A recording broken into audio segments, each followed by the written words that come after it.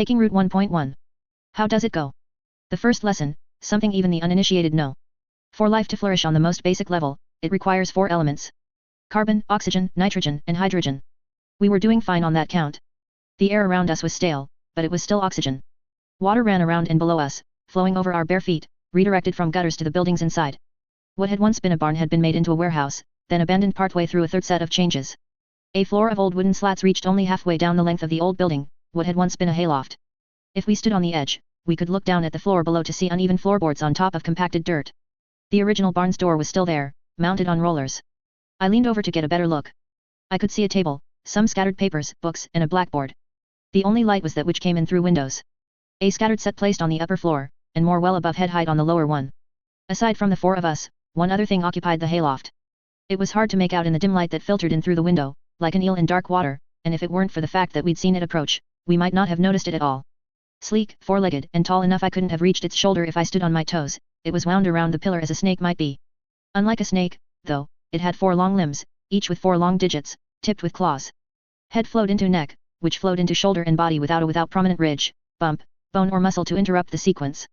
It uncoiled, setting a claw on the floor, and the old floorboards didn't elicit an audible creak. Large as it was, it managed to distribute weight too evenly, and used its tail to suspend some of its weight. It didn't walk, but slinked, each foot falling in front of the last as it passed within 3 feet of us. Its wide mouth parted, showing just a hint of narrow white teeth. There was no cover, nothing to hide us from it. I saw its nostrils flare. It opened its mouth to taste the air with a flick of a thin tongue. The way things looked, we were very close to doing the opposite of flourishing. It was hard to put into words, but my thoughts connected with that thought, and it was funny. I grinned, and flakes of wax fell from my face at the movement. I watched the thing continue onward, toward the back of the hayloft, head turning as it sniffed the surroundings. It unwound its long tail from the wooden pillar that held up the one end of the overhanging hayloft, and it moved with a slow carefulness. I stared at its eye, and saw how it didn't move as the head swept from one side to the next, the slit of the iris barely changing in response as the faint light from the window swept over its head. "It's blind," I whispered. The movements of the creature came to a halt. It froze, nostrils wide. Gordon, just to my left, put out a hand, covering my mouth. He was tense, lines on his neck standing out. Trying to put on a brave face, as our leader. Gordon, strong, handsome, likable, talented. A veneer covered his face, as it did all of us, almost clear, cracked and white at the corners of his lips where he'd changed his expression, coming away in flakes at his hairline, where his hair was covered by the same substance. The creature turned, and as it did its tail moved around until it touched the outside edge of the makeshift gutter that we were all standing in, fine emerald scales rasping against wood. When Gordon whispered his response, I could barely hear him utter, "It's not deaf." I nodded, and he pulled his hand away. I had a glimpse of the girls. Helen and Lillian. As different as night and day. Lillian was bent over, hood up and over her head, hiding her face, hands clutching the straps of her bag, white-knuckled. Terrified, and rightly so. The coating on her face was flaking badly. In contrast, Helen's face didn't betray a flicker of emotion. Her golden hair, normally well cared for, cultivated into tight rolls, was damp and falling out of place. Water ran down her face, splashing in through the side of the window where the makeshift gutter came in, and the droplets didn't provoke one flinch or batted eyelash. She could have been a statue, and she'd kept her face still enough that the wax that covered it hadn't broken, which only helped the effect. Still and silent, we watched as the creature moved to the far corner of the hayloft.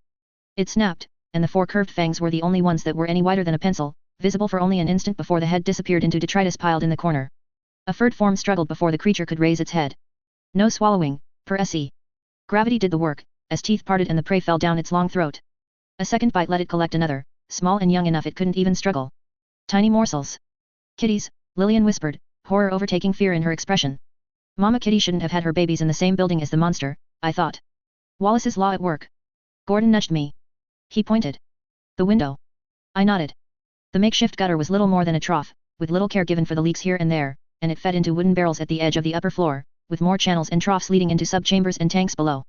It had been running long enough for debris and grime to accumulate, a combination of silt and scum collecting at the very bottom to make it treacherous. Our progress was slow, and I had to remind myself that anything faster threatened to make noise, or risk to fall. As if to follow the thought, Lillian's foot skidded on the bottom of the trough, and she tipped forward, straight into Helen's arms. The creature stopped its slow consumption of the cat's litter. We were frozen, waiting, while the creature sniffed the air. It returned to its meal. We made our way out, everyone but me flipping up their hoods to ward off the rain. I let the droplets fall where they would, on hair that refused to be bound down beneath a thick layer of waterproofing wax. There was no ledge outside the window, only the real gutter. Bigger and more solid, if still treacherous with seasons of accumulated grime. The roof loomed above us, more up than over, as barn roofs were wont to be. Red leaves collected here and there. "I stay," Helen murmured. There was no questioning it, no argument. We couldn't afford to make the noise, and it made a degree of sense. I'll go first, I volunteered, craning my head a bit to see the way down. Being the sort of building it was, the barn turned warehouse turned something else was tall, with a long way to the bottom. The gutter pointed groundward at the corner, fixed to the brick exterior at regular points by lengths of metal. It worked as a ladder, but not one that was fun to use. The rungs were too far apart, too close to the wall. Someone grabbed my arm. I thought it would be Gordon or Helen, as they had the personalities to be arm grabbers. It wasn't. You go second, Lillian whispered to me. I know you well enough to know that if you go before me you'll look up my skirt. Me. I tried to sound innocent. Gordon jabbed me. His expression was no nonsense, his green eyes a steely grey beneath his hood, absorbing the colors of the clouds above. His mouth was a grim line. Okay, I conceded. I'll take your bag, Gordon whispered. Again, there was no argument. Lillian handed over the backpack, loaded down with tools and supplies. She accepted Gordon's support in getting down to the downspout, and began her slow descent. I fidgeted. My eye traveled over our surroundings, buildings scattered like they'd been blown around by strong winds and planted where they lay. Older structures had a charm to them, simplicity and a character that came with age and gentle wear and tear. The oldest and the newest buildings had been shored up by strategic plant growth, branches weaving into and through damaged sections, growing to complement masonry around bricks and supports. The very newest growths had a characteristic red tint to the leaves. The rest were dead, left to petrify. The academy loomed above it all, those same elements taken to an extreme. It had been an old collection of buildings once. A rush to grow and meet surging demand had led to a lot of the same haphazard growth. It all had an odor. There were smells that became second nature, and there were smells that were ingrained in the psyche as bad smells. Ones that spoke of death, of long sickness, and of violence. Rendered fat, decay, and blood. Each were heavy on the air. Ironic, that things so overgrown and reeking of decay were the parts of the city charged with progress. You'd think the rain would wash away the smell. I checked. Lillian had moved down one rung. I shifted my weight from one foot to the next, annoyed. She wasn't one of us. She was new. Allowances had to be made. It wasn't the first time I had told myself any of those things. I'd heard it from Gordon. It didn't make it any less annoying.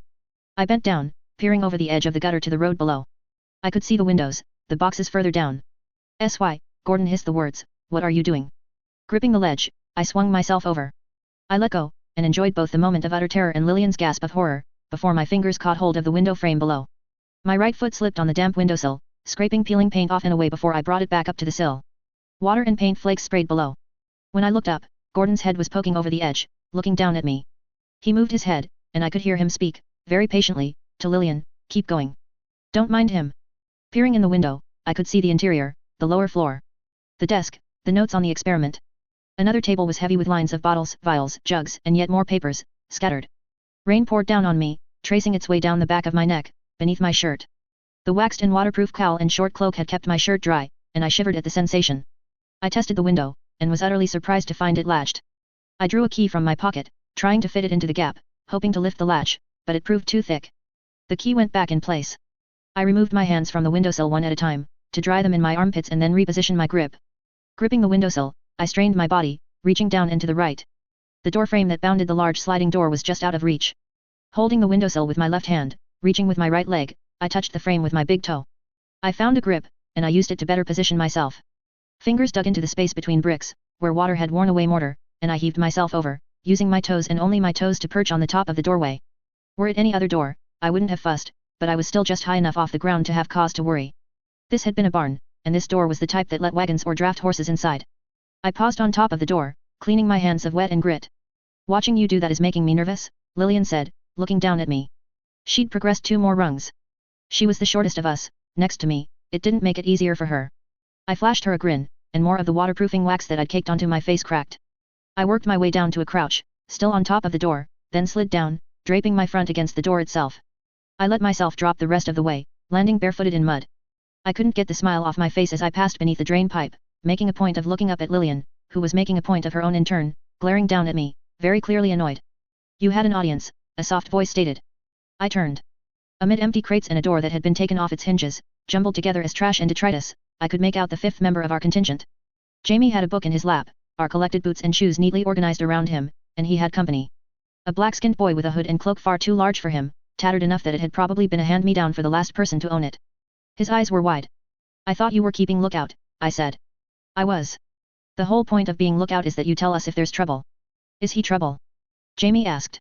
"I'm no trouble," the boy's words flowed right off the back of Jamie's, without a heartbeat of hesitation. "The trouble is inside. The snake thing, I said. You saw it, he asked. His eyes went wider. Then you should know if you are going to steal something, you shouldn't steal from there. We're not stealing, I said. We're just looking. The boy didn't respond. He watched Lillian's glacially slow descent. I met Jamie's eyes. If it weren't for Helen, who was a special case, I might have called Jamie the quiet one. He wore eyeglasses, though there were all sorts of ways to fix or replace bad eyes, and his hair was long beneath his hood. Not out of any style or affectation. He simply never liked how it looked when it was short. His face was narrow, his eyes large as he shifted his gaze to look from me to Lillian. His hands held firm to a book that sat across his knees. Helen, he asked. Stayed upstairs.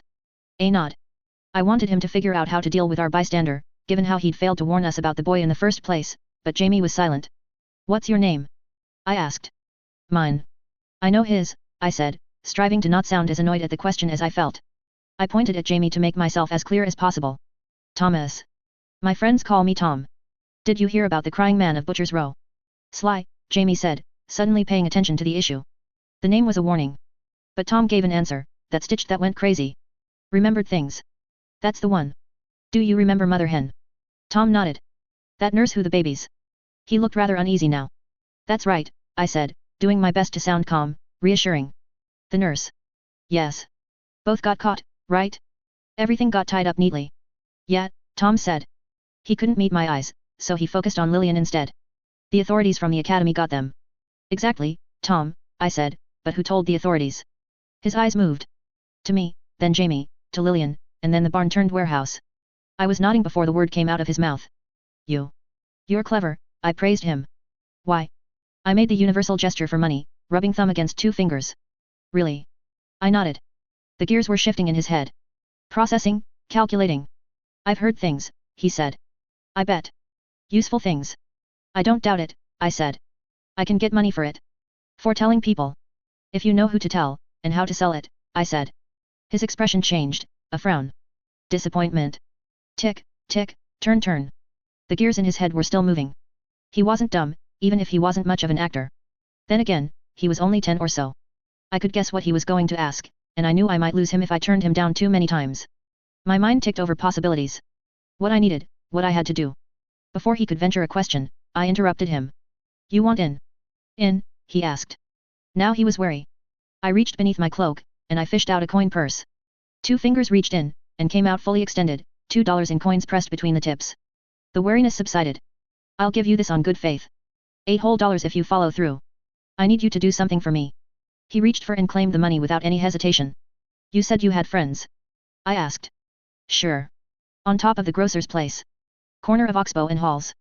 Wait there. Take turns keeping an eye out. You're looking for a black coach, led by 2 stitched horses, heading toward the academy. You'll know they're stitched because they're wearing raincoats. Won't be more than 2 hours wait. Ahoy. There's a rain barrel up there. They're going to have to stop to wait for the way to clear before they can carry on their way. What you're going to do is tip over the barrel. Send water off the edge of the roof, onto the horses if you can. Might want to prop some things up around the barrel, to make sure it happens. He frowned a bit. $10, all in all, for you and your friends, for one afternoon's work. Pretty good deal. Don't think you can do it. I can do it, Tom said. You sure? I asked. I can do it, he said, voice firm. I studied him, head to toe, taking it all in. Reaching beneath my cloak, I collected a note from a pocket. I pressed it into his hands. He looked down at the money, stunned. If you don't follow through, you won't get a deal like this again, I said. Think hard before you try cheating me. A big part of what we do is find people. Mute, he nodded.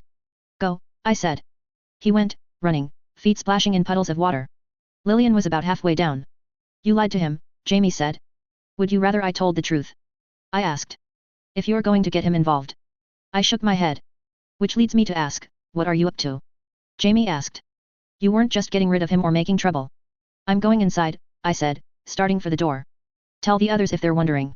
That's not what I'm asking, Jamie said. But he didn't move from his spot, and I was already gone. I passed under Lillian a second time, peeking up her skirt a second time, more to needle her than out of any lingering curiosity. The big door was, as it turned out, locked, and I wasn't able to bypass the big padlock any more than I could bypass the latch of the window above. But the door rolled on wheels, and the wheels fit in ruts, a long, shallow channel. I headed to the end of the door opposite the lock, and I pushed the full weight of my body against it. The lock rattled, heavy. I tried a bit more pressure, pushing, and the door tilted, the bottom corner closest to me rising out of the channel. Gripping the door, I lifted it up and away, wood scraping concrete as I created a triangular gap. I slipped inside, my eyes immediately going to the hayloft, the upper floor. Helen was there, sitting with one foot propped up, both hands in her lap to keep her skirt pressed down. Her face was still expressionless. Half of her attention was on me. Half was on the creature. There was a rain barrel beside her, rigged so it hung over the edge of the hayloft, collecting the water that ran in through the makeshift gutter, feeding a steady stream down into containers below. Runoff from those containers fed into the corner of the building. A drain from when the building had been a warehouse, keeping the goods dry. I studied the papers on the desk. Water from one of the windows above spat down. Barely large enough to qualify as drops, but they dotted one paper, making ink bleed. Sketches of the beast. Notations on structure and anatomy. One of the texts on a table beside the desk was handmade. Pages had holes in them, and a cord was laced through, tying them to the heavy leather cover. With care, I paged through the thing. One being, knit together from several. The better traits of each, all drawn together. References to Wollstone's texts, to the ratios of life, and to the volumes of genetic code for Feality and Eunectes murinus. A whole chapter on digestive enzymes. Diagrams of the thing's fangs, which I had glimpsed as it devoured the mother cat, with labels for the reservoirs of venom that wasn't true venom. It was enzymes, much like the ones bugs used to dissolve their meals before supping them.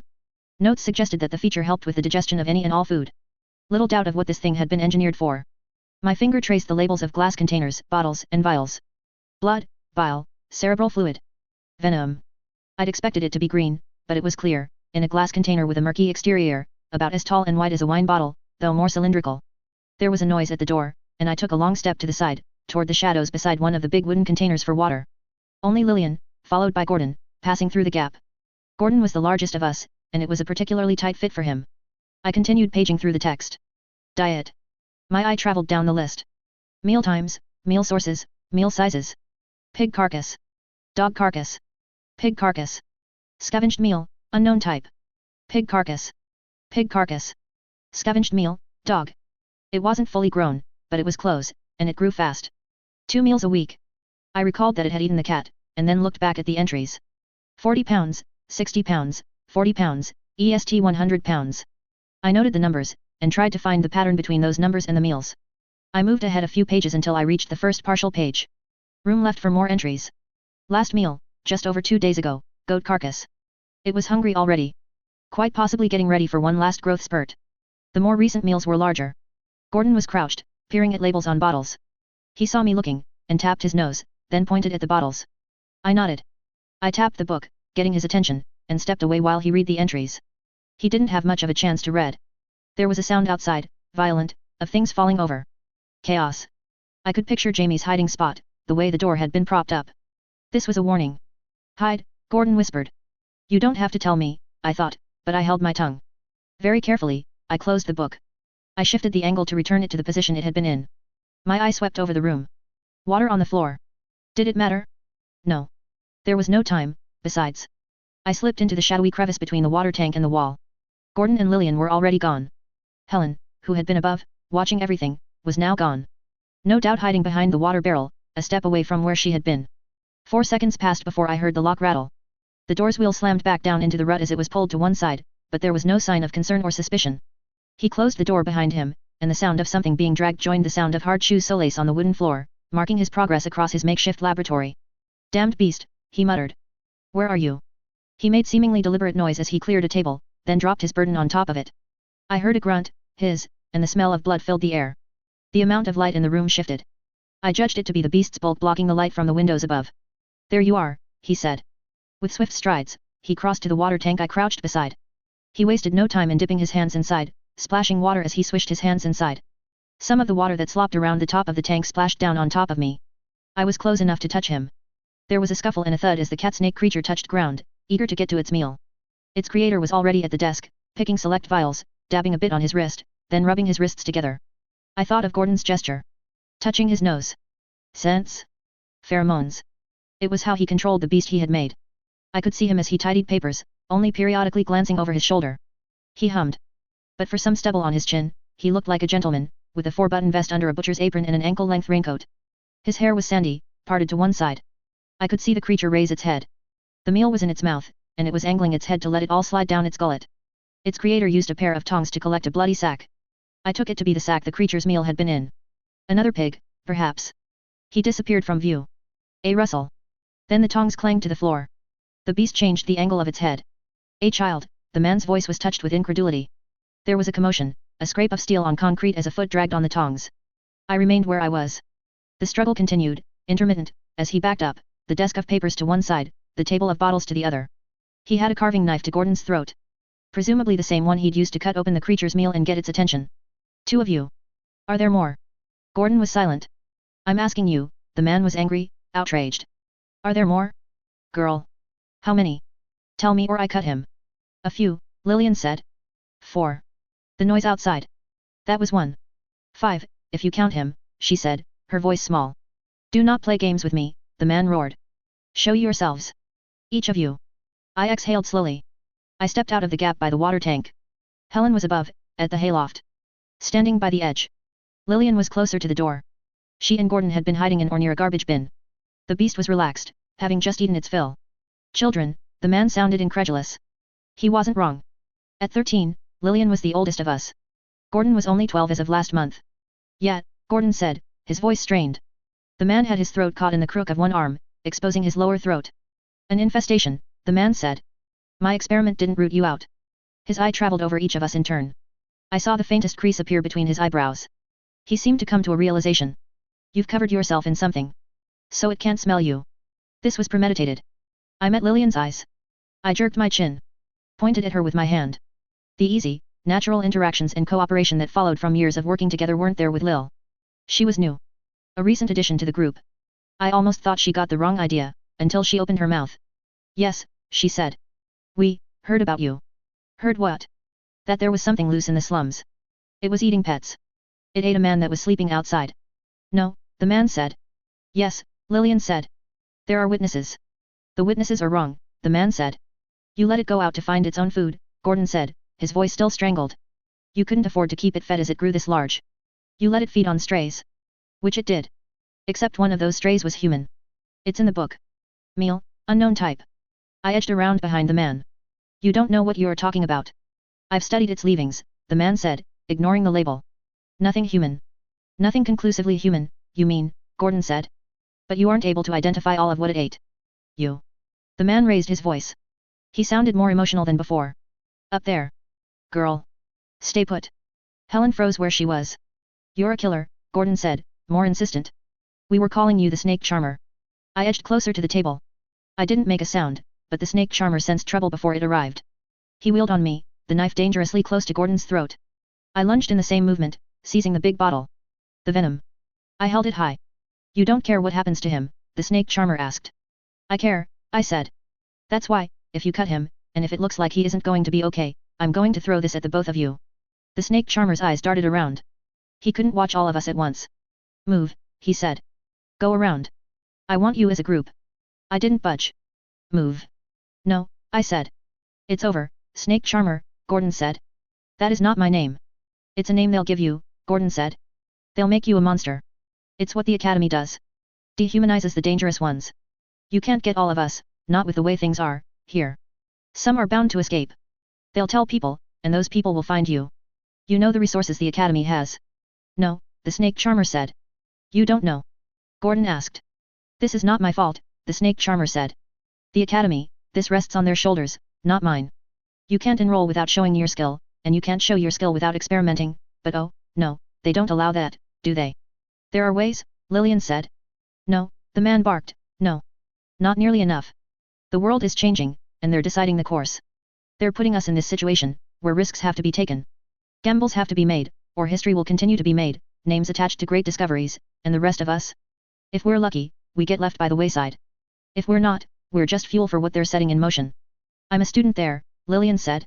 I just started, but I'm enrolled. First year of study. Not them. Just me.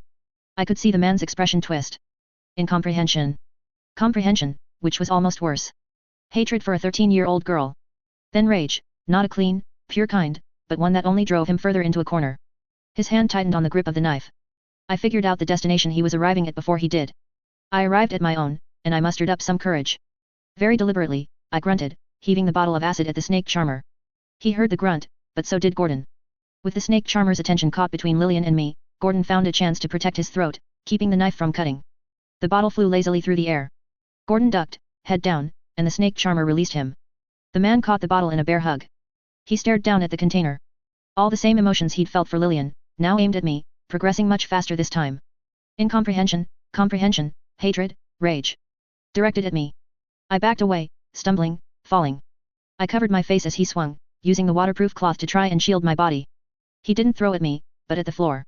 The chance of me catching it was small, but by throwing it at the floor, he could guarantee that the bottle would shatter into a spray I couldn't possibly shield all of myself from. The pain was sharp, at first, droplets touching skin, immediately breaking it down. Then it burned. The horrible coldness was worse, because it suggested dying nerves. All down my arms, and one side of my face. I screamed. The creature turned its head, but didn't move. The man turned, wheeling on the others. Gordon was ready, already closing in, taking advantage of the short moment it took the snake charmer to adjust his grip on the knife, so soon after heaving the bottle. A tackle, shoulder into the man's gut, taking advantage of smaller size and a good physique. Gordon drove the man back. Gordon was the hero, golden-haired, noble, likable. Talented. When he broke away, letting the snake charmer stumble back 2 steps, recovering balance, Gordon had the knife in hand. The beast rose to its feet. Sniffing. I managed to stop screaming, going as still as possible. It still edged closer to me. Interested. Still hungry, I noted. Helen acted. Tipping over the barrel. Drenching the snake charmer, washing away his charm, the pheromones. Brats, the snake charmer spat the word. You little shits. You think you have control of this situation. Your experiment is trying to decide between you and Sylvester over there, Gordon said. You smell, he's bleeding. Both are tempting. The snake charmer made an incoherent noise. Thing is, if you start bleeding, Gordon said, trailing off. You'll suddenly be a lot more tempting. Try it, the snake charmer said. Gordon did. He approached, and the snake charmer tried to grab him. The man's hands only grabbed clothes. A hood and cloak meant to keep the rain off. Gordon let him, and ducked low, the clothing bunching up around his neck and upper chest. Gordon sliced the snake charmer's stomach. A shallow cut. Another grab, wrestling Gordon, trying to overpower with strength, seizing one arm. Gordon let the knife drop out of one hand, falling into the palm of another. He cut the back of the man's left knee. When the man fell, screaming, Gordon cut the other knee. He skipped back as the snake charmer fell. The snake stirred, its attention no longer predominantly on me. I could see the snake charmer realizing the same thing I had minutes ago. He knew his experiment. He knew how it hunted. It scavenged, sniffing out prey. Blind, it reacted to noise and smell. Minimizing the noise one made was vital. Given the situation, however, staying silent spelled the man's doom. Already, his creation was sniffing him out. He smelled of blood. Pheromones, he said, knowing how dangerous it was to speak, that every sound helped him lose the tug of war that let the creature decide between devouring him and devouring me. Let me, I'll come with you. You can take me in. You win. Nobody moved or responded. He used his arms to pull himself forward, progressing toward the table. Each motion drew more attention from his beast. Foot by foot, he closed on the table, and each sound was akin to a fisherman's line, reeling in the beast. He reached the table, struggling, and he raised himself up, using one hand to drag a leg forward, propping it under him. Reaching across the table. Gordon kicked the leg of the table, hard. The table shifted a foot, and the snake charmer collapsed. No. Please. The snake charmer looked at us. At Gordon, then Helen, who loomed above, perched on the hayloft. At me, as I glared at him, my face burned. At Lillian, who was sitting in the corner, hands over her head. Who was not one of us. Please, he said. Not like this. Helen's expression didn't change. Gordon shifted his position, placing himself between the snake charmer and the table, arms folded. I remained where I was, limp and breathing hard. I could see it dawn on the man. Comprehension settling in as he realized what he was dealing with. The snake seized the man's feet, and began the very slow process of swallowing him. The snake charmer's screams became frantic. Lillian, Gordon said, raising his voice to be heard over the screams. I don't want to see. Then shield your eyes. But your job is to keep us in one piece. Sly is hurt. Focus, and make sure he doesn't die. I felt the burning stop as Lillian tended to me. By the time she was done, the screams had stopped. The powder that dusted me made it hard to see, but that was fine. I was lifted to my feet. I have to say, I'm very interested in what the fuck you were doing, faking that fall, setting yourself up to get hurt just now, Gordon said. You'll have to tell me later, when you can talk again. I managed a nod. Off we go, he said. I could hear the door open. Helen spoke for the first time in a while. Her voice was cute. The Academy sends its regards, Mr. Snake Charmer. Taking Route 1.2. Gordon had one arm, while Lillian was dividing her focus between supporting my other arm, keeping us moving and trying to examine me. It made for some uncomfortable stumbling and fumbling around, including some grazing touches of the burns, but I didn't want her to stop doing any of it. I bit my tongue and inside cheek and endured it, blinking my eyes to try to generate the tears I needed to clear my vision. I was mostly effective. Jamie was waiting outside, his book under one arm, our shoes and boots in the other hand. All the laces had been tied together, making for only one knot that he had to hold to carry them all. The bundle dropped from his fingers and landed in a puddle. I spotted my left shoe, on its side in the puddle. You're hurt. Jamie said. You just got my shoe wet, I said. I started to point, then winced as skin pulled where the enzymes had eaten away a spot on my arm. I held back a cry of pain. My arms had taken the brunt of it. There wasn't a spot on the back of my arms where I could have laid a hand flat without touching something the enzymes had devoured. Some of the burns eclipsed my hands in size, and my arms weren't large. My skin looked like a sock that was as much holes as it was fabric, and the flesh beneath was angry, a scalded red, with blood seeping out from crevices. More burns on a similar scale speckled my neck, one cheek, my side, my legs, and one foot. My clothes had absorbed the worst of it, elsewhere, only droplets reaching through. I saw through the window, but I didn't realize how bad it was, Jamie said. I thought you all had everything in hand, but then SY fell, and I wasn't sure if I should go for help. My shoe, I commented, managing to point this time around. Fixating on one thing made it easier to handle the pain. The wounds themselves didn't hurt, but the edges burned like fire. SY didn't fall. He took a fall. Wording, Gordon said. Jamie's expression switched from confusion to an accusing glance. Thinking that Gordon might be wrong didn't even cross his mind. Why? Jamie asked. You got yourself badly hurt, you twit. Did I? I tried to exaggerate the surprise in my voice, and all the pain relief chemicals that my body was dosing me with made me sound even more exaggerated, my voice almost breaking. I added some sarcasm for good measure. Oh. I hadn't noticed. Thank you. Lillian spoke up, it's nothing too dangerous. I don't like some of these spots on your side, but I don't think you are going to die from it. Not soon. Not soon. That's the best we can hope for, I said. Jamie looked closer at one of the wounds. With Gordon still supporting me and both Jamie and Lillian fussing, there were a few more accidental touches of the burns. One of the touches didn't actually hurt so much, but I played it up, flinching and letting a gasp out, if only to get them to stop. Don't let him distract you, Gordon said. He's trying to dodge the why question. I'm trying to hurry this along, I said. Priorities. Can I get medical attention? Pretty please. Still dodging the question, Gordon observed. Let's go, I said. Wait. Jamie needs to pick up my shoe, which is getting soaked through, then we can go. Maybe since Jamie won't stop touching me to make sure I'm okay, Jamie and Lillian can make sure I walk okay. Gordon looked me over, suspicious. You'll tell us on the way, then. Assuming there's something to tell, I said. I felt the burning at my wrist get worse, and my little noise of pain wasn't intentional. I reached for my wrist, and Lillian slapped my hand away like I was a kid going for the cookie jar. For her benefit, I said, hurts. Good, she said, sounding like a cross between the bossy older sister and a schoolteacher. Maybe you won't do that again. She wiped at my arm, clearing away blood where it had welled out from the center of the burn. Where the blood had run through the edges of the scar, the trickle had left a faint pink line. Spreading the enzyme around. SY, Gordon said. Gordon, I cut him off. There was a pause. I hesitated to call attention. He wanted me to come to my senses, I wanted to wait long enough for his concern for my well-being to override his curiosity, which was bound to happen sooner or later. Tension implied something being stretched to a limit, but we were both being patient. I felt the burning sensation at my side getting worse. From a 6 to a 7 on the scale, and I was the one who caved, in the end. I promise I'll tell you after, I said.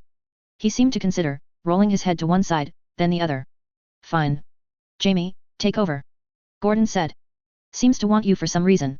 Jamie is shorter, I don't have to stand on my tiptoes while he's holding me up, I explained. Gordon transferred his hold on me to Jamie, who had to transfer his hold on his book to the other arm. And he's nicer, I added. Jamie rolled his eyes. Did you lock the windows? Gordon asked, ignoring me. The question was aimed at Helen, who had emerged from the door behind us. I turned my head to see Helen's nod. She and Gordon worked to slide the door closed. The movement of the wheel through the rut spat water at our legs. Let's hope it stays put, Gordon said. I thought we decided that it wouldn't go anywhere after eating, Lillian said. Carnivore eating habits. Hunt or scavenge, eat, rest, rouse, repeat. It was hungry enough to eat 2 meals. Probably going through a final growth spurt, I said. Let's not rule anything out. Okay, Lillian said, right beside me, and I was genuinely surprised at the note of anxiety in her voice, how it had cut the word short. We can leave now. Very nearly but not a question. A plea? I suspected it was fear, but that suspicion sat askew in my head. Lillian had experience with that stuff. She'd had hands-on experience with creatures and experiments at the academy. More restrained than that one had been, but the idea of the unrestrained experiment wasn't enough to justify the thought. It was probably well fed enough that it would ignore any meal that didn't walk right into its open mouth. Or lay there struggling as the snake charmer had. There we are, I thought. The snake charmer. I could remember Lillian shielding her eyes. The anxiety had more to do with the reminder of the man and the way he'd left this world. If he had left it, there was a chance he was still in there, alive and slowly dissolving. Gordon had collected the bundle of shoes but hadn't handed them out. Which was fine. My feet were muddy, and I had a burn on the top of my foot that would have made wearing the shoes hard. The burn announced its presence every time I stepped in a puddle. It wasn't a particularly short walk back, and I was content to keep my mouth shut. If I started talking, I might have started grunting or making noises in response to the pain.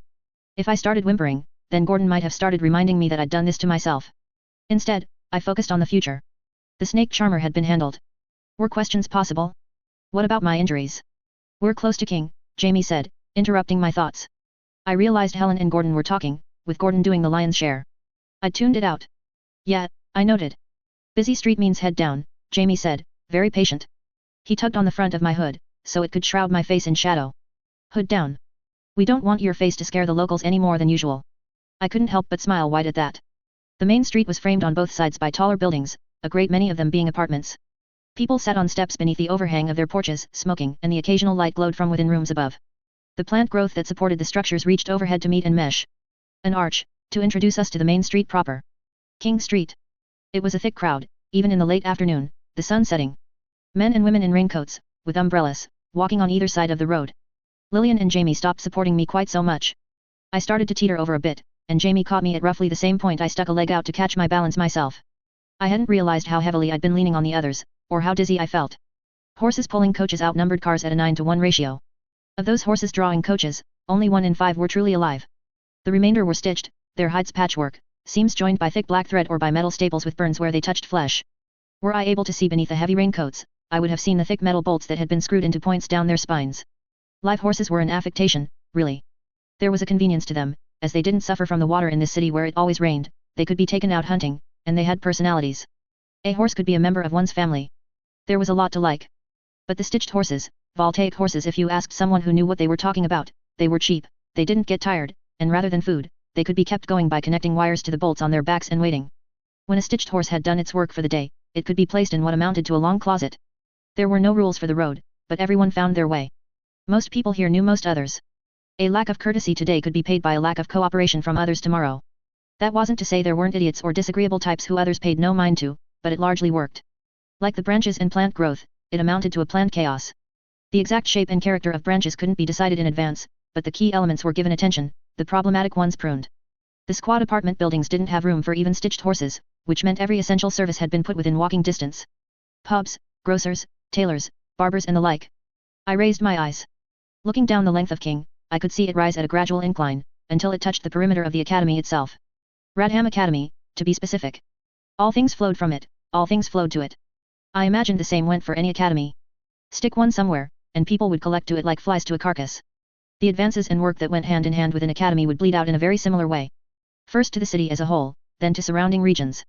Jamie grabbed the tip of my hood and tugged down, forcing me to look at the ground in front of me. I'd been showing too much of my face.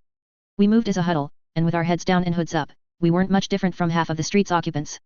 My burns didn't earn me a second glance, because I scarcely warranted a first one. I suspected that Gordon had chosen where he stood with the idea of shielding me from others' sight, for added assurance. I liked the thought. It made me wonder if any other people in the crowd were in similar straits. Ahead of us, a large shape loomed. It looked like the offspring of a deer or rabbit might, if their offspring was squeezed out too early. No larger than one of the cars on the street, it was pink, with stretched skin, the translucent eyelids appearing bruised with how they let some of the darkness of the black eyeballs beneath leak through.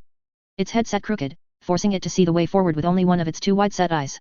Its mouth hung open. Most prominent, however, were the legs. Not much thicker around than my leg, half again as long as the tallest man on the sidewalk was tall, the 4 legs ended in points, a single claw to each leg. Saddlebags were strapped to saddlebags to form chains that draped the thing like a peculiar sort of jewelry. As the coaches and cars on the road made way and cooperated, so did the people on the sidewalk. This, however, was motivated by discomfort and fear. Men and women gave the thing almost the entire sidewalk to itself. A woman led it on a fine chain, holding an umbrella overhead, though the creature's mass already helped shelter her from the rain. She was barely entering into her twilight years, but only the pale color of her once blonde hair suggested as much. Her face and body were young, and her clothes looked expensive, though they tended toward the simple. I very nearly tipped over again, as Jamie let go of me and stepped forward to obscure the woman's view of me. Feeling as wobbly as I did was more than a little concerning, and a delay was the last thing I wanted. "Hello, Mrs. Thetford," Helen greeted the woman, smiling. "Helen," Mrs. Thetford said, tugging on the chain to make her pack beast stop in its tracks. Her expression changed from an easy smile to shock. "Look at you. You look like something the cat dragged in." "How apt," I thought. "It's Sylvester's fault," Helen said. "He pushed me and I got wet. Of course she invents a lie that makes me look bad." I made a point of hanging my head, to better conceal my injuries. I could see the crowd passing around and to either side of us. Sylvester, for shame, Mrs. Thetford said, and she used my name as a rebuke, and the way she said shame even made me feel a bit abashed over the deed I hadn't committed. You really should be nicer to girls. He really should, Helen said, and her tone was perfect. Just a little bit smug, chiding, but not so much of either that Mrs. Thetford would think less of her. And you, Mrs. Thetford said, reaching under Helen's hood to comb Helen's hair back with long fingernails. You should give some thought to keeping better company. I know you are loyal to your so-called brothers and sisters, but you could do so well if you devoted some time to others.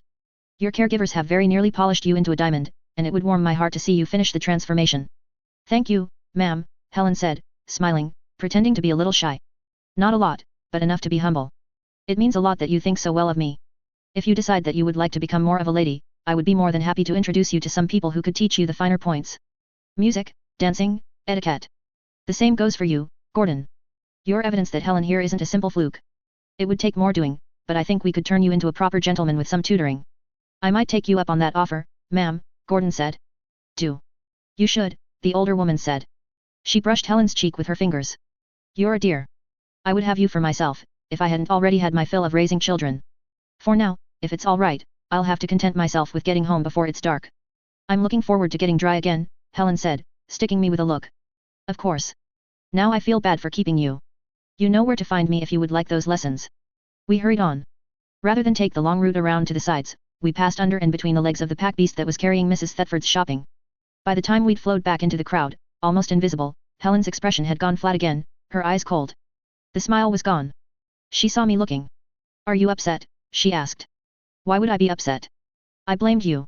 I always get blamed. I'm used to it. She seemed to take that at face value. I might have pursued conversation, but it would have been purely for self-gratification, and I was feeling less and less like talking.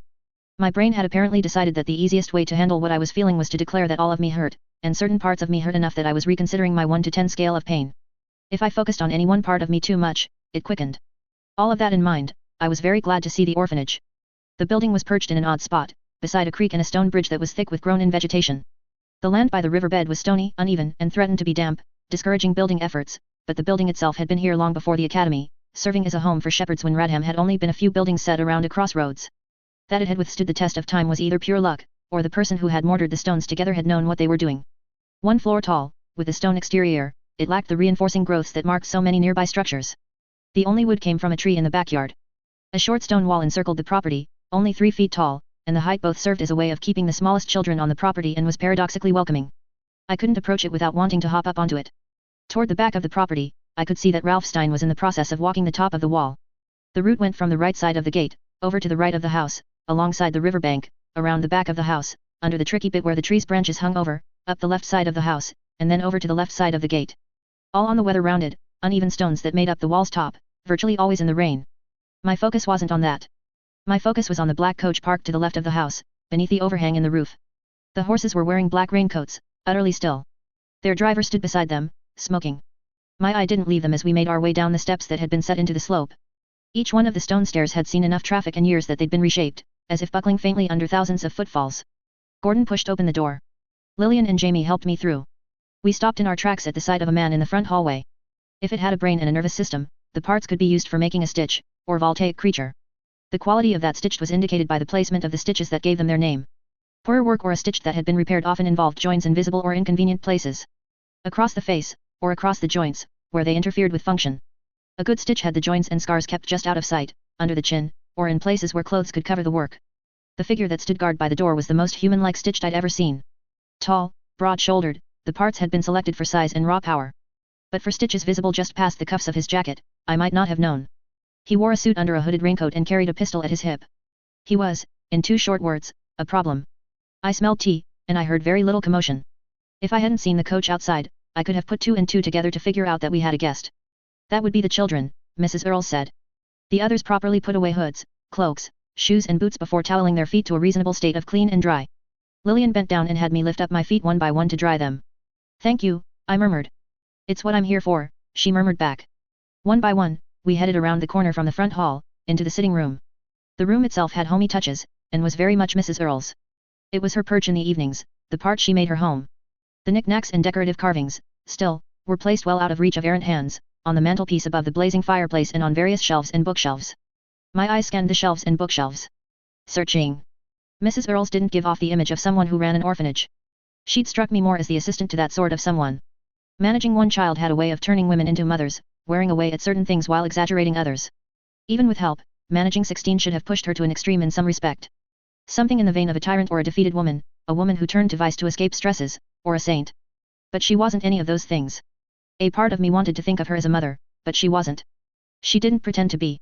She ran Lambsbridge, she kept us fed and sheltered, and she was quick to use the threat of a smack to keep us in line. Even though I'd been a recipient more than once, I could appreciate that she didn't hesitate in that respect. I had to live with 15 others, and if they were allowed to run rampant, I faced more grief than I did dealing with the occasional rap to the knuckles.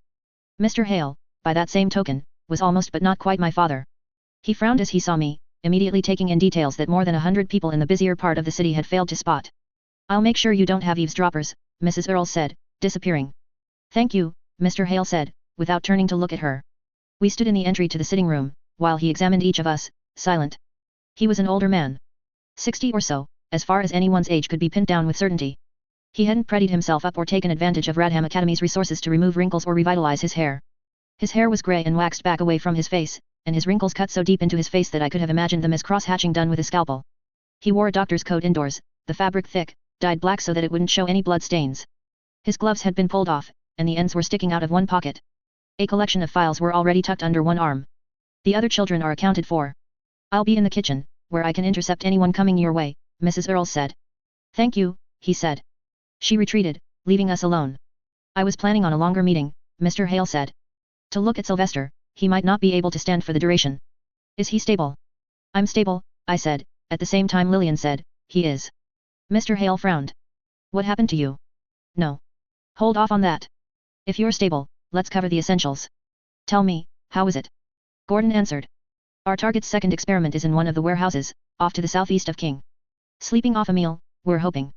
It's there, with all of the notes. As for the target, he's in his experiment," I said, managing a smile. Mr. Hale didn't smile back. "I don't understand." "Clarify." "Dead," Gordon said. "Swallowed." "Complications." We collectively uttered a chorus of NOS and shook our heads. I glanced at the back of Jamie's head, saw the faintest hesitation before he joined us in shaking his head. "What happened to Sylvester?" "The snake charmer, our target, he arrived, forcing us to hide. He found me in my hiding spot, purely by chance, and took me hostage. Sylvester distracted him, and was splashed with enzymes," I said. "Splashed with enzymes, during the altercation that followed." "I did what I could," Lillian said, "neutralized the spread with counter-agents our target had on hand." Mr. Hale nodded. "Good. Lillian, I believe this marks your third assignment with the group." "Yes, sir." "Would you do another?" I didn't miss the hesitation on Lillian's part. I tried to view things through her eyes. Seeing the man get swallowed. The horror. "I would, sir," she decided. "Good. You'll continue to have my support at the academy, then. If you don't find all doors are open and all resources available to you, let me know. Your tuition will continue to be waived." "Thank you, sir. That takes care of the, what did you call him? The snake charmer? Now, unless there's anything else, I should look after Sylvester there." There was a jumble of no sirs from the others. He crossed the room, and the others were quick to get out of his way. I used the opportunity to move to one side, further into the sitting room, and scanned the shelves. There.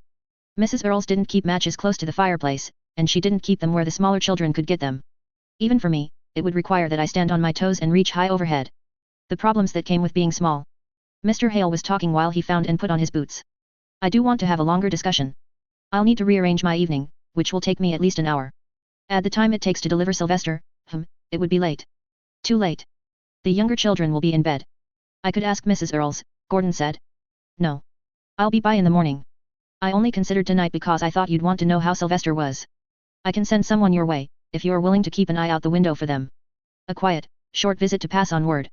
"Please, sir," Gordon said, sounding far more solemn than I'd have expected. "I'll see to it. Thank you for another job well done. Sylvester." I was out of time.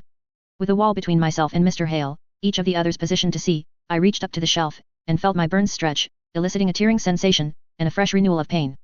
I closed my fingers around the matchbook, then collapsed against the wall, panting. "Problem. Moved too fast," I said. Mr. Hale gave me a sincere look of concern as he did up the buttons of his coat and took his umbrella from his stitched bodyguard. "Let's get you looked after," he said. He paused. "No shoes." "Burn on my foot," I said. "Carry on, then." I discovered that stopping and then moving again was quite possibly the worst thing I could have done. Every burn felt fresh. The movement of my arm was the worst of it. The stitched bodyguard helped me, even going so far as to lift me bodily to my seat.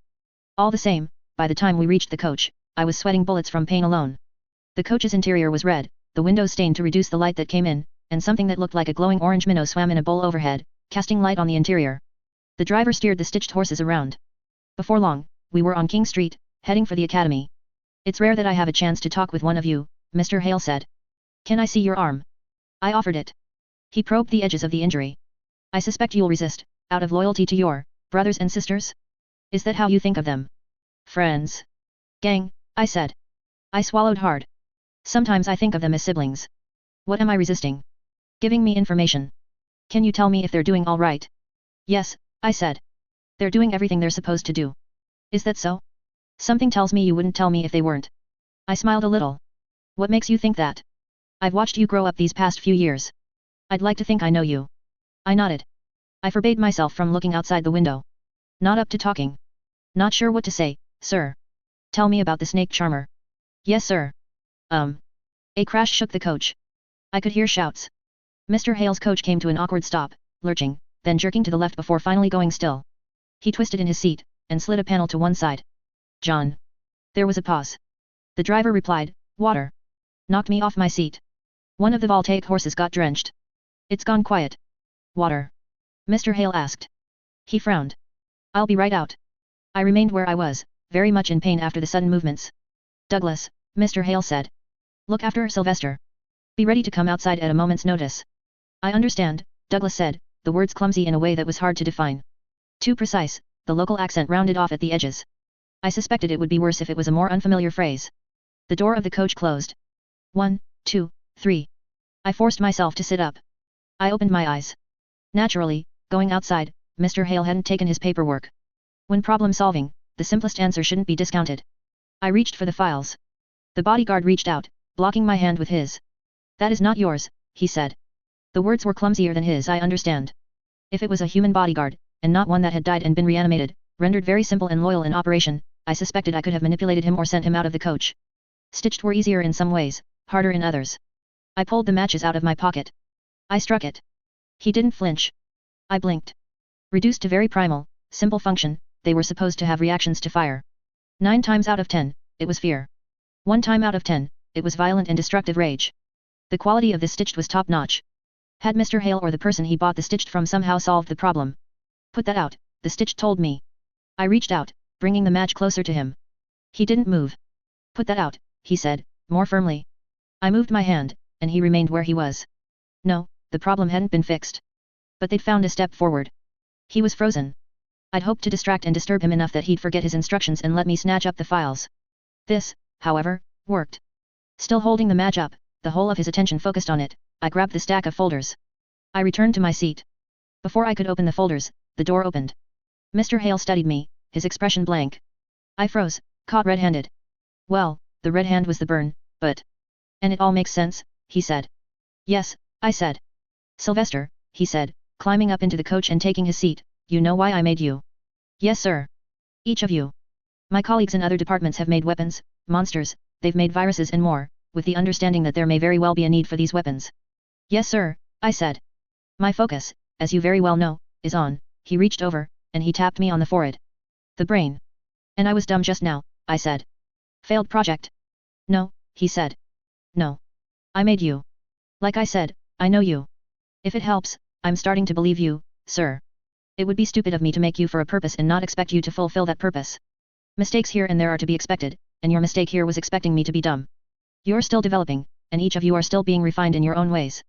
I nodded. Why didn't you ask for the files, he asked me. Because you might have said no, and you would have known I wanted them, I said. And because I think people are more genuine when you catch them off balance. He nodded. Something to keep in mind, he said. And I suppose I'm getting too predictable, if you were able to arrange this. Yes, sir, I said. Take a look, he said. For a telling second, I thought the files would be empty, that he might have checkmated me. But I paged through them, and I found them filled with pages of data, notes, design, and more. Helen, Project Galatea. Jamie, Project Caterpillar. Gordon, Project Griffin. Sylvester, Project Wyvern. I found the 4th file. The one I'd wanted. I glanced over the first page, then closed it, nodding. Why? Mr. Hale asked. All that for a glance? Yes, sir. What, specifically? Expiration dates, sir. Taking route 1.3. The syringe was fancy, glass with silver leaf at the ends and at the plunger. The glass had turned smoky where it had once been clear, and only the faintest trace of the original contents were still inside. Thicker around than any three of my fingers put together. It probably cost $20, if not more. A good week's wages. Somewhat vindicatively, I pulled out the plunger until I had the weight balanced, put my fingers on it, and sent it spinning wildly on the desk, periodically rustling scattered papers or sending them floating over the desk's surface, riding a thin layer of air. Traveling across the desk, it struck an identical syringe, eliciting a pair of high, sweet songs from the ringing glass. It didn't break. Shame. I stepped over to the window, my feet kicking up more papers as they might stir leaves in the fall. I was at the hedge, the colloquial term for the wall that encircled the academy. A great deal of the wall wasn't large or tall at all, but it rose in places, and the corner of the academy closest to Redham had a hospital built into it. Through the hospital, students bought their turns at getting training and locals bought care. The view was of the wall itself, the academy on one side, Redham on the other. About the only thing that was the same about the two places was that it was raining. A light rain, but enough that just about everyone had their hoods up. The boys and girls on the academy side moved as though they were all in a hurry. They were all tidy, hair well looked after, white uniforms clean. Their book bags had flaps over the top to keep the rain out, and the buckles that kept the flaps in place each had the university's symbol on it, a full-face helmet in profile framed by red leaves and ribbons. Almost but not quite a badge of office. Outside, watched from a distance, people moved as though they were mired in tar. They found their way eventually, but there was no clear direction, even in a city that had been built with a plan in mind. I didn't enjoy looking, but there wasn't much else to be done. I'd read the books, I'd read the various papers, and I'd slept. 7 days I'd been cooped up here. I felt a chill, and rubbed my hands over my bare arms. My skin had been replaced where the enzyme solution had devoured it, and while the pigmentation was very slightly different if I looked for it, it remained sensitive, not yet used to heat and cold, to the rubbing where seams of clothing touched it, or to idle scratches. I kept my shirt off, but that meant being colder, and though it was dawn and spring had sprung, it was gloomy outside. I held the back of my hand up to the edges of the window, letting the sensitive skin feel the movements of the air. Slowly, so as not to disturb the air with my own movements, I moved my hand along the point where the window glass met the frame. I felt the point where the breeze came through as though ice had touched the new skin. Pulling my hand away, I tore the end off one page of paper and popped the paper into my mouth before setting the syringe to spinning at full speed once again. The syringe rattled as I got the motion wrong, and the rattle prompted the papers under the cot to rustle. Not because I'd moved or because I was going anywhere. Periodically, someone came to talk to me. I was already figuring out their schedules. Going by the time of day and the schedules I'd observed over the past week, they were past due to arrive. Being past due meant they were up to something. I was tense, chewing on the little bit of paper, listening past the patter of the rain on the window and the sound of the syringe spinning on the desktop. I could hear the murmur of speech, too far away and muted to make out. I recognized Mr. Hale's voice. Or worse than before. I could make out the tail end of the sentence. More or less the same, Professor. But as intractable as he gets, his behavior differs from month to month. This time, he wanted to be alone. Very much so. I wonder if it has something to do with the fact that it followed so quickly off the back of another incident, or the pain he was experiencing. Make a note. If we're bringing another student on board to oversee the Wyvern file, that would be a good way to bring them up to speed while doing something constructive. Yes, Professor. There was a pause, pronounced, then a knock on the door. Sylvester. I didn't respond right away. Reaching up to my mouth, I pulled the wad of paper out, then jammed it up against the gap in the window where it was leaking cold air. I'm here, I said. The door opened. It only opened a few inches before it hit the toppled bookcase that barred the way. The rest of the floor was carpeted in scattered papers, fallen books, and various folders. I angled my head to one side, and saw Mr. Hale do the same, peering through the gap. He looked at me first, then the bookcase. How are you? He asked. My head hurts, I said. It did. It hurt in a very different way than my body had. My body had been effectively burned by the enzymes, and burns hurt more than just about anything. My brain, however, it felt like it had been poked, prodded, beaten, and kicked into the dirt, then made to do a marathon after the fact. The burn only hurt the parts that were burned. This was the sort of pain that made everything hurt, and promised more pain every step of the way for the rest of the journey. A hollow, empty, tired hurt. I can well imagine. How in the world did you pull over the shelf? What he was asking was how a boy who weighed 4.7 stone could pull over a floor-to-ceiling solid wood bookcase with half the books still on it. Mr. Hale might not have been able to knock it down in the prime of his youth. I pushed the upper corner, I said. Then I dropped a book into the gap so it couldn't go rock back to where it was. Pushed again, dropped more books in. Kept at it, and eventually it tipped. You scared the wits out of some of my colleagues. They thought a part of the roof had fallen in. We thought something had escaped, a woman's voice in the hallway said. It was like someone had kicked an ant's nest, people scurrying around to find out what had gone wrong. I couldn't resist smiling a little at that. Hale smiled, though only half was visible through the gap in the door. Ah, there we go. Your expression was so cold I thought we'd somehow lost you, Sylvester. I don't suppose you could think up a way to lift the shelf back into place. Probably, I said. I could get started soon. It would take a while. I was hoping to have you out of there sooner than later, he said. Why? I asked, without missing a beat. I knew I sounded hostile, cold as he'd put it. I didn't care. The Lambsbridge gang has asked for you. I myself would appreciate your help. My eyebrows went up. I might see if Douglas here can. Why? I cut him off. Excuse me. Why do they need my help? That, Sylvester, is a question I'm more than happy to answer, but I don't feel like detailing it all through a door. I frowned, reaching up to scratch my head, looking around. Hopping up onto the back of the bookcase, I approached the door, examining the frame and the door itself. As I was saying, he said. I could ask Douglas to try pushing on the door. I seized one of the syringes, paused to set the other one to spinning, just for the heck of it, and headed over to the cot. He should be strong enough to move the bookshelf, don't you think, Lacey? I think so, Professor, the woman on the other side said. Now that I think about it, my concern is damaging the door. It should be okay, I think. Okay, Douglas, come here. When I glanced up, Mr. Hale wasn't looking through the gap. It was probably awkward to keep in that position, right up against the door. I put my bare shoulder under the bottom of the cot, using my whole body to lift it up. The metal of the cot's frame was cold against my back. I set the syringe on the floor and slipped to one side to let the cot drop. The leg came down to break the glass. The noise made something under the bed move, flying out to the corner by the door and bookcase.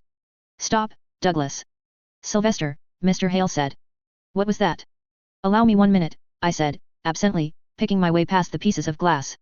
I'm sure Douglas could get you out. I'm not sure what you're doing there, but if we could minimize the damage and the explanations I have to give my colleagues that are working here in the hedge, I would appreciate it. Damage is done, I said. If only to the syringe. I shifted my position, lifted up the cot again, and repositioned the plunger end of the syringe. I'll be 50 seconds. I imagined him repressing a sigh. All I heard, however, was a, very well. A doctor using a syringe had to put their fingers into 2 metal loops just by the plunger. My target was the loop. I moved out of the way, and let the leg of the cot fall. I twisted and worked the loop until the metal gave way, then raised the cot again. Using my hands, I folded the broken bit of metal in two, for a long length of metal. I collected a fallen medical text, and it was heavy enough I could barely hold it in one hand. Placing the long bit of metal on the underside of the hinge, pointing up, I gave it a solid whack with the book. The pin that held the hinge together popped up. Another whack made it pop out. The other hinge was high up enough that I had to stand on my toes to reach it, even with the bookcase under me. I gave it the same treatment, and the pin came free. Okay, I said, swiftly backing up, done. Push. I very nearly stepped on the glass from the syringe, before arresting my movement. My leg and bare foot stayed up, and I caught my balance, tipping over, twisting, and then throwing myself at the desk with the still spinning syringe on it, just to have something to grab. Around that same moment, someone pushed on the door. Without the hinges, it simply tipped forward and fell onto the back of the bookcase. Mr. Hale was there, wearing his uniform, including the black lab coat with a hood, and I spotted the red-headed woman in the white lab coat, who I knew only as Lacey. Shapely, 30 or so, and wholly dedicated to her work. Unfortunately. I suspected the first name only was supposed to endear her to me, but it really didn't. I'm glad you're okay, SY, she said, her voice soft. Trying too hard to be gentle. Mr. Hale picked his way past the door, stepping onto the back of the bookcase, apparently intent on surveying the damage. Sir, Lacey said, suddenly sounding concerned rather than gentle. He turned. There were 2 glass cases in the room. They were inhabited. Mr. Hale froze. The snake and spiders? I asked. They're around here somewhere. Something was under the bed. It's pretty close to you. They don't concern you? Mr. Hale asked. I shook my head, then wished I hadn't. It made the general kicked into the dirt pain in my head come back.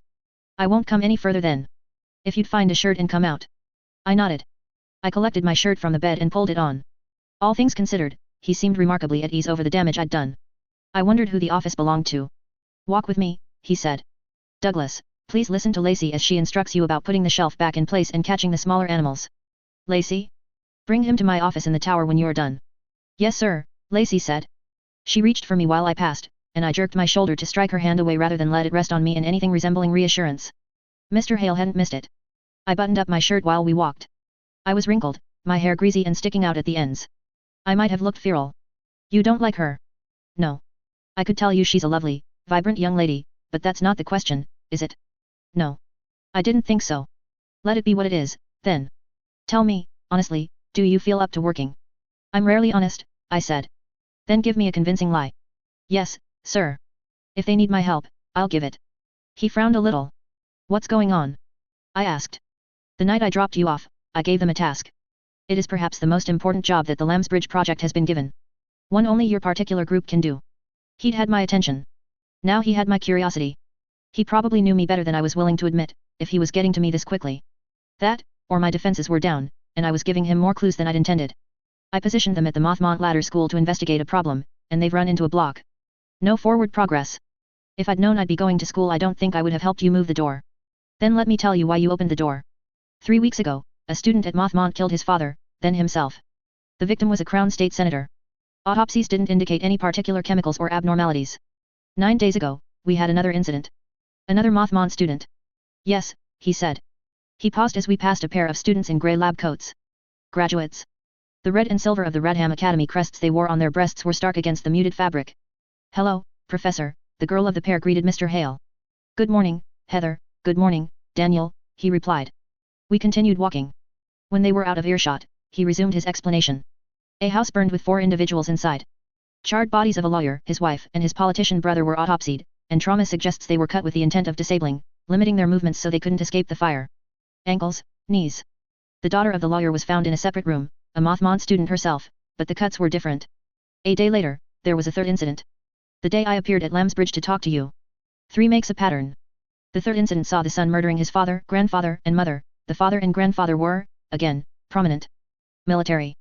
He set fire to the crime scene and sat in the midst of it to burn up. Method. Beg pardon. What was the murder weapon? Do they know? The father and grandfather were killed with a sword that had hung over the mantelpiece, both were in their beds. The mortician believes the mother fled and tried to fight back. She had defensive wounds and a weapon of her own in hand. She lost the fight. She lost. That was interesting unto itself. You're sending us after killer children, I observed. I would call them assassins rather than killers. You understand the concern here. We'd reached the end of the hallway. Mr. Hale opened a closet and retrieved my cloak and shoes from within. I started pulling my outdoor clothes on. It doesn't look good. No, Sylvester, it doesn't. Mothmont was made and supported by rich and powerful individuals with the premise that younger students would graduate from there and move on to the academy. If they couldn't pass the entrance exam, they would continue their studies at Mothmont until they could. Only the best in teachers, facilities, and students. Except for the parent murdering part, I noted. We began our way down. There were more students in the stairwell, 4 men clustered at one window, smoking, 2 women sitting on the stairs below. Both scooted over as we came down. One of the women smiled at me as I descended. 20 and beautiful and wearing a white lab coat that suggested she was still a student. Almost an older Helen without the Helen-ness. When I met her gaze, my expression flat, her smile dropped off her face. Mr. Hale spoke in a low voice, his head turned to make sure nobody above us was listening in as we continued down the spiral stairs.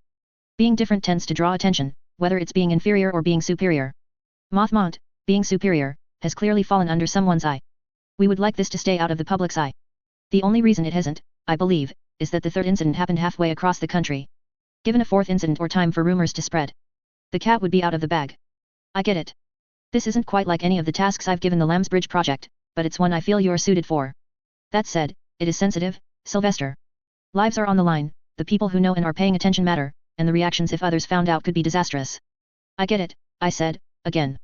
I knew I was more irritable. I had the information I'd wanted, and now I was finding myself slipping back to the point I'd been, feeling the ache in my head and resenting everything for existing. Each major department was given a share of funds to go toward major projects. Rather than devote my funds into one project, I devoted them to 6 very different projects. The plan was for the 6 to form a whole. I nodded. It's unfortunate that only 4 of you proved viable, but you've turned out well, you each show more and more promise as you develop, but you remain one member of a unit. A gestalt. Your group is feeling your absence, and they feel it strongly enough that they went out of their way to ask for you. I'm touched, I said. I wasn't lying about that, but my thoughts were more on the fact that I'd get to rub it in their faces. They needed me. I could be smug about it. We reached the 1st floor. He held the door for me, and we passed through, heading straight for an office. The grey-coat doctor that had given me fresh skin greeted us, exchanging brief pleasantries with Mr. Hale before getting down to brass tacks. I shouldn't spend too long in the sun until a few weeks had passed. Never mind that the sun rarely showed its face around these parts. My thoughts were already on the situation at Mothmont. I was a week behind the others, and time was already proving to be of the essence. It wasn't Mr. Hale that dropped me off, but his student Lacey. One of 3 students assigned to me. It made for a very quiet, uncomfortable ride to Mothmont. I did my utmost to make it uncomfortable for her, glaring at her. To her credit, she seemed to have difficulty meeting my eyes. Professor Hale suggested I take you to get your hair cut, Lacey said, summoning some courage and meeting my gaze. So you're more presentable. It isn't long. It's long enough to get untidy very easily, she said. It wouldn't take long. No, I said. No, I said, again. Don't suggest it again. There's a reason I want my hair like it is. I'm sorry, she said, raising her hands. I understand. How about food? You barely ate at all after you locked yourself in the office. I ate plenty, I said, meeting her eyes. You didn't find all the spiders that had been in the glass case, did you? She was stricken with a paralyzing sort of alarm at the idea. She seemed to shake it off, and she managed a titter of a laugh. You're messing with me. I looked out the window, and very casually remarked, it's sort of disgusting when a woman as old as you are tries to giggle and act like a little girl. I didn't look at her to see her reaction. That would have taken away from the effect. My peripheral vision suggested she'd reacted as if I'd slapped her full on in the face. Don't talk to me like we're friends, I said, still not looking at her. I'm your job. You seem to have civil conversations with Professor Hale, S.Y. Sylvester. She'd switched to the long form of my name at the last second. Yeah, I said. I met her eyes. I respect him, if nothing else. 3 students had hands-on roles with the Wyvern project. With me. I had no idea how many were peripherally involved. Looking at Lacey, one of the 3 students, I couldn't see any trace of a smile on her face. The look in her eyes was a mixture of dislike and pity. Pity. And she wondered why I hated her as much as I did? I see, Lacey said. Understood. Can I ask? I tensed a little, leaning forward with my hands on my knees, and I heard the hitch of hesitation in her voice. A momentary pause. Why now, she finished. I won't say there haven't been incidents in the past, but why are you suddenly taking issue with me today? You can ask, I said, and I left the statement hanging. She turned her head, looking out the window I'd been staring out of a moment ago. Apparently she wasn't too surprised at the non-answer. Every day for the last week, you knocked on the door, you tried to talk to me, to reassure, to offer food, sheets, or clothes. And you wanted to be left alone, she asked. I did, but that wasn't it. Give a man a gun, tell him to shoot his neighbor or he gets shot. The first man we put in this situation does it without a care. He pulls the trigger. The second man cries and moans, he begs his neighbor for forgiveness, then he pulls the trigger. The third man cries and moans, begs for forgiveness, and pulls the trigger, and the fourth man takes a bullet because he won't bring himself to do that. The second and third men are the same. Oh. Right. The first and second man went home and went to sleep and rested easy, I said. She worked through it aloud, summing up, first shoots without a word, sleeps easy. Second man asks for forgiveness, shoots, sleeps easy. Third man asks for forgiveness, shoots, but doesn't sleep. The fourth dies because he won't shoot. You're going to tell me the first man is the best of the 4? Lacey asked me. I gave her a disgusted look. No. The third, then. You're implying I'm the second? It's a pretty massive, incorrect assumption on your part, Sylvester, if you think I sleep easy, she said, and there was a touch of heat in her voice. I'd upset her a little. No, I said, calm. I didn't say anything about someone being better or worse. They can face the situation any way they want to. They've got a gun to their head, it's their choice. You? Maybe you're like the second man, maybe you're like the third, but you definitely don't have a gun to your head. If you're being nice to me, it's for your benefit, not mine. I leaned back, turning away from her, my attention returning to the window. Human nature. If I'd simply said it, one line, one sentence, she wouldn't have listened. But I'd gotten her thinking, pulled her in, and then forced her to face it. The remainder of the coach ride to Mothmont was blissfully silent. Mothmont turned out to be an interesting building. 4 stories with a steep, slanted shingle roof, it took up a third of a city block, it had no yard that I could make out. The walls were eggshell pale, and the ivy that crawled across the brickwork was dark, almost leafless.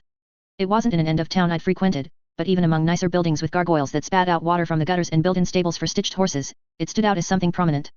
A woman was waiting for me by the arching entrance that led into the building. Lacey didn't say a word as I left the coach, pulling my hood up to shield off the rain. Sylvester, I take it, the woman asked. She was buxom, the word was, businesslike in a pink jacket and short dress, brown hair curled at the sides, with a touch too much makeup. Yes ma'am. You have manners. Good. I'm the headmistress. Let's have a look at you. I pulled down my hood. Somehow she didn't look particularly pleased. I was a little scruffy. Come, inside, she said, guiding me with a hand at my back. She led me in past the front office, pointing me to the boys' bathroom. Uniform on the chair by the sink. Take a moment to wash your face before getting dressed. I'll bring you a comb so you can tidy your hair. I nodded, and I did as she asked. The uniform turned out to be white. White slacks and a button-up shirt with short sleeves and a straight, stiff-necked collar. The white of it was likely a nod to the academy. I hated white. I'd seen too much of it, and it didn't suit. My hair was black, and even with grease or glue or whatever else I put into it, the ends would curl up and it would find a way to break loose. I made myself as presentable as possible, knowing it wouldn't last. I stepped out of the bathroom and presented myself to the headmistress. She knelt before me and smoothed out some of the clothing, picking at one piece of lint. It suits you, she lied. You look like a young gentleman. 2 lies and 2 breaths, straight to my face. I almost liked her. It's lunchtime. You can introduce yourself to the others. The afternoon classes are all dedicated to biology. On Fridays, we visit the academy. Now, a boy named Jamie was staying at the orphanage. Do you know him? Yes, ma'am. You'll be in the same classes as him, and you'll sleep in the same quarters. You should find him sitting under the tree in the yard, I think. I'm not surprised. This is strictly temporary, you understand, she asked. I don't want you to get your hopes up. I understand, ma'am, I said. She straightened, looking down at me. Mrs. Earls believes you might be motivated to try harder, seeing what we have to offer. I think I will, ma'am, I said. Go on, then, she said. I went. A woman stood by a gate, opening it to let me through. The building formed a square, with the yard in the center, the precious pupils safe within. A glass was erected with trees grown to support it at the corners, keeping those beneath dry. The glass roof itself crawled with vines and small flowers. Youths aged 7 to 15 were gathered within, many playing, or gathered in groups. Blankets were laid out here and there for them to sit on, so they wouldn't get their uniforms dirty. Just as the students of the academy had possessed a refined, polished air, these students looked proper. It didn't take me long to find the others. Gordon was in the company of the boys, a larger group. Helen was among the girls.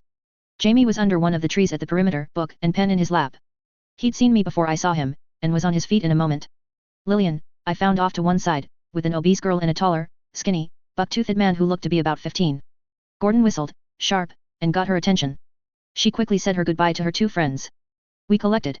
Gordon took one look at me, and I saw genuine worry in his eyes. You had an appointment? I nodded. I'm sorry, he said. We're supposed to be there for each other when it counts. You didn't know it was coming. I didn't either, I said. At least I don't have to worry about it for another 30 days. He looked unimpressed. You're intolerable after an appointment, Jamie said. I'll try to be intolerable in a useful way, I answered. Let's get down to it. I heard you got stuck. Wait, before any of that, did you come alone? Gordon asked. I frowned. I got dropped off by Lacey. Damn, he said. We'd hoped Hale would come too, Jamie said. I thought he'd be more concerned at our lack of progress. I looked between the two, confused. Gordon frowned. Look, we're more than stuck, SY. We're in danger. Danger. They know who we are. They're onto us, Helen said, and her voice was soft and entirely unconcerned. That wasn't to say there wasn't cause for concern. It was just Helen. 5 attempts on our lives in the last 7 days, Jamie said. And the way we figure it, that means they're either very, very clever. Or rogue elements from the academy, I said. Jamie nodded. Talk to us, Gordon said. Let's hear your ideas, fresh eyes, before we start giving you reason for bias. All right, I said. Knowing what little I do, I don't think the kids are killers. I don't think they're assassins, either. They're tools. Gordon nodded. The others were still. The killings are steadily improving in quality. That suggests the kids are the weapons, and the killer is out there, I said. And I think you know that already. We do, Gordon said. What you don't know, and why I think you're stuck, is that you're too prone to patterns. You have your own way of doing things, but it's too rigid, when your enemies are hiding in the shadows. You need to shake it up. You have an idea how, I imagine. I smiled. The pain in my head was going away by the second. Taking route 1.4. Our conversation had to stop for a moment when a group of boys veered our way, kicking a ball between them. They circled the tree that was holding up one corner of the glass roof, then headed off toward their makeshift goals. The lunch hour is going to end before too long, Jamie said. We should hammer out details. Size idea, making sure we're all on the same page, Gordon said. Okay, that makes sense. SY. Hold on. I can change details based on where you guys are at. Fill me in, quick. Okay. As far as everyone here knows, including the headmistress and the rest of the faculty, I'm the son of a butcher mogul, Helen is the daughter of a diplomat, and Jamie is the orphan son of a military captain who died and left him some money. At Jamie's suggestion, the story is that we were all staying at the orphanage as a matter of convenience before our enrollment at Mothmont. Favors were called in, whatever. It's happened before, given the ties between Lambsbridge and Radham Academy, and it's not going to surprise anyone. I've been here before, Lillian said. Before I was a student at the academy. Teachers know me, they like me. We leaked the idea that I was suspended, and the rules of Mothmont mean I can come back here whenever, to get some classes in, use facilities or brush up. I might have to explain to my parents, but I think it's okay. Nobody's asked how I know you guys, but I don't think it's a problem. I suggested the ties to the orphanage thing because I recognized faces among the students, and those faces have probably seen us out and about as a group, Jamie said. Overall, we have a cover, Gordon elaborated, nothing so questionable that anyone's going to raise questions. But people have a way of taking things at face value, and this situation hasn't really bucked the trend. Except for the attempts on your life, I said. Except for that. But there aren't any holes in what we're saying that should have raised suspicions, Gordon said. I nodded. Mr. Hale filled me in on most of that, but it's good to have the details. He said he was intentionally vague about who I was, so I could adapt as the situation required. He did say that it was a special favor from the orphanage to work me in later than the rest of you. Really? Gordon said. He smiled a little. Why would the orphanage be so eager to get rid of you? Because I'm intolerable, I replied, smiling back. Going by the fact that we've been seen together, and we're being seen together now, who are you, and how do we know you? Gordon asked. I shrugged, and I was reminded of just how uncomfortable the uniform was, and the spots where it was rubbing against the new skin. I'm an orphan. We were about the same age. I offered to show you around town. That won't go over well, Gordon said. I'm betting it won't, I said. Scrubby kid with messy hair from wrong side of the tracks. I'll stick out. Which is your plan, Gordon concluded. In part. But before that, what have you done so far? What angles have been covered? Oh, you know me, Gordon said.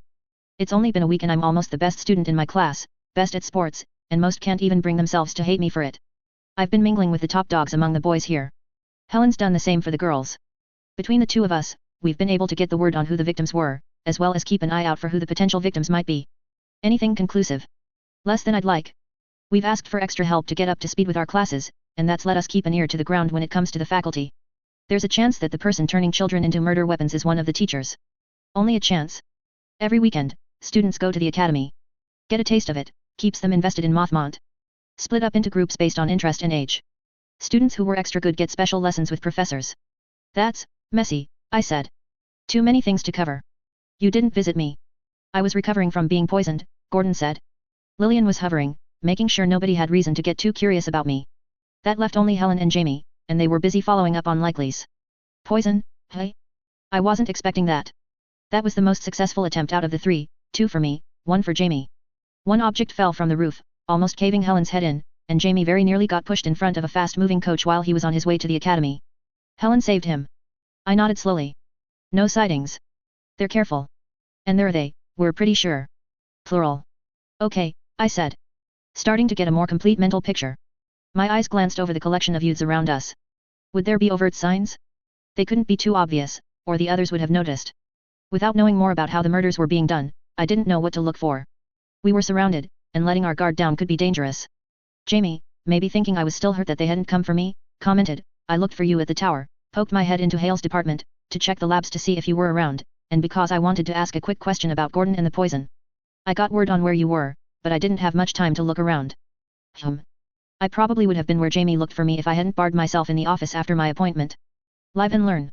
The tower, Mr. Hale's department opposite end of the academy campus from the hedge where I'd been, was largely focused on research and development regarding the brain.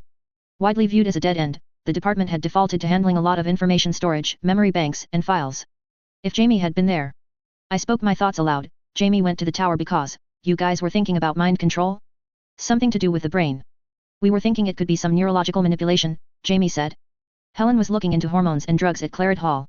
Claret Hall being the center of campus, where students gathered and ate, where key administration facilities were available, and where some of the key elements of the campus and core classes were taught. If all aspects of Radham flowed from the academy, then all aspects of the academy flowed from Claret Hall. And you didn't find anything, I said. If you had, you would have told me. Nothing meaningful, Jamie said. I nodded. Gordon's head turned. I followed his gaze. Students were still playing, gathering in groups, but his focus wasn't on the students. More teachers appearing around the doors. Trouble? I asked. In a way. We're out of time. Lunch is over. If you're going to fill us in, now's the time to do it. We're close enough to the door that people will see us, I observed.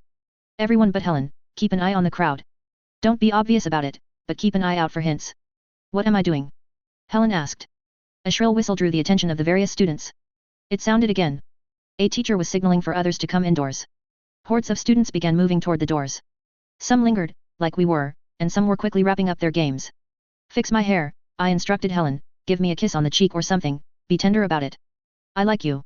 Helen asked. You're a big sister to me, but actually acting like a normal big sister. It can be misinterpreted. She hadn't quite adopted her deadpan expression, but as I gave my order, her expression changed. She smiled, and it was warm. Your hair is a mess, she said, and her voice matched her expression. She reached up and fussed with it, running her long fingernails against my scalp as she fixed it up a bit. Probably better than I could have if I'd had a comb and more time. She fixed the hair that went from the center of my hairline to my temple, brushing it up and more out of the way, and then let her hand linger, a quarter second too long. You should focus more on appearances. I should, I said. There's time to learn. I can always teach you the particulars, she said. If you're able to keep yourself in one piece long enough. I'm glad to see you've been put back together. She gave me a rub on the arm where I'd been burned, then leaned close to kiss me on the forehead. Again, her face remained closer to mine for just a heartbeat longer than it needed to. With the proximity, I couldn't help but think that I found her scarier than I'd found the snake charmer's experiment. I knew it was purely my imagination, but I imagined it was how I'd feel if I was dropped in a tiger's enclosure at the zoo, the resident sitting the same distance from me. Still, I smiled. I like me being in one piece too. I didn't look, but I was very aware that of the large group that was filing into the door, a great many boys were paying a great deal of attention to the exchange. In we go, I said. Keep an eye out. We joined the crowd. Gordon took up the rear, guarding our backs. I only realized at the last second that him watching our backs was a bad thing. A hand reached out in my peripheral vision, and Gordon caught it. Whoa there, Bruno, a boy our age said, ease up. Gordon let go of the hand. Calling me names, now. Just poking fun. I'm a pal, Gordon. Relax, the boy said. He pulled his hand free of Gordon's grip. The boy was dark-haired, with dark brown eyes, but very much of the same type as Gordon. Big, healthy in stature and build without showing a hint of being fat, handsome, and confident enough that he was probably one of the top dogs. Between me and Gordon in size, a couple inches taller than me, an inch shorter than Gordon. 12 or so. He smiled at me. Who slid here? S.Y. Sylvester if you want to be polite, Gordon said. Showed us around before we made our way to Mothmont. Sylvester, this is Ed. Ed is a good guy to know if you want to know people. We've been hanging out. Nice way to put it. You mentioned you'd figured out where things were, the boy said. Hi Helen, Lil, and J.A. James. Jamie. Sorry. We were moving with the rest of the crowd, heading into the school proper. I was very aware of those who were moving past me. If they were as brazen as the others had insinuated, I wasn't sure a knife wouldn't find one of us while we were part of this press of bodies. Tell me about yourself, S.Y., Ed urged me. Nothing to tell, I said. I'm nobody important. Reel him in. Ed laughed, but it was a laugh for his own benefit, and probably for the others who were watching from a distance.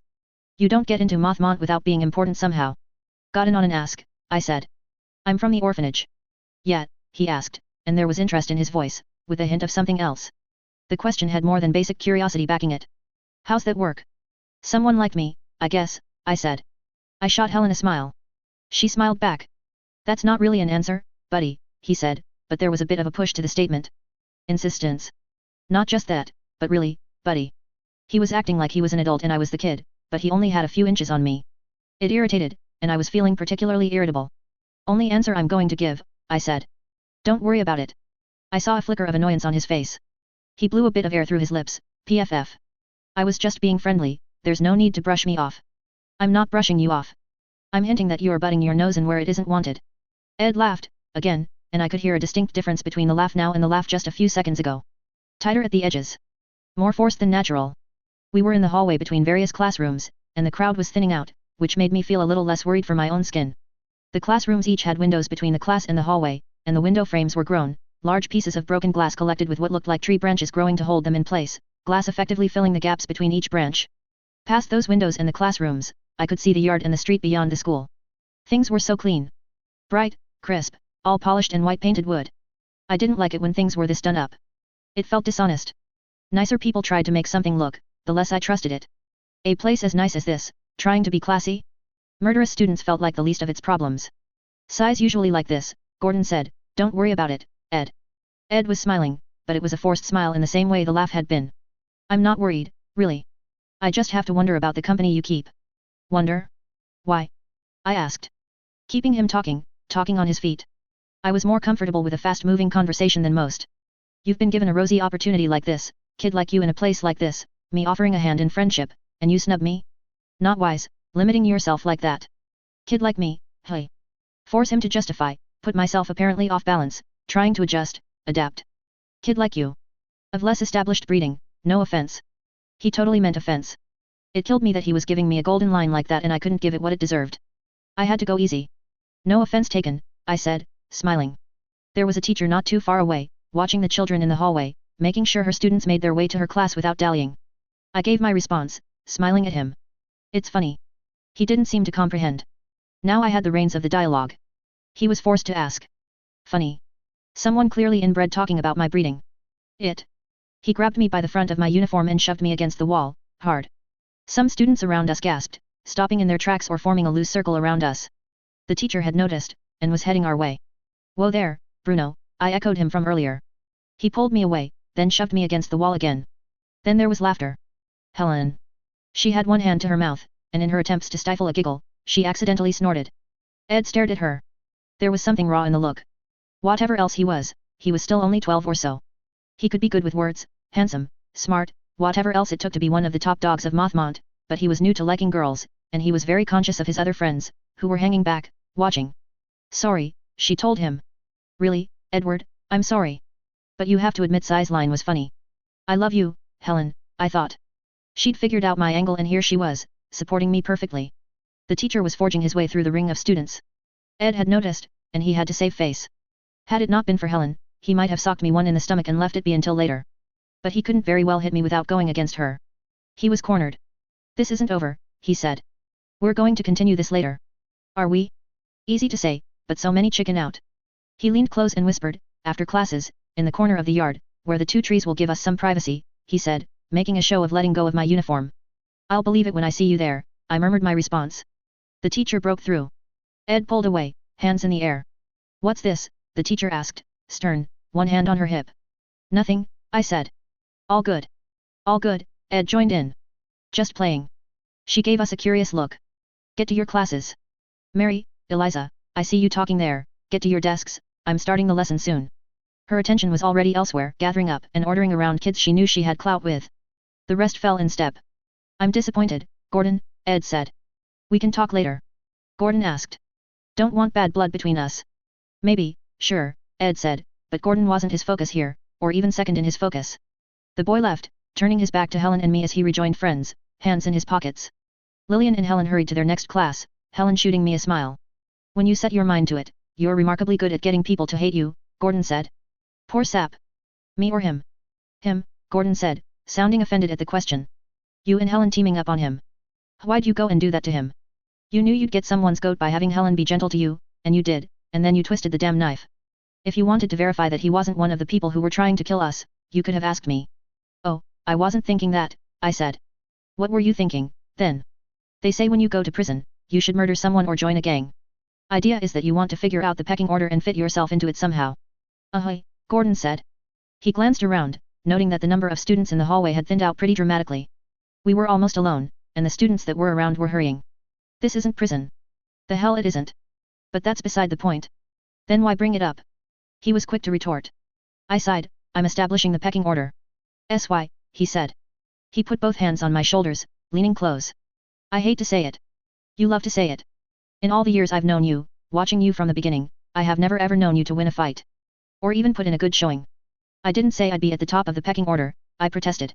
Gordon stepped back, and he looked at Jamie. To be fair, he didn't, Jamie said. We just got him back, and we're going to have to send him right back to the academy for more medical care, Gordon said. It won't be that bad, I protested, again. What are you shooting for, Sly? Jamie asked. Gotta fill us in. You guys stalled because you're too safe. Were you watching the crowd? Yeah, Gordon said. Jamie nodded. Anyone paying too much attention? Trying not to look like they were looking. Gordon shook his head. A few faces caught my eye, Jamie said. I can point them out later. We shake things up, see what happens, I said. What moves, what doesn't move like it should.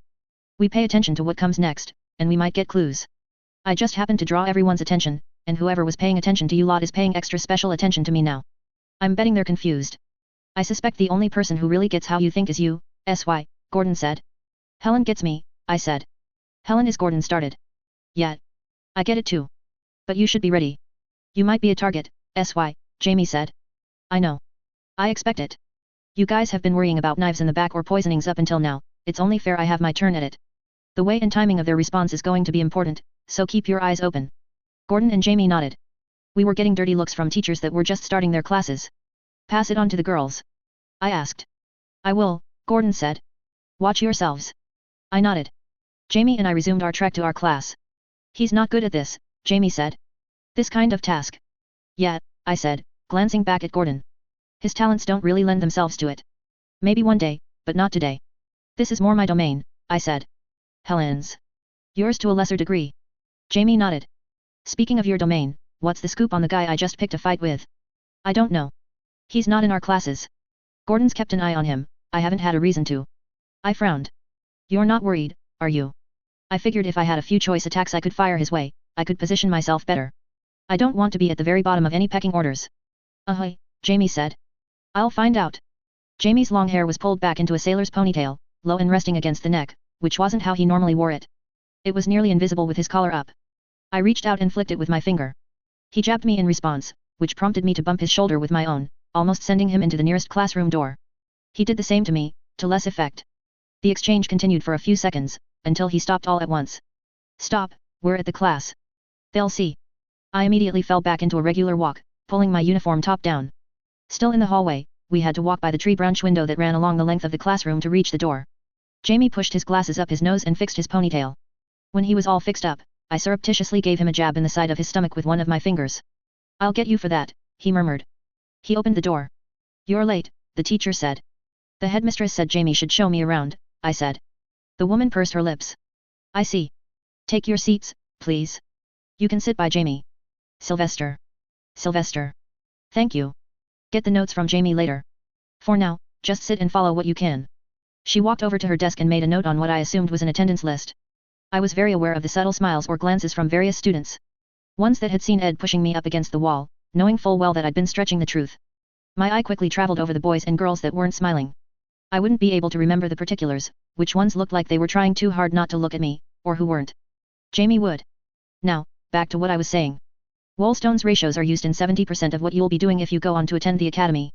The golden ratio, seen here, could be said to be the precursor to what would eventually be Woolstone's 9 ratios. With a few quick measurements, we can quickly divine which of the 9 ratios is used for a given organism's physical structure or composition, and working backward, so long as we can keep to the ratio, we can trust that the organism has the fundamental supports for life. For example, if you'll turn to page 75, we can see where the fundamental pattern of a cat is outlined. Keeping to Woolstone's wise ratio, we can discern which parts of the pattern apply to specific parts of the cat. Now, it gets more complicated when we decide to alter the pattern, or the how of it, but you should begin to have a glimmer of how ratio can be used as a shortcut to understanding. My forehead hit the desk. I closed my eyes and tried to fall asleep. To his credit, Ed did know how to throw a punch. He knew how to throw 10. To my credit, I managed to stay on my feet until the 10th punch. I didn't manage to deliver anything substantial in the meantime, but I wasn't curling up into a ball and crying uncle. The group of students around us was smaller than I would have liked.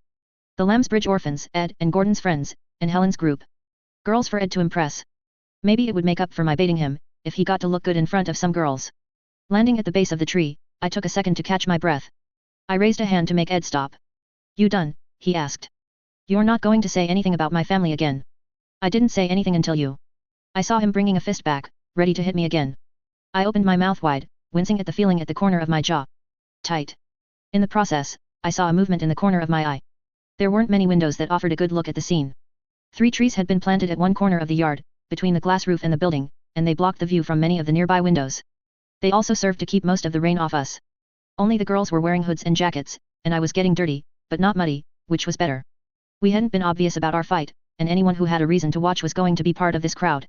But, still, 3 boys had paid enough attention to us to know the fight was happening, and had found one vantage point inside where they could peer past the gaps in the branches and watch what was happening. 13 or so, was standing in a way that let the curtain block the lower half of his face.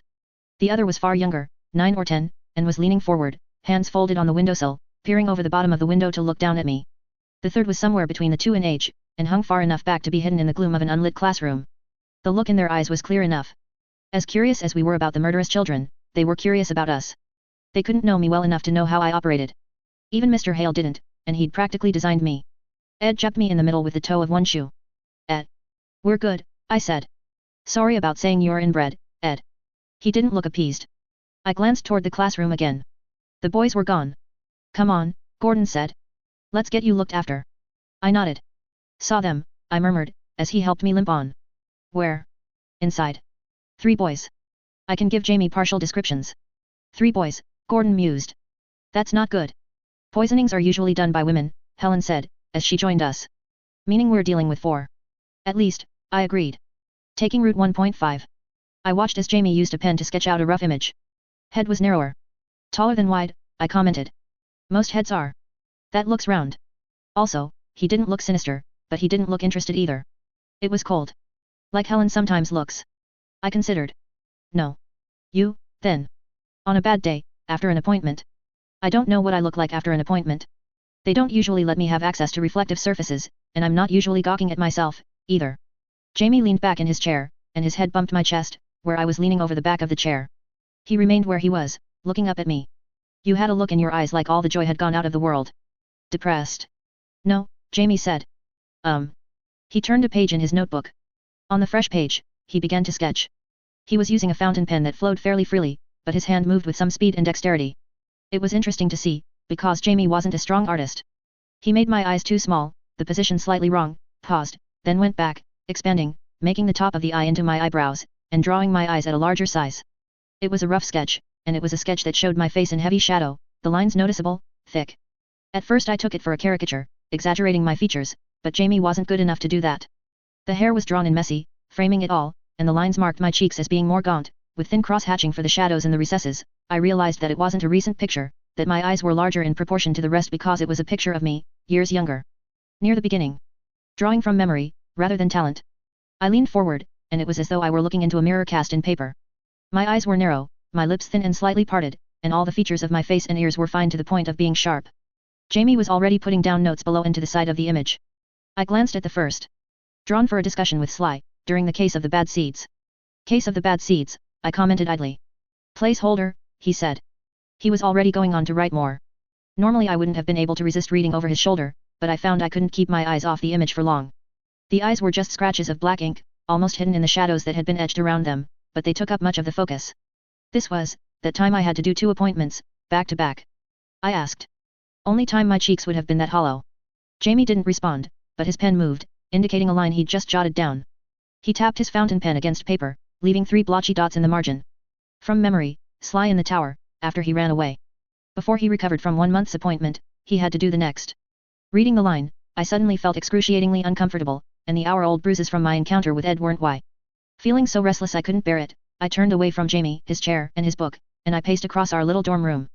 2 beds each with a chest at the foot, 1 desk, and 1 bedside table between the beds with drawers for us to share. Mothmont was fancy, but not so fancy that we each got a palace. Real estate mattered, if nothing else. We didn't think we'd get you back, Jamie murmured. We suspected you were lost. That's not it, I said, forcing my voice to sound different from how I felt. I worried I didn't sell it very well. No. It's not like Helen is, and it's not like that, okay? That's not the look they had. Okay, Jamie said, sounding very normal, placid, and very calm. Though I didn't like it, I was finding the conversation helped me to clarify my interpretation. They weren't lost. There was emotion there. They were human, but they weren't nice humans. You're not a nice human sometimes, Jamie remarked. I shot him a look. Only saying, Sly, only saying. I looked at them, and I knew they were the sorts who'd stick their parents with something sharp and then light up the family home. Or try to drop a piece of masonry on someone they didn't like. You'd. I narrowed my eyes, making the look darker and more intense.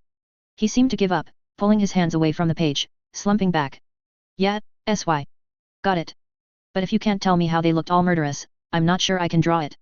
I'm not sure I can draw them in the first place. It's fine, I said. Don't fret about it. Think you'd recognize them if you saw them. If I saw them? No. They were standing in shadow.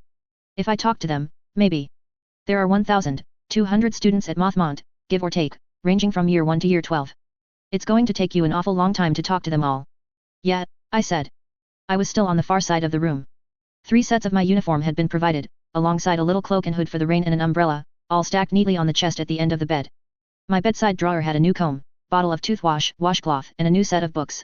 Nothing that was mine. I didn't like it. The office back at the hedge with the grill on the windows and the bookcase blocking the door had felt less like a cell than this. There, I'd been free to be me. Here, I was being made to conform, just like some of the fruit I'd seen grown at the academy, placed inside molds that would shape their growth. Fruit shaped like certain animals, or like human faces. Were our murder children in that same situation? I frowned. I'm thinking. Yet. Jamie twisted in his seat, elbow over the back of the chair. Why here? I asked. Resources are available, on multiple fronts. You've got access to children, you've got access to tools and starter labs. Maybe things go missing, maybe it gets put back at the end of the day. Maybe, I said. One way or another, something is going on with their heads. Either they're being made to do something they normally wouldn't, or they're not them, and something more nefarious is going on. Nefarious. There are parasites that induce suicidal behavior in the host as part of the life cycle. Sure. Transoplasmophility. Feverish behavior and a compulsion to drown oneself. Weaponized version was transoplasmonesis, but that's reams of people biting off their own tongues to choke on the tongue or aspirating the blood. Well known enough. I'll take your word for it. Maybe the students we're talking about have a parasite in their heads, something that's making them act funny. Maybe we're dealing with the parasites and not the children themselves. Jamie seemed to consider a moment. Raises questions. You ask, I try to justify. Why do they care about us? They're complex. Preset instructions. Jamie shook his head. I don't buy that someone capable of that would be here and not at the academy, making a fortune.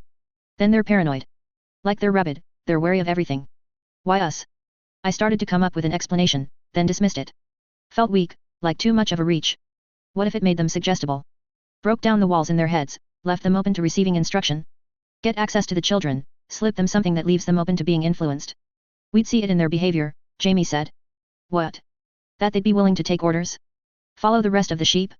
We're in a school, Jamie, I said. Point. A highbrow school. Look, I'm not sold on the parasite idea. But we've got an awful lot of children here, ones that might be more vulnerable to whatever, or of an age where some symptoms might be easier to hide. Maybe the fact that we're all fitting into some cookie-cutter archetype is an advantage for our puppeteer in the background. If their little experiments feel disoriented, have lost memories, if their behavior is a little outside the norm, all our bad seed has to do is imitate their peers. Jamie was nodding, already thinking the idea through, rounding it out. If they act too far out of line, then the faculty steps in, gets them to shape up. If that fails, what happens when someone futzes up and doesn't look like they're going to straighten out? Detention, Jamie said. Or a talk with the headmistress. You don't think she's the one doing it? I rolled my head to one side, then the other. I talked to the woman. I didn't get that sense out of her. Why? I gave Jamie an annoyed look. It's good to think about why, Jamie said, his voice quiet but not meek. You have a good sense of things, but it's important to identify the details that are feeding into that sense. You see little details, and your brain picks them up and puts them into storage, while your conscious mind doesn't register them. Prey animals use that low-level awareness a lot, figuring out that a predator could be nearby, and we still have traces of that prey thinking. I don't see myself as a prey animal, I said, smiling. The idea is sound, SY. We all use that sense to some extent, but you're a little better than most. You can train it, but training it starts with being aware. Think about your surroundings, pay attention to the details, and... A knock sounded at the door. You two decent in there? Gordon asked, voice muffled by the intervening door. Am I ever decent? I asked. The door opened. But it wasn't just Gordon, which surprised me. He was accompanied by a boy, narrow in build, with thick eyebrows and wiry black hair cut a finger's width from his head. It didn't look like one of the boys that would be in Gordon's cotter. We ran into each other at the door, Gordon said. I know him, Jamie said. Book trade. Yeah, the boy said. He held out 2 dime novels. Read them. Jamie glanced at the novels, yes. But it's fine. I'll trade. He opened a drawer in the desk, pulling out 5 more dime novels. Doll Man and the Song of the Moon. Read it. Doll Man and the Revenge of the Swarm Queen. That's out. The boy stuck out his hand. Jamie dutifully handed over the book, no more than 100 pages. I like this one, Jamie said, but you might want to wait until there's more material. What's that? The boy asked. Hey. Jamie asked. I turned, and I started to cross the room, before I saw Gordon moving in the same direction. He was faster, and he was closer. I deferred to him. Before Jamie was able to process just what had grabbed the boy's attention, Gordon touched the cover of Jamie's notebook and flipped it over. It slapped closed and slid a bit across the desk. Jamie put a hand out to stop it. That's Jamie's journal, Gordon said. You don't read someone's journal, pal. Oh, the boy said. He turned a little pink. Didn't know, sorry Jamie. It's okay, Jamie said. That picture was something. Scary, if I can say so, the boy said, turning to look at me. That was you.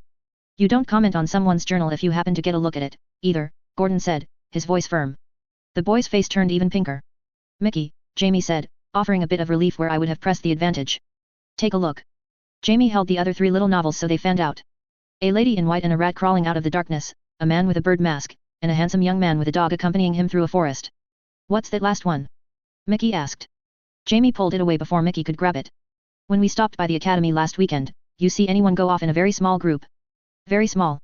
More than 3, less than 10. Some special students got instruction with professors, or got to sit in on classes. Top of certain classes, or something. But they were alone. Yeah, Jamie said. No, I don't think so. Okay, thanks anyway, Jamie said. He put the books down, then handed over the one Mickey had expressed interest in. Barber John and the Dark Forest Monster. Keen. Gordon stepped out of the way while the boy headed back to the hallway. He closed the door behind him, and stood with his back to it. Asking questions like that can draw attention. I'm very careful about who I ask, Jamie said. Okay, Gordon said. He seemed to take that at face value. He didn't mention Jamie's lapse about the book. Gordon and I wouldn't go after Jamie for that any more than any of the others would come after me for my behavior after an appointment. We had our strengths, and we had our individual weak points. If everything was working as it should, we covered the weak points and highlighted the strengths. That meant accepting that sometimes Jamie had enough stuff in his head that he was a little slower to get things rolling when surprised. If I'd been on the ball, I would have reminded Jamie, but my head hurt. It's time for dinner, Gordon said. Thought I'd check in. Still alive, I said. No surprise murders. Gordon's expression didn't twitch. What do you think? We were thinking maybe the structure of the school is being used to shape or correct behavior where it might go off rails, Jamie said. I cleared my throat, and Jamie amended his statement to say, "SY thought so. It makes some sense. Something to watch out for?" Gordon asked. Quirks in behavior, students pushing the limit and getting pushed back in line by the group, I said. And it might be worth seeing who is in charge of correcting the students when they get too problematic. Gordon nodded. Our mad doctor or doctors act the role of the murderer, the children are the murder weapon, and that weapon needs to be kept controlled and concealed. The school is a setting for it. That still leaves questions. Who, how, why? Who is the murderer, how are they doing this with the students, and why are they doing it? What's the motive? Jamie asked. How, also, are they giving orders? Gordon asked. The students here got orders to kill us. When? What form did it take? Food for thought, I said. I perked up. Speaking of food. That was contrived, Gordon said. Brain feels sluggish, and I haven't had an actual meal in, I counted on my fingers, then paused, stuck. When did we eat? Before the snake charmer. Gordon blinked. At that point, I think the question is academic. Have you had water? I had some water, yeah, I said. He frowned. If you hadn't, I'd wonder how you were still standing. Let's slap a feed bag on that face of yours, SY. And you wonder why you're short. I grabbed the comb from the bedside table and hucked it at his head. He caught it, which didn't surprise me. We collected ourselves, getting our things. Jamie picked up his notebook, tucking it under one arm. The pen was capped and slipped into a breast pocket. Gordon was all set up, and all I needed was a bit of protection from any rain. The school was arranged into a square, with the yard in the middle. The front entrance sat at the southern wall with the front office, infirmary, and other administrative rooms. The west and east sides of the square had classrooms. The more interesting area was the northern end, furthest from the entrance. Here, we had the dorms, boys at the west corner, girls at the east. The two sides of the dorms were separated by the teachers' quarters and washrooms on the upper floors, and a spacious dining room on the lower floor. I supposed the idea was that it made mingling harder. The dorms were ordered by year, with the older students on the upper floors, and being right in the upper middle of the range of ages, we were left to make our way down on our way to the dining room. My eyes searched the crowd, looking for a familiar face or feature. I'd told Jamie I wasn't sure if I could place them, but that didn't stop me from trying. Kids milled around us. Ed was asking about you, before your little tussle under the tree, Gordon commented. Keeping the conversation to stuff we could talk about freely. Tussle. I'm trying to phrase it so I don't hurt your feelings, SY, Gordon said, sounding as condescending as he was able. Because if I was honest, I'd have to say you didn't just embarrass yourself. You embarrassed all of us. I jabbed him. He took it without flinching. I'm guessing that, following your usual pattern, you're going to get in trouble, ostensibly to see how the justice system of Mothmont operates. Gordon asked. The question could be taken two ways. Anyone hearing would think I was a troublemaker, which wasn't wrong, but he was asking if I'd see which faces or individuals might be tied to the correction of errant students. Or errant bad seeds, as the case went. The maneuver had other uses. If our opposition here was less graceful, they might well get themselves into trouble, just to follow me or keep an eye on me. Simply paying attention to see who acted and reacted after I got myself into trouble could reveal a great deal. But my answer to Gordon was not just yet. No. Still waiting to see what happens after my brawl with Ed. Jamie, trailing a bit behind us, snickered audibly. Gordon openly scoffed. Brawl. You got beat, SY. I was talking to some of the others, and Ed actually got worried when someone suggested that you might be a real scrapper, growing up in the orphanage. I nearly split something, trying not to laugh. Haha, I said, without humor. We reached the end of the dining room, and the girls were filtering in through the door on the far side. It was nice, very spacious, all long tables of dark wood, benches, with the two sides separated by a buffet-style table. The kitchen was visible, a recessed area, with the chefs busy at work over various stoves. Students aged 12 to 16 were wearing aprons, carrying food out. Racks of bread, bowls of salad and empty glasses were placed on the table, while larger pots of food were placed on the buffet table, beside stacks of plates. Stew, soups, and portions of meat. From the smell in the kitchen, they were already working on dessert. I took it all in, studying it. The system. Gordon leaned close, murmuring, put yourself into their shoes. How many ways can you see, to poison someone? Pre-assigned seats? I asked. No, but they'll call us together by homeroom for a roll call soon, Jamie said. Make sure all the students are present and accounted for, Gordon elaborated. Dust the glasses with something, poison the silverware, deliver the poison while serving water, refresh the bread bowl or salad, drop something in the food while we go from the buffet to our seats, or simply take advantage of the bumps and shoves that come with being in a crowd of hungry students to stick us with a needle. 7 off the top of my head. Lillian and I counted out 12 ways they could have gotten me, looking back in retrospect, Gordon murmured. Jamie and Helen added one each once they got back from the academy. Kind of takes the joy out of eating for the first time in a week, I murmured. You shouldn't eat too much on an empty stomach anyway, Jamie said. I made a face, but I didn't take my eyes off the crowd. I saw Helen and Lillian on the other side. Helen had a bevy of girls around her, and she was playing it up. Lillian stood off to one side, talking to a teacher. Oddly in her element, in a very not the way she acts at home way.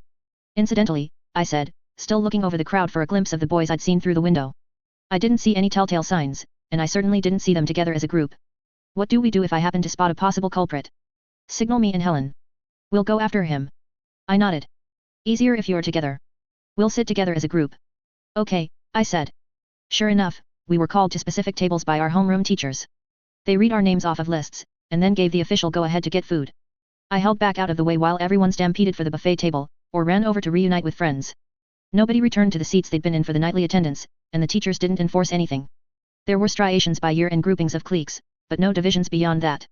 Helen approached with a group of her friends, while Gordon went to go talk to his clique.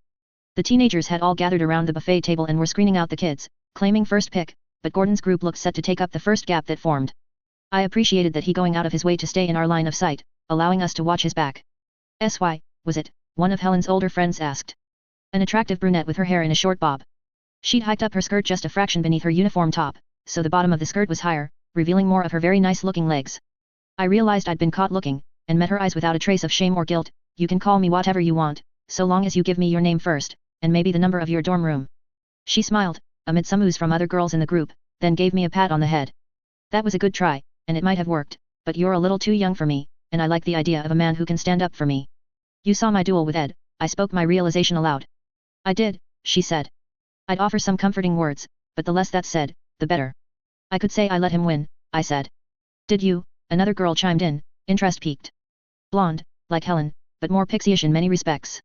Helen could have been an actress or a model, but this girl made me imagine a ballerina, in build and how she was more expressive in general movement. "No. But I could say I did," I said. "Whatever convinced you to pick a fight with Ed Willard?" the brunette asked. "Some people are born to be the hero of a story," I said.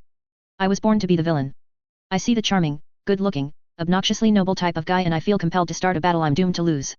"Does that include monologues while you're winning and standing over the bloody hero?" another girl asked, a smile on her face, suggesting she was well versed in that sort of thing. "Not many girls read the books and dime novels meant for boys."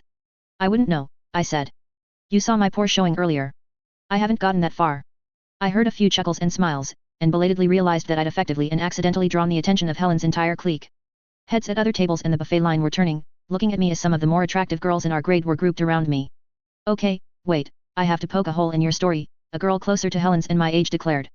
She was a brunette too, but wore her hair longer, with white ribbons that complemented her school uniform.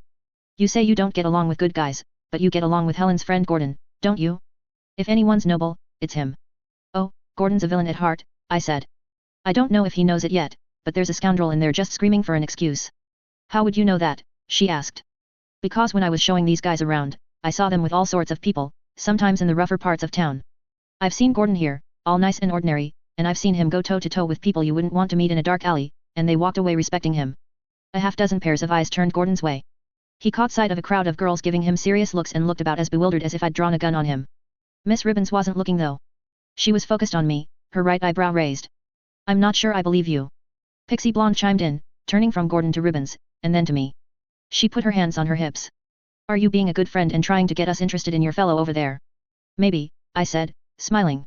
"It's good if you've given up on making yourself look good, because that ship sailed hours ago," Miss Ribbons commented. "That's cruel," another girl said. "I quite like SY, here, and it's noble of this little villain to play up his friend." With the words "I quite like SY, she put her arms around me, giving me a hug. I very nearly ducked out of her grip, but a quick glance at each of her hands suggested that they were empty, with no weapon or needle in evidence. Given the difference in stature, the girl being 3 years my senior, it pulled the side of my head right into her bosom. A nearby teacher loudly cleared his throat, and my new friend pulled her arms away, raising her hands as if she were being held up. "Believe it or not," Helen said, still smiling, acting very much the young coquette, SY isn't lying. For once. What he said about Gordon was true. That line spawned more conversation, but my focus was on Gordon. He navigated his way through eager young students, holding 4 plates in 2 hands. He looked a little wary of joining the group, with so many eyes on him. "What's going on?" he asked, once he was close enough to ask. "Just talking," Helen said. "Healthy lad," the girl who'd hugged me said, indicating Gordon's plates. "For my friends, Gordon said. Lingering paranoia made me study her expression for any hint of danger. Had she powdered her shirt front with a poison that could be inhaled? Gordon handed us our individual plates, one for me, Helen, Lillian and Jamie, then asked, "Is anyone in dire need of a meal?" I was going to go back to serve myself, but I can get more plates. The short-haired brunette raised her hand, smiling way too much at Gordon. "That's one," he said. "I'm getting waved over," Miss Ribbons said. "I need to take over for a friend and start serving. She's been in the kitchen all day." "Good girl. Talk to you later," Helen said. "Enjoy your meals," Miss Ribbons said, before dashing off. I watched her retreat, zigzagging through the crowd on the way to the kitchen, hair and skirt bouncing before she reunited with the friend she'd mentioned. She glanced back, looking at me. "I do think Mary likes SY, Pixie Blonde said. "Does SY like Mary?" another girl asked. "I'm going to sit," Helen said. "Come sit with us, SY. I don't think these girls are going to let you go, like this. They've got their claws in you, and I don't think they'll let you go." "Claws?" a girl asked, archly. Helen, doing her part to keep us together in a very natural-seeming way. It took time before everyone had a plate and food. My focus was on the crowd, keeping only enough attention on the conversation to keep up with it. Where were the dynamics? What were the possible approaches for attack? I was exceedingly aware of the state of my food. On such an empty stomach, I couldn't afford to get poisoned. We already knew our enemies were aware of us, so I didn't mind being a little guarded. One girl commented on it, even, and I explained it away as a casualty of being from the orphanage. That, in itself, spawned more discussion. Jamie and Lillian seemed content to be in the background.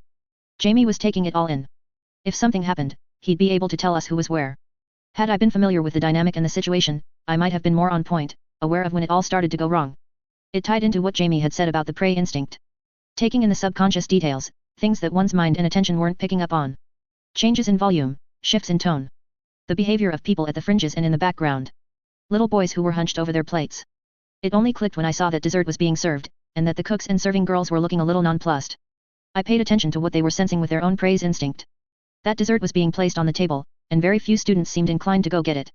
Looking around, I saw expressions of pain. People squirming. Not a lot, but as I watched, I saw it was getting worse. I dropped my knife and fork. "Don't eat," I said. Helen, Gordon, Lillian, and Jamie dropped their utensils. They didn't settle for poisoning us. They poisoned everyone. "Why?" "Oh, Irma," the pixie-haired blonde said. "I thought I felt full, but now." She raised a hand to her mouth. "Just nausea?" Lillian asked. She got a nod. "Feverish? Does it hurt?" Whatever she was feeling, I didn't experience it. My friends didn't either. Maybe a handful of people had escaped it, whatever it was. My mind was going a mile a minute as I took it in, tried to figure out the approach. What was the goal, the plan? They'd hit everyone, but missed us. Was it an accident, luck on our part, Gordon being safe? "The teachers are affected too," Gordon said. "It doesn't seem to be serious," Lillian said. "It'll get explained away as a stomach thing. Something improperly cooked, perhaps." As if to answer her statement, someone threw up. It seemed to set off a chain reaction. People were rising from their seats, hurrying out of the dining hall. "The entire school is going to be shut down," I said. "Everyone in their beds for at least the next few hours, if not the next day. Everyone. It's not a frame, or they would have left the teachers alone, done more to set us up. Again, I have to wonder, why?" My eye fell on Miss Ribbons. I felt the uneasiness, watching her. I saw the look in her eyes. Just the same as the boys had been. I jerked my head, and the others looked, following my gaze. Miss Ribbons was already making a hasty exit, pulling off her apron. If anyone asked, I bet she'd say she was going to the nurse. "Nobody to look after us, or keep us out of trouble," I commented. Locking down the school. They were largely free to roam, or to feign being sick until our backs were turned, but I suspected it wouldn't be so easy or safe for us. They're making a play, and we're still completely in the dark about what they are and what they're doing. Taking Route 1.6. With the people starting to vomit or rising from their seats to run for the nearest toilet, it was pretty clear that something was wrong. Students were getting distressed, and students were getting scared. The teachers weren't in great shape either. Our opposition was smart. Whatever was going on, they were capable of making plans with multiple phases or steps. Knowing we'd already served ourselves, they'd tainted the food, affecting most of the other students and teachers. Probably. It fit with Miss Ribbons' actions and the general timeline. Mary. Helen's friends had called her Mary. Our seats at the table were arranged with intent. It wasn't anything we'd blatantly coordinated or organized, but we'd simply accepted it as an approach. At the table furthest from the kitchen, Jamie, Lillian, and I sat on the bench with the wall right behind us, Helen and a share of Gordon's friends on either side. Helen and Gordon themselves were opposite Jamie and I, their backs to the rest of the dining room. The position meant that Jamie and I could observe the room, and getting to us was rather more difficult. Gordon and Helen could look after themselves, for the most part, if someone happened to approach from behind. I leaned over to Jamie, and I took advantage of the general noise, bustle, and distraction of the other students to murmur in his ear. The other students are too smart to reveal themselves in the midst of this. Watch the teachers. Sure, he said. I met Gordon in Helen's eyes. This was an awkward situation, because we couldn't coordinate by speech without cluing the others in. If we left, we ran the risk of being blindsided. When our enemies were in the shadows and we were in plain sight, the chaos here worked very much against us. While everyone else was distracted or incapacitated, they were free to attack us from any number of angles. If we happened to die, well, even minor food poisoning could kill. That in itself was dangerous, but I was willing to bet there were more layers to this attack. A specific reason they'd done it this way. Helen, Gordon said. He put a hand on Helen's shoulder. You okay? Helen shook her head. She was already leaning over slightly, one hand to her collarbone. She very briefly met my eye. Good. Play along. Do you need help? Lillian asked. Just walk me to our room. Helen asked. There was a tension in her voice, as if she were suddenly trying very hard not to puke. Lillian isn't that strong, Gordon said. I'll help. Boys aren't allowed on the girls' side, was the protest from Irma the pixie blonde. She looked visibly green around the gills. Special circumstances, Gordon said. You're really not allowed, Irma protested, again. I really don't care, Gordon said, firm. We'll come, I said. Groups of Irma started, then bit the sentence short as she fought a wave of nausea. Irma, I said. Let us be gentlemen, okay? We're mostly okay, I think. We can walk you to your rooms. She didn't look happy with that idea, but she wasn't able to talk, either. Gordon began to stand, helping Helen out of her seat. He offered a hand to Irma. The teachers, Jamie said, alerting us. My head turned. One of the teachers was standing. He wore slightly old-fashioned clothes. His pants clung to his legs, disappearing into boots, while he wore a bright red jacket over a button-up shirt without a tie. He had a strong build, with a prominent barrel chest, and the clothing had a way of making his legs look far too small while his upper body was made to look larger. His hair was the same way, wavy hair across a head that was already very triangular, with a prominent upper brow and pointed chin. The red jacket was unfortunate, not because it was a sad attempt at acting a member of the upper crust, but because his skin was now very flushed, matching the jacket. He was sweating, in obvious discomfort. He hadn't escaped the effects of the poison. The man seated to his right and the headmistress another seat down were both looking about as uncomfortable. Had they eaten more, being larger in build? Everyone. Red Jacket boomed out the word. He had a faint but real British accent. The noise level dropped. Something in the meal looks as though it might have been undercooked. Head straight to your dorm rooms. If you have to, he paused. It is best if you use the washtabins in your room instead of trying to make your way to the toilets. I expect there will be too much demand. You will be looked after, but go now before you feel any worse.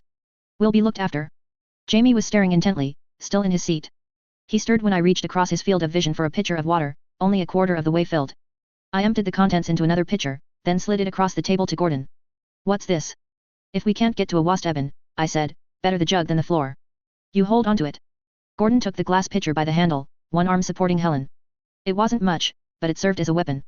Go ahead, I told Jamie. While he and Lillian circled the table, I emptied another pitcher into the one at the center of the table, holding it in my hands. Not that it mattered too much. If it came down to me needing a weapon to defend myself, I doubted things could be salvaged. Still made me feel better. We headed for the girls' dormitory with Helen and a few stragglers. I was glad to be shorter than the norm, as I ducked my head down and let the crowd shield me from the eyes of the teachers. I'd hoped that the act of taking care of Helen would let us break away, but there were too many people vacating the dining room. Even those who were well were being driven out by the aroma of vomit. It was humid in the room with the heat from the kitchen and the sheer number of students, and the humidity helped carry the offensive odor. We couldn't break away from the crowd, and I wasn't sure that the dorm room would be much better. Beside me, an older girl hunched over, making a guttural noise. Everyone near her cleared out of the way. I took advantage of the gap in the crowd to step closer.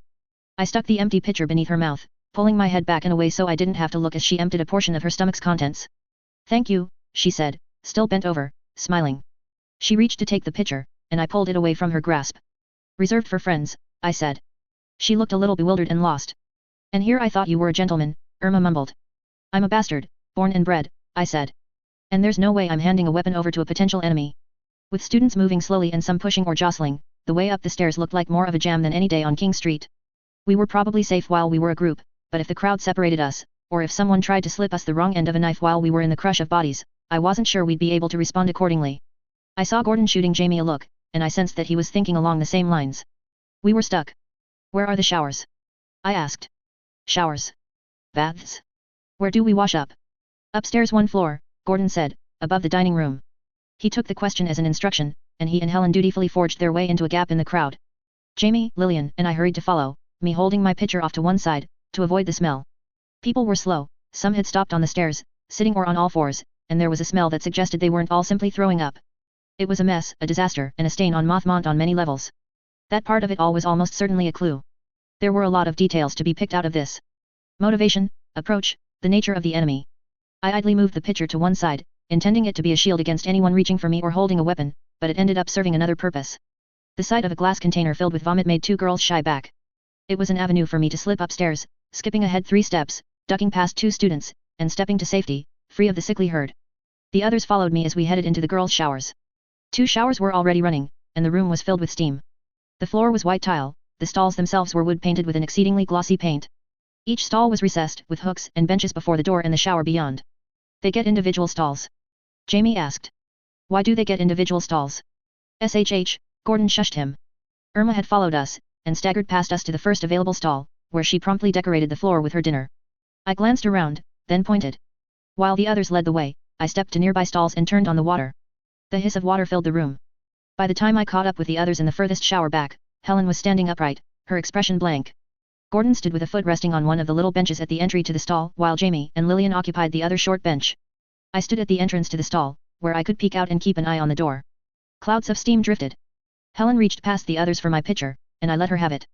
Without flinching, she emptied some onto her sleeve. She turned on the water, cold more than warm, and stepped under the stream. The water ran over her, soaking her hair and uniform. The makeup around her eyes ran. I glanced away, my attention on the other stalls. Pacing back a bit, I bent down, peering under stalls. I saw some bare feet and wet socks. It looked like Irma was sitting on the floor of the shower, letting water run over her. Were we followed? Gordon asked, his voice low. Don't know, Jamie murmured. When things get this messy, it gets harder to keep track of things, I said. Which might be what they're counting on. Trying to catch us out? Gordon asked. I nodded. Shaking things up, yet. What worries me is Mary. I didn't have any clue, Helen said. It's okay, Lillian said, reassuring. It's not your fault. I'm well aware, Helen said, turning her blank expression on Lillian. Anyone else might have sounded irritated, but Helen didn't sound anything. If I had an idea and ignored it, then it would be my fault. Okay, Lillian said. Who is she? I asked. This Mary. Mary Elizabeth Coburn, Helen said. Her father isn't influential. Accountant to the rich and famous. It's why I didn't pay particular attention to her. Who is her mother? Gordon asked. I don't know, Helen said. I just looked at the men, because of the prior pattern. Would have asked, but it's harder to ask about a girl's mother. I nodded. Most mothers were teachers, nurses, or homemakers. Nothing so interesting that we could ask. There were more women attending the academy, but few from the last generation. Worth looking into, Gordon said. He ran his fingers through his golden hair, which was damp with the light spray that had touched it. Check the rest of her family, why she might be selected out of all the students here. I could sense how stressed the others were. This maneuver had put us all in a reactionary position, and our options were limited until the other shoe dropped. I volunteered some information, hoping to get them focused again. Not necessarily improving morale, but I doubted that was a real issue. We knew this sort of situation well enough. We know she had a role in this. She might as well have told us to our faces that she was involved, the line about enjoying our meals, the look she gave us. It means something, if she doesn't care about us coming after her. Jamie nodded. The puppeteer is using these students as murder weapons. As a killer, he has a pattern. Murder-suicides. One after another. The suicides cover up evidence. If Mary keeps to the pattern, she's either going to come after us. Or she's going to go home, Gordon said. He paused. Oh. I followed his thoughts to the same conclusion. This is the endgame. I'm sorry, Lillian cut in. I'm not following. They know we're onto them, Gordon said. Our puppeteer somehow figured out about us. Maybe through a connection to the academy, maybe by some other means. He got scared, and now he's wrapping up. Get everyone sick, and in the midst of the chaos he can send his weapons after us, or students are sent home and finish their jobs. Or both, I said. If they're careful about how they come after us, there's nothing saying they can't take a run at us and then disappear. That's possible, Gordon agreed. Especially if they know who we are, they might not want to pick a fight. I heard a noise and glanced past the entrance to the stall to check the door. 2 more students. One was crying. I stepped further into the steam and shadow and eyed them until they disappeared into a stall. No sign of hostility. Either way, Gordon was saying, our puppeteer may be wary enough to take a break for a few years, let interest in things die down, or pack up and head to another campus at another school. Maybe, I said. This approach here feels ugly. Making students sick? Vomit and shit everywhere. Hurts Mothmont where it counts, and what hurts Mothmont hurts the academy, Gordon said. Personal, Lillian said. I nodded. Now you're getting up to speed. She looked annoyed at that phrasing. We have a man, Gordon said. Or woman, Jamie cut in. Gordon continued as if he hadn't been interrupted, who considers these children to be expendable assets. He alters them somehow, gives them a target, and has them die after the fact, tidying up the evidence. He does this because he hates the school? That's an awful lot of hate. Do we really think he's a teacher? That's a lot of involvement in hours of the day to spend around something you hate that much. Isn't it possible? Helen asked. No, Gordon said, frowning a little. I really don't think it is. It feels too spiteful, twisting the knife for good measure when he could simply stab. Helen nodded. What if this isn't about the school? I asked. Go on. It's personal, but it's a grudge against a person. Against the headmistress? Gordon asked. I offered a languid shrug. The moisture in the air was starting to collect on my skin and clothes. I wiped my forehead and pushed my hair back and away from my forehead. Jamie? Any thoughts on the faculty? They were talking as a group before Mr. McCairn did his announcement, Jamie said. The headmistress didn't have a lot to say. Did students serve the teachers food? I asked. Yes, right from the kitchen, Jamie said. He paused, glancing to the left. Mary served the 3 at the end. Making the headmistress look bad by keeping her ineffectual, I said. More poison or whatever it was. Emetics, Lillian said. Maybe laxative. Mary gave the headmistress more emetics than anyone else, I amended my statement. The question is who would have a grudge against. I sensed a movement out of the corner of my eye. My head turned, my hand and one finger going up for the benefit of the others. To your rooms, now, a woman's voice cut in. I heard footsteps. Both those belonging to the woman and the footsteps of the fleeing girls. A sharp knock, a few stalls down. Out, was the order. Doing the rounds, clearing everyone away. Gordon held up his hand, counting off on his fingers, his voice low. Who has a grudge against the headmistress? Someone on campus, who can communicate with the students. Who is Mary and why her? Look at who her mother is. What is the mechanism of control? And don't forget that they're liable to come for us. Be on guard, and don't forget they might try to take you out with them. And their families, Lillian said. If they get away. We'll step in if it looks like there's any danger of that happening, Jamie assured her. We will, I agreed. I'd bet money this ploy of theirs has another angle. Watch out for the angle. There were nods. Out, the teacher gave the order, several stalls down. My friends, Irma said. They were in here. Selling us out? No, Irma didn't know we were trying to avoid the spotlight. Do we need to worry about Irma? Gordon asked. I don't know, Helen said. Not wanting us in the girls' dorm was suspicious, Gordon said, his voice a whisper. I could hear the teacher's approaching footsteps, hard solace on tile. Oh, that? Lillian asked. Her room's a sty. She doesn't know how to look after herself. Our entire group collectively relaxed. There was a metal-on-metal squeak as another shower was turned off. I turned to face the woman as she emerged from the steam. Boys in the girls' showers, she asked, her voice arching, as if she were about to launch into a tirade. It's okay, Lillian said. We. Not another word. This is most certainly not okay, the woman said, building up steam. Helen stumbled forward, lightly headbutting the woman in the solar plexus. With wet hands, she clutched the woman by the shirt front. Miss Williams, Helen mewed the words, I feel so bad. Please. Helen paused, apparently holding back her gorge. Gordon stepped forward, hurrying to offer my pitcher of vomit to the woman. The woman had to fight Helen's clutches to get to the pitcher and offer it to the girl. Helen managed to unload a mouthful of vomit and missed the pitcher entirely, dropping it on the floor between the woman's feet. She coughed, clutching at the woman's shirt again. It hurts. I jumped in. We know her, and she had it worse than anyone, and we didn't know what to do. There were so many people on the stairs we weren't sure we could get anywhere in time.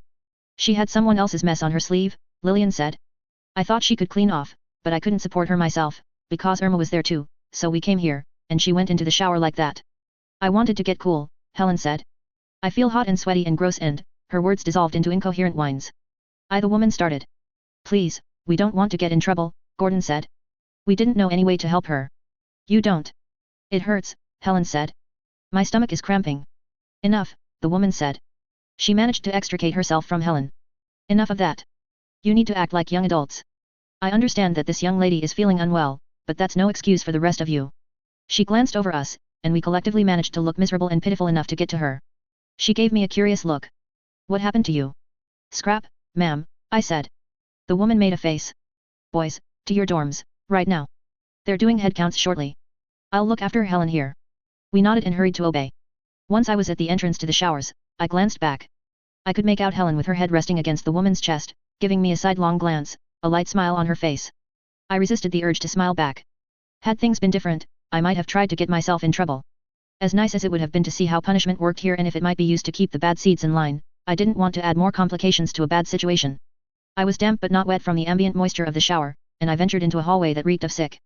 The students had been cleared out, but the air would have that bitter taste to it for weeks. Jamie, Gordon, and I all made our way down the hall. That was good, Gordon said. Being able to talk, touch base. Yeah, I said. But we're on our back foot. We know very little where it counts. They've seized the initiative. Until we turn things around, we're going to be responding, not acting. We don't have time to waste, if they can just call it quits and go murder Mom, Dad, and themselves. At which point the Academy can't keep the situation under wraps, Gordon said. What do you think, Sly? Want to slip away, see what you can do while you're staying out of sight? See if you can turn things around or get the right words to the right ears. If they're doing head counts, they'll wonder where I'm at. Depending on how things go, that wondering might reach our puppeteer. That's not a no, Jamie commented. I smiled. He has at least an idea of who we are, Gordon said. Having you lurking could scare him. Or she has an idea who we are, Jamie said. We could scare her. Gordon rolled his eyes. I'm just saying. Most teachers are female. I'm only saying this doesn't feel like a woman's work, Gordon said. Women care about kids on a deeper level. I thought of Lacey. Jamie was shaking his head. What? Nothing, Jamie said. If I try to argue, you'll win. You'll say something about the poisoner being a woman after all, and you're faster on the draw than I am, so okay. I forfeit the argument. You're right. Gordon frowned, clearly annoyed. Either way, I'm thinking we don't want to scare him. Or her, I said, adding that last bit for Jamie's benefit. I saw a slight smile on Jamie's face at that, and a slight deepening of Gordon's frown of annoyance, which was even better. If we assume our puppeteer is operating under fear right now, tying everything up and attempting to remove us before we can uncover him, or packing up and running, then we don't want to push him too far. Gordon nodded. How do we seize the initiative if you're worried? Jamie started.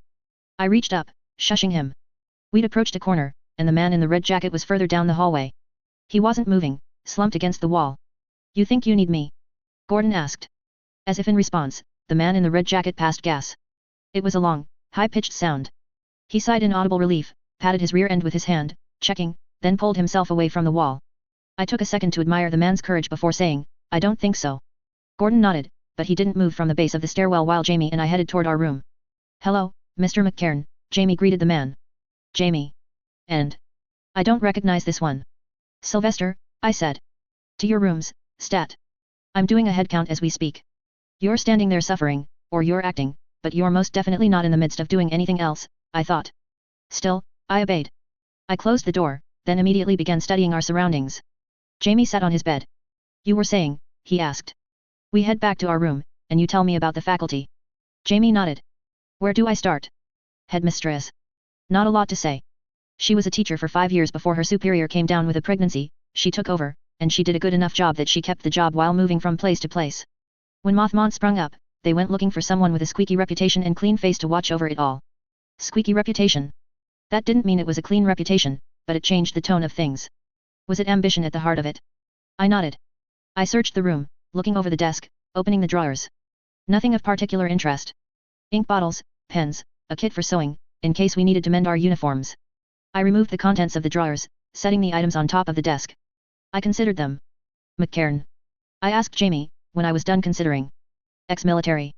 Does drills with the boys, looks over the boys' dorm. Physical education. Jamie nodded. It's all an act, I said. Is it? Yes. Dressing up, playing up the accent. They picked him because he was local, not because he was upper crust. Do you think he's a consideration? If he's picking off the powerful, maybe he doesn't like being the low man on the totem pole. I'm more likely to think he's beholden to this place than an outright enemy. Besides, how does he control the children? Who else? Second person at the table, between McCairn and the headmistress. Academy trained. I turned my attention to the chests at the foot of our beds. I opened the lid, and then tested the weight of the lid itself. Solid wood, 3 feet by 2 feet, give or take. Not academy trained, no. Returning to the desk, I claimed a pen, then set to unscrewing the hinges from the bottom portion of the chest. Who is he? Mr. Percy. He teaches the younger years. Fundamentals of academy science. But he's not academy trained. Teaches it from the books.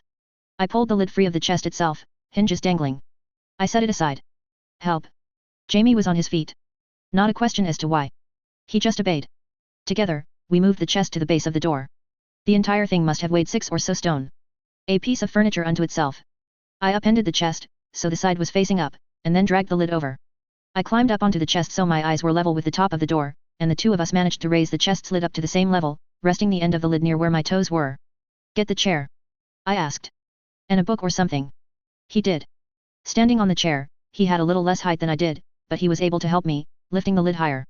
When it got too high for Jamie to really help, he used the book for extra leverage, while I used my other hand to steady it. In the process, we managed to get the entire thing up so it rested on the top of the doorframe, flush against the wall. With one hand up to keep it from falling down on top of us, I took the book from Jamie and adjusted the bend of the hinge, until it bent at a right angle. I opened the door a crack, peered through to make sure the hallway was empty, then gave the hinge a solid whack with the book. The hinge punched into the wall. Tentatively, I let go. You have the oddest sense for decorations, Jamie said. I left the screws on the corner of the bed. Ah, sure. Jamie went to fetch the screws. If he's had access to the books, he could know something. Percy. He could, Jamie agreed. But if he was this good, why wouldn't he be employed by the academy already? He'd rather be headmaster? It's weak. I nodded. Taking the first screw from Jamie, I used the pen to set it in place, just enough to be firmly in the wood, still sticking out. Strangest sense for decoration, Jamie observed. Shut up, and give me a screw, I said. Jamie obliged. It took only a minute to get the screws into place. Set randomly, as my reach allowed. Sewing kit? Jamie asked. Yeah, I said. And while I work with that, unlace your shoes. You're aware this is going to make a racket when it comes down? Jamie asked. I'm aware, I said. But Gordon was right. It makes sense for me to be out and about, except I don't like leaving you defenseless. I'm better in a brawl than you are. I frowned. Don't say that. It's true. It's depressing, because you still suck at it, I said. My worry is that they won't give you a chance to scrap with them. If the situation calls for it, this will at least give them pause. I put the first pin's point against the wood, then pressed the cover of the book against it until it stuck out. I started with the second pin. Laces done. Both shoes. Yeah, he said. He handed them to me. Lie down, get a wink or two, I said. I'll wait around until they're done the head count, then I'll disappear. You leave me a signal if it's unsafe for me to return. Jamie nodded. No plan went 100% smoothly. Sitting in the dark of the room, I could feel the lingering headache from my appointment. The lights were off, the building was almost silent, but for the sounds of people continuing to be ill. There was nothing to distract me from my own pain. The shoelaces hung limp in my hand. With my own shoelaces attached, they strung up to the board I'd fixed above the wall. It bristled with collected screws, needles, broken pen tips, and a few choice pieces of glass. The limited length of the shoelaces had meant I'd had to sit on the corner of Jamie's bed or the chair, and even though sitting on the bed meant getting periodically kicked as Jamie tossed and turned under his covers, it was far more comfortable than the hard wooden chair. I didn't mind the company, even if the company was asleep. My trap here wouldn't kill, but killing wasn't the aim. Couldn't interrogate the dead.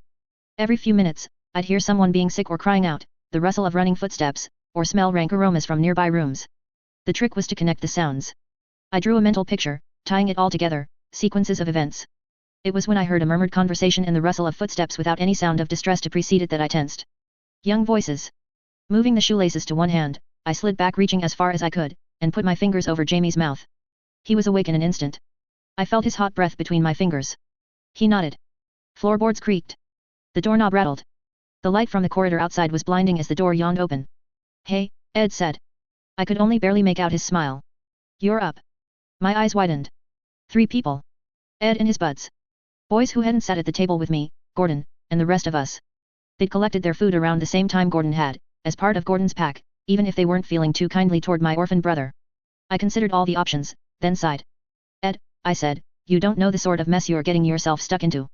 He approached me, and I felt a kind of resignation as I let the shoelace slip from my slack fingers. "SY," Jamie said. "Shut it," Ed said. "Stay put, don't make a fuss. Our business is with SY.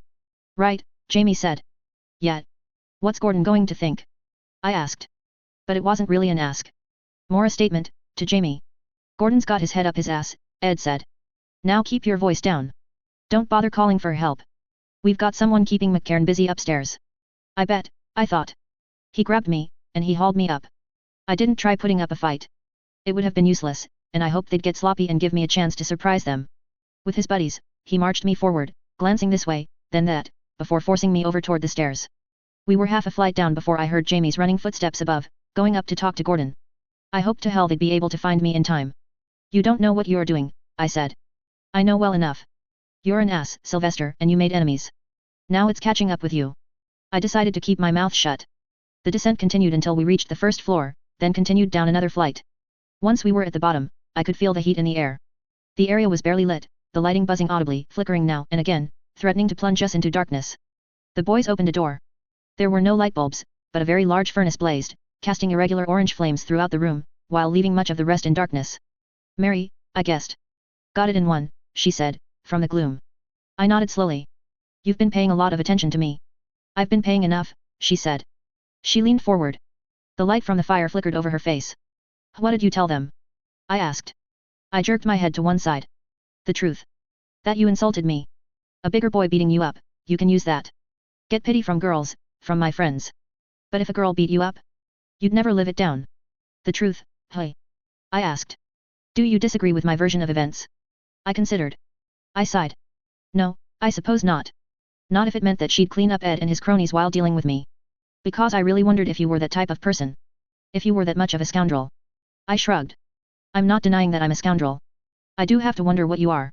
That, Sylvester, would be telling, Mary said. Are you going to start fighting yet? Ed asked. The little ass gets a whooping from me, and goes straight back to cozying up to your friends, disrespecting them, disrespecting you. I want to hear a proper apology from his lips.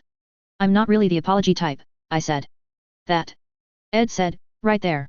I want you to make it so I never have to hear him say anything like that ever again. Not until you're gone, Mary said. Hey? I want to see. A girl has her modesty, Mary said. That's bull, Ed said. We went out after curfew and brought him here.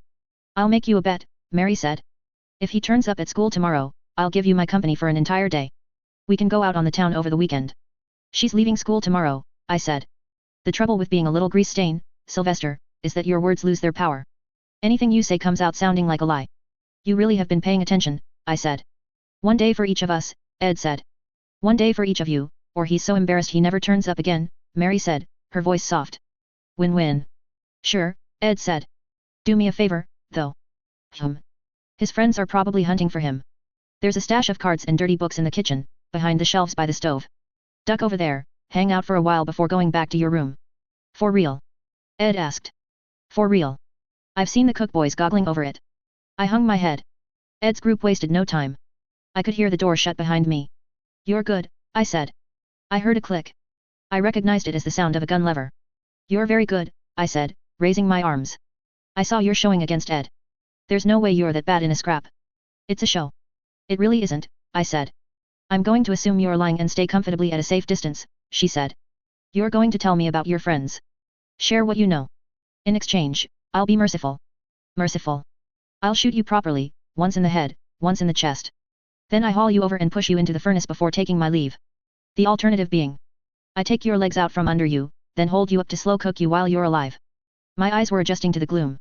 I could see the look in her eyes. She totally would. I exhaled slowly. Okay. Good boy. Taking Route 1.7. Catch, Mary said. Something flew at me. I couldn't see it in the darkness, and it bounced off the door by my head. I figured out where it had bounced off to and collected it. I felt it rather than looking at it. A key. Without turning around, lock the door. If it opens or if you try anything funny, I shoot. I did as instructed. That was a little too fast, she said. Stand with your back to the door.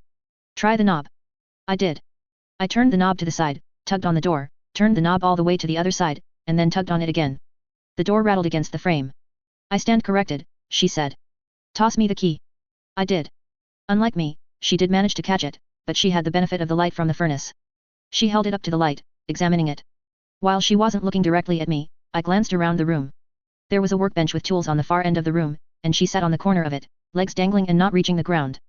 She wasn't wearing her uniform, but a sweater, cloak and hood, and a skirt with stockings and boots. The gun was in her lap, pointed at me, and other weapons sat within arm's reach. A hatchet, hammer, and the knife she probably planned to use if it came down to it. By contrast, there was nothing of substance near me. I was uncomfortably close to the furnace, but the door didn't quite face me, so I got the heat without the benefit of the light that streaked across the room in lines. The space around the furnace was kept clear, so fire wouldn't catch. A coal-operated monstrosity of a thing. There was a pile of the fuel in the corner, a sliding door on the chute where the coal was deposited. We'd voiced our suspicions aloud, that they would strike at us and then disappear to finish their missions. I had a sense of what her escape route was. I started to slide to the floor. What are you doing? She asked. Stop. I stopped halfway, legs bent, back flat against the door. I was sitting down, I said. I don't trust anything you do. Certainly not this, she told me. The way she phrased certainly was good. Very proper, enunciated like a girl raised by the best teachers. You've made it clear that I'm going to die, I said, holding my position. I didn't expect it this soon, but I've always figured it was going to happen. If there's a chance I get to die sitting down, just after an interesting conversation, I consider it a pretty good end. She moved her head, and the light from the fire danced across her face with emotion. This isn't a conversation. It's an interrogation. Now I'm the one who stands corrected. I thought I saw her expression change. A frown. Had she caught me mirroring her? Was she aware of what mirroring was? May I sit? I asked. Feet apart, hands where I can see them, she said. I obeyed on both fronts, but I didn't drop to the floor. But can I sit? That was implied. With your back to the door, please. Implications are dangerous when you have a pistol pointed at you, I said. I slid the rest of the way down, keeping my hands up. I rested my wrists on my knees, palms toward her, fingers spread. I took a second, rolling my shoulders. She didn't say or do anything. She remained in the shadows. I'm stiff, I commented. I just spent 3 hours or so sitting on the end of a bed. I had a trap rigged, was going to pull it down on top of anyone who came in through the door. Except it turned out to be Ed. He was in one piece, Mary observed. For the same reason I didn't tell him what you really were. Doesn't serve a point, only gets him killed. If it works somehow, I'm still up shit creek. Cat out of the bag.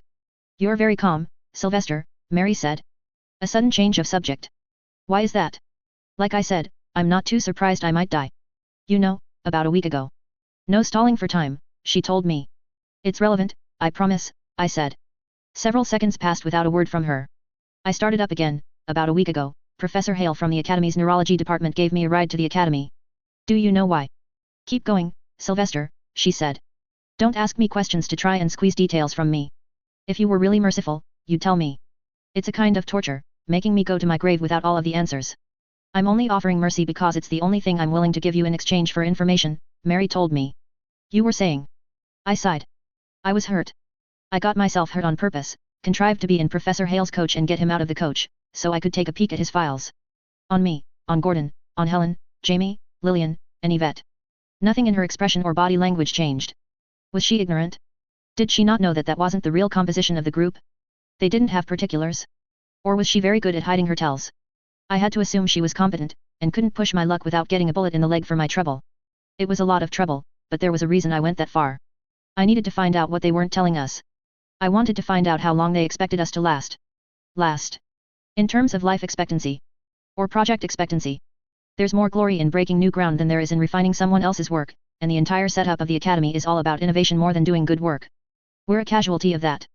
You and the others, Mary said. We, Mary, I said. I angled my head down until the angle of the light from the fire was enough to be especially bright in my eyes. I couldn't see Mary as well, but I knew that she'd see the reflection. You too. We're not talking about me, she said. Go on. I moved my head back, shrugging. Most of us weren't going to live to see 20. Barring outside intervention. My hands moved to indicate her, the outside intervention in question. My concern isn't with your life expectancy. I know exactly when you are going to die. I haven't even told the others the numbers, I said. Promised Gordon I would fill him in later, but the opportunity never came up. How do you tell someone? Sylvester, Mary said, unamused. Okay. Okay. New projects. You know how the departments portioned out cash for various measures? We got funding as a special project. Got it better than some. 6 individual cases, each managed with an entirely different approach. If you want to know what you're up against, that's it. I don't like Professor Hale, but he gave us money, and he tried for the gamble. Longer-term approach than some of the other special projects, and with less than 20 years before most of us expire, that's saying something. Details. I shrugged. There are some big names on the other projects. Do you know Dr. Ibot? Of course you know Ibot. Details about you, and your group. Please don't test me, Sylvester. Hale has been fighting to keep his department afloat, while others get regular injections of cash to keep innovating. He gets a lot of criticism because in this age of innovation and immediate results, we're taking too long to show anything demonstrable. Their word, demonstrable. If you pronounce it right, you could fit monster in there. I smiled, while Mary didn't look amused in the slightest. We're meant to develop into something monstrous over time. Most of us. Each member of the group with a role, a defined identity, and a specific set of skills, crafted using entirely different means. What you're dealing with, we're good, but we're not there yet. Defined identities, Mary echoed me. You called yourself a villain, back in the dining room. I'm the black sheep, or the black lamb, Mary. Gordon is the multi-talented hero, Helen the actress, Jamie the bookworm and record keeper, Yvette is the problem solver who steps out from the background to deliver answer and solution in one fell stroke, and Lillian is a student on the verge of becoming the teacher, eventually to become master, surpassing professors in her mastery of the Academy science. Me? I'm only the bastard. Were the sharp contrasts between light and shadow playing tricks on my eyes, or had Mary's expression changed? Sorry, Yvette. I hope it's some consolation that you're here with us in this sense, if nothing else. A phantom enemy they have no details on. It was smart of you to come after me first. Go for the weak link. That's a good instinct you have. Something tells me you aren't a weak link, Sylvester. I shrugged. We're opposites, aren't we? Opposites. I'm supposed to cover the gaps for the others. You're very specialized. You were prepared for one task. Anything else is peripheral. I'm built to be part of a composite whole. You've got the boys, but you don't have them. There's no support. You're among kindred but you're alone. My eyes were adjusting to the gloom. I could see how she wasn't moving. Both hands held the pistol. She didn't move a hair. Only the licks of fire from the furnace illuminated anything. You don't know me, she said. This far into our dialogue, I had a sense of her. Before, I might have had to guess. Now I was suspicious that this was a willful lack of movement. She was trying very hard not to give me anything. I shrugged. I know more than you think. You don't trust your, should I call them fellow experiments? I think you are taking your own experiences and transplanting your experiences onto me. Do you? If you think I don't trust the others with my life, you couldn't be more wrong, I said. I clenched my hands, kneading the upper palms with my fingers to crack them, knowing full well that she was on the alert, that it would distract and force her to divide her focus between watching and listening. You, on the other hand, are paranoid. Exceedingly careful. Locking the door, taking the extra measures you are, keeping more than enough weapons in arm's reach. You made the boys a part of your plan, but you don't trust them to have your back. You keep saying that. The boys. I know you're trying to make me let something slip. Keep trying and... Bull, I cut her off. You want to know how we operate? This is part of it. Every single thing you do, even this. We can use it. We can pick it apart and unravel it. Every action you take, you tip your hand in one way or another. There's no other girl. The boys were a group. Ed said they were distracting whoever was walking the halls. They, plural. Ed's friends, you mean? I shook my head. Ed and his closest buddies didn't sit with us at dinner. The rest like Gordon enough they wouldn't pull something like that. It was your fellow experiments. The boys. They operate as a group. But while they shared the task of distracting the man, you have nobody else with you. Dealing with unknown quantities, you could have had another girl there with you, standing in the shadow, ready to use the same escape route. I gestured toward the closed chute beside her. You showed yourself, acting the individual, taking point. You showed off while doing it, that line about enjoying our meals. That tells me you did it voluntarily, to stand out. There's no other girl in this narrative. You stand alone, Mary Elizabeth Coburn, and you know it. She looked down at the gun. I feel like shooting you now. That reminds me, just in case you feel like shooting me all of a sudden. When you do it, can you do me a favor? Shoot me in the heart. She looked up at me. I always thought my head would be what went first. I'd kind of like to stick it to fate. Not knowing what you are, I'm not sure I'm willing to risk it. For all I know, you're a human they grew in a jar. I'm real. Woman-born, I said. An adjustment made after the fact, so my head works in a slightly different way. A shot to the heart will kill me. But maybe one to the heart, watch me die, then finish me off with one to the head? As one experiment to another, it would be very much appreciated. You're a fatalistic little shit, aren't you? That's really not an act, hey. I said we were opposites, before. Even our positions here make for a pretty good contrast. You up high, armed to the teeth. Me down below. Roasting. My weakness is my head. Yours. It strikes me, she said, interrupting me, affecting an arch tone of surprise, that I'm sitting here, and it truly feels like I'm the one being interrogated. For the past minute or two we've barely talked about you in any meaningful capacity. That was the kind of epiphany that was punctuated by the pull of a trigger. I'd hoped to lead into it more, but... If I were him, I would have told you that you were special, I said. She didn't pull the trigger. You don't have to say anything, I said. I even dropped my head down to look at the floor, so she didn't have to worry about me studying her in the darkness. I'm just going to talk out loud. You're alone. You're smart enough and you have free rein enough that you have to know what happened to your predecessors. Word gets around a school like this, and you've shown you can connect the dots. I continued, that leaves a question. How does he keep you in line? How does he convince you that you're safe, that you won't go the same way the others did? My line of thinking is that he tells you that out of all the tries, you worked. This on top of whatever story he's concocted, that he's equipped you to kill your parents and that nobody will suspect you, the orphan. You'll get the inheritance and everything ends happily ever after. Still no bullet. You believed him. You still do, because you have no other choice but to face the grim reality. That your lifespan is measured in hours. He tells you to do what you can to deal with us, as discreetly as possible, and then go deal with your parents. The emetics would be his idea, but this thing with getting me in this room and having the furnace going, it's all very well done, you put effort into it. You'll put effort into dealing with your parents. I paused.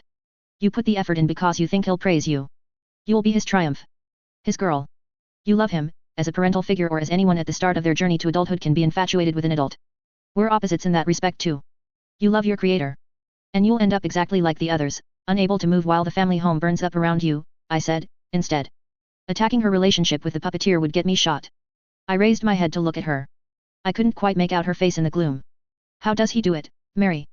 I thought I didn't have to say anything, she said. Her words were empty of inflection, like Helen's sometimes was. I got it wrong? I'm trying to help you, you stupid little twit. I said, clenching my hands again. He did something to make you sharper, to put ideas in your head, so that you'd walk the path he drew out in front of you. I want to know so I can stop you from walking off the cliff that's waiting at the end. You seem to be forgetting something, Sylvester, she said. She hopped down from the edge of the workbench, and used a free hand to smooth out her dress and fix her cloak at the shoulder, the pistol never leaving me. Did you think that if you kept saying, oh, I'm going to die, you're going to kill me like it didn't matter, getting me to let my guard down, that you could turn it around?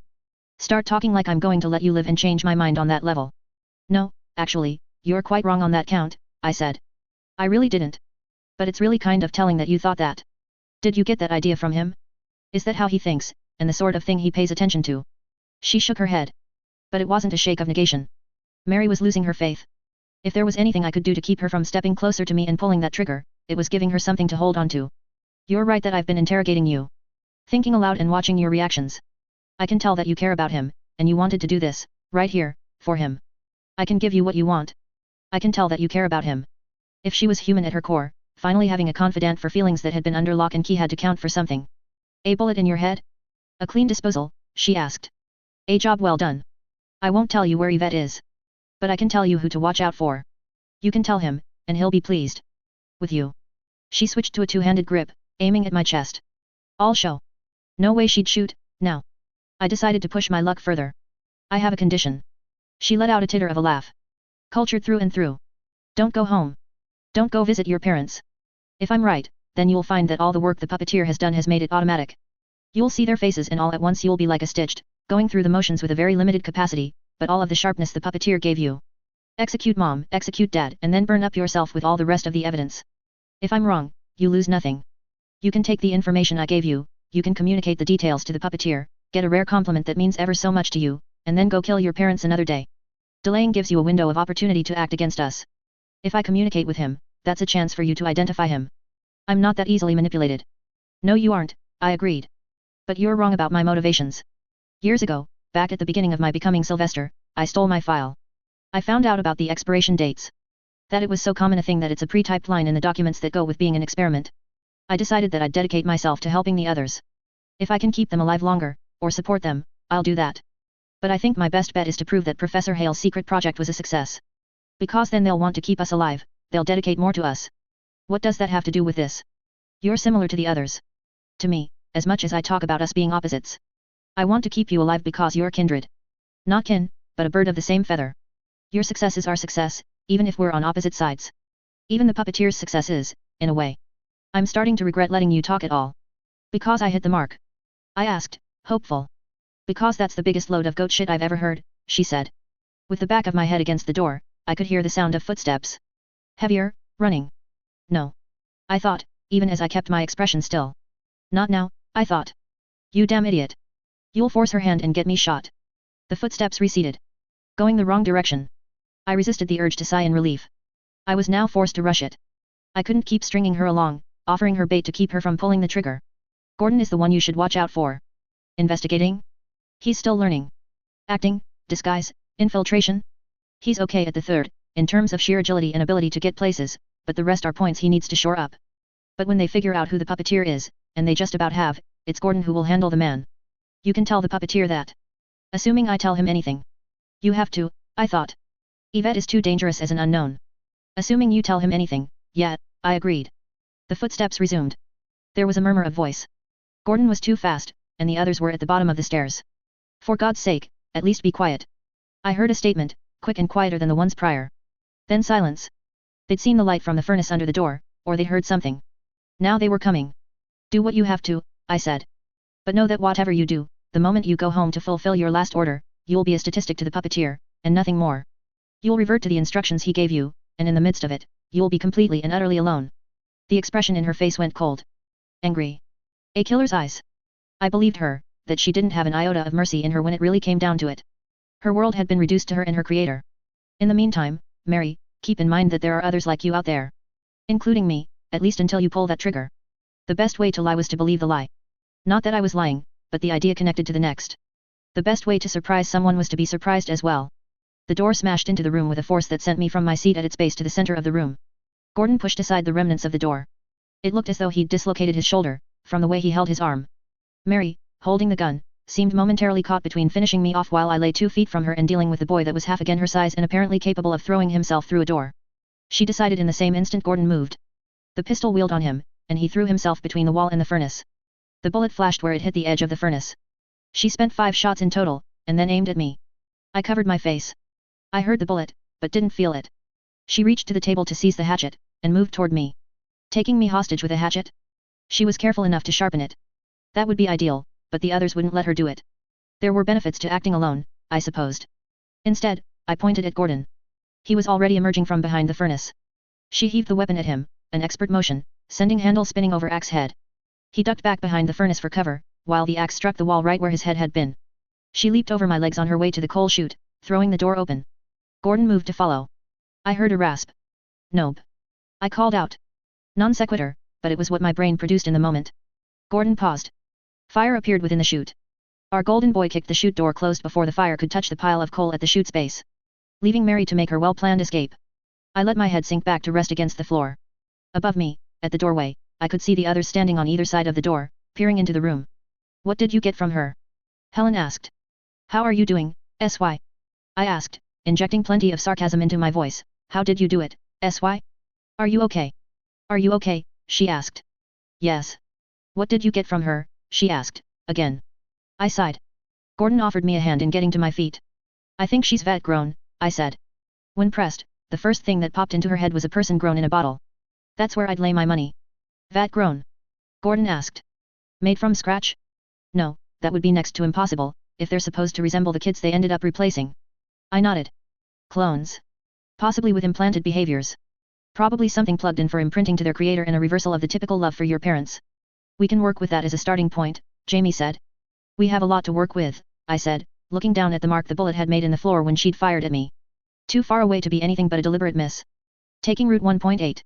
You're bleeding, Lillian noted, touching my chin. Someone shoved a door into me, I said, glancing back at Gordon. You're welcome, Gordon said. Thank you, I said. I appreciate the rescue. The sentiment, anyway. Now it was his turn to shoot me a look. I was going to say something, but Lillian grabbed my chin, lifting it up. She patted at it with a pad that smelled like something burnt. We almost missed you, Jamie said. We went to the yard, then we were going to split up from there. I didn't think you'd be straight down from the dorm room. I saw the smoke at the chimney, Gordon said. I thought it was the kitchen, but Jamie knew the layout better than I did, and we found our way down here. Good as my memory might be, I'm not in top form when I've just woken up. We went to the wrong end of the hall. There are multiple furnaces for different sections of the building. Slow to get things moving, I thought. I feel terrible I almost fucked up, Jamie said. It would have been better to follow you first, then gone to get Gordon. They would have seen you and adjusted the plan, I said. This would have gone worse if it was the two of us instead of just me. How's that? Gordon asked. She could have hurt Jamie to pressure me, or done it the other way around. Being alone, I could build a rapport. You could have gotten shot, Jamie said. When push came to shove, she missed. I think there was a reason she missed. More than her being pressed for time. Jamie asked. I nodded. She's been imprinted with set behaviors, but she's still human, with hopes and fears. Right now, she's uncertain, very possibly more than she's ever been in her whole life. Her creator more or less had a monopoly on how she behaved. Grow a child in a vat, imprint them with behaviors that fit the grand plan, stick them in school to surround them with people to mimic and model themselves after, step in now and again to reinforce, shape behavior and train. I'm the first real challenge to her reality. I've got her questioning things. You make me question my reality, Gordon said. Haha, I said. Lillian examined my hands, turning them face up. She had to squint to see, but she put the powder on the bases of my palms, where I'd scuffed them on the floor during my fall. What's the next step? Jamie asked. Size call, Gordon said. I gave her ideas and things to worry about. I don't think she's going to check in with her compatriots here. It would increase the chance of running into us a second time. You don't think she's confident about their abilities? Gordon asked. She threw that hatchet like a pro. She's confident in her abilities. But that's not where I hit her. It's called dissonance. You believe one thing deeply enough that it's central to your identity. Then something, me, steps in to challenge that belief. It's a hell of a leap of faith to go from believing something and understanding how much of the world works, to saying I don't know.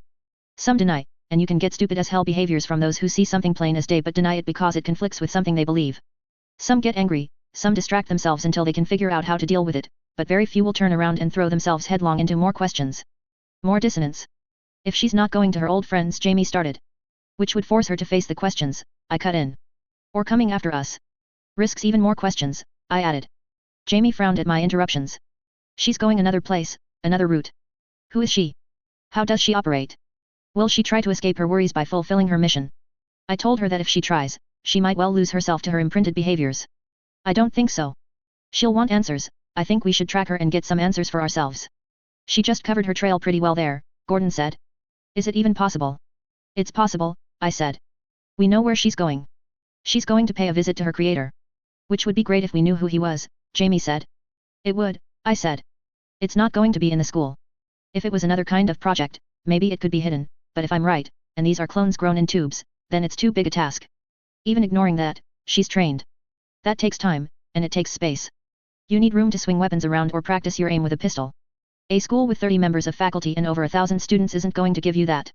Off campus, can't be too far away, Jamie said. How often would this training happen? Training, instructions, shaping behavior, Gordon said. I'd guess once a week? Can't say. If they are vat grown, Helen said, then they'd need training on other fronts.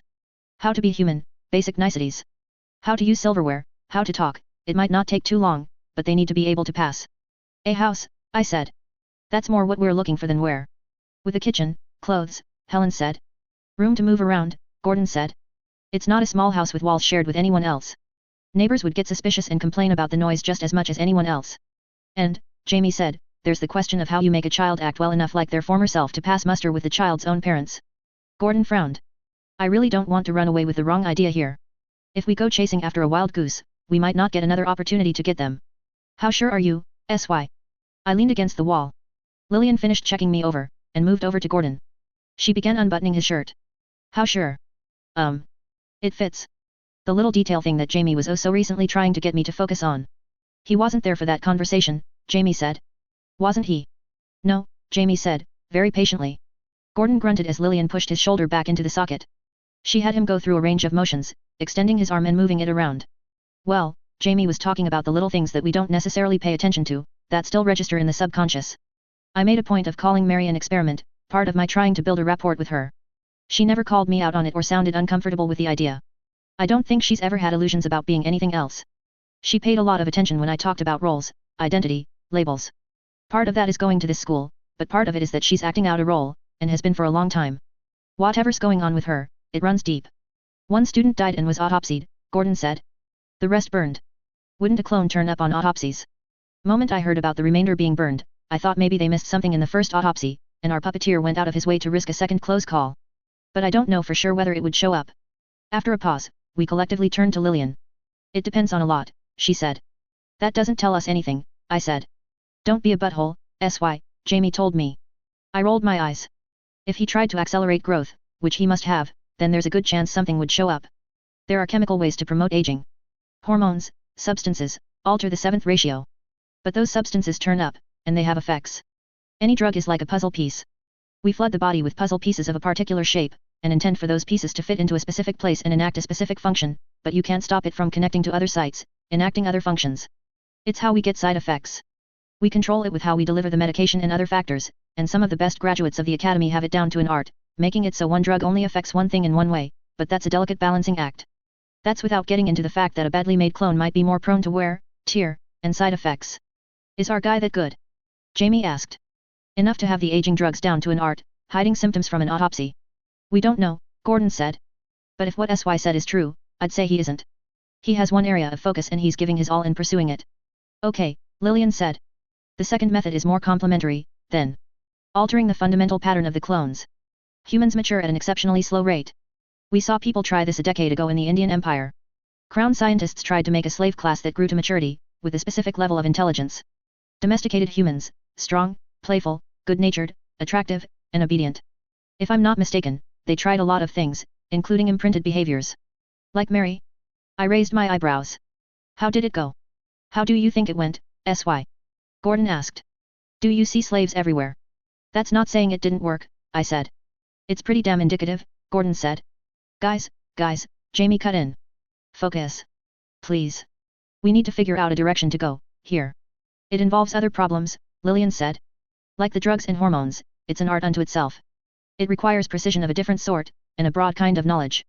There's prior work to draw on, other projects that tried similar things, but there would be signs of the attempt that would crop up in an autopsy, unless the work was perfect.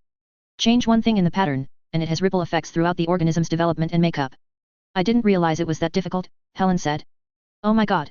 It really is, Lillian said, eyes wide, the incredulity she wasn't voicing clear in her expression. Again, if our puppeteer was that good, why the hell isn't he already employed by the Academy and earning a small fortune for his talents? Gordon asked. A rhetorical question. Many of us were nodding. Got any more suggestions, Lillian? Jamie asked. Because this is good. Very useful. But I don't think it's screaming this is our guy. For accelerating aging? Those would be the best routes, Lillian said. There are others, but I think I'd be wasting our time.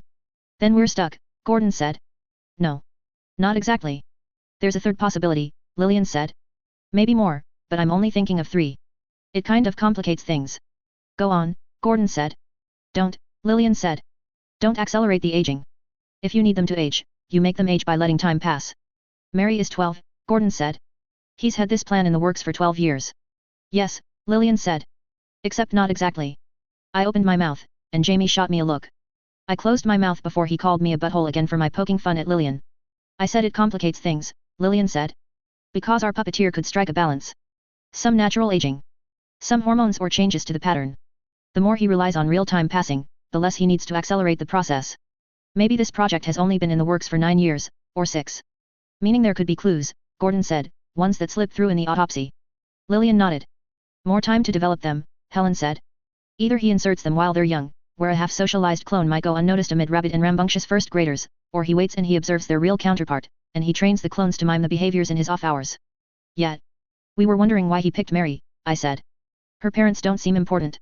But if this project has been in the works for a while, maybe we should be looking at who they were, Gordon finished for me. Or who they were supposed to become. Our puppeteer was taking stabs in the dark, this could be a stab that missed. I can look into that end of things, given time, Jamie said. We might not have a lot of time, but go for it, I said. After you direct me to wherever student records are stored. By the front entrance. Below the front office. Good, I said. Great. I'm going. It's better if I'm not here. Assuming Mary hasn't communicated anything to her fellow clones, they'll assume I'm dead.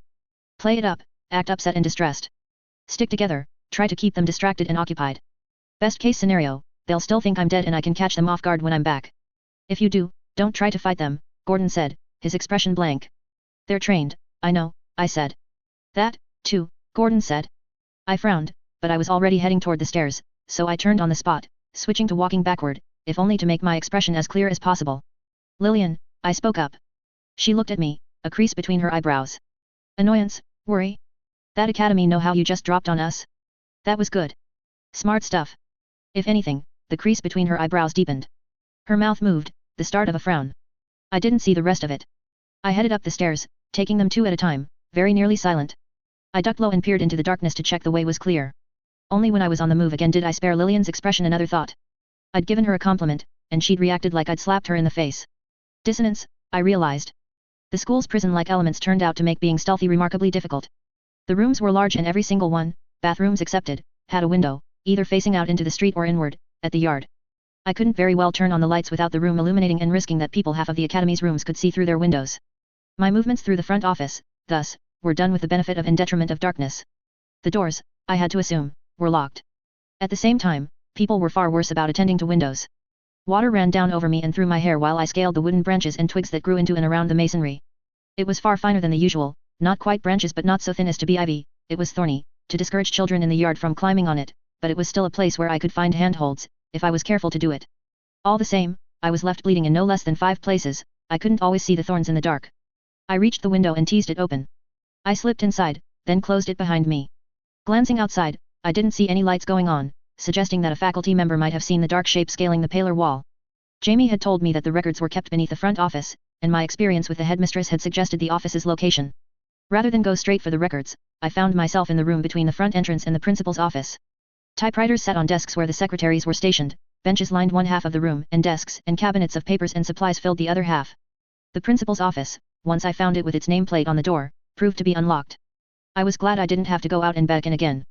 The interior of her office had a desk and chair, cabinets, some pictures meant to impress parents more than please herself or her students. There were prominent faces I couldn't name depicted on the wall. Graduates of academies.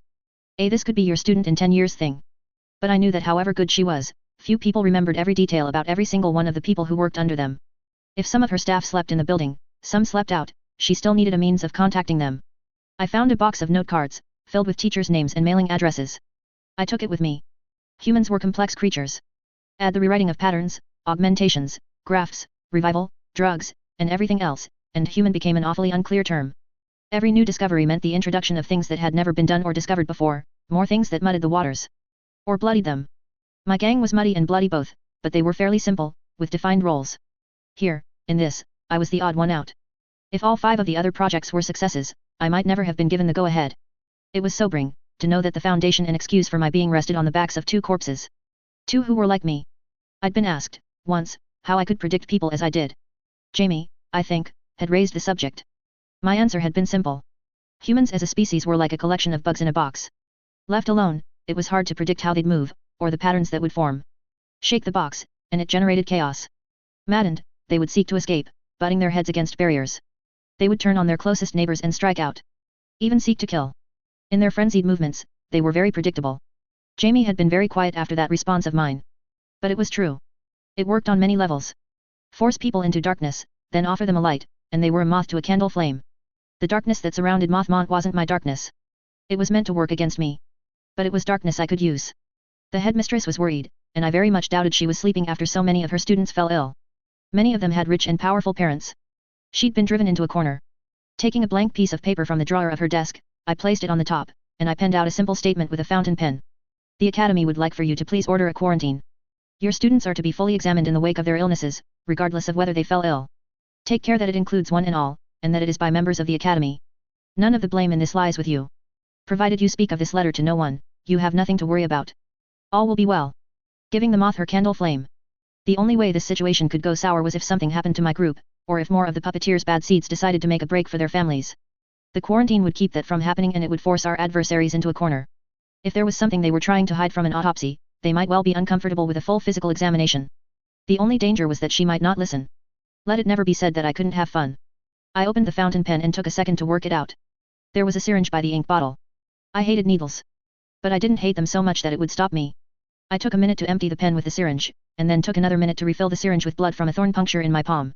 I penned out an illegible signature in blood. Let her think about that. I locked the door, then locked all but one of the windows. Removing a shoe to wipe at the drips of water on the floor, retreating while I covered my tracks, I found my way to the remaining window and drew out a bit of thread from my sleeve and cut it with a letter opener, which I pocketed. I carefully looped it around the latch end, leaving more than enough slack. There was a good foot between my hand and the loop that sat around the latch's arm. Only tension keeping things from falling to mess and disaster. Pointing up, the latch was unlocked. A simple turn meant it fit into a waiting cradle, and resisted attempts to open the window. I climbed out of the window, then eased the window shut. Pulling on the thread with the knot, I worked the latch down, until it sat in the cradle. I pulled on one end of the thread, and worked it out of the gap in the window. There. Let her wonder who at the Academy would be leaving her a message signed in blood, in a room with all means of entrance and egress properly locked and sealed. Hopefully while she was wondering she wouldn't be telling herself she couldn't risk the quarantine. I headed down one floor, sticking myself with a few more thorns on the way. I was thoroughly soaked by the time I reached the set of windows on the ground floor. The letter opener slid between windows to lift a latch. I let myself into the records room. The benefits of an organization being as hoity-toity as Mothmont were that they kept good records. I had what I needed in 2 minutes. Mary Coburn. I tucked it into my waistband behind my back, and pulled my shirt down to cover it. I exited through a window opposite the one I'd entered, stepping out onto the street beyond Mothmont. The rain poured down on me and the note cards. I didn't care. She had them categorized. Staff was a category. Of that staff, 2/3 were women. I found myself fumbling through the cards that remained, wishing Jamie were around. Jamie would know the names of streets better than I did, even in an unfamiliar end of town. Still, we knew they were close. If these students were paying regular visits, they had to be slipping away in the evenings, or when others were making their special visits to the Academy. House, I thought. I placed 2 cards back in the box when the addresses suggested apartments. Another card, McCairn's, proved to be too far away. Poor bastard probably had to travel a ways every morning and night. Unless he was staying at the Academy like he had tonight. Either way, I felt confident in ruling him out. Richards, Harper, Mason, Kelly, Caldwell, Percy, and Blankenship. I moved at a quick pace through the rain, favoring the parts of the street where the lamplight didn't shine. The only soul who saw me was a large man that was walking a near-empty cart of bodies through the streets, ringing a bell with a low tone. Coin for bodies. The area here was too nice for it to be lucrative, compared to areas closer to the orphanage where people couldn't pay their way out of being sick. I guessed he probably only did a walk around once a month or once every few weeks. Often only at night, because of the reactions the wagons drew in public. If our puppeteer wasn't entirely alone, there could well be a few adventurous sorts who might do the reverse transaction, lightening the wagon. I considered for a second, then caught up with him. It was so very human of him to be startled by my sudden, quiet appearance. I thought for a second he might have messed himself, but the smell came from one of the bodies. He seemed immune to the smell. He wore a heavy rain cloak that trailed down all the way to his calves, and was thin, with lanky hair suggesting he perhaps didn't eat most nights. Maybe he was doing his rounds here because others had edged him out of another territory. Has any one person delivered a number of children your way? I asked. Children. He frowned. Boys and girls, about my age, or a little younger. Dunno, he said. I badly wished I had some coins to spare. These street names, I said. I held up cards, pointing. Where are these? He gave me some quick directions. Any with big houses? He shrugged. Most. Why? Work with me, I'll make it worth your while. He scoffed. I remained still and silent, hoping that he might come around if I was serious enough. He didn't. At the end of the day, I was only a child, half drowned in the heavy rain. Out of my way if you don't want to get run over, he said. I stepped closer, and I stuck the letter opener into his crotch. Not hard enough to pierce anything, but enough to let him know there was a point to it. I didn't say or do anything. I remained where I was, a blade held close to a part no man wanted to lose. I waited, once more, not moving or making a noise, hoping he would come around this time. My hand went up, holding the soaked cards with their running ink. He caught my wrist, and for a second I thought he had me. I pushed the point a little deeper, and his entire pelvis moved back. I was careful to keep the blade in place. I suspected the point might have hooked on a tag of skin, incentivizing him to stay right where he was. There was a growl to his voice as he said, "Trellis is closest further down that way. Then Yarrow, a little to the right, then in same direction, then Olds which is a hard right. You'll see the other two streets if you stick to Olds. Biggest houses on Yarrow." I nodded, "Let go of me, now." He did. I twisted away, withdrawing my letter opener, and splashed off into the rain. Trellis was dark. The buildings looked more like apartments than anything else. Yarrow was where I found my prize. Mr. Percy's residence. The lights weren't on, but there was a candle flame on the second floor, and as ever, the branches were inviting in how they offered me places for my hands and feet. I got as close as I could to the window where I'd spied the candle flame, where it rose from a steeply sloping roof, and I listened. The boys. Mary's voice rose at the end, a question. There we go, I thought. And she was using the words I'd given her, using my labels. I sat back and listened. Taking route 1.9. Mary, I won't talk to you while you're being like this. I'm scared. I've never been scared. And you're not answering my questions, which, Mary, isn't making me feel any better.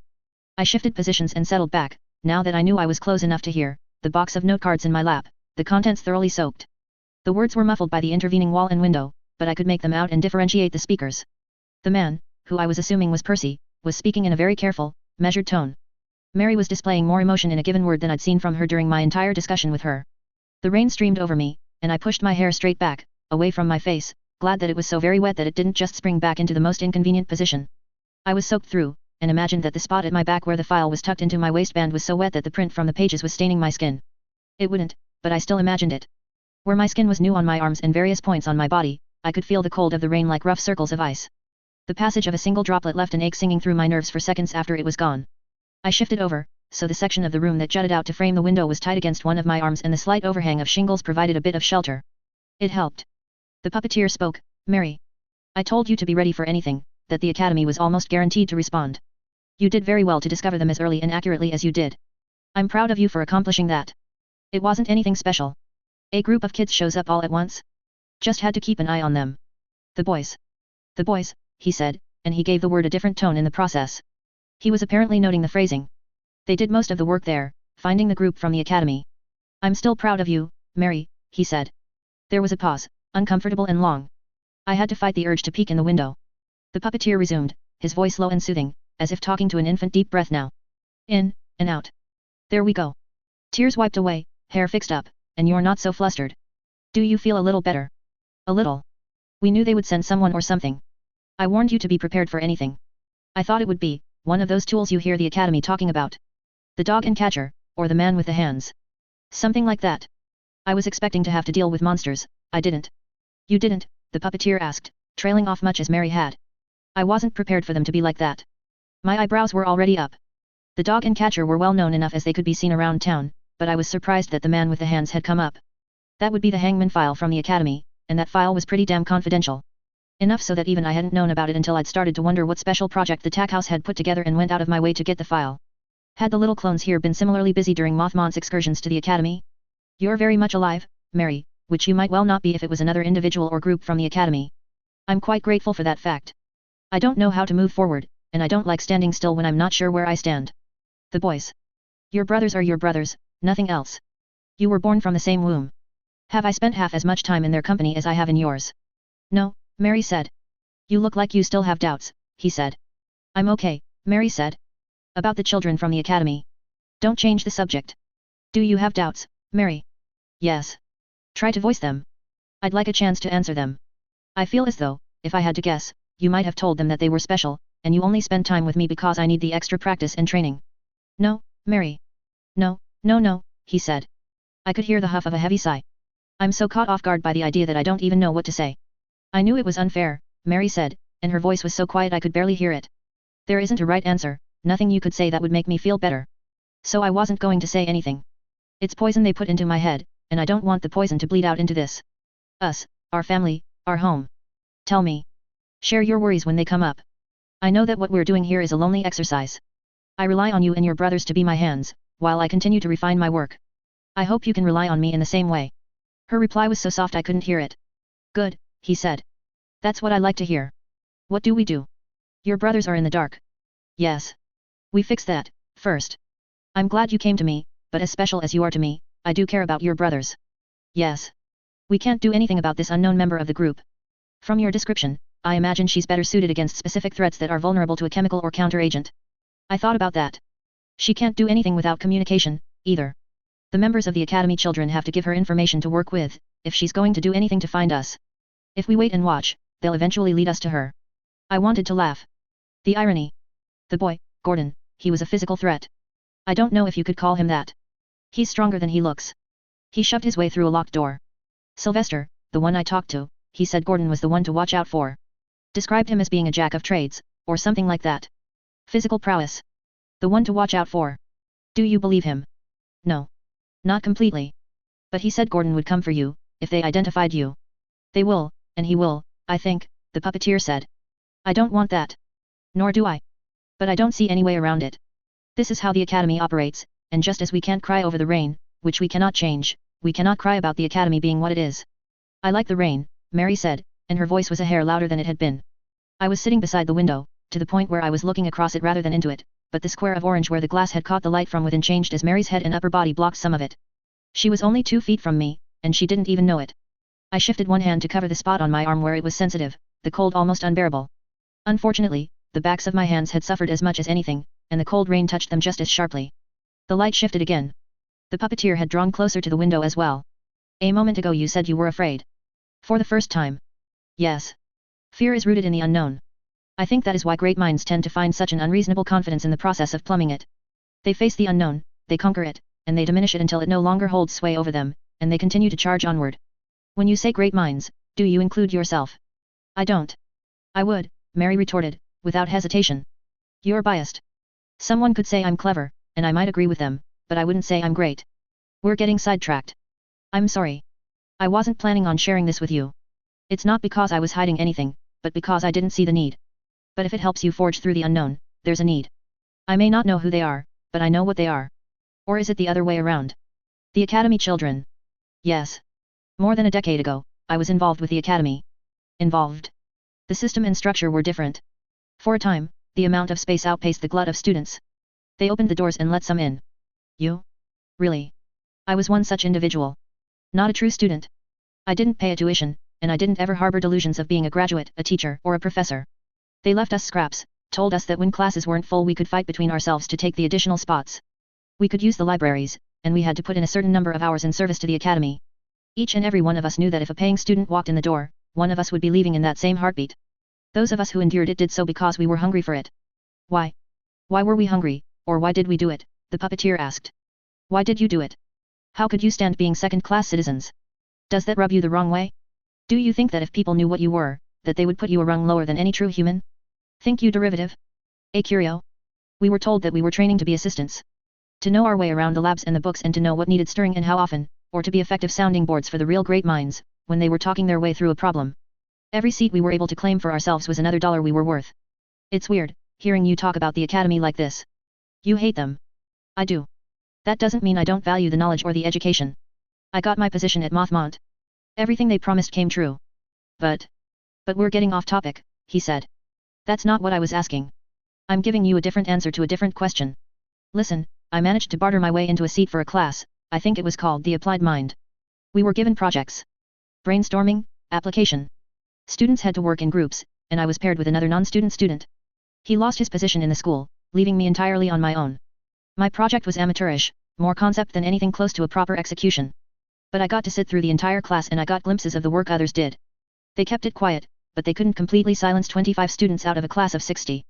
The timing made too much sense, with the first appearance of certain special projects. You're talking about the academy children? They're the work the other groups did. Yes, I think so. You've already told me some of it. I moved on to another year of classes, and I heard through word of mouth that the project had fallen through, not enough viable results. Died in the womb. I saw how despondent some of the students were, and I believed it. I heard the department was getting cut back a great deal, and I believed that too. I still do. I paid attention for 2 more months, and then my seat was taken. They're not just a special project, but a secret one. One of several. But, based on everything you've shared with me, those details I could process in the rare moments you stopped for breath, I remain suspicious these academy children are a failed project. Failed. Only a suspicion. The funding is spent, the department was cut back, but several of the projects lived, and it costs relatively little to keep an ongoing project operating. Perhaps other failures were given a second chance because it was inexpensive. It would explain the group being larger than it should. Thus, we would have a failed project maintained as long as there is spare change to keep it going, made use of whenever an appropriate situation comes up. He said something about being injured, and it was recent. I don't think we're the first job they've done lately. That doesn't mean it isn't a niche project, he said. That's true. I was there for the conception, the brainstorming, and the discussions. All I took away was that it wasn't a roaring success, and a great many people were disappointed. I don't think I retained anything else that's noteworthy. Well, one thing, of course. One thing. You, Mary. Your brothers. You were my project. The seed of the idea was born then. It sat with me for a few years, until I had the means to make it happen. Mary was silent. You were a gamble. You still are, but back then, I remember losing sleep. I tried to put 2 projects forward, but I only had so much time to dedicate to the task. I had to make a decision. Would I follow the instructions to the letter with an inferior idea, or would I present you, knowing that you were novel as an approach, but doomed to be dismissed for not fitting to the rules? He said Sylvester said that the Academy prizes innovation. Yes. He's right, and that idea is probably why I decided to do what I did. I thought a great deal about what happened back then. What I'd do differently, given a second chance. Then I decided to see it through, and I did it on my own, which is something they can never forgive me for. Because they want control, she said. Yes. As much as they prize innovation, they prize control more. A mind that runs away with ideas is cherished there, so long as it remains there. Within or with the Academy. Here? Past arm's length? Not something cherished, but despised. That's our enemy. A little less of an unknown, Mary said. Yes. Now you know why they're doing what they're doing. You have a sense of who they are. A failed venture. Does that take some of the fear away? Yes. Your hand, he said. There was a pause. Look at that, it's as steady as a rock. Arm yourself, conceal the weapons, but bring enough to arm your brothers. I'm going to the school, and you're coming with me. You're going to the school, she asked, and she sounded anything but calm. I heard sounds as she followed the instructions, all the same. Where do you think I should go? Anywhere but the school. You don't think they'll find me? Or that they might have sent other resources after us? I'm safest in your company, in the cover of the crowd, or where I can use my power as a member of the school faculty. I'll have all 3 of those things at the school for as long as I'm there, which won't be for long. You can't communicate with your brothers for as long as the Academy children know your face. Leave that much to me. I don't like it. I suppose you wouldn't. You were always my most careful one. You're going ahead with this. I don't see any other way to do it. Trust me, Mary. I gave you a wealth of talents, but I'm not without my own. This is something I can manage. I don't want you to get hurt. I'm not as afraid for me, but my fear for you is enough that I can barely think straight. Mary. Please. You made me, you raised me, I've never refused to obey. I've done everything you asked. Let me have a say just once. You would have me abandon your brothers. You said they weren't that viable. They know what they have to do. If they make it, they'll fulfill their mission. Let's go. Leave, take the notes, drain the tanks, burn the house to erase the evidence. The Academy won't catch up to us if we're quick about it. I won't do that. You said it was about me and you. That I'd be by your side as the elder sister to all the Viables. Do this for me, prove it. Prove that. If I sacrificed your brothers to save my own skin, you would always suspect that I would do the same to you. No. I wouldn't, I promise. Please, don't make what he said true. Prove that you're right. Prove it. Mary. Prove it. There was a frantic edge to the words, now. In stark contrast, the puppeteer's voice was low and drawn out, voicing multiple syllables I couldn't put together into a word. A nonsense utterance with a cadence to it. Mary had fallen silent. An imprinted phrase? Planned, crafted as something that wouldn't be repeated in everyday conversation. I heard noise, but from the heavy footsteps and creaks, I took it to be him and him alone. Papers rustling, a thud, steps disappearing into another room, very possibly downstairs. Almost a minute passed before his return. Take it, he said. Drink. Keep drinking, there. You're dehydrated and tired. It's been a long night. Finish collecting the weapons and tools, we're leaving as soon as I have my coat. Mary started. I don't. Far more hesitant than she'd been a minute and a half ago. What exactly had happened? And was it something I could use? I shifted my position, grabbing the rain-slick windowsill and leaning out and over, to glimpse the front face of the large house, locating the front door. I slid as much as I crawled, dragging myself across the rooftop, beneath the window's field of view, to get to the other side, and it was even more awkward a process with the box of note cards still occupying one of my hands. My uniform was filthy, and it wasn't just muck and dirt, but with the crawl over the shingles it was a muck and dirt that had been driven into the fabric. I took care finding Percy's note card in the dark, then tucked it into a pants pocket. The rest of the note cards I clamped between my teeth. I waited, listening as the puppeteer resumed speaking. I need you to focus. It's been a long night, but my well-being and your well-being depend on your ability to watch our backs. Remind me why you're my best work. Yes, she said, and the word was warm with pride at the same time it was just a little faint. Whatever he'd done to her, she was still reeling from it. I made sure my position was secure, then snapped off the end of a shingle where rain and weather had worn it down to the point where it was soft, hanging over the gutter. I did the same for the next length of shingle, though it required a little more work. Each piece was as thick as 8 or so pieces of paper put together, 2 fingers width wide, and of varying lengths, all gritty like sandpaper. Each piece of shingle went into the box. I scooted along further, pausing now and again to listen, hearing nothing. More shingles went into the box, but it wasn't much larger than a brick, and I soon reached the point where the shingles were being wedged in rather than dropped in. It was true I wasn't good in a fight, but that didn't mean I didn't occasionally have my moments. The trick was to avoid making it a proper fight, per se. I rolled my shoulders, and found they were still stiff. My arms were cold. The door opened below me, and in my eagerness to react, I very nearly launched myself forward, over the gutter, and 2 stories down to the ground. I hefted the weight of the box that had held the note cards. It wasn't so heavy. 5-6 pounds. A little larger than a brick, and about as heavy. While Mary was reeling from whatever the puppeteer had done to her, she might be slower to react. I had to gauge my options, trust my ability, see them step away from the door after the puppeteer had locked it. I got my first glimpse of the man. Tall, hair slicked back from a widow's peak, casually forming what looked like 2 horns, pointing at some area behind the back of his head. Streaks of grey reached back from his temples. His mustache-less facial hair swept forward much as his hair swept back, the point of the beard extending the chin of an already long face. His jacket was long and clung to his body, adding to his apparent height and very lean build. It was in the style of a lab coat without actually being a lab coat, very fashionable, and black. It said as much about the man as anything else. All put together, he was meticulous. It was the first and last word that sprung to mind. I'd heard his confidence as he talked about how he'd fend for himself at the school. I knew how hard it might be to get to him, or to catch up to him once he tapped the available resources and made his escape to some other town. Mary hadn't quite believed him when he'd said he would be okay. I did. Which was why I brought the box back, and smashed the window with it. I saw him stop, turning. Mary turned too, but it was a slow reaction. I'd seen Gordon in a good fight. There were moments where I'd seen him throw a punch as his opponent turned their head, so it made the hit worse. The opposite of rolling with the punches. I'd fallen in love with the image and tried to emulate it in a fist fight and been kicked in the ribs several times over for my trouble. In this case, it was pure accident, but he made it happen. His head turned to look up at me, and the brickish box of shingles had already left my hand. He brought his face straight into it. I saw spatters of darkness that might have been blood, and I saw his ass hit the wet footpath leading between the door and the road. I wanted to crow my victory to the night sky, to laugh at the success my ribs had suffered for just months ago, but that might have ruined the effect.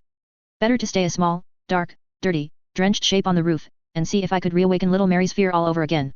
Fear of me, and fear for her puppeteer's safety. I saw her crouch, caught between keeping an eye on me and helping the puppeteer. She had weapons, I knew. She could throw a hatchet, and knives weren't out of the question. In a throwing contest, she was liable to win. I had to turn up the pressure. The moment this became a contest of skill or strength, she would win.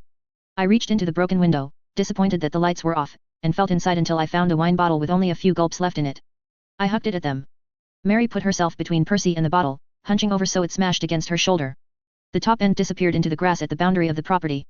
The irony being that if she hadn't put herself in the way, the course would have led to me missing entirely. I found a book and threw that, but it opened in midair, drifting off course. It landed a few feet to their left, my right. "I'll kill you," she said, her voice carrying over the patter of the rain. "Try it," I said, blindly fumbling for the next thing I might be able to throw. Come after me. We can play hide and seek, and the moment you lose track of me, it'll be because I'm busy slitting his throat. I held up the letter opener. She didn't need to know that it wasn't particularly sharp. She just needed to know that I was armed. But the gesture was a mistake, because it gave her a window to act, where she didn't need to shield the puppeteer. I didn't even see her palm the knife, and her entire body moved with the throwing motion. Not entirely surprised, I swung lazily to one side, holding on to the top of the window frame, moving over to the other side. She was already readying to throw again. 2 knives at once? I swung again, hoping to irritate her into making a mistake. I badly underestimated how good she was. The first knife hit the window frame a quarter foot in front of my face.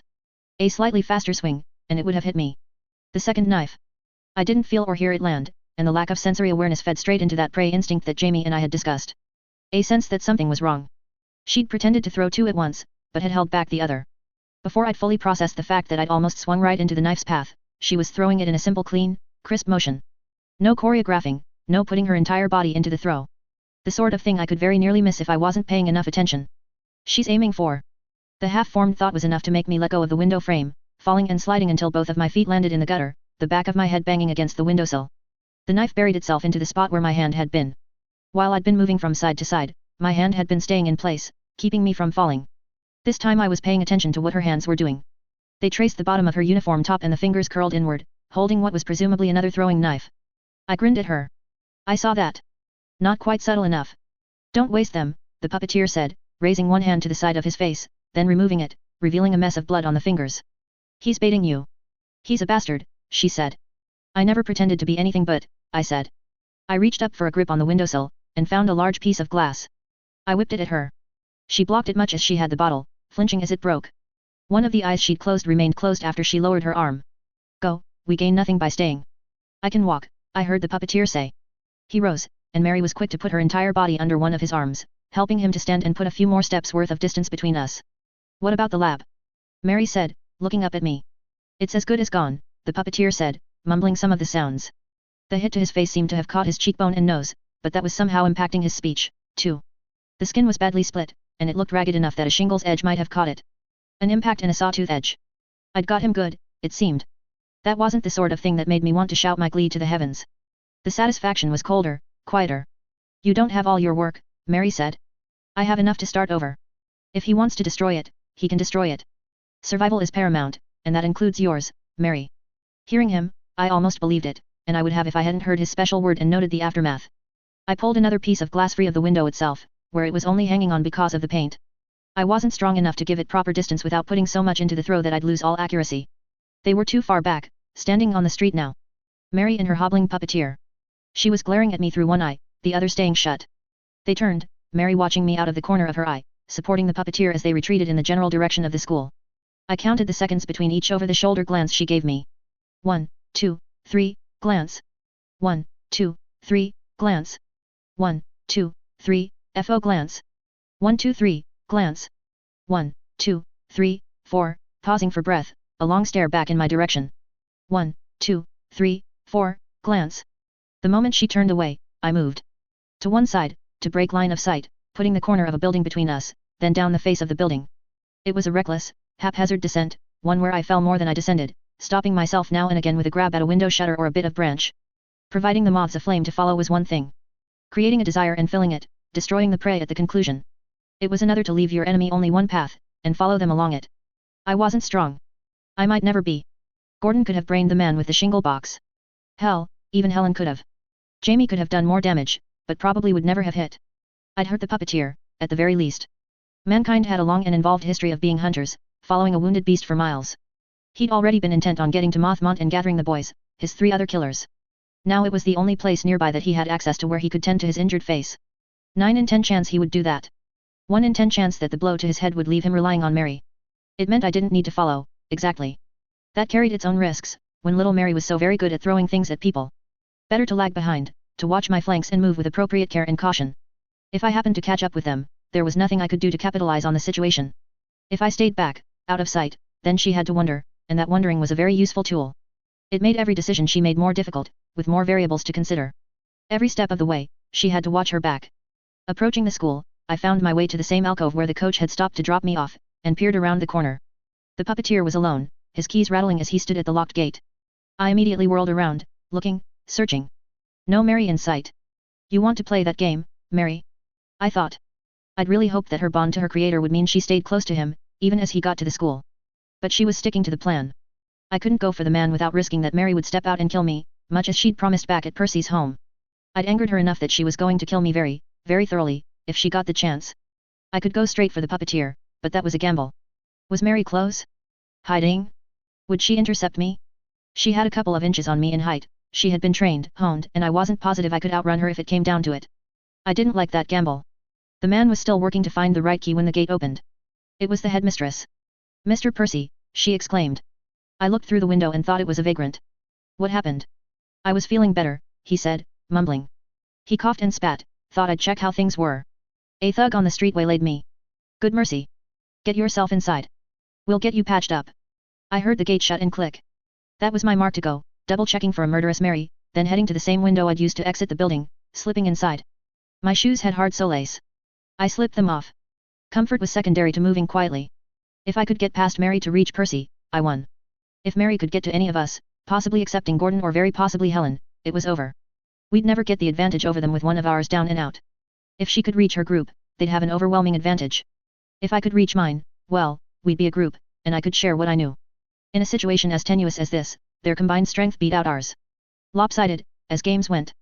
Her with her arsenal of knives and whatever else, me with my letter opener and the knowledge that she was scared, though she was only willing to show it to her maker. Who, as he'd endeavored to communicate to her, wasn't to be discounted as a player of our dark little game. I smiled to myself as I darted off into the recesses of the building. Taking route 1.10. This was what I lived for. Literally speaking. I knew my enemy now. I knew where she was weak, where she was strong. I knew how dangerous she was, and through all of that I could make assumptions about the others in the school. I might have preferred to know where she was and interact with her from a safe vantage point, but this was the next best thing. I knew that the best way to handle this would be to get to the puppeteer, Mr. Percy, and deal with him before anything else. He was hurt, my odds weren't that bad. Once he fell, the others would fall. I knew that Mary knew the same thing, and would react accordingly. She knew I knew, and I knew that. Ad infinitum. I liked these games, when the system broke down. It was no longer about how good we were at predicting and planning. We were both just good enough that we wouldn't get ahead of the other by that alone. It was about understanding the other, and I had the edge there. The yard was dangerous. Too wide a space with no cover. Mary's space. That left me the school itself, hallways and classrooms for places I could navigate without exposing myself. If I made it far enough, then I'd be in the back of the school, with the dorm rooms, showers, kitchen, and the boiler rooms in the basement. The Lambsbridge gang would be back there, I was fairly certain. I stopped where I was, beside a classroom door that was already open, something to keep me out of sight while not getting in my way. The only light that filtered through was from outside, passing through windows on the outside that fit older styles, square and proper and framed, illuminating bits of the classroom, then touching the windows inside the hallways, where it was all broken glass secured in place with custom-grown branches. The light that reached me was faint and mottled, like the light that might filter through a heavy forest canopy. I couldn't move forward until I knew how Mary would react. Who was she? How would the others read her, assuming I'd filled them in on the particulars? She's dangerous, she prefers to stay at arm's length. Throwing weapons, pistol, poison. It's not just a fear of you, it's how she is, I imagined Gordon telling me. Helen might say something like, the puppeteer raised her with care and a great deal of control. A special trigger phrase to keep her compliant if she started to slip the leash. He waited to use it, so it wouldn't have been a common thing. Remember everything we said about why he raised them at Mothmont? Control and a firm hand. Somewhere he could be close to them and steer them. Except not in so many words. Jamie was a hard one for me to guess. I couldn't slip myself into Jamie's shoes and imagine what he'd say because Jamie would be the type to call up some obscure set of details. He had a good memory, while mine was below average. But Jamie would also have a sense of the building layout. He could sketch out a quick map in that book of his, I could stare down at it, put all the pieces together, and start to imagine where Mary might have entered the building, where she might have positioned herself. I tried to imagine the building as well as I knew it, but it wasn't a complete map, and parts of it were nebulous, the scale not quite right. I couldn't draw a sharp picture, not a crisp image that stayed still in my mind's eye. Then there was Lillian. Not an academy project, except she was, in a way. She'd grown up with the academy in mind, had spent some time at Mothmont, and went on to be one of the academy's younger students. Her family wasn't so wealthy that she would thrive regardless of what happened. She'd had to throw herself into her studies, into our activities, just to secure her future. The academy had its claws in her. Lillian would share something about the science of the clones. Maybe explain how the trigger phrase worked. Or, now that I thought about it, she might surprise us and say something very human. Something like, she was so cold around you, but she let her guard down around him. She even cried. I imagined that as the moment I could pull the pieces together and get an idea of where Mary might be lurking. I could formulate a plan and enact it. But imagination was only imagination, and as much as it helped to put myself into others' heads and look at things from set angles, I was missing pieces of it. Jamie's map, the extra tidbits that I could never come up with on my own. But I still had an impression of where Mary was, even if I couldn't pinpoint the exact location. Given how much she cared about the puppeteer, how afraid she was of me, there had to be a comfort zone. A certain range she might wander, where she could potentially keep an eye out for me while still watching him. My head slowly turned. End of the hallway. Either one of the classrooms on either side, the last classrooms at that end of the hall. Everything beyond that was offices. More likely to be locked tight, too close to him, not close enough to observe me. What else?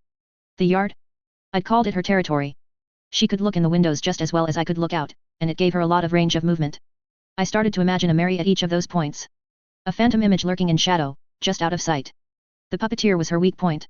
When he was strong, he could give her strength, centering her. When he was weak or in danger, she cracked. The brick I'd thrown at him had been aimed at her, in an abstract way. That in mind, I was willing to bet that she was devoting more thought to how to protect him than how to catch me if I tried to break away and run. Strings extended from him to the phantom Marys. An abstraction of the fundamental hold he had on her. They were strings that could snap, if given cause, but there was a resistance. Tension. Anything she did would always be prefaced by a concern for him. A momentary worry. That was the tool I had to use. I could make out a heavy, low sound further down the hallway. A large object being set down, a book being dropped. What are you doing, Mary? I wondered.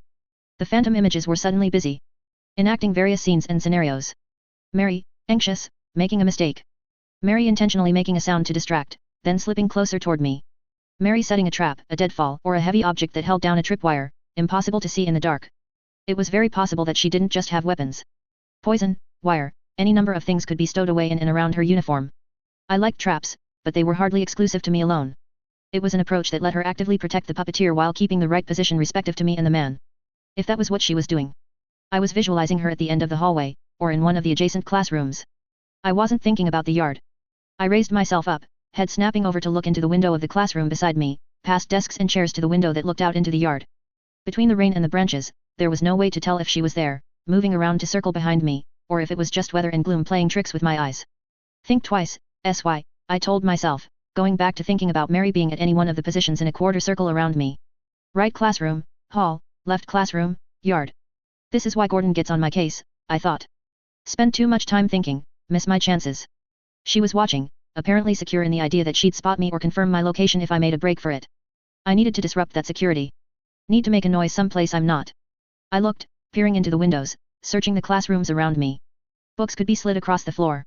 A small object could be thrown to break something, but both were crude, obvious. I wasn't strong enough to throw or slide either all that far, the sliding book would make too much noise and the broken glass would be too cliché.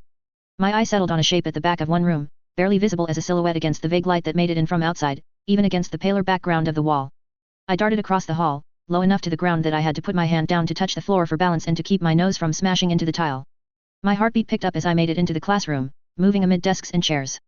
There were windows, yes, but the only exit that didn't threaten to cut me to shreds on the way through was the door I'd just passed through. If Mary appeared in the doorway, I might well be done for. Even if I did make it through a window, I wasn't sure she couldn't catch up to me. The only defense was to do it fast and do it quiet. I headed to the corner of the room furthest from the door. Teacher's desk. Nothing of importance. But beside the teacher's desk, next to the window, there was a globe, resting on a stand, fixed in place at the poles so it could spin. The colors were rich, even in the gloom. A third of the globe was dominated by a rich crimson, each etching of place name topped by a crown. The independent countries were marked out in their own colors, paler, less saturated, scattered in patchwork. I took it down and pried it free of the stand with the letter opener, then made my way back to the door. I was paranoid enough of emerging to find Mary standing just outside the door that I raised the globe a bit to shield myself from an impending stab or pistol shot. But she wasn't there. I glanced down the length of the hallway, then set the globe rolling in the direction of a door that sat slightly ajar, leading to a more distant classroom. I watched it roll, glancing back periodically to make sure she wasn't sneaking up on me. It touched the door. The door moved, creaking slightly, clicking. I ducked back to cover, hiding just inside a classroom, between the door and the shelf. Closing my eyes, straining my ears, I counted to 20. When the time was up, I took a peek around the corner. The globe had moved. I moved in that same heartbeat, toward the globe, low enough to the ground that I couldn't be glimpsed through the windows, glad for once that I hadn't grown since I was 9. As much as I was trying to find her and identify her location, she'd been doing much the same as I had. I had little doubt she'd watched me break into the school from a window, tracked my general location, maybe even spotted me as I made my way through the school itself. She had made a sound, but I'd been able to afford staying still. Not a good thing, not entirely safe, if it was a precursor to her coming after me, but the ball was more in my court. I'd made a sound, it forced her to react. Staying where she was risked that I'd go after her brothers. Or that I might loop around and find another angle to use in going after the puppeteer. Or anything. But seeing the globe, knowing it was a ruse, it forced a decision. She had to figure out where I really was.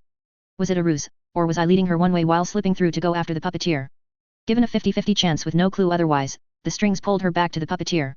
I passed the globe and the door it had touched, and felt a cool draft. The excuse for the globe's movement.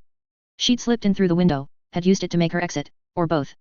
I rounded the corner to the west side of the school, moving as fast as I could toward the dormitories and the Lambsbridge gang. Even just approaching the boys' dormitory, I could smell the sickness. Over 1,000 students periodically venting fluids out of every orifice. Looking through windows, across the corner of the yard, I could see that many lights were on in hallways, though not necessarily in the rooms themselves. Staff doing patrols and making sure the students were all right. I couldn't quite see with the trees in the corner of the yard, but I saw motion. Fast motion. The other Lambsbridge members. Running away or giving chase. I only had a half second to make the call, picking up speed, making noise as I ran. A glimpse through 2 sets of rain-covered windows, past branches and leaves. I saw Helen's eyes, and I saw Gordon's. The focus, the killer instinct. I picked up speed, running faster. My feet were bare and wet, partially from water that had dripped off the rest of me, and the tile was slick.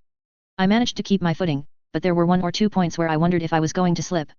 Approaching the bend, where my hallway met theirs at the corner of the dormitory, I could hear them. As we intersected, I spotted the smallest of Mary's brothers, 8 or so years old, with 2 knives in hand. Red-haired, flushed in the face, but with a very cold look in his eyes. Those same eyes widened as I sprinted his way. Surprise. Almost unconsciously, he switched his grip on one knife around, so the blade pointed down. I dropped to the floor. Still soaked with the rain, I slid on the tile. He leaped, to avoid tripping on me, and I grabbed one foot. It slipped from my grasp, but I'd put him off balance. He flopped over, belly hitting the floor. Spry little bastard. He was already on his feet when Gordon caught up with him. Without slowing, Gordon slapped one knife hand to the side, caught the other wrist, and slammed the kid into a wall. The kid went limp. Gordon held his wrist, letting him dangle. The kid's eyes opened, and he jerked his other knife hand, pointed at Gordon's middle. Helen's foot went out, pinning it against the wall. Damn, the kid said. I thought I might have seen a glimmer of fear in his eyes, but Gordon hauled him away from the wall, then cracked the kid's head against it, hard. He paused, watching, then did it again. The knives fell from the boy's hands. Lillian, got something to put him under, just in case. Lillian did. She hurried forward, pulling her bag around in front of her to retrieve a syringe. She squirted out almost half of it before jamming it into the boy's stomach, depressing it. No interrogation? I asked, as I picked myself up. This is the second we caught up to, Jamie said. First was uncooperative enough that I don't think Gordon is willing to entertain this one. As if to explain, Gordon turned and lifted up his shirt. A bandage was already showing some blood. Helen and Gordon let the tyke drop to the floor. Gordon collected the knives, offered one to Helen, who shook her head, then stuck both into his belt. They're better than I am, Gordon said. At? I asked. Fighting. He shrugged one shoulder. Wouldn't say that. Using a knife? Throwing something? Definitely better. Fighting? At? Brawling? Definitely not. No real-world knowledge, Jamie said, looking down at the boy. He looked up at Gordon. No visiting seedy parts of town to trade money or drink for some lessons from the meanest guys around. But they're still really, really good, Gordon said. He looked at me. How'd it go? Mr. Percy, our puppeteer, uses sounds to make them compliant if they get antsy, I said. He's here, with Mary. Percy, Jamie said. He paused to consider, then nodded. Okay. Attended the academy without being a student. He knows of the Lambsbridge project, but doesn't know the particulars. Still no idea on greater motivation or plans. He's hurt, getting medical care. Hurt? Lillian asked. Brick smashed him in the face out of nowhere, I said. Puzzling. Gordon was on one knee, searching the little kid. He collected 4 knives and a small sack with a weight inside, which he examined. Blackjack? I asked. Yeah, he said. He tossed it to me. I gave it a look-see, then pocketed it. Our headmistress got a letter in her office, recommending that she call the academy, discreetly, to ask for a thorough search and examination of the student body, keep everything locked down. I didn't expect her to be up and about this early, but it works. Puppeteer is here, kids are here. The noose is in place. They only need a push, then, Helen murmured. I matched her flat stare with a grin. I love you, big sister. Her expression unchanged, she reached over to wrap the top of my head with her knuckles. Ow. Gordon tied the kid's wrists and ankles, then hefted him, folded over one shoulder. Gordon was big for his age, the kid was small, but Gordon made it look effortless, which was something else altogether. Which way? Gordon asked. Mary was that way, I said, pointing down the way I'd come. Puppeteer is in or near the front office. The third boy is, up to you to figure out. He shook his head. Last we saw, he was near the kitchen, sent this one after us, we were busy staying out of the way while the little one used all his bullets trying to gun us down. The others had guns. Have, Jamie said. The oldest one has a gun, still. I nodded. Gordon started walking, and the rest of us fell into an easy formation around him. Have to backtrack a bit, but I wasn't keeping up with the discussion, Jamie said. You said the quarantine was arranged. They're searching the entire student body. Yeah, I said. Us included. Ideal world, we won't be here, I said. Even if we are, we can adapt. But I wanted to pressure them, and this does that. Jamie frowned. Sorry, I said. I'm not good at adapting, Jamie said. Less than you three, anyway. Sly is right, though. The pressure we're putting on them is a good thing, Gordon said. That said, the 10-year-old very nearly killed me, this one was hard enough to keep from slipping away, let alone catch. Helen wouldn't put up a fight, and you, Jamie or Lil would die in 2 seconds flat if any of them got within arm's length of you. We were making our way past the kitchen. The smell of vomit was thicker here, not just because we were close to the place the poison had first taken hold, but because we were between both dormitories. I hate it when people call me Lil, Lillian said. I made a mental note of that, storing it for future use. Gordon did the opposite and apologized, sorry, Lillian. What are we thinking we do with the oldest clone, Mary, and the puppeteer? Separate them, pick them off one by one, Helen said. Mary is devoted to her creator, I said. And the last one? The teenager, Jamie said. Oldest of the clones. Physically the strongest, presumably the most trained. You don't have eyes on that one? I asked. No, Gordon said. We've glimpsed him, but he was leading this trio. Keeping his distance. I chewed on my bottom lip for a second. Doesn't work. I don't see it. They're going to band together. I agree, Gordon said. I'm betting he knows his fellows are down, or he will when we turn up. He'll stick with Mary, and both of them will stick with their puppeteer. Brothers, I murmured. They're Mary's brothers to Mary and the puppeteer. Mary is their sister. It's a little family unit. I notice you called Helen a sister, Jamie said. Interesting. One isn't related to the other, I said. I seem to recall you going on at length about the intricacies of the human mind, Gordon said. Everything impacts it on some level or something like that. Okay, I said, whatever. Let's joke around about SY really wanting a family, deep down inside. Mary's situation has made me realize it's what I really want. It's a yearning even. Hands settled on my shoulder. Prey instinct, wham. It took me a moment to realize it was because I saw Gordon, Jamie, Lil, and the smallest clone, but I didn't see Helen. Her arms wrapped around my shoulders from behind, and she hugged me tight, before leaning forward to give me a peck on the cheek. Too perfunctory to be anything serious. I didn't move a muscle. I'll be your big sister if that's what you really want, she said. Sarcasm, I said, still not moving. I'm not sure what we are, but I don't think family is exactly it, and I'm really truly okay with that. She pulled away, giving me a rap on the head as she stepped over to Gordon's side. I caught a glimpse of a wry smile on her face as she gave me a sidelong glance. For my benefit. Her way of letting me know she'd been joking too. Geez. We're the Lambsbridge orphans, Gordon said, as Helen leaned against the wall beside him, raising her hand to fix the placement of a strand of hair. That's all we need to be. I nodded. Yeah. But, Jamie cut in, part of being the Lambsbridge orphans is doing our job. Which brings us back to the how, Gordon said. You guys think you can hold your own and keep one of them busy while I confront the other? I'm not sure I can take the older one. I shrugged. Don't have to win. Assuming the headmistress reached out to the academy, which I do assume, it's all a matter of time. What if you're wrong? Gordon asked. I'm never wrong, I said. The sudden burst of protest that came from every corner and every mouth overlapped to the point that I couldn't pick out individual words. Point I started. I was talked over. I rolled my eyes. I was pretty sure at least half of them were doing it to try to be funny. Point taken, I managed. They stopped. Get it all out of your system. I asked. It's late, our sleep was interrupted, we've been on edge all week, Gordon said. Thanks for that. The laugh helped. I stuck my tongue out at him. I studied them. Most were in uniforms, though Jamie was wearing pajamas with shoes, an odd combination. He'd left our room too quickly to get dressed first. I'd never changed into my pajamas, myself. Gordon was hurt, and it showed a little in how he held himself and his expression, and Helen was a little rumpled, though unharmed. Lil, oddly enough, seemed more together and comfortable than I'd seen her in a long time. Maybe ever. She saw me looking and hugged her bag of medical stuff to her chest, glaring at me over the top of it. You're home, I said. She didn't move, but the glare became a more perplexed expression. This. It's where you belong. Or the academy is, and this is a close second. She didn't reply immediately. Her eyes moved, taking in the surroundings. Yeah, she said. Sorry we're not sticking around for longer, Gordon said. I'm okay being anywhere I don't have to worry about getting poisoned or stabbed, Lil said. Just an hour or two more, Gordon said. If Sai's not wrong about the quarantine. Trapping ourselves in here with skilled murderers, Jamie said, what could go wrong? Corner the rats and hope they don't bite too hard, I said. Speaking of, Gordon said. His voice had dropped, which helped complete the thought. We were further from the more lit dorms, now. In less secure territory. If we made it around to the front office, I would be very close to having completed a full circuit around the building. The conversation was, I supposed, our way of touching base, leveling each other out, propping each other up. Helen was being selective in what she said, letting me know she was glad to have me back in her peculiar way, but she didn't need reassurance in the same way. The attitudes of the individual members of the group changed as the surroundings did. We got the last two by moving around as a group, Gordon murmured. His voice was lowered so he wouldn't give us away. They were trying to keep us away from any place we could arm ourselves or hole ourselves up. Cornered the first one in the kitchen. Second one was faking sick. Jamie figured him. I nodded. They're going to be ready for us to come as a group, Gordon said. I nodded again. We may not be able to keep them from running if they want to run, even if they don't have a trap. I exaggerated my nods until I lost my balance, and bumped into him. He elbowed me. This is serious. Don't get shot, I said, echoing Jamie. Give me a chance to talk to them. Mary is off balance enough I think I can get to her on a level.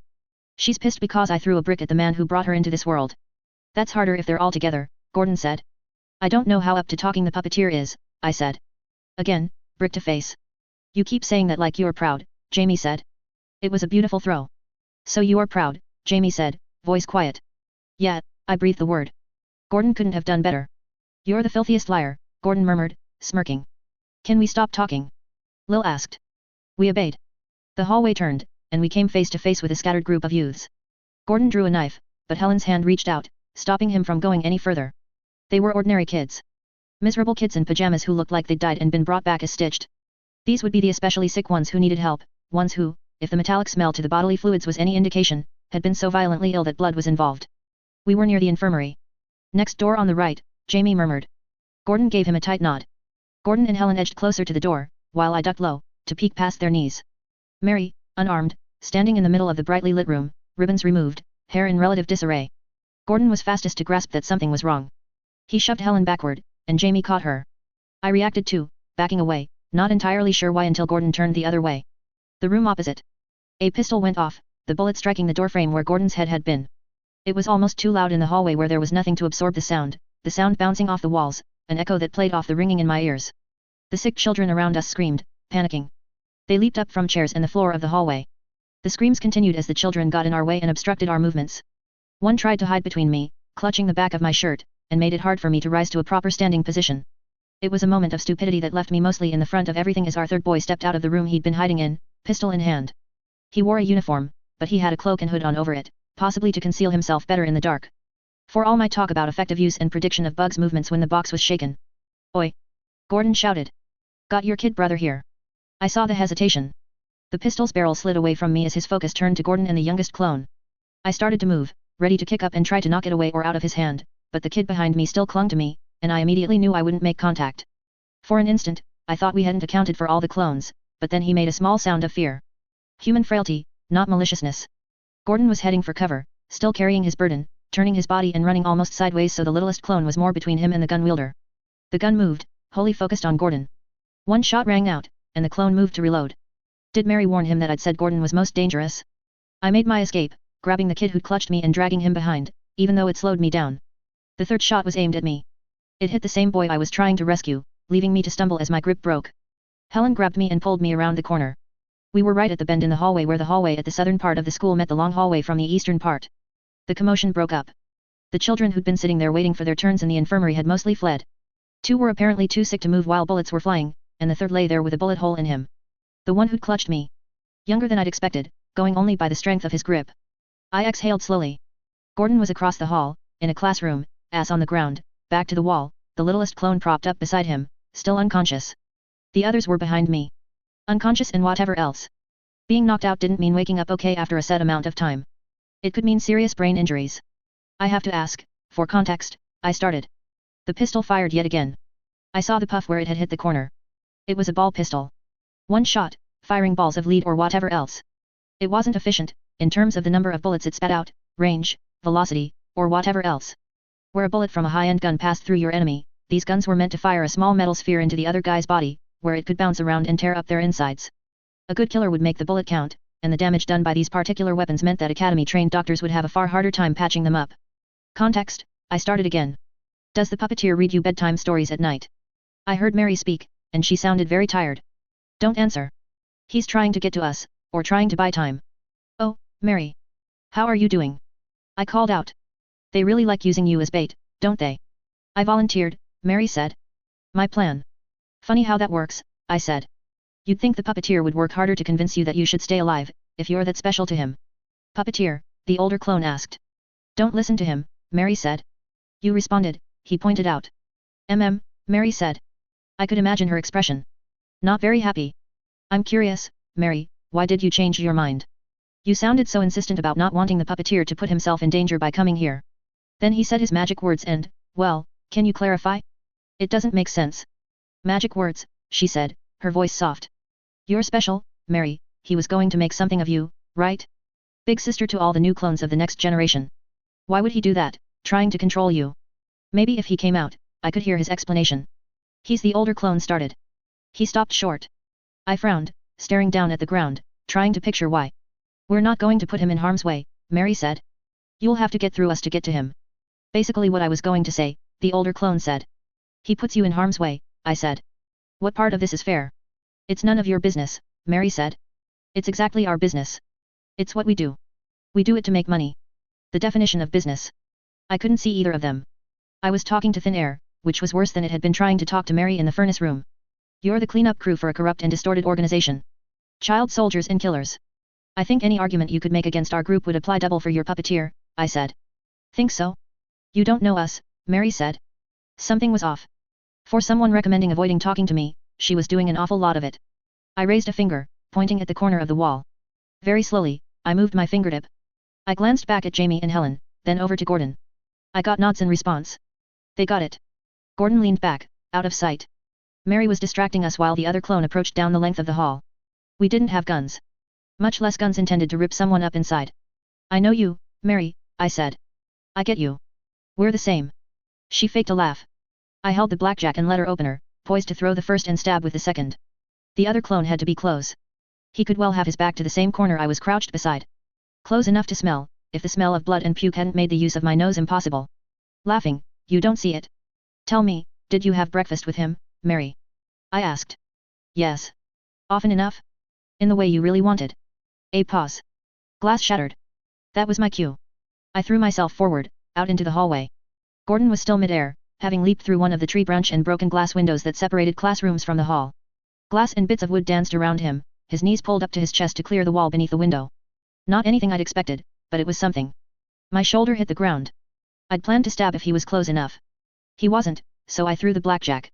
A little weight in a long, semi-rigid bag for smacking someone over the head. It served as something to distract, to buy Gordon a fifth of a second as our teenaged assailant reacted. Gordon collided with him.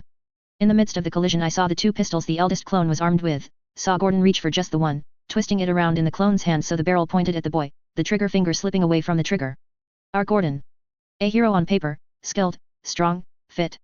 But if anyone took him for noble, they'd be wrong. A noble person didn't take advantage of inches of height difference to slam their forehead into someone's mouth. The older clone shoved Gordon away. He raised his pistol in the same instant Gordon did. One aimed at the other. Slowly, I found my feet, rising beside Gordon. The glass had cut him on the way through. That didn't happen in the books. You had two guns, Gordon said. Was going to shoot both ways, the clone replied. We're not here for you, Gordon said. We're here for the puppeteer. That's not his name, Mary said. It's a good enough name, I joined in. You can't deny he has control over you. He pulls your strings, he decides what you do. Uses you as bait. And they don't use you.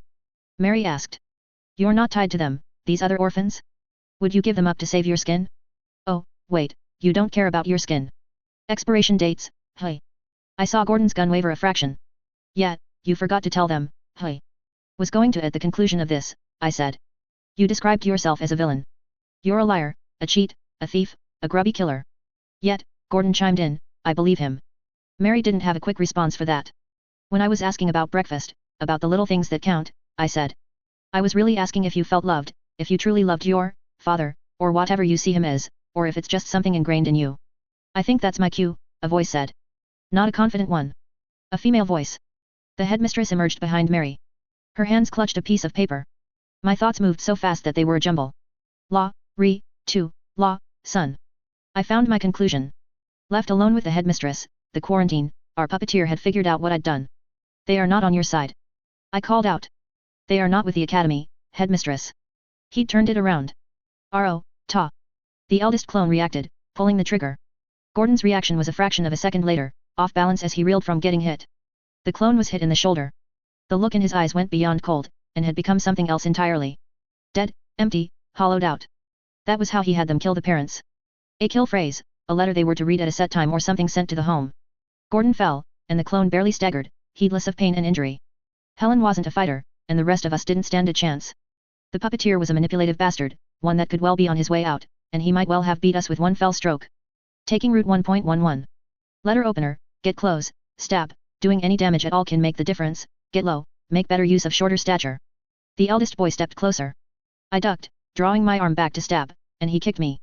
He caught and twisted my wrist while I was trying to catch my balance, and before I grasped what he was doing, he'd grabbed the letter opener. He pushed, and with the way my arm was twisted around, my head pointing forward rather than up, I was put in the position of having to let him destroy the arm or letting myself fall. I toppled, landing next to Gordon. He was hunched over, his hand to his chest. I didn't like the amount of blood I saw. Mary was standing back, between me and the headmistress, who was kneeling on the ground, trying to help the little boy who had been shot, her eyes wide, paper in one hand. Mary's expression was unreadable, but her body was tense enough I could visualize every muscle being tight, ready to spring. The headmistress was the opposite, as if she would have fallen to pieces with a touch. The others were still around the corner, half crouching, caught between running and trying to do something. Helen was the one who stepped up. We're better as a group. Just need to put him off balance, give Helen the best opportunity possible. I found my feet, half walking, half stumbling over to Gordon, where I grabbed one of the knives he'd stowed in his belt. I paused, behind the clone, watching, waiting for the best chance. He reached forward, to his belt. Helen took a step, and I lunged in the same instant. Behind you. Mary called out. My instincts told me that Helen saw me, that she was capitalizing on the eldest clone's distraction in my position. Together, the pair of us might be able to accomplish something, whether he was drawing a knife or loading his pistol. But Helen stepped back, instead. I found myself on a collision course with someone almost twice my size, who was better armed than I was, far better trained. He followed Mary's warning by turning and spotting me. Situations like this were where I felt like the academy had screwed me over. The thoughts were in place, I knew what I had to do, and I could see everything play out. Knife in hand, my enemy's soft gut in plain view, almost in reach, nothing to stop the knife from punching deep. Let the pain and the damage done slow him down. But thoughts ran away, I started naturally thinking about cause and effect, follow-up, what to do to maximize the damage done and turn the situation around. What if he made that 1 in a million movement to knock my knife aside with the letter opener or the barrel of the one-shot pistol? While talking it wasn't a problem, I could say one thing while thinking about the next step. A fight moved too fast. It slowed me down, made it feel like my hands and body were a step behind my thoughts. Enough to make the difference in a fight against someone ordinary. This guy wasn't ordinary. He swept his arm out, holding the pistol high, more thoughts about complications, predicting what he was doing, countering it and letting his cloak fan out. The fabric of the rain cloak caught the knife. His arm moved and helped the cloak naturally fold around the knife and my knife hand. He bent his arm and used his elbow to force both hand and weapon to one side. Before I could try to pull away, he was twisting, bringing his knee into my hand, driving it into the wall. I grimaced in pain and followed through on backing up, aware that I'd lost my knife in the tangle of his cloak. The letter opener clinked to the ground as he straightened his arm, fixing the flow of his cloak so his own limb wasn't trapped in the folds. Before I could catch my balance and pull my thoughts together, he was leaning forward, chasing me faster than I was retreating. My knife was in one of his hands, freed from the cloak, filling the hand the letter opener had just been dropped from. The pistol was in his other hand. Good job, SY. Pick a fight, achieve nothing except arming the other guy with successively larger weapons. Shall we go find a sword to give him? He kicked me, hard, and sent me stumbling backward, keeping me off balance. I was in the middle of thinking about how to regain it and turn things around when I stumbled over Gordon. I hit the ground, the back of my head cracking hard against the floor. One of the best minds the academy can produce, still no better in a fight than a typical underweight, underdeveloped 11-year-old. I felt a little better knowing that Gordon was now between me and the clone, even if he was crawling on the floor, one hand held tight against a bullet wound, my feet on his back while I lay on the floor. Then I felt guilty for feeling better. I shot a quick glance at Mary and the headmistress, and saw that Mary was on the approach. Mary, I said, backing away. Don't even try, she said. Do you want this? Do you want to be? I was cut off by the slam of a door. The eldest clone had kicked a door that Jamie was trying to use as a shield. The door closed, and Jamie, Lil and Helen backed up. Do you want to be that? Her expression was still blank, unreadable. I knew she had emotions. I'd seen them, or I'd seen hints of them. The problem was that she only let herself be vulnerable with her creator. The same man that had turned his back on her. She lifted up her skirt at one side and slipped a knife free from a garter. Gordon moved, straightening, and my feet slid off his back to drop onto the back of his legs. I pulled them out of the way as he got one foot under him and started to rise up to a standing position. Mary, for her part, backed off. Her hand moved at the side of her skirt, and she held another knife. Smaller, less fancy, and probably weighted for throwing. Gordon, I warned. He didn't seem to notice, and he didn't seem to notice Mary either. He headed for the older clone. Mary threw, and in that moment, Gordon stopped in his tracks. The knife carried onward, striking the wall. Gordon barely spared Mary a glance before grabbing the knife from the wall and throwing it at the other clone's back. The teenaged clone stumbled. Helen started to move toward him, but he held up his knives, warning her off. Gordon, for his part, made it another 2 steps before something refused to support him. His upper body went askew, seemingly twisted more by pain than anything else, and he stumbled into the wall. I saw him look at the others, then Mary, then me, a measured study, taking it all in. His eyes lingered on mine. One of the first lessons students learn in the academy, is that life wants to survive. We've been at the survival game for a terribly, terribly long time. Against hostile environments, against predators. So long as a student doesn't work against that impulse, either on the fundamental level or while dealing with the individual, they can trust that life will find a way. Meeting Gordon's gaze, I was shocked to see just how hard walking that way was. His eyes had dark shadows under them as if he hadn't slept in a week, and his skin was pale, his pupils narrowed. Each breath he took was laborious, the sort of ragged hauls for breath I'd expect someone to take after being underwater for minutes, but they each came right on the back of the last, with a phlegmatic cast to it, prompting his entire body to jerk a little, as if something kept getting stuck and coming unstuck as he strained himself. Best of the best, I thought. I want to take your place, so you don't have to do this. Gordon didn't seem to be up to talking. He looked at Mary, who was reaching for another throwing weapon, and spread his arms to either side, stepping away from the wall. I wouldn't, I told Mary, which was the truth. Then I lied, when he's like this he'll just catch them out of the air. Though her expression was blank, I saw the pause in her follow through. A moment of doubt. Gordon pushed himself away from the wall, taking advantage of the bend in the hallway to escape Mary's throwing range and advance on the clone he'd thrown a knife at. I saw Mary grab the knife and hurried to duck into the classroom where the youngest clone had been propped up against a wall. She didn't throw the knife. Gordon drew closer to the clone he'd knifed. Both were injured, Gordon suffering from a gunshot that had very possibly danced around the inside of his torso, the clone shot in one shoulder and knifed in the back. The clone, however, seemed largely immune to pain, the killing phrase driving him past such mundane things, putting him in the mind for efficient aggression and murder and nothing else. He was using his wounded shoulder to a reasonable extent, a stark contrast to Gordon, who wasn't using one arm while he held a hand against his injury, though both arms were in good working order. Our clone had about 3 inches and 25 pounds on Gordon, who was already of a good size. To top it off, it seemed he had a pistol and the wherewithal to use it. While Gordon limped his way, he drew a pellet out of his pocket and slipped it into the gun's chamber, pulling at the lever along the barrel. Helen appeared behind the clone, doing exactly what I'd intended when I'd come up behind him, earlier. She caught the clone's arm as Gordon drew closer, hauling it back and forcing the pistol off course. I ducked lower in the wake of it going off, though I knew that by the time I heard the thing it was already too late. I saw a flurry of movement as Helen scrabbled for a grip on him, only to get elbowed once, kicked, and slashed at by the knife. Gordon collided with him, keeping him from doing anything further. They're still nascent, I thought. Gordon was still undeveloped. Still young, largely untrained. Our exercises and adventures in the ass end of Radham weren't sanctioned, but weren't discouraged either. Gordon had been hungry to put his brain to work, and he'd done it to good effect. I'd been less hungry, more desperate, but my own studies at the back alley brawl had been far less effective. I'd stuck it out for far too long before the others had stopped letting me come. Gordon had put himself chest to chest with the clone. It wasn't pretty, it wasn't fancy. It was exactly what he needed to do to reduce the effectiveness of the skills the clones had learned in the ring. This was how he operated, and this was how he thought. The academy hadn't gone out of their way to make him especially tough, but they'd given him a good head and a good body and that counted for something. They had, however, equipped him so he would pick up the skills he needed and master them faster than most. Part of having a good head and a good body was that he had the coordination between both, no matter the situation, moving and thinking quickly with neither suffering for the other. Knives were terrible weapons, and our 2 brawlers each had one. They were messy things, messy when the one wielding them was good, and both fighters here were good.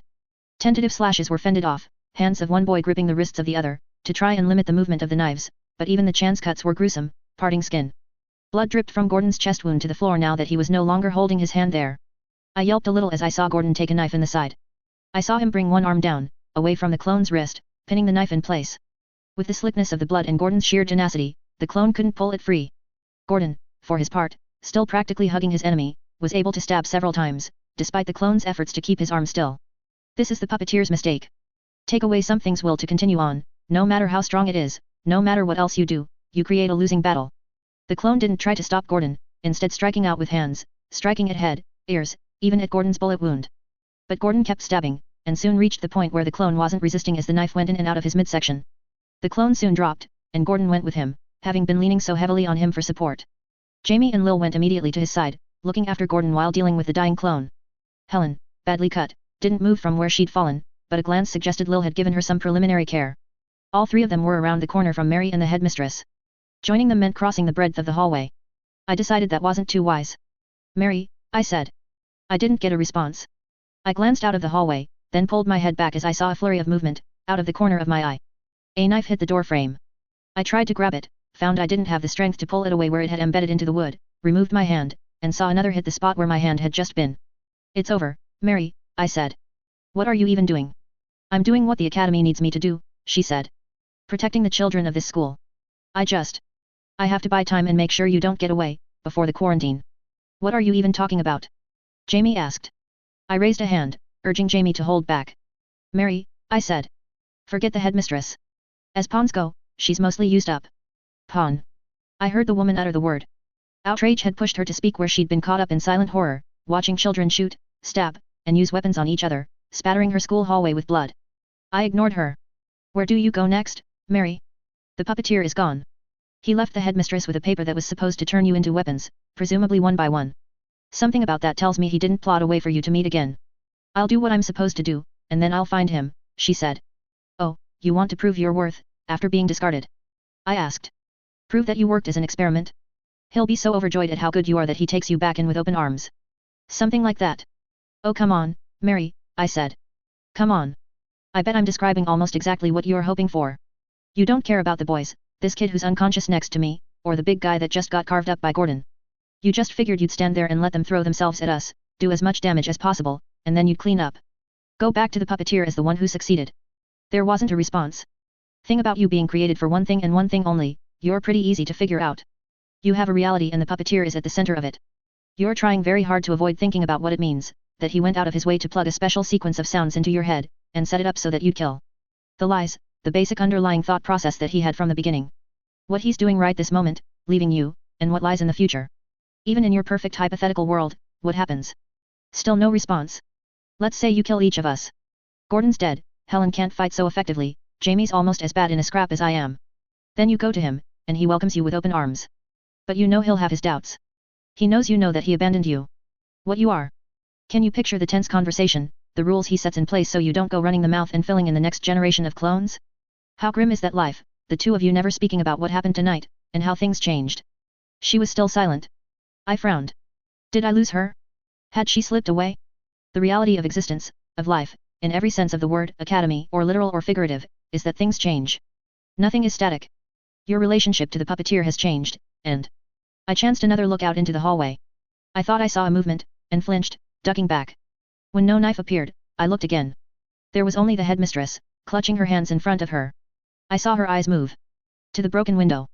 After Gordon had come into the classroom with the littlest clone, he'd made a dramatic exit. And Mary had made a silent entrance. I scrambled to move out of the way. The knife that hit the door wasn't a throwing weapon. Larger, bullier around the handle. She'd still managed to throw it hard enough and accurately enough that the blade stuck in the wood. She came through the aisle of the dark classroom, ducking low, a weapon in each hand. I didn't need to see anything more. I escaped into the hallway. Jamie's eyes widened as he looked over my shoulder. Before his mouth was even open, I was reacting to the warning he was about to communicate. No overthinking possible in this, at least. Get out of the way was a get out of the way, and it didn't need to be fancy. I turned, and in the process I fell awkwardly against the corner where the two hallways met. Mary stopped in the doorway, looking at all of us. She had one knife in hand. The other hand was empty, clenched. Her facade was slipping. There was emotion in her eyes. Anger, hatred. Many of us were beaten, battered, and bruised. Jamie and Lil had avoided more than a few simple scuffs, but Gordon, Helen and I had taken our individual beatings, roughly in that order. I wasn't so sure we could put up a fight. Especially if she played it clever. Don't say it, Mary said. Don't say what? I thought. My memory wasn't that good, for me to know what she was referencing. But whatever it was something I'd said that had stuck with her, something she was afraid I'd say. I offered her a sympathetic expression, while my brain raced to try and piece it together. The sympathy hurt her. It made her fist clench tighter. I'm pegging her wrong, I realized. The anger, hatred, and fear all stemmed from something else, flowing from a source that ran deeper and left more painful wounds. Need. I won't say it, then, I told her. But put the weapon down. I can't, she said. There's nothing left for you here. If you hold on to it, whatever futures flow from there, they. I saw her flinch. I said I wouldn't say it, I told her. And you're a villain, she said. A liar. Just say it. Out with it. Say it, or I will. Alone, I said. If you move forward, you'll be alone. Her head snapped to one side. I saw the pain in her expression. The facade was broken, the vulnerability exploited and trampled. Headmistress, she said. Oh no. Headmistress. I called out. No, nope, don't listen to her. Read it, Mary said, pointing. Don't. I called out. I saw the indecision on the headmistress' face. In the midst of a situation she didn't comprehend in the slightest, she held the means to turn Mary into the weapon, a mad, reckless one, but one we might not be able to properly fight. For Mary, though, it was an escape. Something to take the dissonance and simplify it. Reduce everything to one basic, self-destructive impulse. If you don't, Mary said, they'll kill us both and escape before the academy gets here to draw up the quarantine. That seemed to be the needed push. Mary, the headmistress said. I couldn't step forward without Mary lashing out. Couldn't run and leave the others. A few sounds, and we were utter goners. I needed to convince the headmistress. But I couldn't think of the words to do it. If I could figure out what the puppeteer had said, the line of logic, professing to be from the academy, maybe, a long-time plant, protecting the students. Start with what I knew she knew. The office was locked, I said. Doors and windows. The letter was signed in blood. Look, blood. I showed her my hands where the thorns had injured them. She didn't even flinch, glancing up, then back to the paper. You do. Note card, cards, pen. Letter opener. Letter opener. I called out. Your letter opener. I have it from when I left the note. Now she stopped partway. I saw a blink. The moment where she wondered. I pointed, but Jamie had already noticed the letter opener. Before I'd even recalled exactly where it fell, he was sliding it over the tiles. I stopped it with my foot, then kicked it toward the headmistress. It stopped a few feet away from her. It's yours. I know it's yours. But I have it. Think. Why would the academy shoot and hurt your other students? My eyes fell on the one student who had been shot.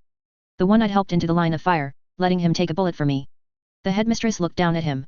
Her own hands were bloody from trying to staunch the flow of blood, though his stillness suggested it was too late, the damage done. She let the blood-stained paper fall to the floor. It was as if the words had been read, all the same. Mary charged, mindless or unwilling to think, knife in hand. I ran, but Mary was taller, and she wasn't running backward. She closed the distance, knife ready. I knew escape was impossible, futile. But I reached the others, where Helen had joined Jamie and Lil. I grabbed Helen and, before she could react, thrust her in Mary's general direction. It wasn't a very good thrust, but it served. Better her than me. Helen winced as the knife pierced her side or back. Mary raised the knife up to Helen's throat for what would have been a quick and terminal cut, and Helen caught the hand, stopping the blade before it could make contact. Mary settled for taking her hostage. She was breathing harder than the momentary exhaustion justified. I imagined her thoughts were chaos and noise and pain. Alone, she said. That's what you said. Yeah, I said, my voice soft. Acting like this, throwing allies away when it suits you, I think you're going to end up more alone than I am. I nodded slowly. Maybe. You're despicable. Never denied that. No right to say anything to me. I watched Helen tighten her grip on Mary's wrist. I already said most of it, I said. We're works in progress. Helen, Gordon here, Jamie, even me, in a lesser way. I saw Mary's expression change. She raised a hand to try and pry Helen's hand loose, but Helen grabbed her other wrist. The knife strained to move, but Helen didn't let it. Helen wasn't a fighter, but that wasn't to say she wasn't strong. Helen isn't really an actress. Well, she is, but that's not the end result. I planted that seed, reinforced an idea you had already. Helen rolled her shoulders, and I could see movements beneath her school uniform, as bones shifted and found new configurations. Her limbs moved in ways they shouldn't have, joints bending the wrong way. I looked to one side as Helen raised one leg up, over her own shoulder, and wrapped the foot around the back of Mary's neck. Had I been looking, I would have seen up Helen's skirt, and that would have been rude of me. Mary made a sound as her struggles failed to make progress. I walked past them, still averting my gaze, and approached the headmistress. Go, I said. Take the boy and go. I saw the confusion and fear, and the momentary relief at having an escape. She fled, carrying the boy in her arms. Back in the furnace room, I mentioned Dr. Ibot. You cut me off before I could say more about him. See, he's the one who handled Helen. I saw confusion join alarm on Mary's face. But Mary started. She didn't get further. Helen raised her other leg, and the shift in weight made Mary tip forward. Helen snapped her leg around, taking advantage of the fall to slip herself around behind Mary. Arms moved and twisted, and at the end of it, Helen was on top of Mary, who was face first on the ground. Mary's arms were caught beneath and in front of her, Helen's hand around hers, forcing her to hold the knife at her own throat. Every muscle and bone seemed to be straining in the wrong ways against Helen's skin. It conjured up ideas of an insect, or a starved jungle cat, perched atop its prey. But Ibot only does big things. Monsters that can win wars. Juggernauts and ship sinkers. Well, the guy who heads our project poked at Abot's pride, and got Abot to do something smaller and cleverer. Helen's the only one of us who isn't human, you know. Vat grown, like you, but built from scratch. She's only an actress because she had to learn from the beginning. Mary made a strangled sound. Helen was choking her, staring down at her with a blank expression. I bent down, and I picked up the blood-stained paper the headmistress had dropped. I read it. We're works in progress. Helen's still growing into her role. The femme fatale. A little odd when she's still a child, but she'll be something when she's older. I glanced over at Mary, who was struggling and failing to escape Helen's embrace, then folded up the paper and stuck it in my waistband. I reached for Mary's file folder, and withdrew a paper. I'd thought I'd use it to compare notes if I could find Percy's place and break in, but this would do. I reached down and touched the bloodstain where the shot child had fallen. I gripped the paper, crumpling it in my hands. Let her go, Helen. Helen did. When she let go of Mary's hand, Mary let go of the knife. Helen collected it. Mary didn't move as I approached. The fight was gone out of her. I held the blood-stained paper. Then I tore it, slowly, for dramatic effect, into very small pieces. I let the pieces fall in front of Mary. It's your call, I said. Fight to the death like he wanted, or stick it to him. Join us. It took a long time before she found the courage to nod. I sat in the rain, watching the academy's students gather around the school. Individual members of our teams had come, looking after their projects and keeping us from being discovered, and I was enjoying the fact that Lacey was here for me and unable to find me. My fingers unfolded the paper I'd collected. The puppeteer's note. Instructions to the headmistress, useless. The kill command for a dead clone, useless. And his command to Mary, which was an interesting puzzle I'd have to work out in the future. Something to discuss with Hale. Mary. You do not have a command like Clyde does. I won't say I didn't try, but only managed to induce short fits to reset your mind. I grew fond of you, I admit. What I told you was not lies. If it comes down to it and Clyde fails, run. Find your way. I will find you. We will be together, and we will succeed. Percy. Taking Route 1.12. Down on the street, I could see the others making their way to a coach. Lacey's body language changed, as she craned her head, looking in the direction of the academy. She asked a question, and Jamie pointed to the academy. Lacey hesitated, then headed indoors. I started my descent the moment she was gone. Out to the front face of the building, down the branches, touching the street. For all that the quarantine was in effect, students forming a loose circle around the school, one team erecting a tent near the entrance, I wasn't spotted. Getting past the perimeter that was in progress was another story. Walk with confidence, as if you don't expect to get caught. Be small, take advantage of your size. People didn't want to disturb norms. If one looked like they fit into the greater scheme of things, then it took a kind of courage to step away from the herd and stand out, challenging that. Doubly so when schools or the academy were involved. It was often easier to avoid the attention of 10 people than it was to avoid the attention of one. Even scratches, bumps, bruises, and being soaked to the bone became invisible if one had the poise. Hey, you, one of the students called out as he intercepted me. Apparently I don't have the poise. I suppressed a sigh. I pitched my voice just a bit higher, my eyes wide. I'm supposed to be in my dorm. What's going on? You're not. You were coming in the other direction. You let me walk by you, I said, a little breathless, panicky, then I got scared because there are so many people and then I turned around and I'm supposed to be in my dorm. Why, what's going on? We didn't let you walk by us, one said. You did. I said, in the tone that only children could pull off. 100% certainty. Adults learn to doubt themselves, but a child could truly believe. I saw the doubt on their faces. I latched on it. You let me walk by just now. Why are you lying? Why? I asked, cutting him off. Keep him off balance. I saw the glance, the shift in his gaze. His lips parted, about to speak. I started. But he ignored me, reaching for my hand, hauling it up and away from my pocket. You're bleeding, he said. Drat. Just my luck, I couldn't get an academy student who was in it for the power or prestige. He had to care about the profession. Bully for him, it probably made him a more effective student in the long run, but it didn't help me right now. He's with me, I heard a voice state, behind me. I cringed a little, glancing back.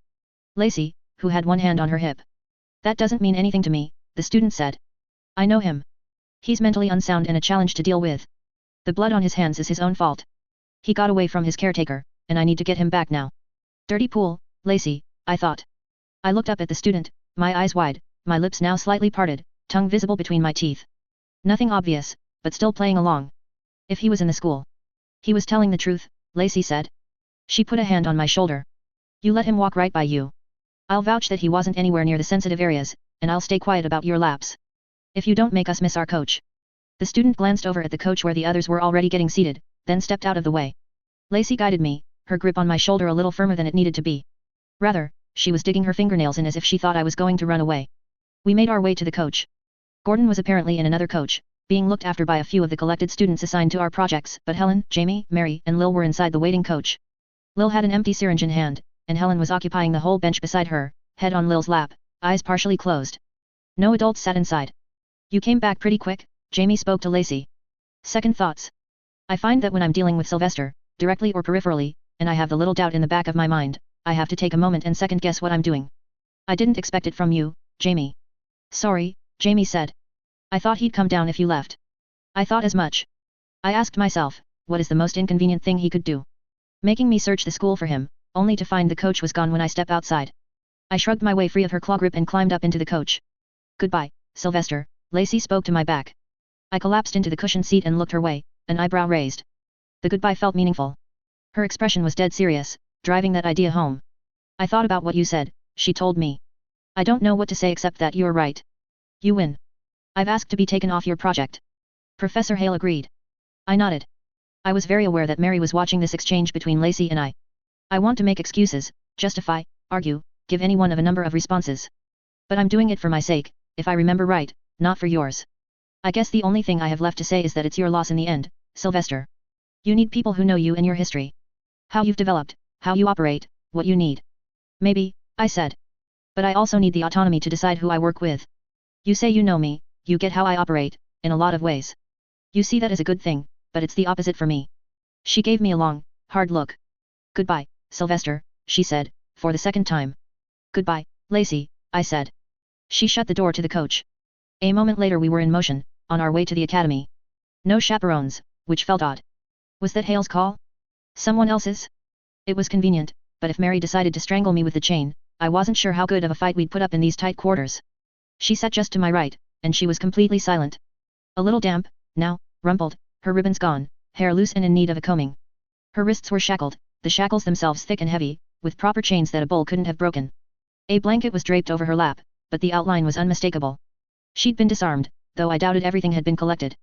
She was too careful. Too delicate right now. I couldn't poke or test her. Dangerous. I turned to look away, and saw Jamie was writing in his notebook. Not writing. Sketching. My face, looking in Mary's general direction. The pen went still. When I looked up from the pen's tip, Jamie was staring at me. What? I asked, uncomfortable. That was nice of you, he said. I'm never nice. You're a damn liar, and you're lying about not being nice, Jamie said. You messed with Lacey. Which is very not nice, I pointed out. And you told her why you did it, Jamie said. I told her it was because she pitied me and pretended to be nice, which wasn't wrong. You've handled worse without flinching, Jamie said. You just gave her the real reason. I closed my eyes and let my head move back until it hit the padded back wall of the coach. The wall vibrated with the movement of the wheels over the road. When I heard the scratch of the pen on paper, I chanced to look at Jamie's work. The sketch was left unfinished, but was being captioned. Sly, after a rare moment of kindness. I rolled my eyes and closed them. 2 mistakes in a relatively short span of time. Getting caught by the student at the quarantine perimeter, and how I'd dealt with Lacey. I was tired, my brain too active for too long. I was starting to stumble. Except the night wasn't quite over yet. Someone's gone ahead, we should have an escort when we arrive, Jamie commented. For our passenger. I gave Mary another look, and saw her looking outside the window. Watching the rain-soaked city pass us by, the lights, the street lamps, and rare figures standing in the dark. Was one of them the puppeteer? Her mind was roaming, her thoughts escaping the confines of the coach to focus on what lay beyond, very possibly dwelling on the puppeteer. Helen, I said. Mary startled at the sound of my voice, or because it was Helen that I named. Yes. Helen asked. Do you have a comb? She produced a small comb from a shallow pocket in her uniform dress. Rather than make her move, I rose from my seat and took it from her hand, before letting myself fall hard against my cushioned seat. I held it up for Mary. So you can feel more like yourself. I don't know who myself is, she said, but she took the comb and began working it through her hair. There were more than a few tangles that required sharp, violent tugs to figure out. Couldn't push too hard. Just had to make sure she was grounded, focused on us. For now, let's get through tonight, I said. I don't think any of us want you chained up. Except maybe you. She snapped her head around, looking offended. Because I'd crossed a line, or because I was right? You just said you don't know who you are, I said. Are you, right this minute, someone who wants to be chained up? Saying yes or no doesn't mean betraying him or threatening you're standing with us. It's about who you are in this moment. She made a face, looking out the window at the city once more. S.Y. Lil asked. Yes, Lil. I replied, my response as syrupy as I could make it. I saw the annoyance on her expression, but it didn't distract her from what she was going to say. Don't be a butt. Leave her alone. The The statement was forceful enough to catch me off guard. Surprise gave way to annoyance. How about you trust me to know what I'm doing? But Jamie must have seen something in my expression, because he gave me a light tap with his elbow. Fine. Fine. I wasn't entirely on the ball, either. I was positive I wasn't crossing the line, but that didn't mean I couldn't make more minor mistakes. I gave Lil a smile, then let my head rest against the cushion. Do you want me to patch you up? Lil offered. Your hands look bad. A conciliatory gesture. She couldn't recant what she'd said, but maybe she hadn't meant it to come out as forcefully as it had. Fatigue affected her, too. Emotions were a drug with their own side effects, ebbs and flows, and after half a night of activity and a week of fearing for her life, she might not have been on point any more than I was. They'll want to look us over anyway, I said, closing my eyes. It'd be redundant. Relax instead, look after Helen. Lil looked down, where Helen was sleeping. Tranquilized. We were silent as the coach made its way through the streets, the stitched horses keeping up their hard patter of hoofbeat on road top. We reached the hedge, and there was more light there, less space between streetlights and street lamps. A glance out the window showed the perimeter wall, lit up by the ambient light. It seemed to say the academy, a glowing beacon at the edge of Radham. Through a gate, and into the academy proper. We passed the Rose, Claret Hall, and the Rise, heading straight for the tower. Mary was tense. Her shoulders were stiff, and she'd moved enough to make the chain move since the journey had begun. Here we are. You've been here before, I said.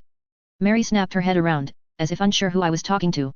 I wasn't sure who she expected it to be, but she seemed to figure out that I was talking to her. Visits. That's all this is. A visit. One that decides my fate, she said. I shrugged, slow. Maybe. Is that why you're so anxious? Or is it something else? You keep talking like you read my mind, she said. You're more of an open book than the literal open book in Jamie's lap. It's not hard to figure out. You were told we're the enemy. We're the bad guy. Visits were visits. You knew where you stood. Sure, she said, the word curt. They're going to want to talk to you, ask questions. Be ready for it. You don't have to tell them everything, but anything you tell them will smooth things over. I don't have anywhere to be, so I'll be with you until we figure out where things stand. I'm your ally, your advocate. I offered you a place with us, I will make it happen. I promise things will be okay. Promise, she said. Not a question, not a statement, only an echo. Did the word have a significance? Do they even agree with you? She asked. They? The other Lambsbridge orphans? I trust SY, Jamie said. Yes, Helen murmured. She'd sensed the coach slowing down, and had roused. I glanced at Lil, and sensed the hesitation. Mary would too. But Lil said, yes. Mary's expression didn't change. Not deadpan, like Helen's, it was a vaguely lost, heartbroken look that she had about her, and it was a look that didn't offer any tells. It suggested she was more comfortable or certain about what was going on than she had been a moment ago, when all the walls had been down and in ruins. The coach stopped, and we made our way out, Lillian removing the blanket that covered Mary's shackles, clumsily folding it and dropping it on the spot where Helen had been lying. One by one, we made our way out, passing the stitched bodyguards on either side of the door. When Mary reached the door, they seized her. Go easy, I told them. She's not a threat. You can stay close, but don't manhandle her. The handlers for the two stitched bodyguards echoed my orders. The two bodyguards let go of Mary, leaving her free to follow a pace behind me. We were on dry ground. At the base of the tower, a roof had been set up so one side rested against the tower itself, the other side propped up by a row of custom-grown trees. Stitched horses were lined up beneath, with cords and wires stringing them up to a rack of large metal cables that ran down one side of the tower. Gordon was already out of the other coach, lying in a stretcher, with the team that worked on the Griffin project surrounding him. 3 students looked after me. 2, now that Lacey was gone. 9 looked after Jamie. Lillian had special tutoring and attention from a set of teachers, giving her support and care. Helen stood alone with no students or teachers to maintain and look after her, each one getting driven away in time, but she did have her black coat professor. 12 individuals looked after Gordon, and 9 of those individuals were present, walking in a group around, ahead of, and trailing behind him as the stretcher was wheeled into the tower. I was willing to bet that more were inside. The rest of us almost didn't matter, while they were focused on their subject. Debating and discussing ways to move forward, consulting lists and charts. He was in their hands. I wasn't too worried about how it would turn out. As they filtered away, we were left in the company of a few scattered students who stood closer to the tower's entrance.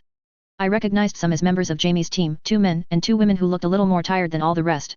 I also spotted the 2 remaining members of my team, 2 men who were standing to one side, smoking. Behind us were the students who managed the stitched guards. I didn't realize how badly I was outnumbered, Mary said. I smiled at the notion.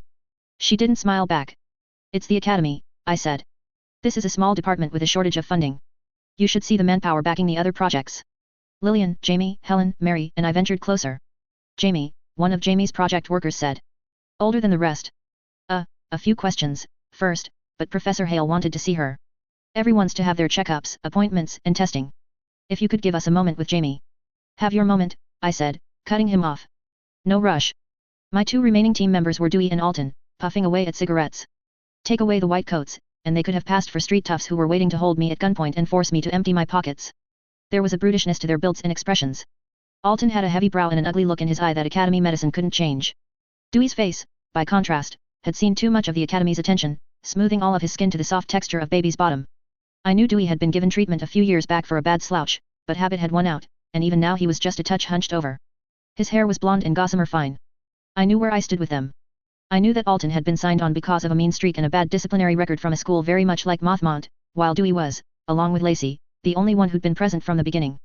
He had been through lengthy and painful treatments for bad scarring he'd suffered as a child. In their own ways, they weren't the type to flinch, and they were good enough at what they did. Lacey had just been good. I imagined she'd learned not to care, rather than starting out that way. You need anything? Dewey asked. I shook my head. Had my appointment. He looked annoyed. I know that. We don't have any reason to stick around. I shook my head again. Yeah, he said. What did you say to Lacey that bothered her so much? I shrugged. Yeah, he said, again. As if he was answering a question or statement. Okay. I know where to find you if I need you, I said. Find one of us in the office tomorrow, he told me. Should check levels. Okay, I said. He nodded. Easy. No dancing around, no tricks, no posturing. Just business. Jamie was talking to the others. His team.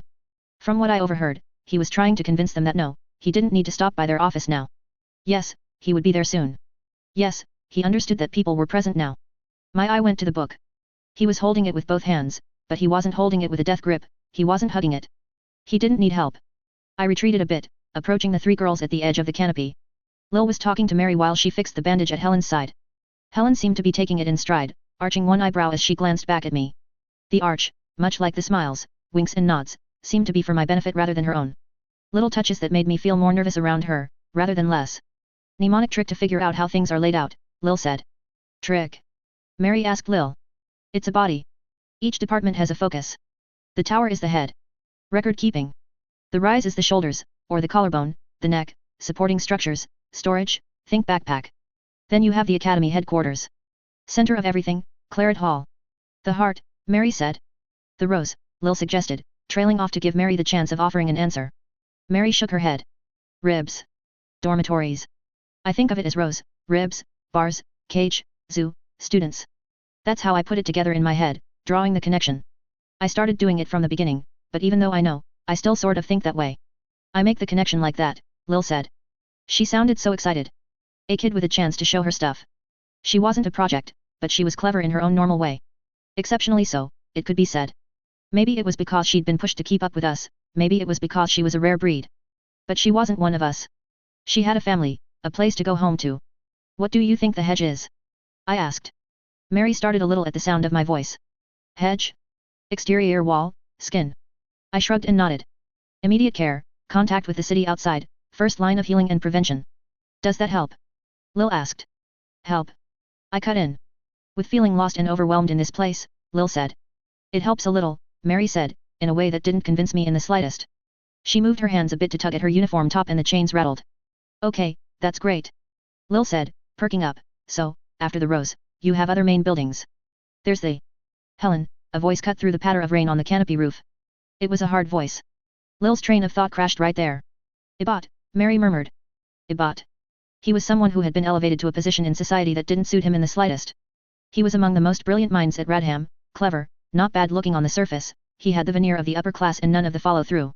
His hair was neatly parted, set firmly in place by something that had a way of smelling rancid at the end of the day, leaving his hair locked into hard strings that crossed one corner of his forehead.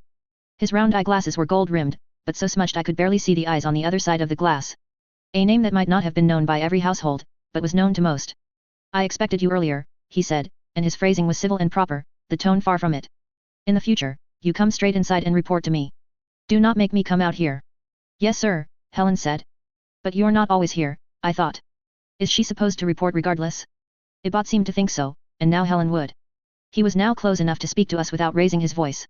I sensed Lil shrinking back and shifted my position a little, to put myself between Ibot and her. You're bleeding, he observed. Yes sir, Helen said. Explain. Before she could, I spoke up, sir. He ignored me. I want to hear it from Helen. I certainly hope she recalls. Sylvester put me in harm's way so we could capture our target, Helen said, before I could say anything. It was the best way to get me to where I could be most effective. I would have worded that better, I thought. I was barely finished the thought when Ibot struck me. He wasn't a strong man, but he was several times my size, and he was a man.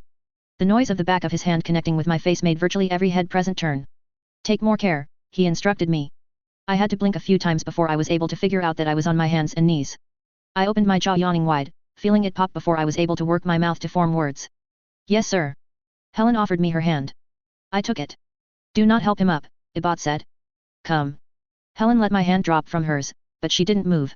Good work tonight, Helen, I murmured. She turned and followed a step behind her creator. Jamie's crowd and Dewey all took care to move out of the way as the pair entered the tower.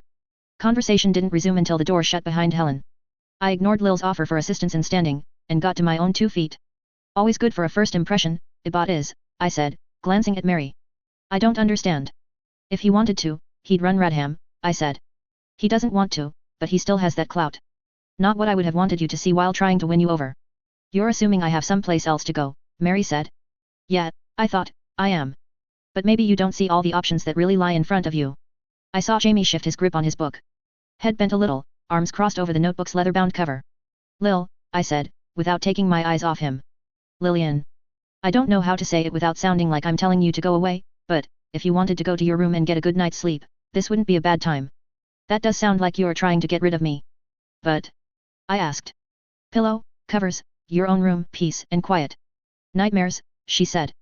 Do you think you're going to have less nightmares, if you spend more time hanging around us? I asked. She made a face.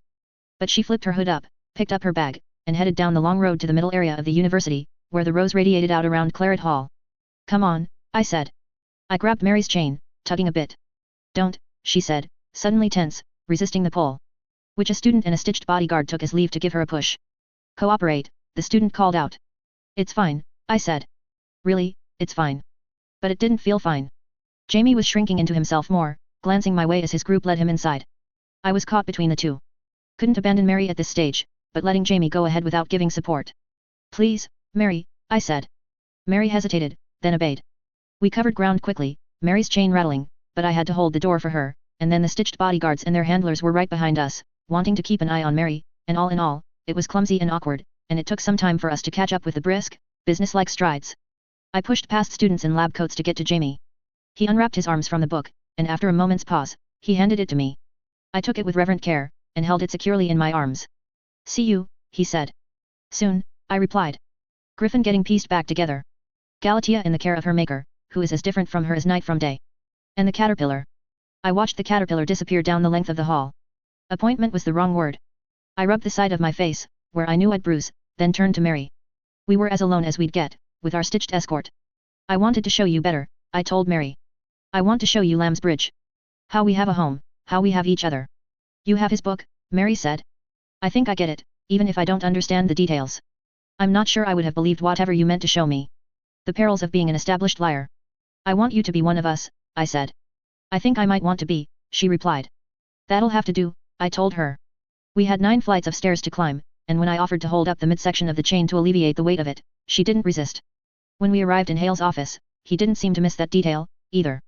I saw his gaze linger where my hand held the metal links. Dog and catcher are after Percy, he said. I noted how he watched Mary. It seemed he'd been filled in on my intentions there, too. Jamie's work, no doubt. Keeping everything in order, making sure the messages were passed along. Mary didn't flinch or react. The pursuit would have been easier if you hadn't burned down Percy's home, Hale told me. I reacted to that. I blinked a few times, trying to organize my thoughts and work through the shoddier bits of my memory. I didn't. Hale leaned back in his chair. You didn't. I shook my head. Dog and catcher say it wasn't Percy who did it. They would have had the scent, even with the rain. I don't have an answer for you, I told him. I do, Mary said, her voice soft. The plan was, more complex than I think you understand. Complex how? Hale asked, his pale eyebrows rising. The children we were copied from, he had to do something with them. He sold them, to others with ambitions in line with his, she said, and she couldn't maintain eye contact, staring down at the ground instead. It's a group. One he tried to keep secret from even me. And it's a lot bigger than you'd think. Enemy, Arc 1. Overshoot, Percy mused. A species finds itself with no predators and an abundance of resources. The species grows by leaps and bounds, oftentimes exponentially, and quickly reaches a point where it vastly exceeds the space and resources available. Percy held his umbrella up at an angle, pointing it against the rain that was driving down. Now, his eye fell on the academy. This late in the evening, it was one of the only points of light in this dark little city, walled in, with enough lights around the hedge that the front wall was illuminated. He turned away, shifting his grip on his umbrella. His free hand reached up to tenderly prod his own damaged face. The moment he'd been hurt, he'd chosen to exaggerate the severity of it. He'd trusted his Mary. His walk was brisk. Running was a giveaway, walking was too slow. He compromised on both fronts. Living here, one got used to the rain, walking on slick sidewalk and road. The academy had wanted rain, they had devised a method to get it, algae that were now part of the water system. Buildings at the periphery of Radham spouted out fumes that would catalyze the bacteria. When overshoot occurred, the end result was often a devastating collapse of the system that had formed. Populations often died en masse. The wind nearly tore his umbrella from his hand. He had to pause to fix the arm at one side, where it had inverted, turning one side of the umbrella into a cup rather than a shield. While he did so, he took the opportunity to glance over his shoulder, double-checking. He didn't see anyone that shouldn't be there. He kept a particular eye out for children, and saw nothing. He felt both relief and disappointment. To see Mary there would have lifted his heart and it would have made him feel safer. To see all of the boys with Mary would have left him ecstatic. Given him hope. Only rain and shadow in equal proportion. Radham worked so hard to portray itself as something good and proper. He'd known that much already, spending the better part of 6 years at Mothmont, but he'd never been one to wander the street in the worst weather. He'd been aware of the existence of such stitched, but he'd never seen how many stitched were active late at night, collecting trash, bodies, or simply going about on predetermined errands, especially now that he was in the shadier part of Radham. A stitched was picking through a can of trash that had been left outside of a business, moving as though drunk, too loose, prone to swaying. When it found something, a broken clock, a child's toy, a pair of scissors, it fumbled to fold back a waterproof cloth that had been draped over a crate, placed the item inside, and then replaced the cloth. Percy wanted to help it. To give it an hour of his time, or find its owner and tell them how to maintain it better. Some individuals were prone to complaining about how their relatives, friends, and neighbors were collected before they ever touched a coffin, or dug up at the first opportunity by grave robbers looking to make some coin by selling to would-be students. Oh, but if they knew that stitched were sometimes used like this, ordered to go through garbage for anything that might be of value, taking the materials to a location where the valuables could be sorted out and sold? A stitched wasn't easy to make, but the attempted and ultimately partial revival of the dead had been one of Woolstone's first projects, and had consequently been one of the most detailed in Woolstone's literature. All one had to do was obtain the materials that the Academy controlled and follow the documentation to the letter. The materials were inexpensive, the end product lasted years, longer if kept dry and maintained at the right temperature, which this poor thing wasn't. He appreciated few things more than good work. A craftsman with care regarding their trade. This wasn't that kind of good work. The creator no doubt had access to a great many bodies, and thought it easier to go to a third-rate academy graduate and have another made, than to work to keep this one functioning. Flesh was cheap. Dead flesh cheaper. The stitch turned its head, looking in Percy's direction. The eyes were nearly gone, the pupils and irises clouded with milky white. It wasn't, however, looking at Percy himself. He followed the gaze of the stitched creature, and he saw two figures in the rain. The first and most obvious was a monster. Four-legged, it stood tall enough that if it walked against a building, its shoulder would brush the upper end of a door frame, but it was narrow enough that it could fit through the doorway itself, if it ducked its head down. It had parts of a human face, writ large, the features largely concealed by long black hair. Here and there, where flesh wasn't sufficient, large amounts of metal had been set in place, fixed to flesh and bone. Light from a street lamp reflected green in its eyes. The other figure was a man, wearing a wide-brimmed hat and a long jacket. The light from the street lamp reflected green in his eyes as well. He carried a stick with a collar fixed to one end, ready to snap shut once touched to the throat, a bear trap without the teeth. Sometimes it had spikes, Percy knew, but no. No, dog and catcher wanted him alive. To question. To take his work, repurpose it. It was only a matter of time. The only reason they hadn't noticed him was that they were distracted by something else. It seemed Catcher was saying something, though the collar of his jacket was high enough to hide his mouth. Dog nodded, and the sound he made in reply was deep and loud enough to be almost audible. Speaking was impossible for the thing, given the mangled metal wreck that was his lower jaw. How could Percy even describe the feeling that came over him, then? The dread, the misery. He imagined the feeling being very much like what he might experience if confronted by the family of the children he had replaced with his own. If he had been cut down mid-stride, before accomplishing his goals. As if a weight had been dropped on him from high above, smashing all he was to pieces, while leaving his body intact. But dread didn't help him. He circled the garbage scrounger and used the creature's bulk and smell to hide him from sight and nose. With a note of regret, he folded up his umbrella, subjecting himself to the rain. Bone handle, properly waterproof. Too large to go in the crate, too obvious a thing to be carrying. I hope your master rewards you by tending to you, Percy murmured. So please forgive me for this. He pulled the waterproof cloth away from the top of the crate, where it protected the contents, threw it over his head and shoulders, then hefted the crate. He contemplated kicking off his boots, but decided against it. Visually, it would mask him from their view. But their eyes were the least of his problems. They could see better than him, they could track scents as well as any bloodhound, they could hear, as rumor went, a leaf settling on the ground, and they had the wits to use that information. If they were this close, they had his scent, and if they had his scent, that man-catcher was as good as around his neck. A sound behind him almost made him startle, but jumping or jerking could well be a giveaway. Dog disappeared into an alley, traveling parallel to him. Percy stumbled forward, box in hand, his thoughts a dull roar. There were no good options. Even if Mary or Clyde were here, the best they could hope to accomplish would be buying time. If the stars aligned right, perhaps they could put down Catcher. But victory wouldn't happen. Escape was out of the question. Dog revealed himself by making a clatter, 3 floors above the ground, walking on a nearby rooftop. With each step, shingles broke free and skidded down the roof to sail toward the ground below. There were only 3 building lots between Percy and the war machine. It had stopped at the end of one rooftop, and now strained, head raised, broad, bat-like nostrils flaring. Dog almost casually leaped from rooftop to road. Metal braces in and around the legs locked, sprung, and slammed into new configurations, absorbing some of the impact. Muscle and mass handled the remainder. Now that Dog was closer, Percy could see how tubes ran up and around the legs, disappearing into metal-framed slits in the side. 2 tubes carried blood, while the third carried what might have been water. Dog was an ugly piece of work, which was odd, considering that Dog was one of the best known of the Academy's secret projects. There were experiments that were done with care, thought through from the beginning. This was not that. It was a project that had been started, one largely doomed to failure. When structural integrity had failed, crude metal engineering had been set in place. When circulation was poor, things were rerouted, tubes set in place to serve where veins and arteries couldn't, sometimes outside the body. Little doubt there were other problems. The Academy was probably happy that was the case. A dog couldn't run if it needed regular drainage or a specialized diet. The Academy had overshot. In this case it had made effective use of that fact. Dog turned his head, staring at Percy with those eyes that caught the light, the eyelids moved, providing a smile the mouth couldn't. It was fruitless to resist, or even try to run, but it galled Percy to know that it would be this that ended him. He turned and prepared to go, when he saw Catcher drawing near. The man toyed with the man-catcher, the collar on a stick. The collar section of the tool spun, whirling so fast it was a blur in the gloom, sending off a spray of water droplets. Catcher's voice was rough-edged, a man who had smoked or was speaking through a bad cold. You changed coaches twice, walked through deep puddles. Even wore a maggot-ridden blanket. Maggots? Percy pulled at the piece of cloth he'd put over his head, but it still took a second for his eyes to adjust. He saw the maggots wriggling, and flinched, casting the cloth away. His scalp crawled, now, his neck and face. Once he felt it, every drop of rain he couldn't verify with his eyes was potentially a maggot, vermin, filth. Catcher shifted his grip on the man-catcher, and Percy stumbled back, only to find that Dog was behind him, mouth open, teeth ready to bite. But he still held the crate. Using it for Dog would be useless, but... Catcher thrusted, aiming for Percy's throat, and Percy raised the box, the opening facing the weapon. The crate was torn from his hands, thrown a distance away by a violent swing of the pole. Too strong. Catcher alone would have been enough, but there were 2 of them. Woolstone's work had caught hold of him from an early age. It had defined his life. Now it would, in a roundabout way, end it. He thought of his creations. Of Clyde, and of Mary. In the same moment he realized his own mortality, he knew his legacy was gone. He felt a flare of anger. Percy nurtured the feeling, used it to find courage, and reached into his jacket for his pistol.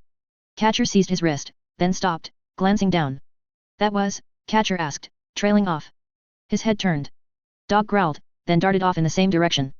A fog was rising around them. No, it was a gas. Pea soup thick, the cloud rose steadily despite the downpour. Catcher started using his grip on Percy's wrist to pull, tugging him away from the swelling cloud. Percy used his other hand to reach across his front for the gun, only to have Catcher move the man-catcher to prod his arm.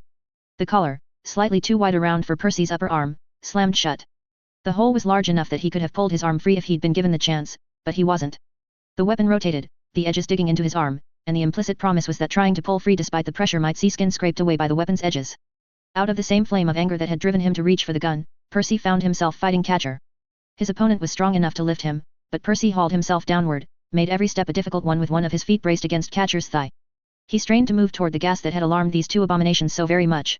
It was stupid, reckless, and it was ugly, everything Percy had worked against. Every step of the way, he'd fought against the current, and every step of the way, he'd done things with care. Not all of it was things he could be proud of, but he'd weighed his options, and had never done a thing he felt he could later regret, in the grand scheme of it all. Even his dealings with the children. This, he instinctively felt, was something he might very well regret more than anything else, even if it only left him minutes or seconds more of life. In the end, he succeeded. His head moved too far back, and the gas washed over his face. In an instant, he was blind, seeing through a veil. Foul, acrid tastes and smells flooded his nose and mouth. His struggles with Catcher continued, less effective now that he was blinded. When he was dropped, he kicked and flailed into the blurry darkness. When a hand pressed around his mouth, he struck out, hit flesh. He struck again, and felt long hair. His hand moved more gently through the hair, with a degree of caution this time, with care. Mary? He opened his mouth to ask, but whatever it was that had filled it with foul taste, it was like a thick flour, caking his tongue and inner cheeks, making them stick to his teeth. His lips bound together, cracking and bleeding as he pulled them apart. The hand over his mouth moved, until only one finger pressed against his lips. The fingers seized his bleeding lower lip and tugged, leading him like a mutt on a leash, and he knew it wasn't his Mary. He obeyed all the same. A few staggering footsteps, not knowing where he was going. A ruckus occurred behind them. The hand took his wrist, instead, and he followed, for what seemed like an interminably long time, but was likely only a handful of minutes. The hand freed his wrist. Another minute passed. He started to feel his heartbeat pick up. Fear, humiliation, worry. He was dirty, covered in maggots, bloody, and except for his silent companion, he was alone. He heard a woman's sigh, not one of exasperation, but relief. "It's water," she said, and her voice was muffled. "Right in front of you. Rinse your face, try to get your nose and ears as well, or you won't see or hear very well for a long time." He obeyed, fumbling until he found the rain barrel. He made use of the water, rubbing at his eyes, only to pull away long strings of goop. It snapped before he could get much of it. He pulled away as much as he could, checked his vision, and still found it blurry. His second attempt suggested that absolutely none of it had dissipated. "It uses the mucous membranes," she explained. "Binds to the mucus itself. You're going to be congested, and you'll be pulling gobbets of the stuff from your nose and mouth for a long time. Give it an hour or two and it'll be more solid. The rinse is meant to clear things up." "How long?" he managed. He still felt as though his tongue was coated in wax. He blinked and made out a raven-haired beauty in a close-fitting jacket. "Long enough you might worry I lied to you and that permanent damage was done. Wash with regularity, it will get better." He looked back over his shoulder. "They're gone," she reassured him. "It affected them worse than it affected you. They still put up a fight, which I didn't expect. I had 3 stitched with me, and Catcher took them to pieces. The Academy will diagnose the problem and mend those 2 within a day, and then they'll devise a means to prevent it, but you saved me?" Percy asked. He could make out enough of her face to see a smile. "You saved me, and you sacrificed 3 stitched and a trump card to do it. You're with them?" "Yes." For the first time since the anonymous note had informed him the Academy was coming for him, he felt himself relax a touch. He dunked his face again, then shook it violently in the water, side to side, splashing, trying to free up any of the substance that might be clinging. When he stood straight, he put his hands to his hair and then combed it with his fingers. His vision was still only half of what it had been. "Come," she said, smiling. The destination, as it turned out, was a nondescript store with an old cowboy's hat over the door. "Ever been to a place like this?" his companion asked, ascending the stairs ahead of him. She shot him a light smile over one shoulder. Never have, believe it or not." "I believe you," she said. "You're more the type to find someone of that calling and invite her to your place." She knew him that well? "During daytime, no less," she said. "Ah. You've been watching me that well, then. The man that walks around your home outside of the school hours, pulling the cart?" "Ours. I see." They'd reached the top of the stairs, 2 floors up, and reached a door with another cowboy's hat above it. Rather than open it, his companion turned around, then wiped at his face, touching his hair. His blood still pumping and face already hot from the humiliation of his futile struggle against Catcher, just after hearing intimate topics raised so readily, he felt more than a little flustered. From the smile on her face, she seemed to know it. Perhaps she had been watching him even more carefully than he'd known. Enough to know he liked to be in control, to steer things, and she was denying him that chance. Before he could ask a question, she opened the door. The walls were draped with red velvet or silk or something very close to it, traced with gold. The pillars had branches reaching up and around them, and one branch had a small bird on it. The light was electrical, cast through red glass. Scattered around the room, in a very haphazard fashion, there were 8 or 9 people in chairs, on couches, or standing. Cynthia, an old man greeted her. And Mr. Percy. Catcher and Dog were there. "I used my blinding powder, they'll know what it is for next time. Louis is going to tell you I didn't let him set the Academy's dog on fire, but it seemed too risky. Every time we made a sound, Catcher would charge at us. I let the Stitched make all the sounds they wanted, and we left. It was the best option, Catcher wasn't slowing down. He doesn't, that is his design," the old man said. Percy blinked to try and get a better view. Changing his tone, the old man spoke again. "You did well. Talking to me. I failed. My creations are dead." I'm afraid so," the old man said. "We confirmed for ourselves. 3 boys and a girl, killed by the Academy's set." Percy felt a wrench in his chest. He managed to keep his expression calm. It was good. The deliberate act of control helped to center him. He felt more like himself. "What were you doing?" a woman asked. She was surrounded by cages. The shapes within suggested birds. Percy opened his mouth to answer, then shut it. "You won't say?" Cynthia asked, and her tone was teasing. "You brought me here for a reason." "We did," the old man said. Percy chose his words carefully. I feel as though I'm being judged. We all are, always, the woman with the birds said. Are you weak, strong, useful, a fitting romantic partner, a friend, an enemy? I'll reward. I'm on trial. No, the old man said. Wrong word, that. It matters, what I say, how I say it. And don't say it always matters. You know what I mean. Yes, the old man said. I know. Tell us, what were you doing? Percy remained silent, considering. When Cynthia spoke, her voice was soft, but it wasn't uncertain in the least. There is nothing you can say that is worse than saying nothing at all. Percy didn't speak right away, but he did make the decision to speak. I'm not proud. I started out wanting to prove myself to them. I had an idea, I wanted to see it through, and show them that they were wrong to refuse it. You're clones. Yes, Percy said. Your work seemed impeccable, considering your limited access to academy resources. They protect their texts and charts with a dangerous passion. It's half of what Dog and Catcher do, rounding up those who have or copy the books. Every academy has projects that do, dressing them up as patriots and protectors of the crown. There were teachers who brought sections of the texts to the school. I caught glimpses, and I held phrases and numbers in my head until I could write them down, sometimes hours later. Impressive, a man in the corner said. Why? You started out wanting to prove yourself to the academy, then you started killings. To hurt Mothmont, and to hurt the academy too. To become headmaster. Once I could dictate policy, I planned to mass produce. Mass produce clones. Percy managed a smile with his cracked, gummed up lips. Imagine, please, a new method of warfare. One where a single man or clone can infiltrate, they can target children, replace them, the clones would educate their new peers in how to act like children, and slowly but silently capture an entire generation. One command or order, all in one night, and an entire city would be brought to its knees. I do like this sort of imagining, the old man said. The academy likes its weapons, as you saw with its pet dog. The academy didn't like my weapon. Not because of what it was, but because they had a vision in mind, a group of children working together. My idea was too slow for Hale. You wanted to make it work. The lives of children meant nothing to you, you sold them without a care as to what we were using them for. Is it a trial after all? The lives of my children mean something to me. Do you want revenge for them, Percy? Yes. Then you'll have it. You'll carry out your plan. They know how I operate. They'll be checking, to be safe. Let them waste their time, then. There are other routes. Percy narrowed his eyes, felt the film in them, and rubbed at one with the knuckle of his thumb. Other routes. In answer, Cynthia reached up and tapped one of the red lights. Percy nodded in realization. We'll be working together, she said. To create beautiful pieces of work. And you'll be doing it with more resources, the bird woman said. While staying well out of sight, the old man said, with a little more emphasis. I'm sure you understand. Percy nodded slowly, taking it all in. He allowed himself a smile. I'm sure it won't take much convincing to have you act against the academy, the old man asked. Percy mused for a moment. Whenever I think of the academy, I think of the concept of the overshoot. You're familiar with it, I presume. I was a professor, the old man said, you can trust I am. Percy smiled a little. They're treading dangerous ground. Verging on collapse. Hale sees it too, but he thinks he can make minds brilliant enough to solve the problem. I think he's only going to wind up contributing to it. No, I most definitely don't have a problem acting against them. The demeanor of the others in the room told him he'd passed his trial. Can I wash my face? He asked, as others settled in, and the din of conversation arose. Again. This way, Cynthia said. You have a room. She led him to his quarters. His eyes went as wide as the blinding film let them. A complete set of academy texts. Large vats, sufficient to house a person. The basin is this way, Cynthia said. You have an bathroom adjunct.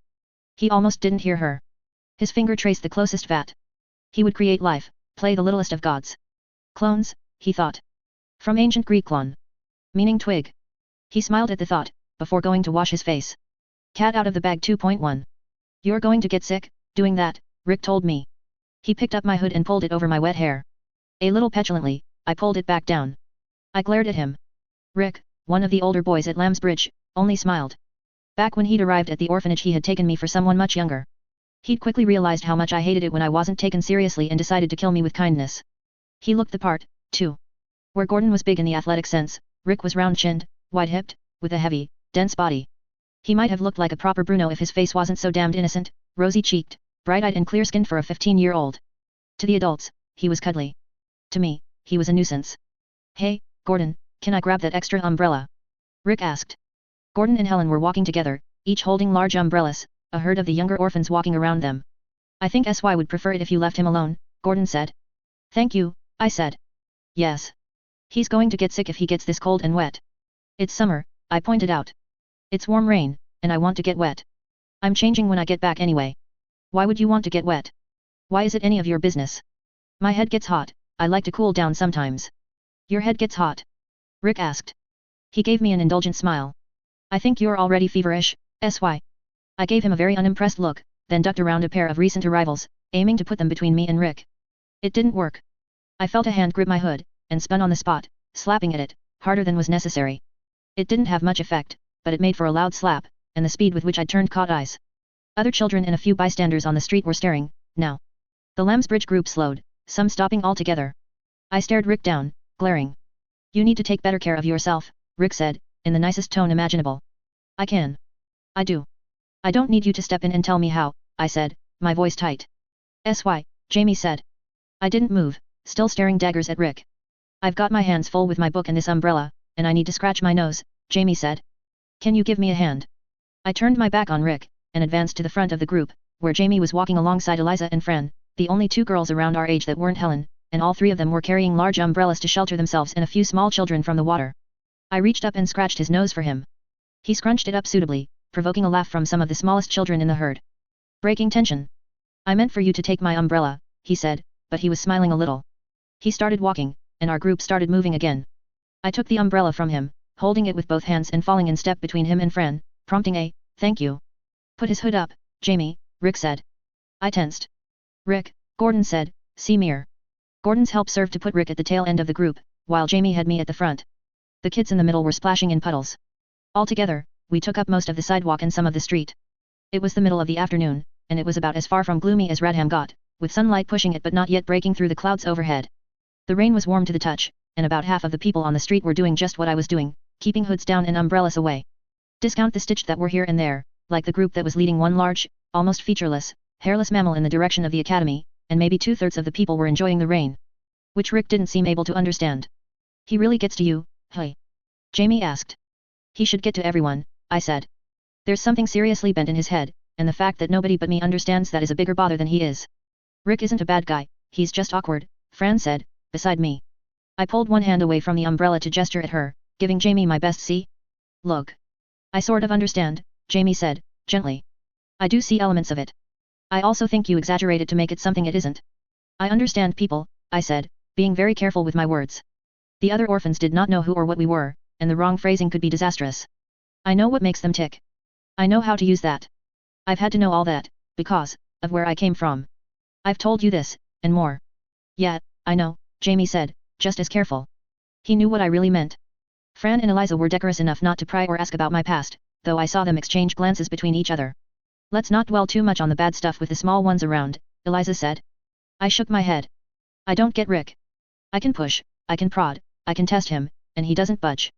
He knows you just as well as you know him, Jamie said. You're clever, sy, but don't underestimate just how effective the average person is when they're 100% focused on one thing. He's 100% focused on me. And you don't see what's wrong with that. Do you blame him? You met each other on one of your bad days, one of the days when you're in particularly foul, spiteful moods. After an appointment. And forced him to figure out how to deal with you. Which he did, I muttered. Which means he doesn't give in, he doesn't change course. You made your bed, sy. Now you get to sleep in it. Go after people and don't be surprised if they fight back the best ways they know how. I scowled, if I had a clue, some inkling of what makes a person that fundamentally messed up. Sylvester. Fran rebuked me with enough force that the children we were walking with jumped a little. Don't be unkind. Sorry, I mumbled, shrinking down a little. I'm just saying. I don't get him. I don't know what adds up to Rick being Rick. I know, Jamie said. I know his story. I was immediately a puppy, eyes bright, ears perked up. And I'm not going to tell you, Jamie said. Ever. But. Because you'll use it. I know you. Let it lie and deal with it as best as you can. It's good for you. I fought the urge to smack Jamie with the umbrella I was holding. I only managed to avoid it by telling myself that Jamie had to have written it down in one of his notebooks. It's not in my diaries, sy, Jamie said, quiet. Well, it is, but I blotted the words out after you threw the cup at his head, just a bit before Christmas. I knew you'd look eventually. The annoyances of dealing with someone who knew you well enough to predict how you thought. I was about to ask if you'd really read his diary, Fran said, but then I thought, gosh, silly me, it's Sylvester. I sighed. I considered hitting the both of them with the umbrella, but then I caught sight of Jamie's expression. Light concern, caring. Gentleness. Jamie's so slow he wouldn't ever get out of the way fast enough. Not sporting, I told myself. He moved his book to his other arm and put an arm around my shoulders. Can you give sy and me a moment? We're just going to walk ahead a bit, Jamie said. I'll watch the ankle biters, Fran said, taking the umbrella from me, holding one in each hand. I didn't miss the smile on her face as she said it. Jamie gave her a curt nod. We picked up our pace to pull ahead, which wasn't too much of a problem, considering how slow a collection of 5-year-olds sometimes were. He moved his book so it was more out of the rain. I reached over to pull his rain cloak over it. It took a minute before we were out of earshot. We had to circle around a slow-moving obstacle. The obstacle took the form of a large glass case the size of a coach, a cloth thrown over the top, already soaked with the water that sloshed within. Live horses were pulling the thing, and the academy students who weren't leading the horses were holding formation in a loose circle around the tank, warding off incoming traffic so a coach didn't crash into the side. When we were on the other side, I commented, Rick's the sort of guy who ends up dressing in his mom's clothes and smiles as he kills his victims with a knitting needle or something. You're not going to bait an answer out of me, SY, Jamie said. Not a knitting needle. But something inventive, I mused. Common household item. You're the one that reads the books. What item fits? You're more agitated than usual, Jamie told me. I think high-strung is the term. I'm guessing it's Mary. I frowned. Yeah, Jamie said. You don't have to act so smug. I'm not being smug, Jamie said, giving me every indication that he really believed what he was saying. Look, it's been a few weeks. You have a tendency to want to steer the ship, even if Gordon is supposed to be the one captaining it. I know you haven't been that able to steer Mary as much as you'd like, despite your very frequent visits. I told Hale everything, I said. Jamie was giving me a look. Almost everything. I explained, I got him to agree and get Mary's oversight to cooperate. Yet half the time I couldn't even talk to her, because they were doing stuff with her or with her parents. Jamie nodded, taking it in, storing it, maybe processing something else, or paging through a set of memories in his head. You weren't that successful when you did see her. It's why you're so insecure now. I'm not insecure. Okay, Jamie said. He didn't sound much like he believed me. She did try to kill you, I pointed out. If this goes an ugly way, then she might try again. She came closer to killing you than she did to killing me, Jamie pointed out. Several times, in fact. If you're trying to make me join you in the hand-wringing, you'll have to do better. You're no fun, I said. I know, he said. He squeezed my shoulders. I'm a terrible bore. The worst bore. I have no idea why Fran likes you. She likes you. Like. The way she acted when we left them behind, I'm sure. Now it was Jamie's turn to look a little bit annoyed and concerned. Good. For all he wanted to mock me about wringing my hands over Mary, I knew he'd worry over this.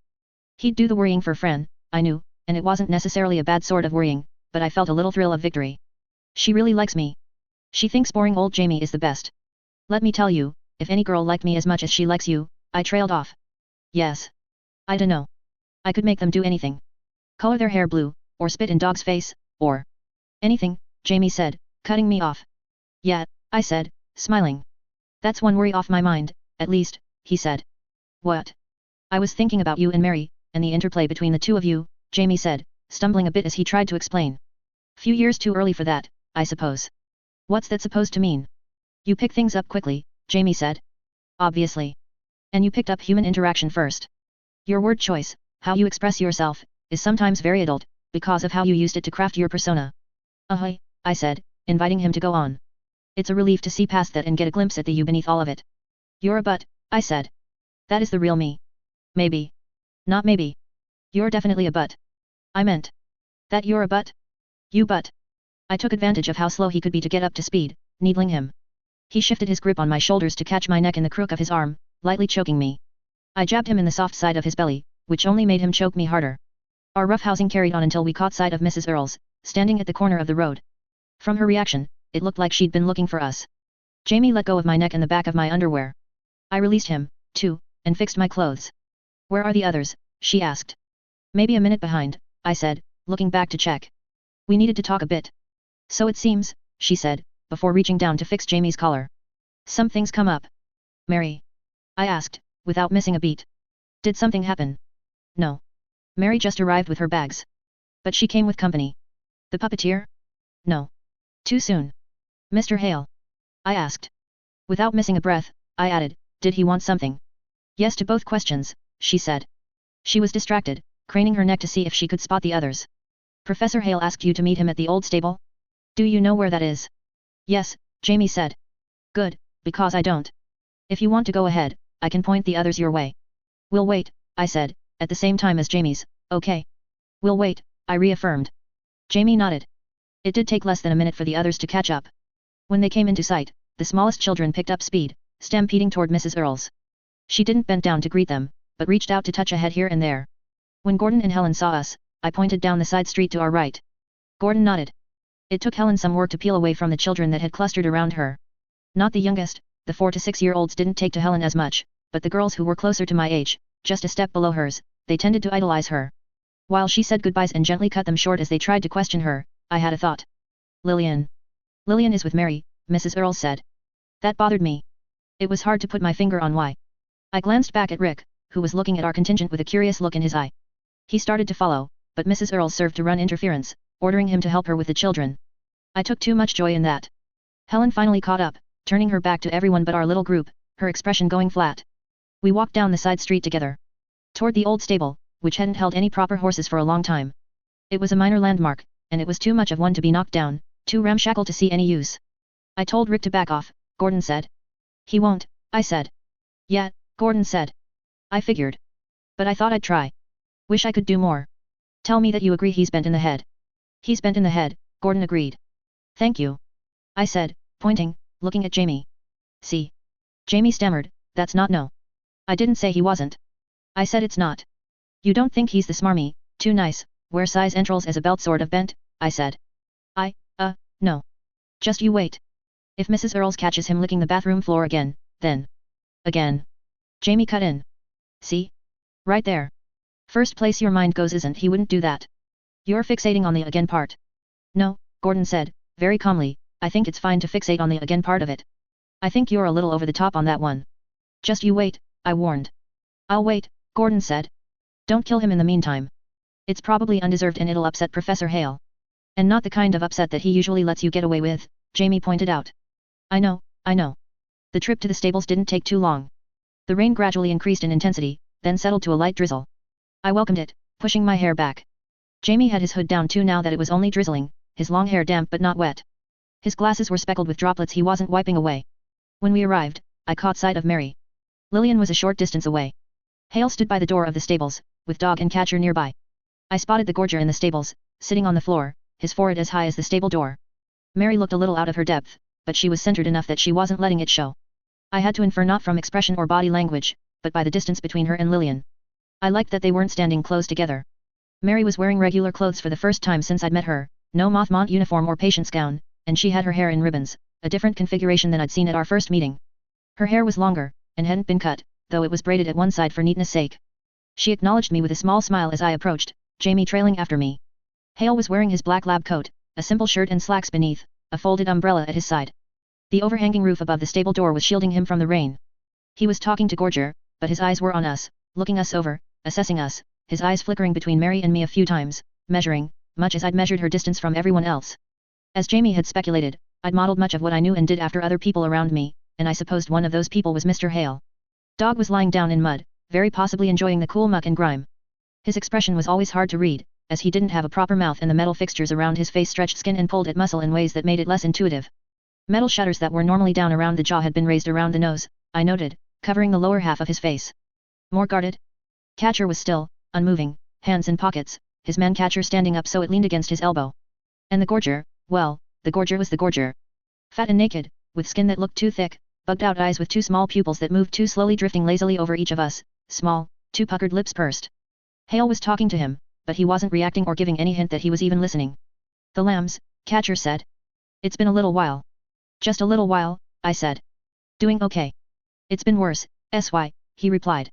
Gordon and Helen had broken away from Jamie and me. Gordon went straight to Dog. Where a handshake would do for someone else, Gordon simply reached out to touch the side of Dog's head, brushing some hair back and away from Dog's eye. Something in Dog relaxed the slightest fraction, muscles all down his shoulders and backs easing where they'd been tense. Lonely thing. Helen, for her part, was walking more slowly, swaying a little with her hands clasped behind her back, her skirt swishing left and right with each set of steps. She came to a stop somewhere midway between Gordon and the rest of us, hands still clasped behind her. The swaying was almost playful, which was very interesting unto itself.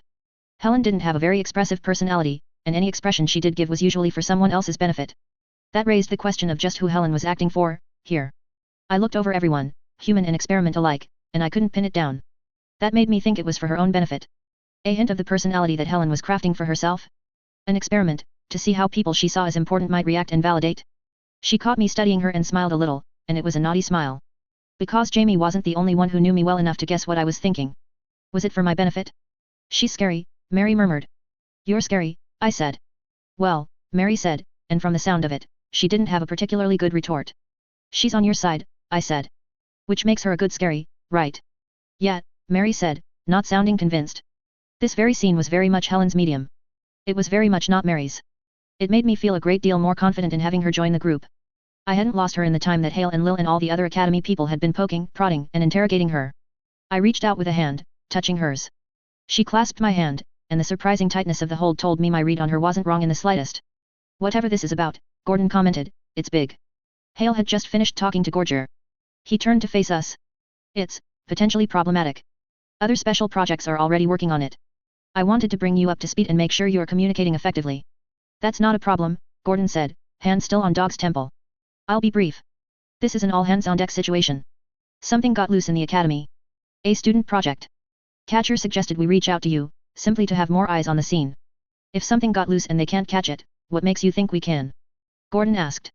We lose nothing by putting ourselves out there to help, and refusing would look bad, when the academy is this concerned, Hale said.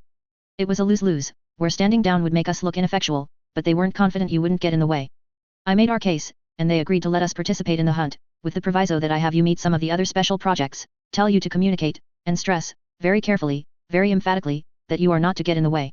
We all nodded, Mary included. Don't nod, Sylvester, Hale said. I'm directing this largely at you. I couldn't keep the smile off my face. I what? Why me? He didn't dignify that with an answer. Instead, he pointed at Mary. I agreed to your request to let her join. I've indulged you a great many times in the past several years. I'm asking you to cooperate here. Please. The smile slipped from my face. I felt Mary squeeze my hand. I will, I said. He nodded. The experiment can't leave the bounds of the city.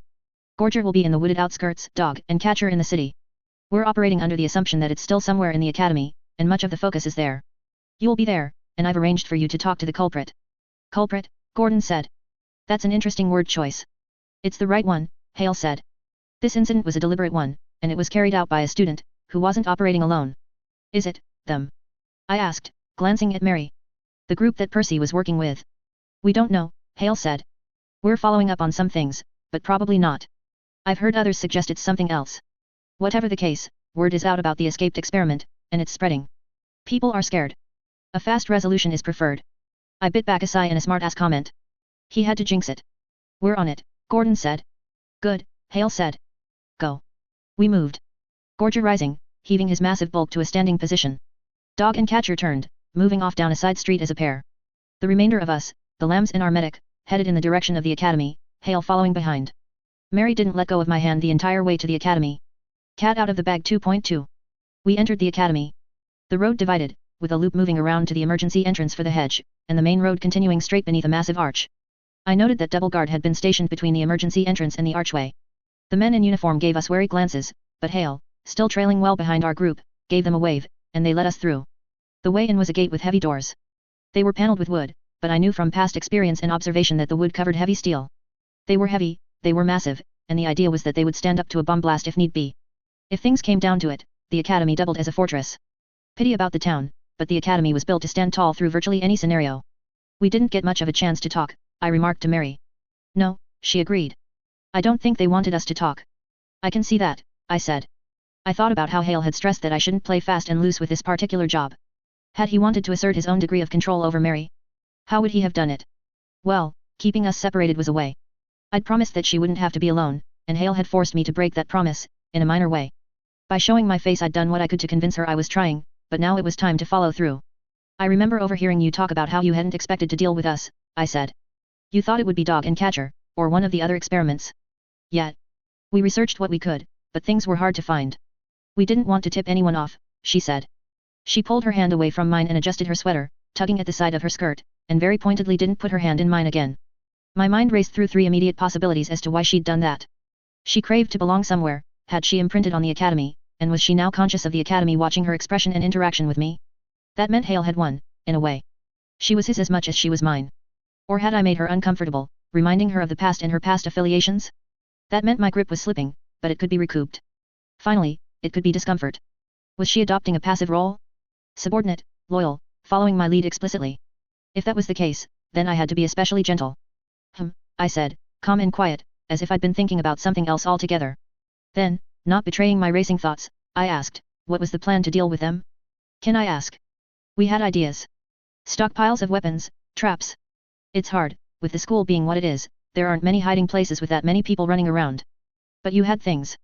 Mostly on the roof and in certain places in the basement. I had a stock of hair coloring and skunk musk, so I could go from brunette to blonde, throw them off the scent and then disappear into the crowd. That's a myth, I pointed out.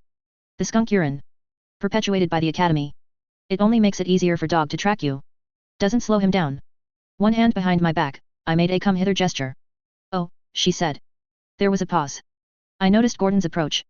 Mary noted him coming up to walk on my right before she said, is it bad that really bothers me? I smiled, making a sound that was half exhalation and half laugh, raising my hand behind my back, a stop gesture. No. That would drive me nuts. SY more than most, Gordon said. It's one of the 3 best ways to put him in a foul mood, when a scheme of his doesn't come together, past, present, or planned. Scheme, I said. Using that word makes me think I should grow up to have a fishhook mustache I curl with my fingers. I think that's accurate, Gordon said. If it were Jamie, I would have jabbed him, started a light tussle, but it wasn't. Gordon would make me look bad, and he would do it without trying. Mary managed a proper smile for the first time today. What are the other 2 ways to get to him? Gordon snickered, and there was something in the sound that betrayed his nice boy image, hinting at the guy he really was. In a way, it was more honest, showing that side of himself, but it wasn't gentle or nice. You'll have to give me something to get something, he said. Will I, now, she asked, easily falling into the stride of the conversation. I'll have to keep that in mind. One day, not now but soon, I imagined he'd hone that hidden edge to a razor point. Used right, he could draw girls to him, good looks, build, and knight in shining armor image to get their initial interest, then hinting at the secret beneath the surface to hook them. Mary was too wary for the hook to set, barb and all, but she was intrigued enough to let walls down. Her shoulders were less tense now. You're the hero of the lambs. The vanguard, Mary observed. I'm nothing special, he said, looking beyond me to give her a one-sided smirk that betrayed the lie. SY said you were. Did he? Well, then it must be true, Gordon said, softening the sarcasm with a smile. Mary smiled back. Which direction are we going, again? Bowels, I'd think, I said, pointing. I turned, starting to walk backward, raising my voice and pointing. Bowels. Hale, just in earshot, nodded and pointed in the same direction. We turned left. Claret Hall was only a little ways to our right, bordered by other main buildings, the rows, and various roads. Bowels, Mary said. Haven't heard that one. Students call them the dungeons, the tunnels, or the pit. The official name is Labs, recessed, Gorger's home. I heard about the dungeons and the tunnels, Mary said. She paused. Gorger. We didn't have a plan for him.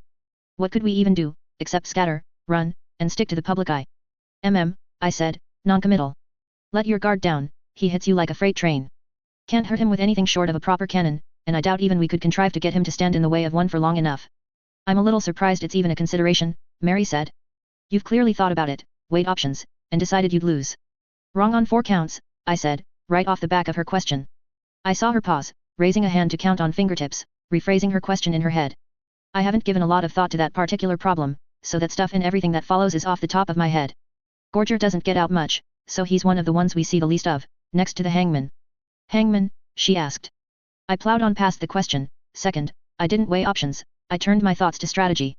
Scheming, Gordon said, sounding bored. And plotted. Schemed. The best way of doing things. Thirdly. You have to ignore him when he gets like this, Gordon commented. I don't think it's a loss, thank you very much. I think the cannon would be a failure, but that's hardly the only way to do it. I'm betting a victory of sorts could be managed. Though he's harder to ignore than I'd like, Gordon remarked. I agree with him there. I think we'd win. That's only 3, and you've run out of points to argue, Mary said. Did you say 4 to get me to pay attention? Yeah, I said. Because you're insecure and you're more likely to fixate on a proper number, which can be more easily proven or disproven. Ah, she said. I thought I caught a roll of the eyes as she glanced away, looking over the academy. The trees grew wild in between buildings, and there were places where the branches meshed with the branches that jutted out of buildings. There were more stitched at this end of the academy, and more general experiments. It was interesting to look at. Pause for emphasis, Gordon said. Mary snapped her head around to look at him. He was smirking. Then size reveal. There was a 4th reason. He never said there wasn't. You're ruining it, I said. Only because you're predictable. I mock gasped. You take that back, you oaf. He didn't flinch. Better to be an oaf than to be puny. I mock gasped again, with a little more emphasis. 4. Mary cut in, before we started fighting in earnest. I shrugged. You said you. That Gordon, Helen, Jamie, Lillian, and I would lose if we were up against Gorger in some confrontation or another. Maybe you're right. But that's wrong. You'd have been more accurate if you'd said we. You're a member of the team. Mary turned my way. For someone else, the statement might have fallen flat, phrased as casually and awkwardly as it was, but the inclusiveness mattered to her. I'd touched on a topic at the core of her being. I had her attention. I suspected that if I grabbed her hand, she wouldn't pull away. But suspicion wasn't good enough. Not when I didn't know why she'd pulled away in the first place. I'd phrased it in a matter-of-fact way, leaving it to hang out there and be taken for what it was worth. Now I distracted from it. Better to avoid letting Mary sit with the idea and the statement long enough to doubt it or tear it to pieces. We're here, I said. We should let the others catch up and get the debrief. Mary leaned over to peer down. Here happened to be a hole in the ground. It was a nice hole in the ground, with a roof over it and a short wall to keep the rain out. Lights punctuated a spiral stairway. An easy-to-miss plaque on a nearby wall indicated to those who were looking that this was the entrance to the bowels. Still, there were very few people who had cause to enter the bowels without already knowing where and what it was. Guests didn't tend to, unless they were from academies other than Radham's, and even regular students didn't have much cause to go beneath. Some students passed us, giving us weird looks, looking like they might say something, before they spotted Hale following up the rear. They hurried on, disappearing down the stairs, each with a hand on the rails. The descent was a nervous one, with stairs taken quickly, heads down, and eyes fixed on points further down the stairs. Lillian was holding the strap of her satchel with both hands. About once every 2 weeks, they have to lock a whole section down. Some things escaped, something went missing, a container broke, a chain broke. Send Gorger in, then seal it off. Drop stone blocks that whole teams of stitched have to winch back up, maybe flood the section, maybe ignite the air, and give it some time to be sure.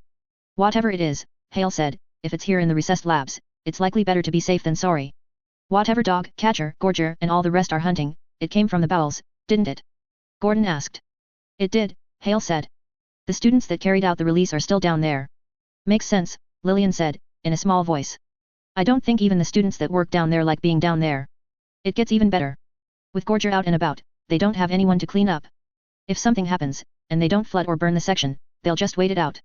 Leave the section blocked off until everything inside has starved to death. Including us. You don't have to come, I told Lillian, knowing full well she did. She smiled, a light of hope in her eyes as she looked to Hale for confirmation. I would insist that she accompany you, Hale said, shattering that hope. Lillian's face fell. Hale started down the stairs, and we followed. Hard shoes on stone stairs made for a bit of clatter, and the sounds echoed off the walls. I assumed you'd ask about the job if you had questions, Hale said. Are you wanting to go in blind, or did you want details? Details now are good, Gordon said. Please. Sir. The sir sounded like an afterthought. Was Gordon a little irritated that Hale had pushed about Lillian coming? Gordon was being protective. Cute. Then again, I had no place to comment. I was very aware of everything Mary was doing. The project is a living weapon, C-tier. It's vat-grown, cartilaginous, with a simple construction. Redundant, durable organs, a thick exterior of placoid scales, and a brain diffused across its body mass. C-tier. Larger than a man, smaller than a coach car. Placoid, it's covered in teeth. Lillian asked. In a fashion. What's the angle? Gordon asked. Sensory organs. Our creature is covered in fine, flexible hairs, with fine sawtooth construction. It can sense and process changes in air current, temperature, lighting, and vibrations in the atmosphere.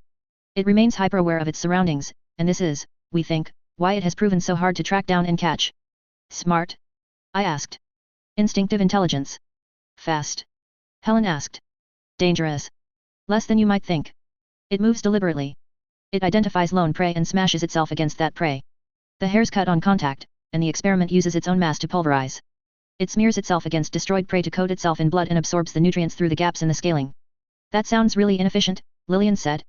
Hale smiled at her, pleased at how well his student was doing, but his words weren't smiling words, unfortunately so. Unfortunately. Helen cut in. She was doing that walk again, hands behind her back, almost playful, thunking her shoes against the stairs with each step. It was annoying, possibly trying to provoke a reaction, but our collective attention was elsewhere. If it is that inefficient, then it has to do it more often, Lillian said. Even more often if it's shy and bolts the moment someone comes to investigate the noise and screaming, Gordon said. 7 have died this morning, Hale said. I wouldn't be surprised to hear about an 8th or a 9th when I return to my office. 6 died on the academy grounds, 1 died on the top of the outside wall. Leading to concerns that it might have slipped through the net, Gordon said. And the decision to bring more eyes in, Hale said. Which leads us here. Our culprits included one of the students on this project. He had a note with the time for release. We have the other students on the project, but we don't believe they were involved. They're available for you to talk to, of course. We'd stepped away from the staircase. The hallways were brightly lit, which didn't quite fit the dungeon theme, but every wall was thicker than my arms were long, cut from slabs of stone, and the doors were heavy and reinforced. I eyed the ceiling, looking at the notches, furrows, and larger pieces of stone that were held up by relatively small clasps and braces of metal. I wasn't the only one looking. Remember, the students are your focus here, Hale said. You're not equipped to deal with the escaped experiment. It instinctively slips away from anything and anyone that approaches, favoring darker, quieter areas, unless that thing or someone is both small and alone, in which case it feeds. There is no fight to be had, here. Focus on the students. Motivations, ulterior motives, accomplices. Yes sir, Gordon said, nodding. I joined in, despite wanting to add something along the lines of I think he wants us to focus on the students. Had to be good. We were quite a ways down the length of a hallway. A quartet of students saw Hale and picked up their pace a little. If a black coat professor was in the bowels and walking fast, it was probably a good idea to pick up one's pace and get out. Just in case. Hale stopped abruptly by a door. He plucked a file from a slot that was built into the door's exterior, and handed it to Jamie, who opened it and started reading. You'll find him in here. Walter Gund. Better than average student, his father is a politician in Wiltwyck, but he's lost any and all favor he once enjoyed. Anything is permissible, so long as you don't maim or kill the boy. Nods. Questions. We exchanged glances between us, then shook our collective heads. You know where to find me. Be good, Hale reminded us. Me, for that last part. He handed Gordon a key. He left as quickly as he'd arrived, leaving us to our own devices. We watched as he made his retreat, his footsteps echoing down the hall. Just when we were clear, a group of students emerged from another room, opening the door and closing it behind them, looking stunned to see us gathered outside another office, then went on their way without kicking up a fuss. Once they'd left, we were clear. Should one of us take point? Gordon asked. Or we take turns. Kind of boring to be standing out in the hallway doing nothing, Jamie said. Yes, I agreed. Yes. That. All of us take point. All at once, I said. Introduce him to the lambs. And Lillian. Lillian gave me an annoyed look. Better than the waves of sheer terror that had been radiating off her a moment ago. Mary wasn't much better, but she had a better poker face. Almost flawless, as faces went. Don't worry, honey. It's not so bad down here, Helen said. It's pretty bad, Mary said. Any place where you casually mention setting the air on fire as a just-in-case measure is pretty bad. Thank you, Lillian said.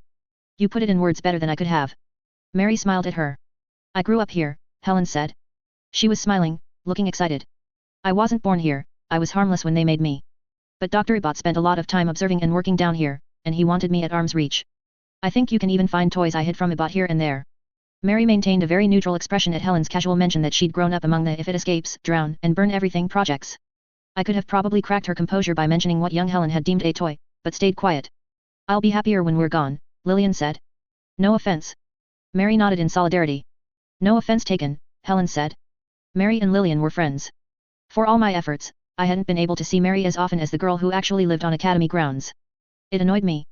All at once, then, Gordon said. Approach. He's a good student, Jamie said. Citations for smoking in the dorm room. Jamie stopped as I reached out and tore the bottom of one page. Lost my place. Let's see. Almost got kicked out, but the academy dropped the issue. Being out and about with friends, drinking, in town for girls, no issue. He's only 22, and he's on a project like this. That suggests something. I rolled up the paper. I knew the answer, but didn't give it. Gordon looked at me, he was thinking the same thing. I just prayed Lillian didn't jump in with the answer. Daddy helped him out, Mary said. Exactly, Gordon said. He flashed a smile. Mary smiled back. I chimed in, he's led a sheltered life. Let's make it clear just how unsheltered his existence is now. Helen? You lead. Gordon, talk, I'll signal you when I want to turn. Jamie? Jump in, facts from the folder. And me? Mary asked. He has a powerful dad. Are you telling me you didn't pick anything up at Mothmont, when it comes to parental expectations and the wrath of dad? Hit him where it hurts. She nodded slowly. Ready? Gordon asked. Not hearing a no, he unlocked and opened the door. The metal hinges of the heavy door creaked painfully as the door swung open. Our man wore a handlebar mustache, and he was big, ginger-haired, and broad-shouldered, with no sign of a gut, despite his large arms. He'd been stripped of his coat, and now sat at the corner of the cot, one of only 4 pieces of furniture in the room: cot, toilet, table, and chair. No books, nothing to do with himself. Walter stood as he saw us. I saw bewilderment, consternation. Where the bad seeds had known who we were right away, this young man didn't, I was certain. He saw a group of children, Helen smiling, Gordon glaring, Jamie and Mary with blank expressions. He looked to me, the smallest, as if I was somehow less threatening, and I gave him the coldest look I could manage. Our group slowed, Gordon pausing to shut the door and lock it. Helen maintained course. She headed straight for him. He said. I think. Helen, smiling sweetly, grabbed him by the balls. He staggered, but the movement didn't break her grip. He swung, and she bent low, taking advantage of his height. She passed between his legs, almost swinging, pulling his dangling bits backward toward his asshole, and led him to bend far enough forward that he fell onto his hands and one knee. If you fight her, she'll do permanent damage, Gordon said. Ease up, Helen. I think he's willing to cooperate. She eased up, but she didn't let go. He heaved for breath. What are we calling this thing, anyway? Gordon asked. Whiskers, I said, a moment before Helen called out, Fluffy. Jamie's, Twitch's, was so far behind it was closer to a fourth-place finish than a third. Mary glanced at me, confused. Bit of a competition, I whispered. I tend to win these. Ah, she whispered back. Let's talk, Gordon spoke to our hostage. Motives. Start? You can't. Your dad knows, Mary said. We've talked to him. We explained. He's done with you. Right for the jugular. It fit the Mary the First knew, but I had to give her a lesson in this. To properly break a person, one had to start at the outside edges, and work inward. Once you hit them with the worst possible scenario, there was little place left to go from there. Still, it was interesting to get to know Mary on this level. No, Walter said. I don't believe that. You're the eldest son, Jamie said. But when people die like people have been dying, and one son is responsible, sometimes a man has to face the fact that he's raised a failure. I'm not. You're crawling on the ground with your balls in a little girl's hands, Gordon said. What do you think you are? The next Jacob Black. I watched the man's face change. I puzzled over it. The confusion. The reaction. Ah. I raised my hand, and saw Gordon's head turn incrementally. He passed the baton to me, in a manner of speaking. We know your dad is involved, I said. We sent someone after him, and we have him in custody. He's throwing you out with the anchor, Walter. Talking is the only way to stay afloat. I saw his eyes widen. Start fast, Gordon said. His reaction had told me that something didn't add up, and it was related to something we'd said already. His dad was involved, a powerful politician, in another prominent city, no less. Which raised ever so many questions. Cat out of the bag 2.3. Walter started. He winced as Helen changed position, repositioning and squashing Walter's future children in the process. Ack. Start talking, Walter, Gordon said, we have all day. You most definitely don't. I'm thinking, Walter said. It's kind of hard now. Ah. I might, throw up. I wouldn't, I commented, still giving our man a cold, dead look. Every second counts. You need to give us something your father won't. Who are you? That's not helping you, Walter, Gordon said. You need to focus on the answers, not on coming up with questions. What do you want to know? That's another question. Helen chimed in, chirpy and cheerful, sounding just like a little girl on Christmas morning. Erg. Walter grunted. He kicked, twisting, very possibly deciding the momentary agony was worth pulling himself free of Helen's grip. He was underestimating how strong Helen's grip could be. The pain was bad enough that he did follow through on his promise of throwing up. I winced a little in sympathy. Mary leaned closer to me. She murmured in my ear, why didn't you send her after us like that? Her musculature and joints are different, I murmured back. In configuration and type. Mostly, she's bad at exerting a lot of strength very quickly. She's almost weaker than me when it comes to throwing proper punches, and that's with her being bigger than me. She's almost weaker, Jamie remarked, leaning in to join the conversation. I said almost. I protested, annoyed. Geez. Give her a few years and some practice, maybe she'll be dangerous in a scrap, Jamie said, ignoring me. If she can get her hands on someone, we're good, I said, not taking my eyes off Helen. You could use a pry bar and you wouldn't make her let go, and the sudden strength she can employ lets her take advantage of any openings. We watched our man flounder. He was only just finishing puking. I thought there was going to be a trial, Walter finally said. Who do you think we are? Gordon asked. We're your trial, Walter. Walter managed to focus, raising his head to peer at Gordon through disheveled red hair. We're the judge, I said. Really, hoping someone else would pick up the tail end of the statement. Jury, Jamie said. I love you, Jamie. And executioners, Mary said. You're awesome, Mary. If need be, Gordon tacked on. You're all right, Gordon. It made sense, to give the man a little hope, maybe, but I would have rather ratcheted up the tension another notch or two. As it stood, the man looked like he couldn't wrap his head around the idea, and Gordon's softening of the blow wasn't helping to hammer it through and make Walter's situation crystal clear in his very confused mind. Executioner? Walter asked. You intentionally freed your little project, Wally, I said. Gorger is out doing what Gorger does. You know what Gorger does, right? He cleans up messes, Lil said, when Walter didn't respond quick enough. He cleans up messes, I said, staring Walter down. Well, Gorger's doing just that. But while he's away, we're here. Filling in his shoes. Are you going to help, Wally, or are you going to be a mess that Gorger's temporary replacements need to clean up? I saw the light dawning in Wally's eyes. The realization. Yet. You're in a much worse situation than you thought. All the pieces are fitting together. You were wondering who these children are, and now I've connected the dots for you. The only way it all makes sense is if we're with the Academy, same as Gorger is. When we talk about being possible executioners, you now know we're telling the truth. Now how are you going to react, knowing more than just your balls and dignity are on the line? It was visible across his body. The adrenaline rush, the fight or flight response. He was a big guy, and has launched himself into a mindset that was all survival. The pain of being crushed between the legs apparently disappeared. He flipped himself over, so he was on his back rather than all fours, and kicked at Helen. I winced at that. Not because Helen couldn't take a bit of abuse, but because a bot would get fussy and maybe hit me again. That last bruise had taken a week to fade. Helen was like a rag doll, sagging, leaning heavily to one side, letting herself be flexible enough that the relaxed motion absorbed the impact more than her head did. Walter lurched forward, slamming Helen against the wall, forearm against her throat. Mary started, as if she was going to run forward. I put my hand out, stopping her. Walter was tall, and he was muscular, probably someone who did sports to get away from the hassles and stresses of spending much of the week in the bowels. With his ruddy complexion, it was probably something like horseback riding or a field sport. His belly suggested that it wasn't all muscle, either.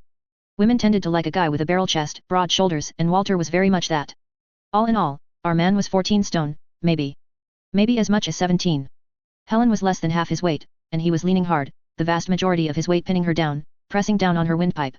It made for an awkward, hunched position, as Helen still hadn't let go of him. Frantic, a little nervous, Walter looked back over one shoulder.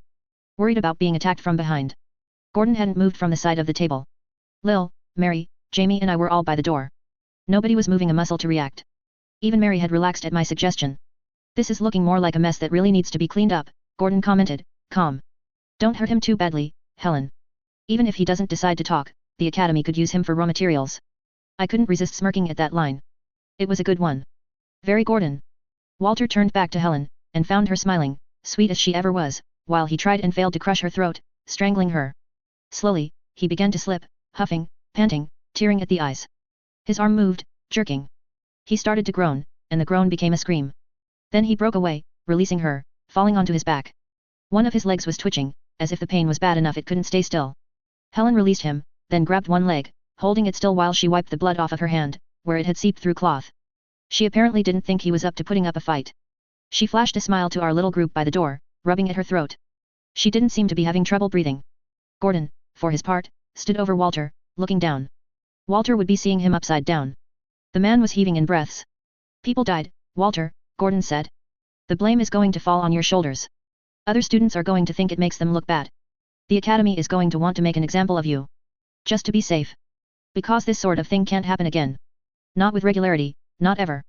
Walter shook his head. I chimed in. When a mistake happens, that's bad. But intentional sabotage? Boy oh boy, Walter. Not good. And I'm supposed to talk, get you to take it easier on me. That ship might have sailed, Gordon said.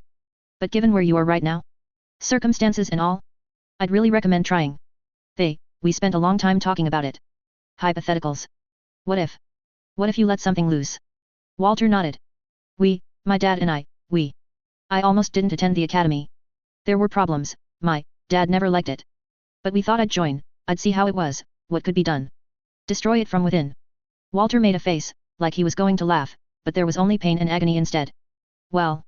Gordon asked. No. We didn't think that big. The Crown has come closer than anything, to actually controlling the world. The academies are what let them do it, mostly. I'm strong, smart, but not so damn deluded that I think I can destroy them, damn it. Damn it. His voice cracked with those last two words. Emotion. Take them down a peg, maybe, Gordon said. Walter nodded a little. He let out a little whimper of a sound, looked over toward me, Jamie, and Mary. Was going to steal some books, make a run for it, go to another country, sell the knowledge for enough to get rich. My father had everything ready, I thought. But I didn't get far enough. Every student thinks about how much they could get for the sort of knowledge the Academy has, Jamie said, holding his book and the file that Hale had given us. Not many actually try it. It's suicidal, Lillian said. You had to know you'd get caught. We talked ourselves into it, Walter said. He gave us a smile, one that was awfully sad. Self-pitying. Just you and your dad? Mary asked. That's as far as it went. Walter made a sound of pain, by way of response. Doesn't really make sense, Mary said. Him going this far, using his own son as a tool, then discarding his son as soon as he got caught. It doesn't make sense because it's a lie, I thought, tensing up a little bit. Maybe we shouldn't make Wally think too hard about it. Walter wasn't responding. I wondered if he was in the process of passing out. Why did he care so much about the academy? Mary asked. Still pushing. He's powerful, he's rich, but he's only a man in the middle, Walter responded. Servant to the people, servant to the academy. Servant, Jamie echoed him. Walter nodded. And it bothers him so much he'd sacrifice you as a pawn, Mary said, her voice soft. Was Mary clutching too hard to her past, failing to see and interpret this situation for what it was? If it was the case, if I couldn't fix it, then she was useless to us. We'd have to discard her, and I'd have to admit to Hale that I'd been wrong to invite her. I was in the process of trying to analyze that situation when I realized that Walter hadn't replied. I looked at Jamie, then Gordon, then Helen. Were they all thinking the same thing I was? I decided to prod, knowing it was no longer Mary that was risking pushing him too far and shattering our deception here, but me. If I got this wrong, it would be my fault. I looked at Lil, want to step outside and pass that on? If Wally Gun's daddy is that angry, it's something they can use in the interrogation. Lil frowned, but nodded. Gordon withdrew the key from his pocket and threw it. Our field medic moved to catch it. Mary seemed to sense that Lillian would miss, and caught it instead, before handing it over. Lillian smiled at Mary before letting herself out. Our man, crumpled on the ground, fearing for his life, red-faced and sweating, was watching the door, focusing on Lillian, who had just left. Hey!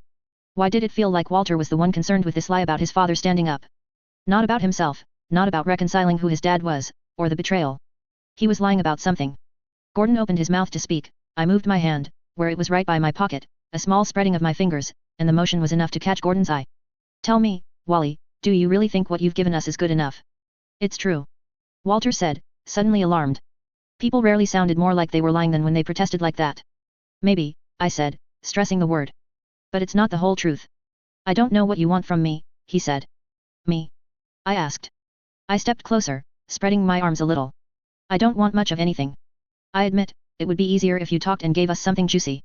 I could take whatever you said to people who matter, and that would make for less clean-up work for us. The only thing that matters here is you. The only one you can depend on is you. The one who suffers the worst the academy has to offer, if you don't convince your jury here. Me, he said. I nodded slowly, putting my hands in my pockets. You're not supposed to talk about what happens down in the bowels of the academy, Helen said. But people do it anyway, don't they? You know the sort of things the academy can do. He was starting to break, now. I could see it. Before long we could well have a grown man weeping. I could have said it was okay, if only because he'd killed people by releasing whiskers, but the truth was I didn't care all that much. I didn't feel bad, no pit in my stomach, no pain for my fellow man. Maybe a bit of sympathy pain for what Helen had done to him, but that was something else altogether. He was only another job. The door lock clicked, and the door opened. It was heavy enough that Mary had to help Lil to pull it open. She rejoined us. I held my hand where Walter couldn't see it, and beckoned Lil. She hesitated, most likely because she didn't trust me, but she did eventually summon the courage to come close. I leaned close, and managed to make it look like her bringing her mouth to my ear was her idea. To Lil's credit, she got what I was trying to do. She whispered in my ear, "It's really creepy being out in the hallway alone." I nodded, smiling. "Don't smirk," she whispered, sounding annoyed. I turned to Walter, as if it was a logical progression from the whispering. "Your dad is talking. There are others involved. He hasn't named names, but he will." Walter started. He stopped himself. "He what?" I asked, noting that Walter hadn't told me I was wrong. "You don't think he'll say?" "I agree with my friend there," Gordon said. "I want to do this without blood and cleaning. It means I can go back outside and enjoy the nicest day Radham has seen since last fall. Your father will talk. He'll continue selling you upriver, and he'll name names. Do us all a favor, here. Talk. Share what we need to share. Our academy student over there has the skill and the tools to mend some of the damage Helen did to you and give you complete and total relief from the pain. You get to live, and we get to go out and enjoy a very nice day." "I don't," Walter said. I was suspecting we'd pushed him too far. He wasn't operating like he should. There is no good ending if you don't wake up and act," Mary said. "Stop thinking of him like a father. Start focusing on yourself. That's all you should do right now. Focus on you. And us," I pointed out. "Judge, jury, blah blah. Getting on our good side is smart." "I don't," Walter said again. "Is he completely broken?" "I don't need her help," Walter said, looking at Lil. "I'm academy trained. I'm older. I can do the work myself." "Got him. You're assuming we'll let you have tools to attack us with," Gordon said. Walter paled visibly, making the redness in his cheeks, chin, and the center of his forehead more pronounced. Fear. He was in the palm of our hands. "Sorry," the man said. Gordon's voice was calm, gentle. "It's fine. You can have everything you want. We'll let you patch yourself up, administer the medication. We can even leave you something, if you want help sleeping, so you don't have to lie awake wondering what's going to happen. We can't let you leave, of course, I said. Of course, yes. Now, before we get a call and a knock on the door saying that your father spilled the beans, I said, trailing off. Walter hung his head. It wasn't father who instigated it. He and I were roped in together. My access, my father's money and resources. My friend, he works on other projects, but he was part of it too. Keller. He seemed to find the singling out of his friend the hardest thing to do. The instigator was a man called Reverend Mauer. He's local, Jamie said. As of recently. He wanted more access to, he dislikes the academy. He says it's a perversion. Which it is, but... Are you calling me a perversion? Helen asked, still in her best good girl voice. Again, Walter paled. I signaled Helen to back off, a flick of my fingers, as if I were shooing something away. Hands behind her back, she sauntered backward until she stood in a corner. Keep talking, Gordon said. Walter nodded. It's not about stopping the academy. I don't think anyone can do that, even the academy itself. Even the crown. But if we could make people wake up, let them know what's happening inside the walls of the academies, here in the dungeons, other things in other areas. He trailed off, as he stared at Gordon. One of those other things. There's no way you let me go, Walter belatedly realized. He looked at each of us in turn. You killed people. Academy students. Some were connected, some weren't. Some of the people you tried to wake up are going to die, if we can't stop. Whiskers, I said. Whiskers. Yeah, Walter said. I thought. He was acting like he was very, very tired. I might have suspected blood loss, but it was more likely his emotions had taken too many turns, and now he was running out of steam. It was defeat that was the telling blow, here. You weren't thinking, Mary said. You don't seem like a man with a plan. You were convinced to take action, your dad joined in. Your friend, too. How do you step back and realize what you are doing is wrong, when everyone around you is caught up in it, agreeing with it and spurring you on? Yet. When you think back to the person or thing that was pushing you forward the hardest, stepping in when you started to have doubts, was it the pastor? Mauer? Jamie asked. Walter nodded. You told him things you shouldn't? Gordon asked. Another nod. Things the academy would prefer were kept under wraps. Nod. Gordon looked at Jamie. You know where this guy is? Yet. Hear about him sometimes. If I think about it, I think I even know his routine. Good man, Gordon said. Tell us about the monster, Walter, I said. What was the end goal? Means to an end, Walter said. That's all. We wanted to do work on senses, but we couldn't get budget without giving the academy a weapon. We made. Whiskers. Making it a weapon, you had to justify it, I said. How it operates, how it's meant to be used. Low cost from raw to vat. Relatively short time. They come out at half size, and steadily grow over the course of days as long as food is available. After a few more development cycles, we thought it could be something we mass-produced, dropped, or deployed near enemy lines. Up pressure, soldiers can't go to use the latrine alone, have to move in groups of 2 or 3 if there are full-sized whiskers around. Just tell us it's not pregnant, I said. Walter shook his head. Male. I exhaled in relief. No tricks to catching it. Weak points. No, Walter said. Fire, maybe.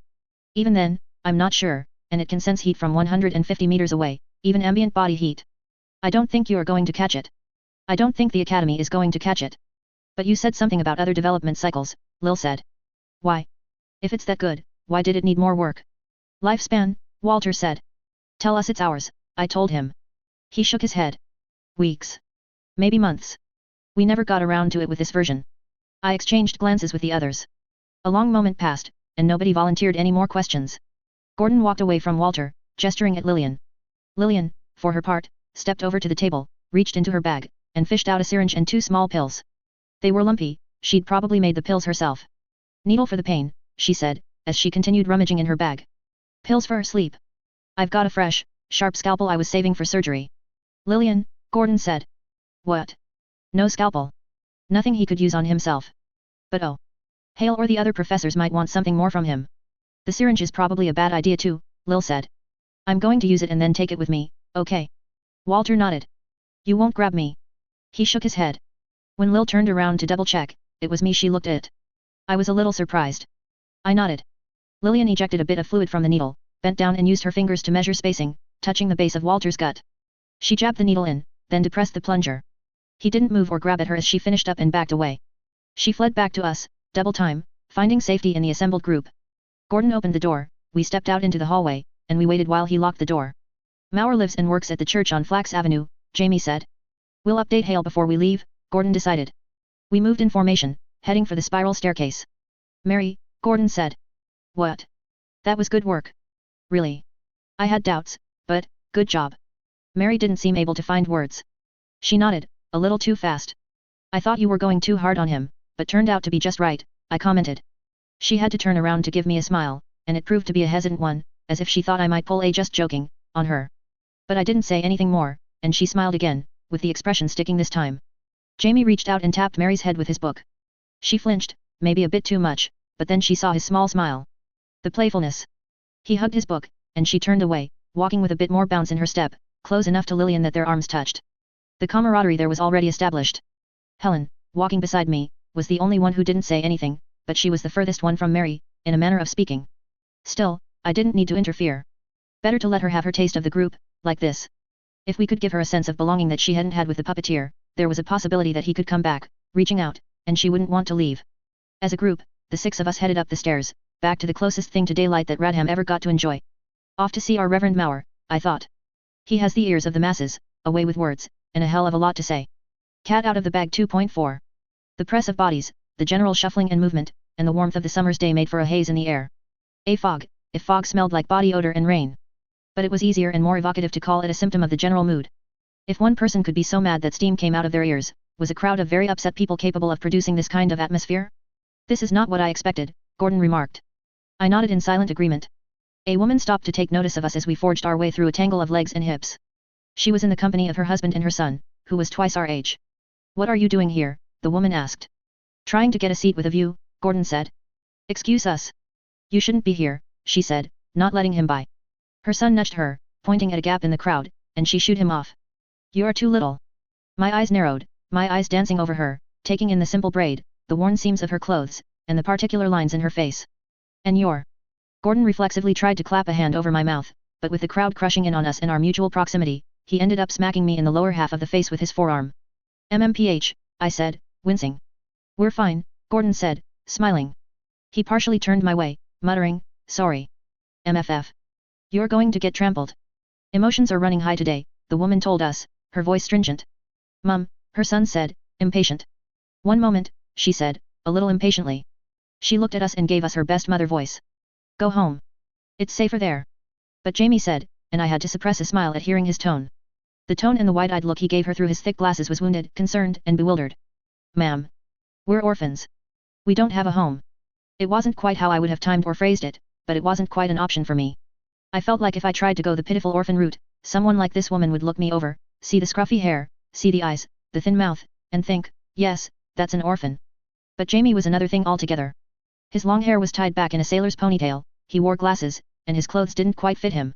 He was just a step away from being an ordinary child, so fixable, and the effect came across well. Perfect for when we wanted to put people on the defensive. I'd worked with him on that one, with Helen's help. I did my best not to smile as I watched the woman flounder. Mum, her son said. We're going to lose sight of Dad if you don't hurry. She seemed caught up in the moment, but with a push one way and a pull the other. You shouldn't be here, she reminded us, before turning away, joining her son. I tackled Jamie, throwing my arm around his shoulder. Jamie said. That was good. I told him. He said, again. But he smiled. Beautifully timed. In a few years that won't work anymore. But it worked here, now.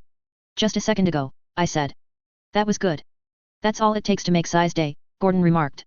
When I looked, I saw he was talking to Mary, who was safe between him and Lil. Helen was closer to me and Jamie. A good execution of a technique. Mary asked. It makes sense to me. No, Gordon said. Well, yes, maybe, but no. Mixed messages, there, I said. I winced as a few members of the crowd backed away, jostling us. No, Gordon seemed to decide. It's not about the technique. Oh, Mary said. She looked puzzled. Jamie started to chime in, then stopped short as the crowd moved again, bumping him. Let's move somewhere else, Gordon said. He looked at the crowd ahead of us. People were shoulder to shoulder, hip to hip. The entire neighborhood turned up. Up there, Helen suggested. She was pointing at a nearby rooftop, an addition to a nearby building, larger than a shed, not quite large enough to be an adjunct stable. A storehouse? Either way, it had a gently sloping roof that was low enough we could potentially climb up to it. We had to hop a short fence that surrounded the lawn, possibly to keep bugs away. "SY," Gordon said. He was entwining his fingers together. I nodded, and picked up my pace. It wasn't quite a running start, but I had forward momentum all the same, when he caught my foot in his hands and hauled me up. I landed on the roof, and immediately dropped to all fours, palms and shoes skidding on the shingles before I found the traction to stop. By the time I did, Helen had made her way up. Gordon very deliberately looked to one side as her dress brushed his face. She didn't drop to all fours as I had, but instead found her balance by touching the side of the adjacent building, her feet firmly planted on the sloped roof. She turned around to face the other direction, peppermint green dress flaring around bare legs, her sockless feet and little white shoes finding balance. I knew Helen was in the process of growing her hair longer, but for now it was in tight blonde rolls at the side and back, the rolls absorbing most of the length. She was still smiling, giving me an amused look with a very intentionally placed gleam in her eyes. I almost missed deadpan Helen. I understood deadpan Helen. "SY," Gordon said. "Heads up." I looked just in time to see Mary fly at me. I caught the apex of the roof with one hand and Mary's hand with the other. Her shoes weren't as good for climbing as mine were, too flat on the bottom, and she skidded. I watched her adjust her weight, the foot that was set lower on the roof sweeping in a sharp, focused half circle, scraping the shingles for maximum traction. Not quite enough to stop her downward movement, but it made for less of a violent tug when I had to catch her full weight, my arms stretched in two opposite directions. "You're smiling," she said. I hauled her up, and she found her way to the peak of the roof, standing across it. We had the best view of the crowd, but she was staring at me, looking puzzled. "You're," I said, not finding the words. I made an inarticulate waving gesture toward her legs. Mary looked down, sticking out one leg. She wore a white blouse and forest green skirt, and she was looking down at her bare calf. "The way you kept from falling," Helen clarified. "Kicking out." "Yeah," I said. "Oh," Mary said. She still looked a little perplexed. "SY, Mary," Gordon said. I reached out and caught Jamie's hand. Mary caught his elbow, where he was holding his book with one hand. "You were taught that?" "It was one of a few things," she said. "I'm more of a tomboy than you'd think. I learned a bit on my own." "No kidding," I said. "To please the puppeteer? To please us, now? It's impressive." She looked away as she smiled in response to that. We caught Lillian, helping her up, and then Gordon hauled himself up on his own. 6 of us on one roof. "Grimy," Gordon said. I looked down at my brown-black palms to verify, then to Lillian. Her dress was smudged at the knees, where she hadn't been quite so graceful as Helen or Mary. Straddling the roof, I pulled off my rain cloak. I laid it across the top of the roof. At my silent invitation, Mary sat down on one side of it. I plunked myself down beside her, and not because of any scheme or anything. Lillian might have been a girl, but it was my damn cloak. Lil shot me an offended look, then arranged and sat on her satchel with all the equipment and notes. Gordon and Helen were standing, toward the side of the building, while Jamie elected to sit on his book, balancing it on the roof's peak. Together, finally settled with a view, we were free to look out over the crowd. A small handful of faces looked up at us on our perch, but nobody spoke out. The focus was elsewhere. Fear, anger, agitation. "Something stirring," I murmured. Jamie, watching, nodded. The church was across the street from us, not one of the largest in existence, but Radham wasn't an overly pious town. The structure was pale, the shingles were brown, and the stained glass stood out all the more for the drab exterior. A lot of reds in the glass used for the window.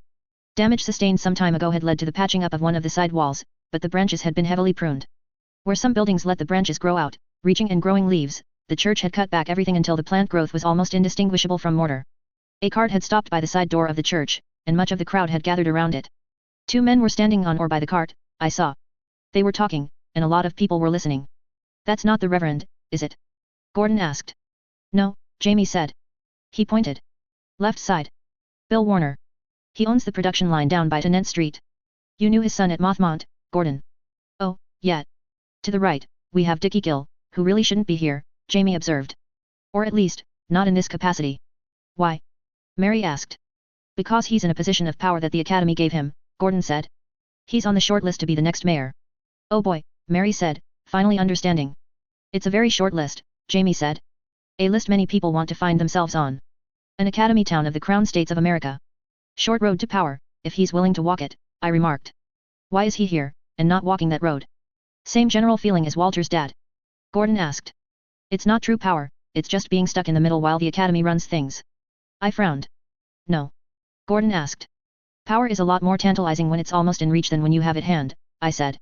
"For him, it's almost in reach. What's going on that's making this more appealing than that?" "You have to ask," Gordon asked. He gave me an odd look. "What?" "Look. This crowd. I know you can tell just how upset they are." "Uh-huh," I said, resisting an of course. "That simmering rage? It's his, or close to. This many people, restless, and he owns them. He and Warner, anyway, maybe Reverend Maurer too." "Uh-huh." Our collected eyes moved over the crowd. People talking in heated tones, the forceful gestures, the restlessness. Expressions tight, with lines of anger across foreheads and between eyebrows, grooves deep around the mouth suggesting disgust, and eyes too wide open, revealing too much white. Fear. Perhaps something more than fear, too. A wilder sort of feeling. Something ready to cut loose and act on things long suppressed.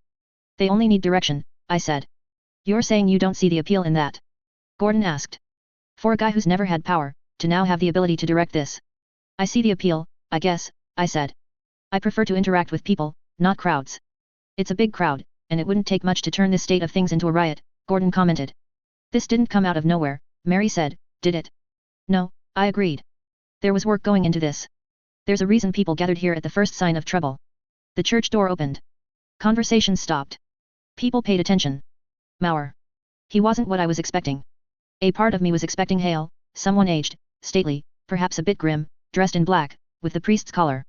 Reverend Mauer was young, or he'd been worked on by the academy at some point. His hair was vibrant, a bronze that verged on a surprising red where the sun peered through clouds to touch it, and his skin was smooth and unlined. When he walked, it was a touch off balance, back bent to one side, almost a limp. He did wear black shirt and slacks, one arm bare, and he wore a chaplain's collar, not the tab at the shirt, but a proper band of white that encircled his neck. To go with the limping gait and odd balance was a heavy sleeve that covered one arm, extending past the fingers. The uncharitable part of me wanted to call him a chicken, or a cock. The shock of red at the top, sharp chin and a Roman nose, the long, thin neck, the youth, and the way he walked. But the more charitable part of me saw that he was quiet, very at ease with how he slowly took in the crowd with his eyes. When he moved for a purpose other than walking, his actions seemed fluid, relaxed. His very state of being seemed to pass to them. The fires that had been stirring when the crowd was left on its own seemed to flicker and fade. We'd pegged him for the provocateur of the situation with Walter and Whiskers. Looking at him, going by gut feeling, I suspected he was far from being a stupid man. I suddenly feel like we should have gotten closer, Gordon remarked. For what? Jamie asked. To be able to act. There's no way to act with this many people around, Mary said. You're saying that?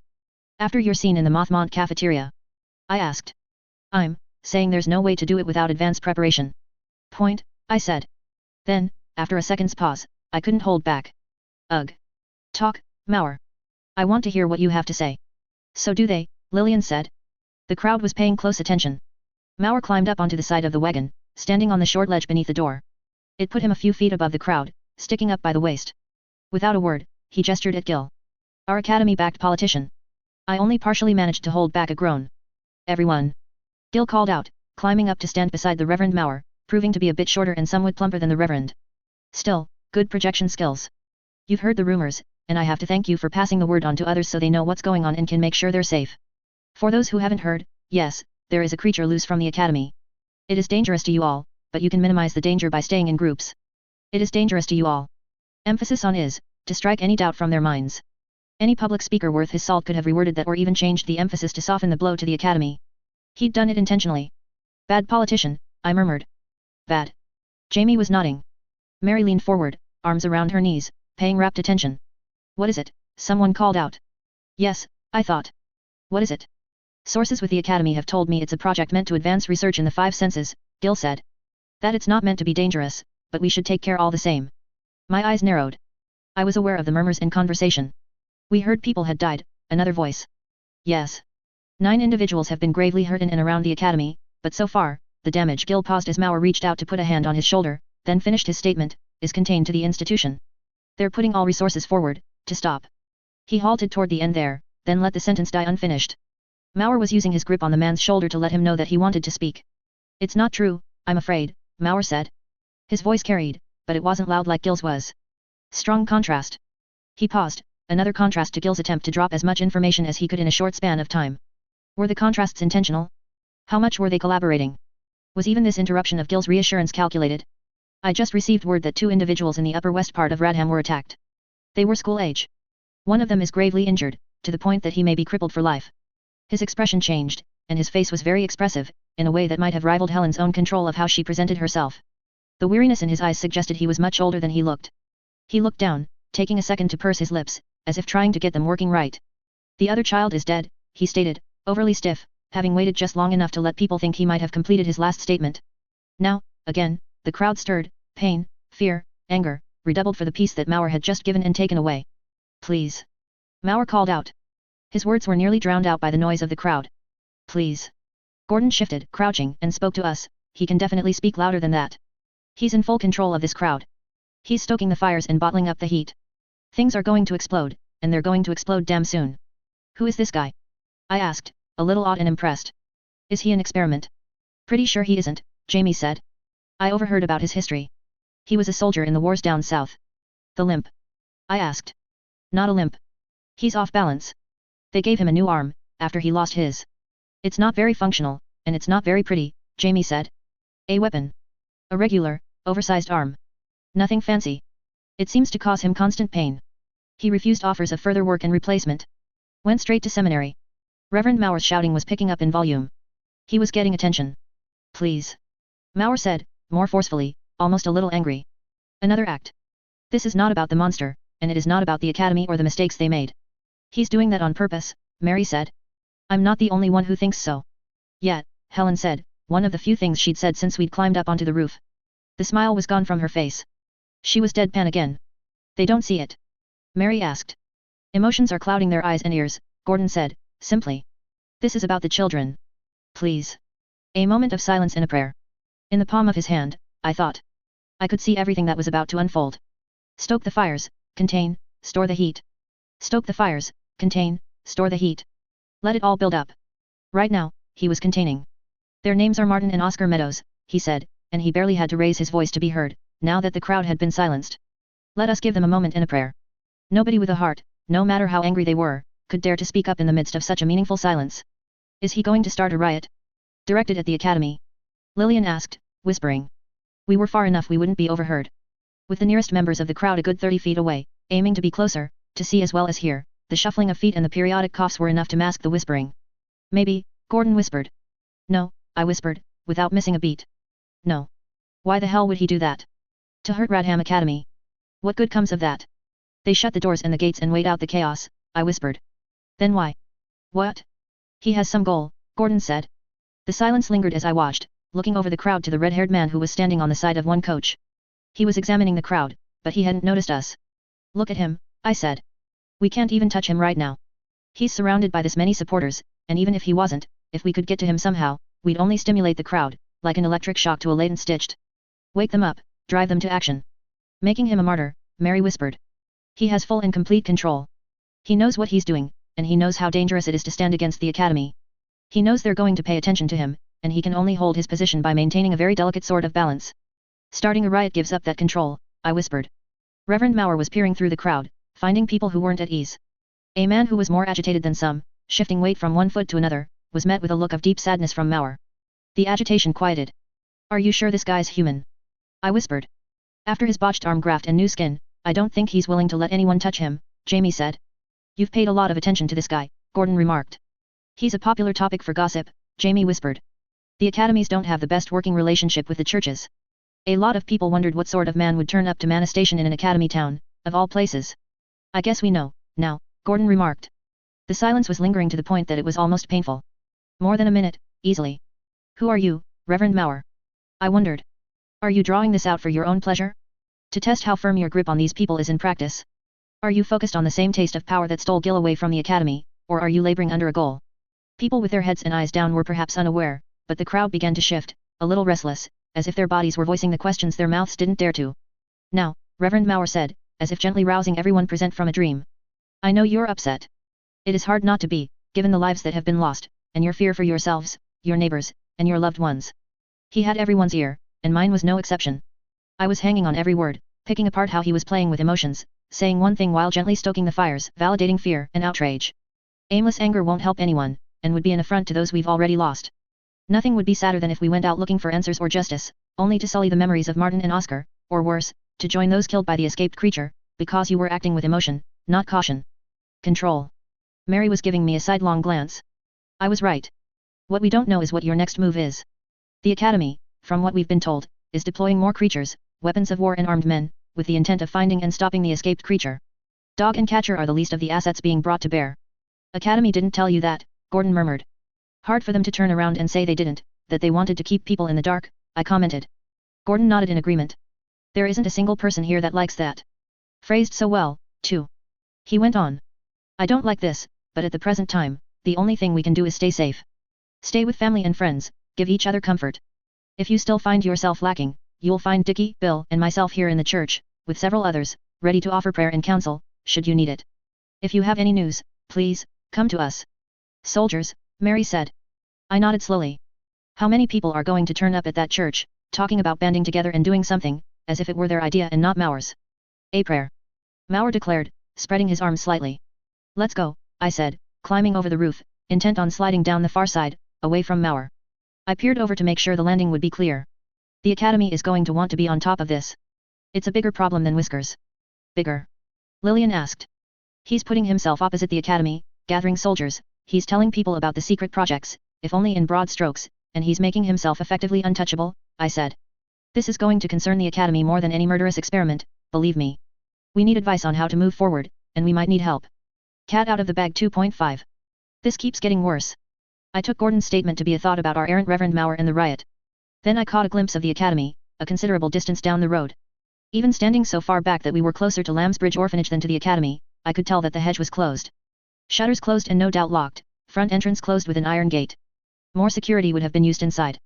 The hedge was the easiest and most obvious point of access for anyone looking to attack the academy, and measures had to be taken to make it defensible, while keeping it accessible to the public. I suspected the measures were very similar to those in the bowels of the academy. Where twice the number of men had been posted there earlier in the afternoon, it sat at over 3 times the usual, with 10 men and 10 stitched. The gates they guarded were only open wide enough for a man to slip through, ready to be closed at a moment's notice.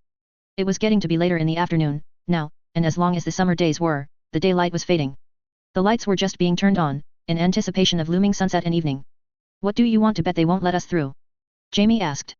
We need badges, I said. Secret badges that we can flash to any member of the academy that gets in our way. Maybe we can get the academy heads to pass a rule so everyone knows they have to do anything we say. That would be useful, Helen said. Yeah, Gordon said, with a generous heaping of sarcasm and emphasis. Does anyone here think SY wouldn't abuse that 6 ways from Sunday? Anyone? Show of hands. I'm hurt, I said. And I still want badges. I hate to break it to you, Gordon said, but nobody who knows you in the slightest is going to sign off on that. I huffed, sticking my hands in my pockets. Jamie gave me a pat on the shoulder. Don't be grumpy. I'm not being grumpy. I think it's dumb that we keep getting held back because of arbitrary stuff and secrecy. Half the students know us, the other half keep getting in our way. Like back when we were wrapping up the Mothmont thing, that guy stopping me from walking out. I wouldn't say half, Gordon said. Don't nitpick, I said. Don't use hyperbole, then, he countered. I wasn't. I was generalizing. Mary made a little ahem sound. Our heads turned. It's interesting to see you interacting like this. Interesting how? After meeting SY at Mothmont, seeing how he was there, having weeks to worry about how I'd deal with all of you as a group, It's not what I expected. Seeing you, him, here like this. I understand, I said. It takes people some time to adjust to how amazing we are. Me in particular. Mary's mouth parted a bit, but she didn't manage to produce any vocalization. Beside Mary, Lillian's hand went up to her face. I took advantage of it, turning so I was walking backward, flashing her a smirk. I used a hand to push hair away from one corner of my face, where the rain had made it damp, posing like I was a hero on a cover of some seedy romance novella. You'll get used to it. Jamie spoke up. I think Mary might have been talking about the contrast of how you portrayed yourself at Mothmont and how badly you were just losing your argument with Gordon there. My smile disappeared, and I glared at Jamie. He, in turn, shot me a quiet, small smile that suggested he was secretly pleased with himself. Jamie, I said, you're one of the very few people I can beat in a fight. In theory, Gordon offered. Like Wollstone's ratio set is a theory, I said, at a certain point, you have to accept that it's a given. I'm the book reader and scholar with glasses, Jamie said.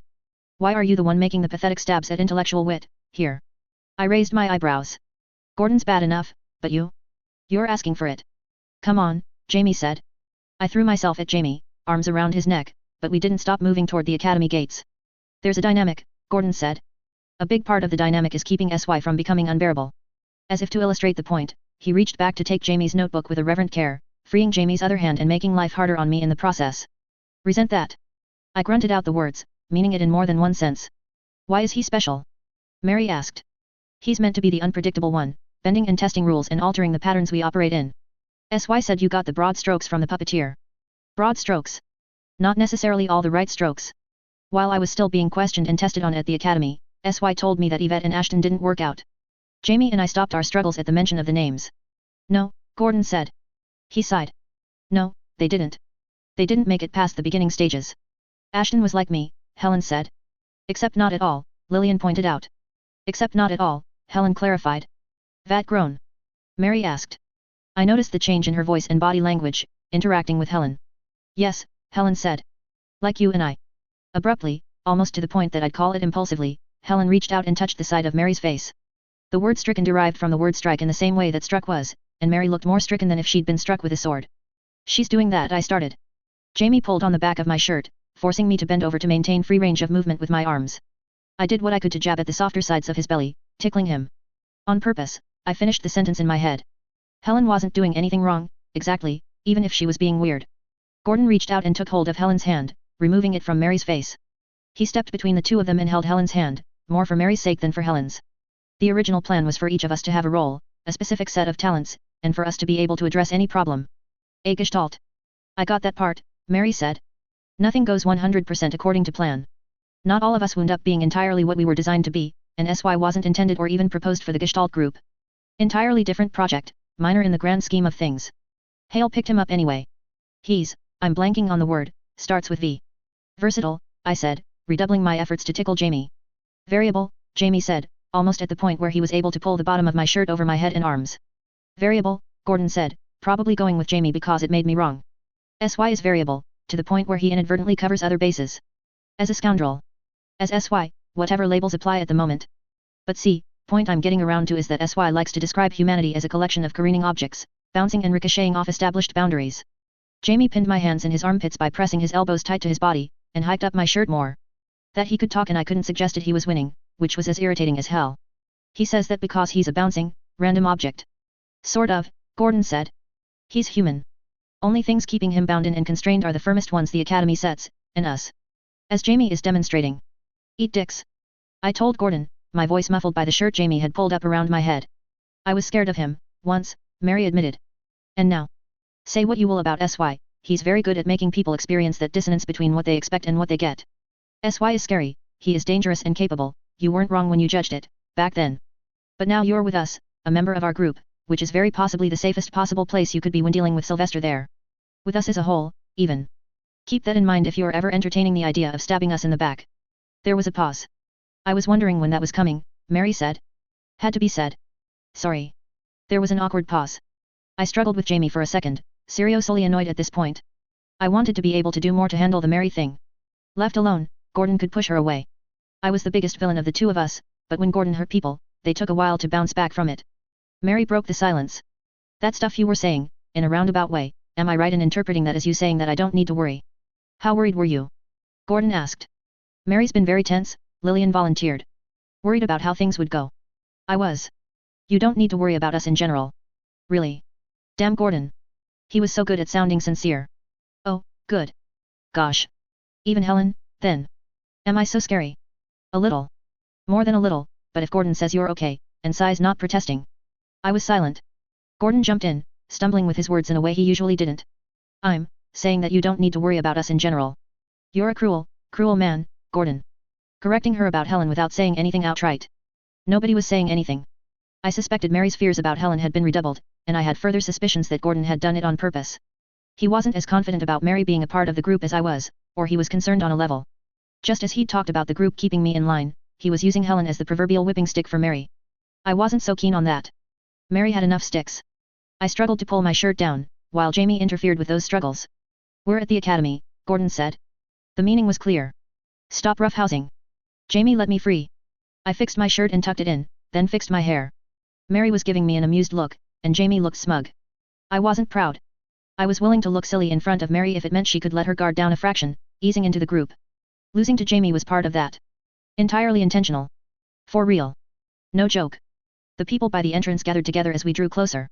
The 6 of us against 10 or so Academy students and they're stitched. We've been invited, Gordon said. No entry, one of them said. We've been invited, Gordon said, again. Thank you. One way to win an argument, just keep hammering at them until they give way. If they tire or show weakness, seize on that, hammer again. No entry, the same student told us. Gordon looked at Jamie. Jamie's prediction had been right. Go inside, find and talk to Professor Hale. He'll tell you we're allowed inside. He'll tell us the same thing every other professor has told us. Nobody in or out. It was the same problem I'd had with Rick. We could be manipulative, we could poke, prod, bait, and mislead, and if we found any give at all, we could capitalize on it. No give here. Professor Hale told us to run an errand, and report back at the earliest possible moment. If you don't let us past, it's going to upset him. I'm willing to take that risk. You're being irritating. Go home. This is our home, Helen said. It's my home. The man studied her, up and down. Helen didn't look like a proper student. Helenibot, she said, extending a hand for him. Yes. I am his daughter. The name carried weight. I saw two men behind our obstacle exchanging glances. He's not married, our antagonist said, unmoved. I'm still his daughter, Helen said, without flinching. One of the two spoke up. I could just run over to Claret Hall and... No, the man said. There's no need. It was so stupid. Such a waste. Mary stepped back a bit, until she was standing to one side of me. Her voice was soft. I don't think they're very good at fighting. I could try something, make a distraction, and we could slip through. Too messy, I murmured. I thought so. It's interesting that you think you could win against 10 people and 10 stitched, I said. I don't think I could win. I do think I could get us inside and slip away. I nodded slowly. Interesting. Gordon couldn't do that, and Gordon could probably beat her in a scrap, but she did have techniques and talents. Everything about the group fit together, a larger puzzle of talents, strengths, and weaknesses. Every element was a thing I could potentially use or a thing I had to account for. You're Vernon, Jamie said, cutting off Gordon mid-sentence. Cornet. Our barrier to entry nodded, frowning a little. That's my name. You were working on the group project last year, Claret Hall, the kit. Smaller, lighter pack for field care of soldiers and stitched on the battlefield. Vernon didn't respond, but his frown deepened. It didn't go well, I heard, Jamie said. That wasn't my fault. The others dropped the ball. But it was such an unfettered disaster that your classmates talked about it, and I heard about it, and I remember hearing about it. A year later. What went wrong? Lillian asked. I suspected it was out of genuine curiosity rather than an effort to play along. They took it on themselves to develop a smaller, lighter pack. A basic failure would be producing something smaller and lighter, but less effective, Jamie said. But when you design by committee, and you somehow produce something heavier, bulkier, and less effective, a failure on every count. Vernon suddenly looked exceptionally unhappy. I said it wasn't my fault. Why even bring this up? You think I'm going to let you in because of it? No, Jamie said. I'm not that cunning. I remembered and thought it was interesting. I picked up the slack. But if you're trying to earn brownie points by pulling volunteer duty standing guard, and being a problem because you're trying too hard to do your job, well, the professors are going to get upset we weren't able to report in. I trailed off, letting someone else pick up. Gordon for that note of authority and command, perhaps. We might have to drop your name, Vernon Cornet, the daughter of Dr. Ibbott said, instead. Just as good. Vernon looked over his shoulder. Go find one of the professors and ask if the kids are allowed in. Hail, Gordon said. Hail, Vernon corrected. We settled in for a wait. Claret Hall was the rare sort of building that was entirely grown. The wood had been given a deep red color as part of the growing process, it had been shaped every step of the way, and made into a veritable work of art. It was the starting point and end goal for most members of Radham Academy. Students took their introductory classes here, Lillian included, and those who climbed the ranks and proved their mettle ended up as part of the administration, elsewhere in the building. The guard had gone in and found Hale, then reported back to us with his location. As a group, we entered one of the faculty-only rooms. Professors Briggs, Sexton, Hale, Fletcher, and Reed were all present, in black lab coats. They sat in chairs, stood, or leaned against the tables around the perimeter of the rooms. Though it was summer, a fire blazed in the fireplace opposite the entrance. 2 plates with only morsels of food remaining on them suggested that some but not all had eaten their dinners. The wine glasses were full, the firelight catching the contents and making the deep reds into something bright. The other professors didn't pay us much mind as we approached. The glances they deigned to give us were almost disinterested. Briggs was the one to impress. He ran Claret Hall, and through that position, he was the head of the academy, controlled much of Radham, and a fair portion of the surrounding area. He was older but not old, and unlike Hale he had colored his hair and rejuvenated his skin. He looked as if he'd stretched himself a half-foot taller, but retained the same body weight, making him into a living caricature of the man he'd once been. His fingers were spidery, one hand holding a wine glass, the other on the desk, pads of the fingers pressing down so the fingers themselves bowed. The armless, crimson-tinted glasses that were perched halfway down his nose were purely for show, but they caught the firelight as he stared at the source of it. It might have been my association with Hale, but I tended to have less respect for those who'd gone so far to alter themselves with medicine and surgery. Professor Briggs was an exception. It was hard to disrespect a man who could terminate the Lambsbridge project, or terminate the Wyvern project and me with it. He was, in an indirect way, responsible for the existence of the lambs, for dog and catcher, for the hangman, gorger, foster, the whelps and all the rest. His pet project, however, wasn't out and about, hunting for whiskers. Hale wanted to prove our worth as a group. This was where it counted. I touched the small of Gordon's back before he could say anything. He didn't give any indication that I'd done anything, but he did remain silent. Insurrection, I said, as we drew close enough to be in earshot. That turned heads. Briggs, however, was unfazed. We expected something in that vein. Reverend Maurer. He's got Dickie Gill and Mr. Warner at his back. Gill was already restless, suggesting something was wrong. That something is the Reverend, I said. He's probably been laying groundwork for a long time. Since he arrived in Radham 3 years and 2 months ago, Jamie said. Briggs nodded. He told a crowd that 2 people were killed by the experiment, I said. I looked at Jamie. Upper west part of Radham. Oscar and Martin Meadows. It was Sexton who answered. Young as professors went, pale, with blonde hair neatly parted, he had a shadow on his chin that suggested he hadn't had time to shave earlier in the day. We didn't hear about that, and we should have. It was probably a lie, I said. And if he can lie about that, he'll lie about other things. Useful information, Hale commented.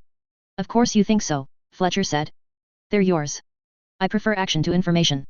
Unless your children removed the problem, Hale. Professor Briggs asked. If they didn't, there was a good reason for it, Hale said. Gordon. We couldn't reach him, and we thought we should ask, just in case. Maurer is surrounded himself with people, and he's preparing them as soldiers. The crowd nearly rioted. We can handle a riot, Briggs said. It's poor timing, but if he's determined to be inconvenient about this. He's not, I interrupted. Briggs frowned. He finally turned away from the fire and looked at me. When he spoke, however, he remarked, 6, Hale? Are they multiplying somehow? Mary over there, with the ribbons and brown hair, is a new addition to the Lambsbridge program. I didn't authorize the increased budget. I didn't use one. It was Percy who developed her. I simply took over guardianship of her after he fled. Brilliant, Fletcher said, under his breath. I suspected the man was quite drunk. You told me I had discretion to manage the project as I saw fit, Hale said, in a tone that was overly clear and calm. He was trying to frame it all so that if Briggs spoke out, he'd sound unreasonable. If you aren't misappropriating funds, I don't care, Briggs said. The project has yet to impress. I don't see how 7 disappointments are much worse than 6. 7? Oh. He was counting Yvette and Ashton in the number. Insulting them. Considering that I'd never even met them, I felt a surprising degree of loathing for the man who'd insulted their memory. I must have been giving some indication of what I was feeling, because Jamie bumped into me, his hand finding mine, clutching it hard. If your children are incapable of dealing with the Reverend, Hale, then we can have the hangman accompany them to the church. Once they point the way, the hangman can deal with the Reverend. Kill the problem at its root, then deal with the peripheral concerns. It's a matter of time before we find our escaped project. That won't work, I said. Sylvester, Hale said. If you could show Professor Briggs an appropriate amount of respect by not interrupting him or jumping in to correct him, I would very much appreciate it. He put emphasis on very much, in a way that insinuated Hale might have me put down if I didn't shut up. I'm showing Professor Briggs respect by not letting him make a mistake that would reflect badly on him. Hale didn't say anything, but the look in his eyes promised consequences. Why wouldn't it work? Briggs asked. He knows very well who you are, what the Academy is, and what you're capable of. He's clever, and he's positioned everything in such a way that you'll pay in spades for anything you do to him. Kill him, and you martyr him. As I said, we can handle riots. And as I said, I pointed out, without missing a beat, he's not concerned with being inconvenient. He's set on making himself convenient, entirely essential to the smooth running of Radham. I didn't dare look away from Briggs, in case he took it to mean I was weak, but I was pretty sure Hale was ready to kill me. One didn't generally debate with Professor Briggs. He had the clout and power to handle most problems in a direct means. He probably could handle this situation by throwing everything he had at it, and he wouldn't regret the aftermath, messy as it might be. Explain, Briggs said. It was Gordon who explained. He's been planting seeds and nourishing them in key people. Yes, if you have him killed, you'll have riots. But things don't end there. He's reached some of your students. He's reached major figures across the city. He's playing a game of chess, and he's laid out the board so you can't take one of his pieces without his taking 2 of yours. We have more pieces, Briggs said. The man didn't even flinch. He was fully prepared to wage a war if it came down to it. We have more pieces, but he has an agenda, I said. He'll spread word to other cities, other academies, because that's how he can hurt you best. He's already telling people about the special projects. Word might leak out in other cities, they might have problems now and again, they might even have a riot now and again, but if he makes everything go wrong, lets all the information slip, he could make Radham look like a joke. Looking at Briggs, he most definitely didn't like that. I wondered if it was concern for the problem or the implication that Radham could even be a joke. I have to say, Fletcher said. One thing I like about Dog and Catcher is that they don't talk so much. The lambs aren't like Dog and Catcher, Hale said. They are, I should stress, much better equipped to solve problems that brute force won't answer. So you say, Professor Briggs said. He pursed his lips a little. It looked like he was going to say something, but the doors opened. A man in a grey coat strode into the faculty room. The room was large enough it took him a few seconds to get into earshot. Word got out, the man said. About 3 more escapes. 3 more? Sexton asked, voice arching. Only one we know of, but it was visible. Large enough to be seen as it climbed the wall. Bullets wounded it but didn't stop it. Citizens are talking about there being 3, which is a lie, Hale said. Our Reverend is in full control right now. How very fortunate that we had your lambs to inform us what was really happening, Briggs said, with a note of sarcasm. Lambs. You can do this. Yes, Gordon said. And he was exactly the right person to say it with utter confidence. I'll need some things, Hale said, to better coordinate. My eyes widened. I jumped in. We need 2 things. Oh, the look Hale gave me there. I'd promised to be good, but I suspected I'd never get another chance. 2 things. Hale might need more. But for us, badges. A way to get past the blockades and general interference. Handwritten notes, Briggs said. With something permanent after. I asked. I was testing my luck, considering the tension I felt from my fellow lambs, Hale and Briggs, and the incredulity on the other professors' faces. Possibly, Briggs said. What else? We need an adult, I said. Cat out of the bag 2.6. I will be with you shortly, Hale said. Cecil, if you'd wait a moment. Yes, sir, was the answer. Cecil, then, was the doctor who had entered the faculty room to deliver the news about the false escapes. That said, our supervisor shut the door to the faculty room with more firmness than it deserved. Where Claret Hall had been grown, the windows and doors had been put in by ordinary means, and the door chosen for this particular room was big and solid enough that it could have shattered any arm caught in between it and the frame. It made a good slam. Hale was not happy with me. Our group stood out in the hallway, some of us shuffling our feet. The doctor that stood off to one side was looking at us with curiosity, but didn't venture to say anything. That could have gone worse, I commented. There was no response. Professor Briggs was in an uncharacteristically good mood, I said. The awkward silence lingered.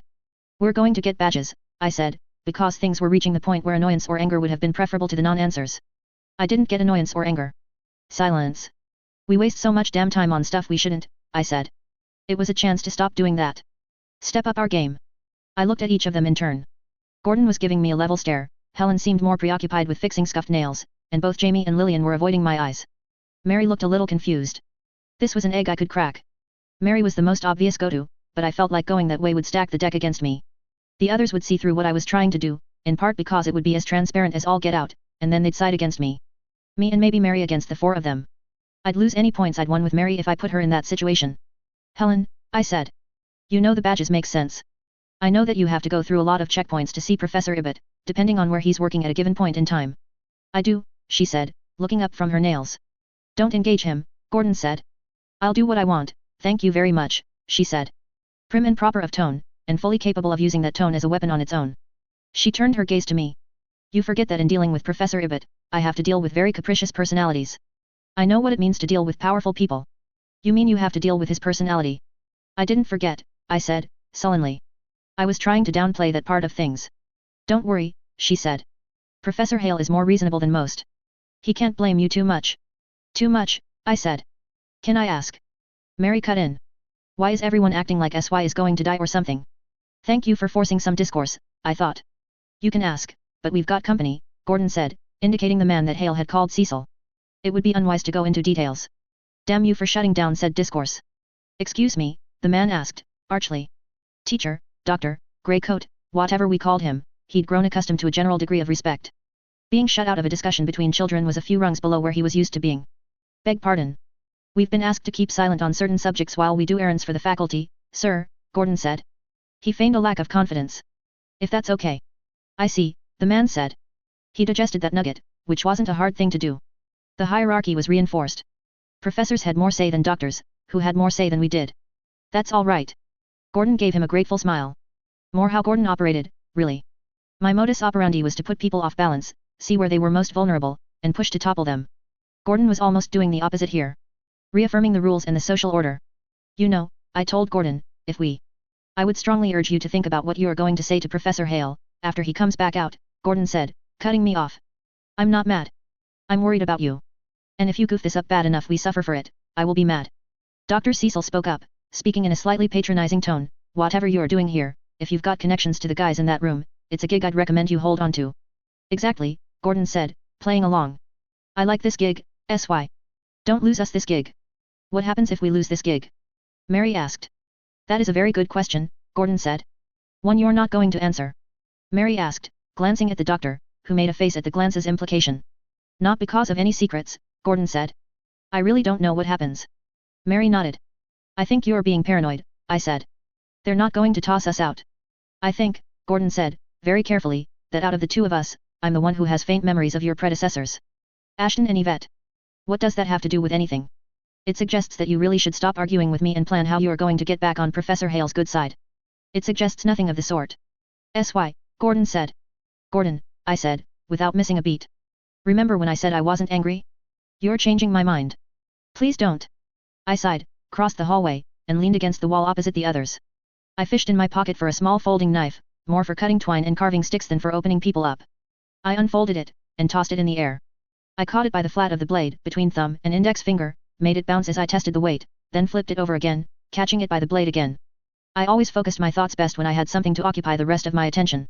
The door opened too quickly after that. Hale stepped out, then shut the door behind him. "This way, please," he said. "Cecil, too, if you could." "I can, sir," Cecil said. We followed our grey-haired professor and father figure a little ways down the hallway. Hale stopped by the window, glancing out at the city beyond. He let us wallow in the silence. Even I wasn't reckless enough to break the silence and test him. "Cecil, I've been told you don't have any pressing obligations." "I, do not, no. You'll be one of 2 individuals to go with them. Do what they require of you, within reason, facilitate them, and don't ask too many questions. Do this for us, and a recently vacated laboratory in the underground area will be yours, along with some leeway to pursue any personal projects." "Some leeway, I hope you understand." "I understand I shouldn't waste academy funds," Cecil said, "but if something has my fancy and I can justify it, that would be all right.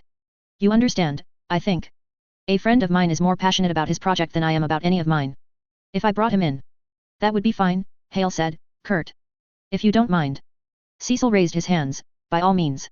"I'm sorry, Sylvester," Hale said, and he said it in a way that made me shrink a little. "Sir." "Good response, that," he said, in a tone that betrayed some anger. "Keep it up. Cecil, I'd appreciate it if you didn't repeat any of what I'm about to say. I'm already in your debt." "Sylvester," Hale said, again, driving the point in. "As cunning as you think you are, with carefully laid schemes and nonsense, the rest of us do entertain our own ideas and plans. Me among them." I nodded, mute. I'd only seen him like this once or twice.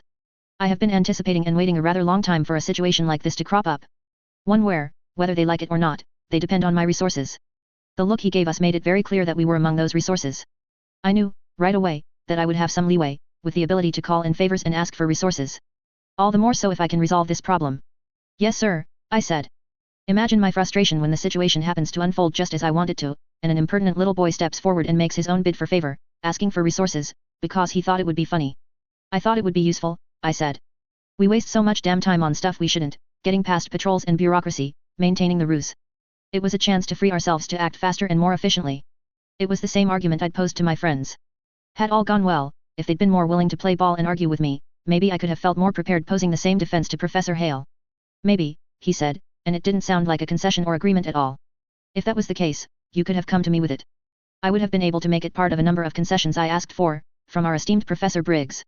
As it stands, I'm not entirely certain he wouldn't tell me no, that he's assisting you and that my project should stand on its own merit." My heart sank. "Yes sir. What were you going to?" "Speak less, Sylvester, nod and agree with me more, please. For both of our sakes." "Yes sir," I said. "Reverend Maurer is attacking the reputation of the Academy. As much as we'd like to be entirely self-sustaining, we depend on Radham at large for certain resources. As much as I hate to admit it, Briggs is very likely correct in suggesting we could solve this with brute force, but it would be messy." I nodded. The others were nodding as well. "I told you just this afternoon that I wanted you to impress, no shenanigans, no jokes or off-the-wall behavior. As it stands, your saving grace would be to see this through, executing it perfectly enough to impress me, impress head Professor Briggs, and even impress Professors Sexton, Reed and Fletcher, who were quick to make jokes at my expense, as soon as you left the room." "Executed perfectly," I said. "Perfectly," Hale said, in a deliberate way that suggested he thought that a careful enough pronunciation could get it through my skull. "I know what you are capable of. Impress me." "I will," I said. "You asked for an adult, Cecil is one. Of 2, sir." I asked. "Of 2. When I was put on point and forced to think of students who I could trust to look after you all, those I knew, who had no other obligations." "Lacey," I almost groaned the word. "Lacey, yes. She won't be happy, but I believe she will make herself available for the evening." "Cecil," Hale said. "Miss Lacey will catch up with you shortly. I told you to do what these boys and girls said, within reason. I hope you can rely on Lacey to define what is actually reasonable, should you find yourself wondering." "I see. I can't help but feel as if I'm missing something. That feeling will get a great deal more pointed before you are done with this task. Ignore it, push it to the back of your mind, and focus on the much-coveted lab you'll have all to yourself when all of this is over." Cecil nodded. "You're going to the church?" Hale asked. I glanced at the others, then nodded. "Lacey will catch up with you in my coach. Do not try to evade her or make it hard for her to find you." "Noted," Gordon said, putting a hand on my shoulder. Apparently I had suffered enough in Hale's sights. Gordon was backing me up, even if it was only a little. "Watch him," Hale said. "We will," Gordon replied. The latent anger and frustration was clear in Hale's body language as he headed back to the faculty room. When the door shut behind him, not quite as loud as it had been earlier, we remained silent for several long moments. Don't worry, Dr. Cecil said, very gently. I'm not nearly as scary as Professor Hale, there. I don't know if it helps to win you over, but I plan to be far kinder to the common people when I become a professor. I think that makes you one of our new favorites, Gordon said, and the condescending lie was so transparent I was certain Cecil would see through it. But Cecil only wallowed in his self-indulgence, smiling, and placed a hand on Gordon's head, then mine, leading us on our way. The rain and moisture that the summer heat had held off was returning now that it was cooler, Radham paying us back in spades for the warmth we'd enjoyed earlier in the day. The sunset was in full sway, and the light filtered through clouds in veins of purple and red. The clouds themselves were thick enough to be almost black. On the ground, lamps were bright, but the dull yellow glow was meager compared to the puddles and the moisture running down the branches and wood on walls, where the light from above was reflected, bringing the surfaces to life. The black coach rolled up. 2 stitched guards were perched on top, both clad in heavy raincoats. The only openings in their coats were the slots that had been left for their milky white eyes, and even those slots were protected from rain by cap-like brims in the raincoat hoods. The rain was warm, but the stitched were warmer. Horse and man alike were virtually steaming, the moisture rising off their heads, shoulders, and backs in clouds. The coach door opened, and an umbrella unfurled. In the midst of stark blacks and reds, Lacey's red hair caught light and looked absolutely brilliant. Well matched to our Cecil's neat black hair, which was cut a little too close to the head at the backs and sides, a little too coy in how the parted hair curled at the brow. There were jokes about whether a professor was left mentally off-kilter by the lengthy and torturous process of getting licensed as such, or whether only the mentally cracked were inclined to pursue that path. Well, being a teacher or a doctor was a step down that road. Cecil being a little eccentric was entirely to be expected. And Lacey, who I'd left on bad terms, was staring at us, lips pressed together in something approximating irritation. She looked very human and very grounded, standing out in her white coat. She reached into one pocket, and withdrew a small envelope. I reached out to take it, but Gordon beat me to the punch, giving me a look. Our temporary badge. Lose the coat, I told Lacey. Lacey didn't immediately obey. We were talking about it while we waited for you. We're going undercover, in a sense, Gordon explained. The people we're dealing with are very upset with the academy. Wearing a coat would be counterproductive. Very well, Lacey said. She handed her umbrella to a stitched, who held the umbrella in place while she doffed her white lab coat and placed it inside the coach. Anything else? The less attention we attract, the better, Gordon continued to explain. The Reverend is gathering soldiers. He put out an offer in a very subtle way, telling people that if they were angry, they could come to him. Then, in a very coincidental bit of timing, he spread the word that 3 more experiments had escaped. Only one of which was true, Lacey said. Yes, Jamie said. Large and visible enough to get attention, and give life to the fears that people have about the other 2. We need to get close, I said. He's gathering people around him, ready for the war that Briggs was prepared to give him. If we confronted him, we'd be up against everything he had arrayed and positioned against us. If we go with the flow, and successfully join the influx of people that are heading his way. A brilliant little idea, Cecil informed me, in a tone so patronizing it made my teeth hurt. But, again, you refuse to admit the very real fact that you're children. Hardly a good choice for an army. And you're adults, I said, not for the first time. We're going to try it. If it doesn't work, we'll adapt. It seems convoluted. What if this attractive young lady and I were to go alone? I think you'd cock it up, I thought. I tried to figure out a way to phrase it nicely. I think you'd cock it up, I told him, when I couldn't. His mouth dropped open. I saw a flicker of genuine anger in his expression. Sir, Gordon cut in, giving me a dark look. Professor Hale told you to do as we asked. Cecil shut his mouth. He took a second before admitting, yes. Please do this, sir. Hale asked for it for a reason. Cecil composed himself. He looked very unhappy compared to where he'd been at the moment of Lacey's arrival. His words were painfully stiff as he asked, is there anything else you'd like me to do? It was Helen who jumped to the rescue. Would you please escort Miss Lacey? I think Gordon needs to give Sylvester a talking to, and he can't do it while you're here. As unhappy as Lacey had seemed, her expression grew darker at that request. Dr. Cecil, for his part, beamed. He offered Lacey his arm. While he wasn't looking, Helen, followed soon after by Lillian, Jamie, Mary, Gordon, and myself, in roughly that order, clasped her hands together in a pleading gesture. Lacey took up Cecil's arm. Together, they walked about 10 paces ahead of us. We started after them, maintaining the distance. Well done, Helen, I thought. You think we'll have the means to get in? Gordon asked me. I think so. Whatever Cecil thinks. I suspect the Reverend is trying to win over the community. I gestured at Cecil and Lacey. Man, woman, and child, Mary finished. I flashed her a smile, grateful for the line. Recruiting children is reprehensible on its own. Recruiting a family? Or recruiting a family man? A caretaker with his kids in tow? I asked. I believe it, Jamie said. There's still a chance we won't get in. We'll get in, I said. If he's plotting something specific, and children don't fit into the plan. Jamie asked. I just got things arranged so we don't have to get stalled and stonewalled by random academy bureaucracy and security, I said. Don't tell me I've got to push every last thing past you guys and your 20 questions. You trust me, or you're supposed to. Trusted. Past tense, Gordon said.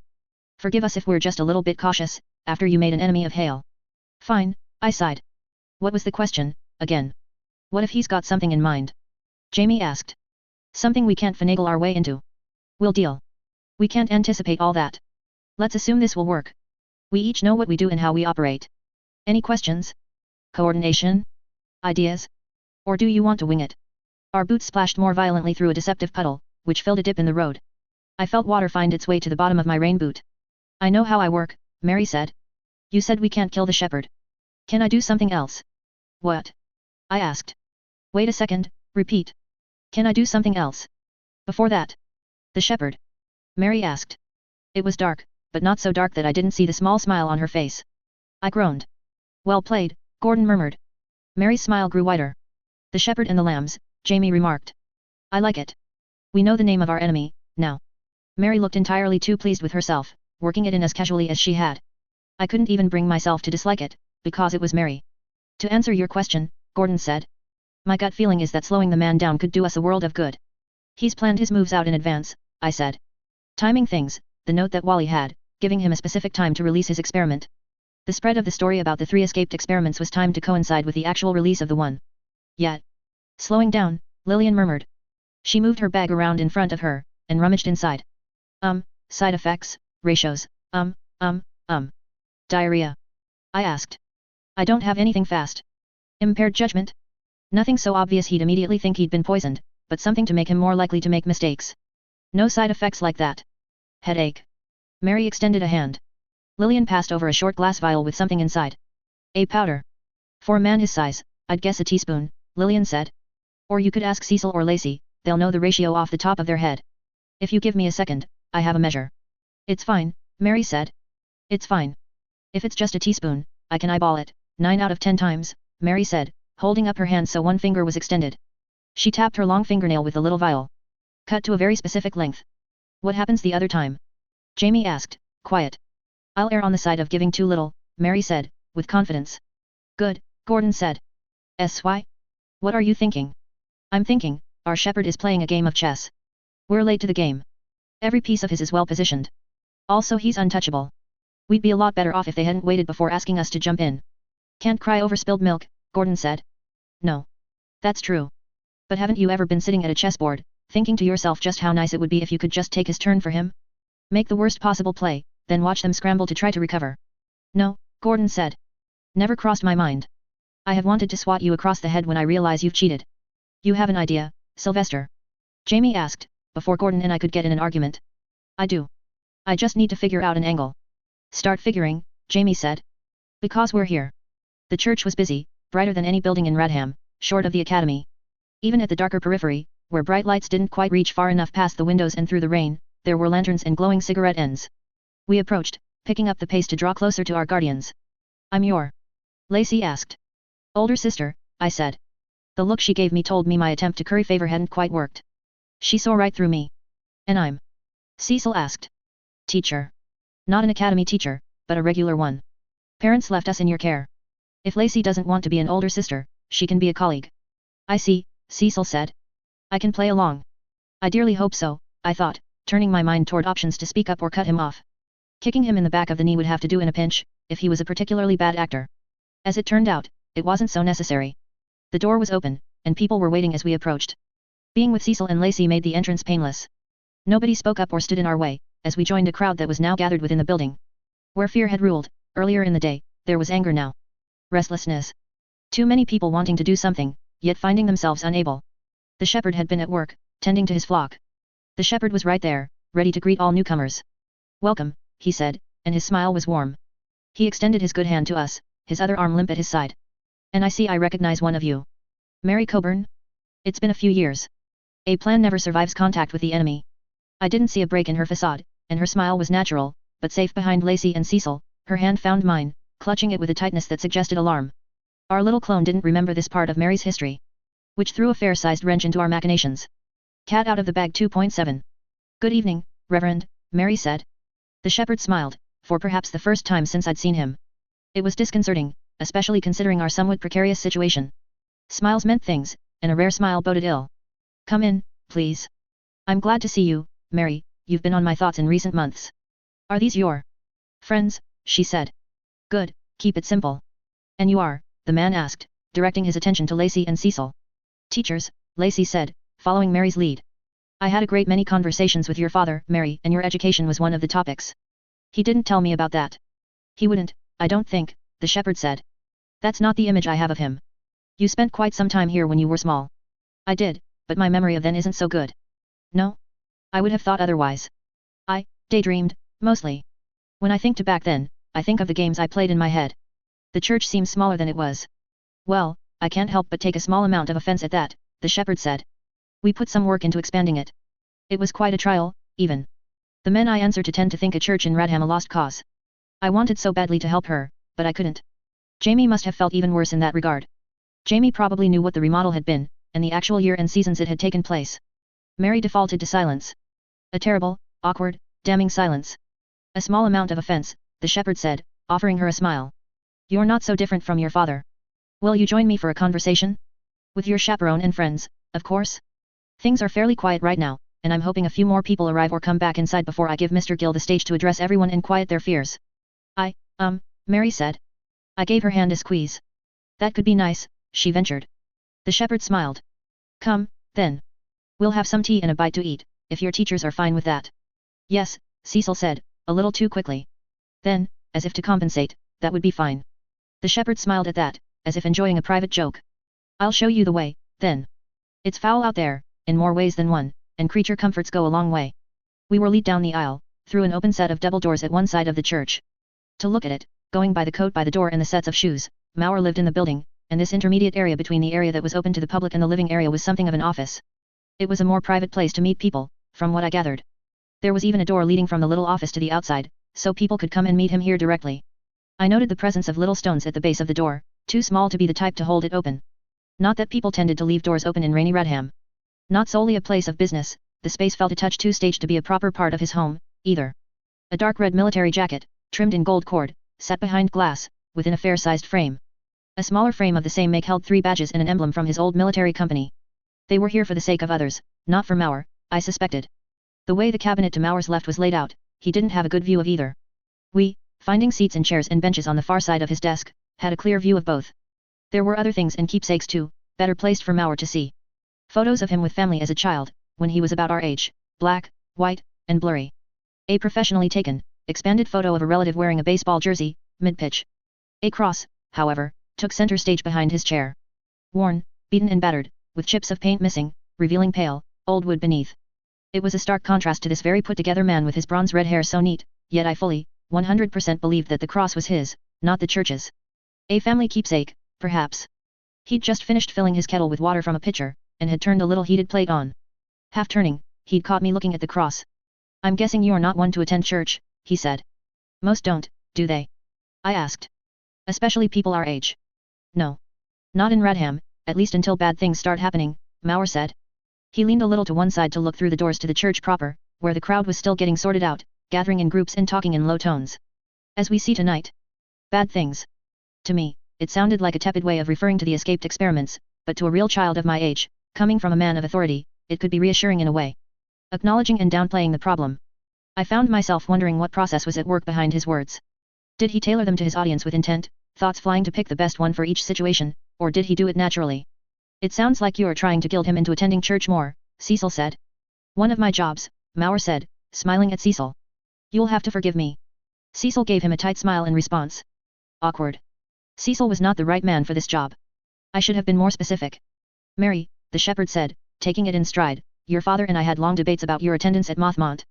I don't see it as confidential, as many of the debates were in public forums, more as friends than as counsel. When he took up the accounting job for the mayor, he became too busy. I think I asked what became of you, but memory fails me. I did go to Mothmont, Mary said. Past tense. Yes sir, she said. He waved his hand. Trust me, I've heard the word sir enough for one lifetime. Father works, but I'm not too fond of that either. When you said past.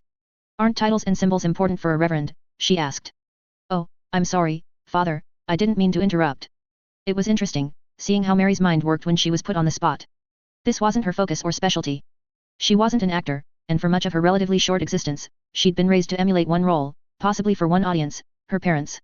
But Mary wasn't foolish or stupid. Even the sir could have been intentional, turning the discussion back on the shepherd. Now she was putting the focus back on him. Not the tactic I would have chosen, but it was a good tactic. Almost attacking him, in a sense, not letting him return a strike. The symbols aren't so important to me, not in that way, the shepherd said. He looked very at ease as the kettle started whistling. He poured it into a waiting teapot and deposited some tea bags. I believe in simple and fundamental truths. I've seen people in my position try to give counsel to the suffering with fancy words and high concepts, with symbols and rituals. It felt hollow, and I told myself I wouldn't do that to others. What are you doing, then? Cecil asked. Holy hell, Cecil, would you shut up? It wasn't the words alone, but the tone that he'd given them. Accusatory. It was Gordon that sprung to the rescue. Is it okay if I don't have tea and treats? Me either. Lillian asked. A little too fast. Gordon might have prodded or signaled her, if I had to guess. Ah, Cecil said. Yes, I think it would be. Gordon sprung up from his seat, retreating, Lillian following right after. I saw what he was doing and started to formulate a way to communicate it to Lacey when she spoke. Charles. You should watch them and make sure they don't get into trouble. I couldn't see it, which meant the shepherd couldn't see it either, but it was very possible that Lacey had given Cecil a wink to drive the point home. I think I should. If you'll excuse me, Cecil said. I'm sorry, Father, but I would love to have tea and a discussion another time. Of course, the Reverend said. 3 less cups of tea, then?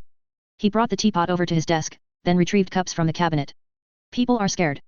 The rest of you are all right? Don't feel obligated to stay for Mary's sake. I'm quite all right, Helen said. She offered him a winning smile. Tea would be lovely. You just want the treats that he's serving with the tea, I teased her. Helen's expression shifted, a touch of momentary outrage, suppressed, consternation, composure. My statement was partially intended to augment Helen's mask, and partially in hopes that I could maintain the distraction, draw things out further so that Cecil's accusatory question could more easily be forgotten. Yes, she admitted. Then, delayed, as if she'd just remembered, please. All for the benefit of the Reverend. Fruitcake, he asked. Helen's smile widened. Please. For a man that professed to have little interest in ritual, the tea was most definitely one. Serving tea to a group all the more so, asking what everyone wanted, portioning out the cake on little saucers with individual forks, and handing them out. And in all of that, there were no clues as to how he'd grown so good at manipulating the masses. What's going to happen? I asked, before he'd finished portioning out the cake and gotten settled, ready to focus wholly on the discussion. Taking the initiative, much as Mary had fought to maintain it, just minutes ago. I think that depends wholly on the academy, the shepherd said. He turned the fancy little teaspoon from his tea over in his hands. 4 experiments got loose in the span of one day. I have to wonder how it even happened, if some safeguard failed. God willing, we'll only need to stay safe until they've cleaned up their mess. Can't clean up experiments that only escaped in rumor, I thought. What if it doesn't stop? I asked, but what I was really asking was, what if you keep up these rumors? Stir people up into a frenzy? Then I suppose Mary will be counting on you to protect her, the shepherd said. I wasn't left at a loss for words terribly often. The shepherd had managed it. My mouth sat open. I caught a glimpse of you two holding hands, seeing inside the crook of your teacher's elbow, the shepherd said. He finished doling out the saucers of cake, then took a seat, stirring his tea with a small, thin-handled spoon. You're asking these questions out of concern for her welfare. I am, I finally managed. My mind was racing. He'd noticed that detail. What else had he seen? What's your name? He asked. Sid, I told him. You're going to grow up to be a good man, Sid. Mary is lucky to have you. I wasn't sure how to respond to that, so I focused on my tea, instead. The saucer of cake sat in my lap, and I held the teacup with both hands, raising it to my mouth. He might have taken it for embarrassment, but I was taking the time to think, free of further poking and prodding from our shepherd. I wasn't missing the fact that I was losing in this verbal battle, and I wasn't positive our man was even playing.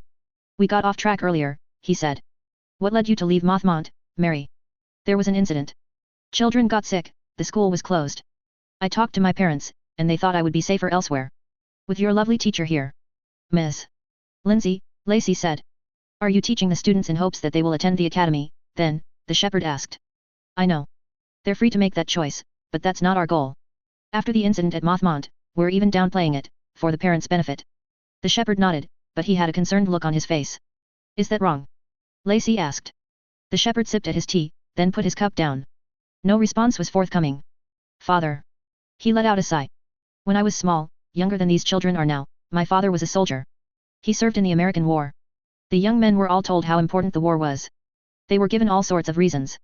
Patriotism, principle, faith. Their value as men was entirely dependent on how willing they were to die for their country. How others valued them, and how they valued themselves. My father was too young to participate, but he remembered what it was like, Lacey said. On one side, men, shooting, dying, panicking. On the other side, rank and file of stitched soldier.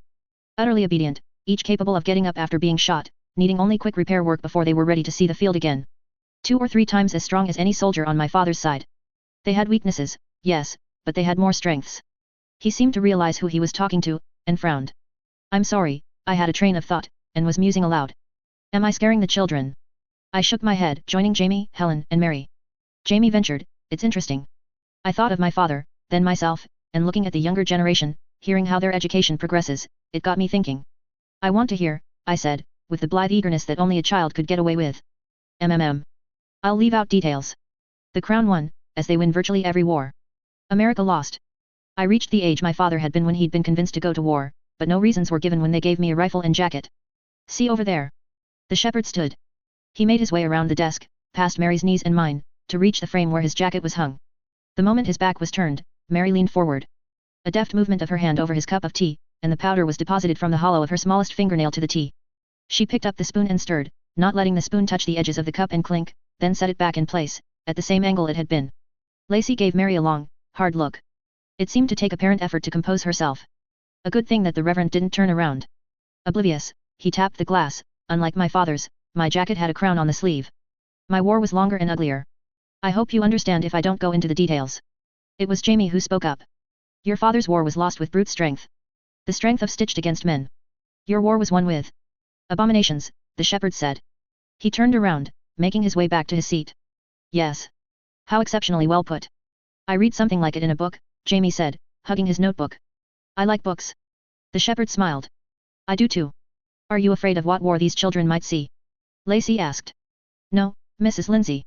That is not my greatest fear, the shepherd said. A fear, but not the greatest by far. I'm afraid you've lost me, father. The shepherd was settling into his chair, mouth opening to respond, when I saw the reaction. A momentary hesitation, while his eyes rested on his cup. Yes, he said, finding his stride again. It seems I have. I'm sorry. My thoughts are elsewhere. I think we may have to cut this short, it's about time Mr. Gill and I address the room. It's okay, Mary said. I'm sorry to dwell on your education, Mary. I spend time worrying about the next generation, and after interacting with your father as much as I did, you're one of the faces that spring to mind. Mary nodded. Thank you very much for the cake, father, Helen said. You're very welcome, he said. You children are welcome any time, to talk about anything. There may even be cake waiting for you when you do. Thank you. Helen said, smiling. Provided you have permission from your teacher or parents to partake, he said. Helen's face fell a little. I appreciate you humoring me, I hope I didn't bore, he said. We shook our heads. If anyone asks, I'll be out in a minute, no less. Father, I said, right away. Yes. You said that your fear wasn't so much that we'd fight in a war worse than the one you fought in, but you didn't say what your fear really was. It's complex and silly, he said. It wouldn't make much sense, trust me. Taken the wrong way, it might even offend. Please. I asked. Please. Jamie asked, chiming in. The shepherd looked surprisingly weary, looking at us, collecting the first of the dishes we'd left behind. He seemed to weigh his options a little. Please, Mary said. We're not as dull as you might think. He startled a little at that, then gave her an appraising look. My greatest concern, Mary Coburn, he said, is that there won't be an opportunity for you to fight at all. Leaving us with that terminal dose of irony, he turned away, collecting the dishes.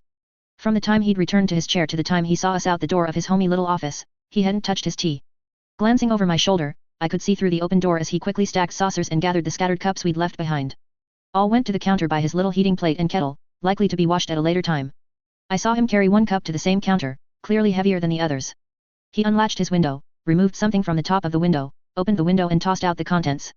Lacey, I said. She gave me an annoyed look. Don't call me like a dog. Find Cecil, I said. Gordon or Lillian would work too. Whatever they've been up to, we should get caught up. Say please, she asked.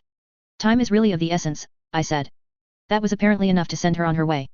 To her back, I added, fetch. She stopped in her tracks, apparently decided it wasn't worth it, and headed off again. You're a jerk, Jamie commented.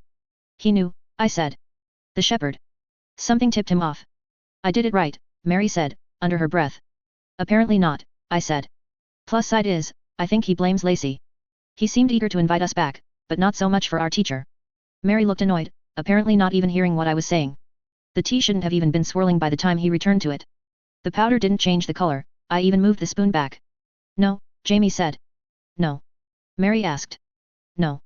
It wasn't the same when you put it back, Jamie said. I'm thinking back, and the spoon was upside down. It was right side up when you put it back. That's ridiculous, Mary said. How would you even tell until you took the spoon out? They were nice spoons, maybe with marks on the underside of the handles, I said. Something you said at the beginning tipped him off. I think he took it to mean she'd been brainwashed or the academy had its hooks in her. He took a sudden interest in your welfare. While getting into a protective mindset, he got into a defensive one too. Got a bit more cautious. Prey instinct, maybe. Probably not, but maybe. Sensing something wrong from clues he didn't even consciously take in, Helen said. I nodded. If I had to guess, he's been especially wary ever since the war ended. He had coins or something stacked in a certain order above every door or window he doesn't tend to leave open. Stones left at the base of the door, so he knows if it's been opened.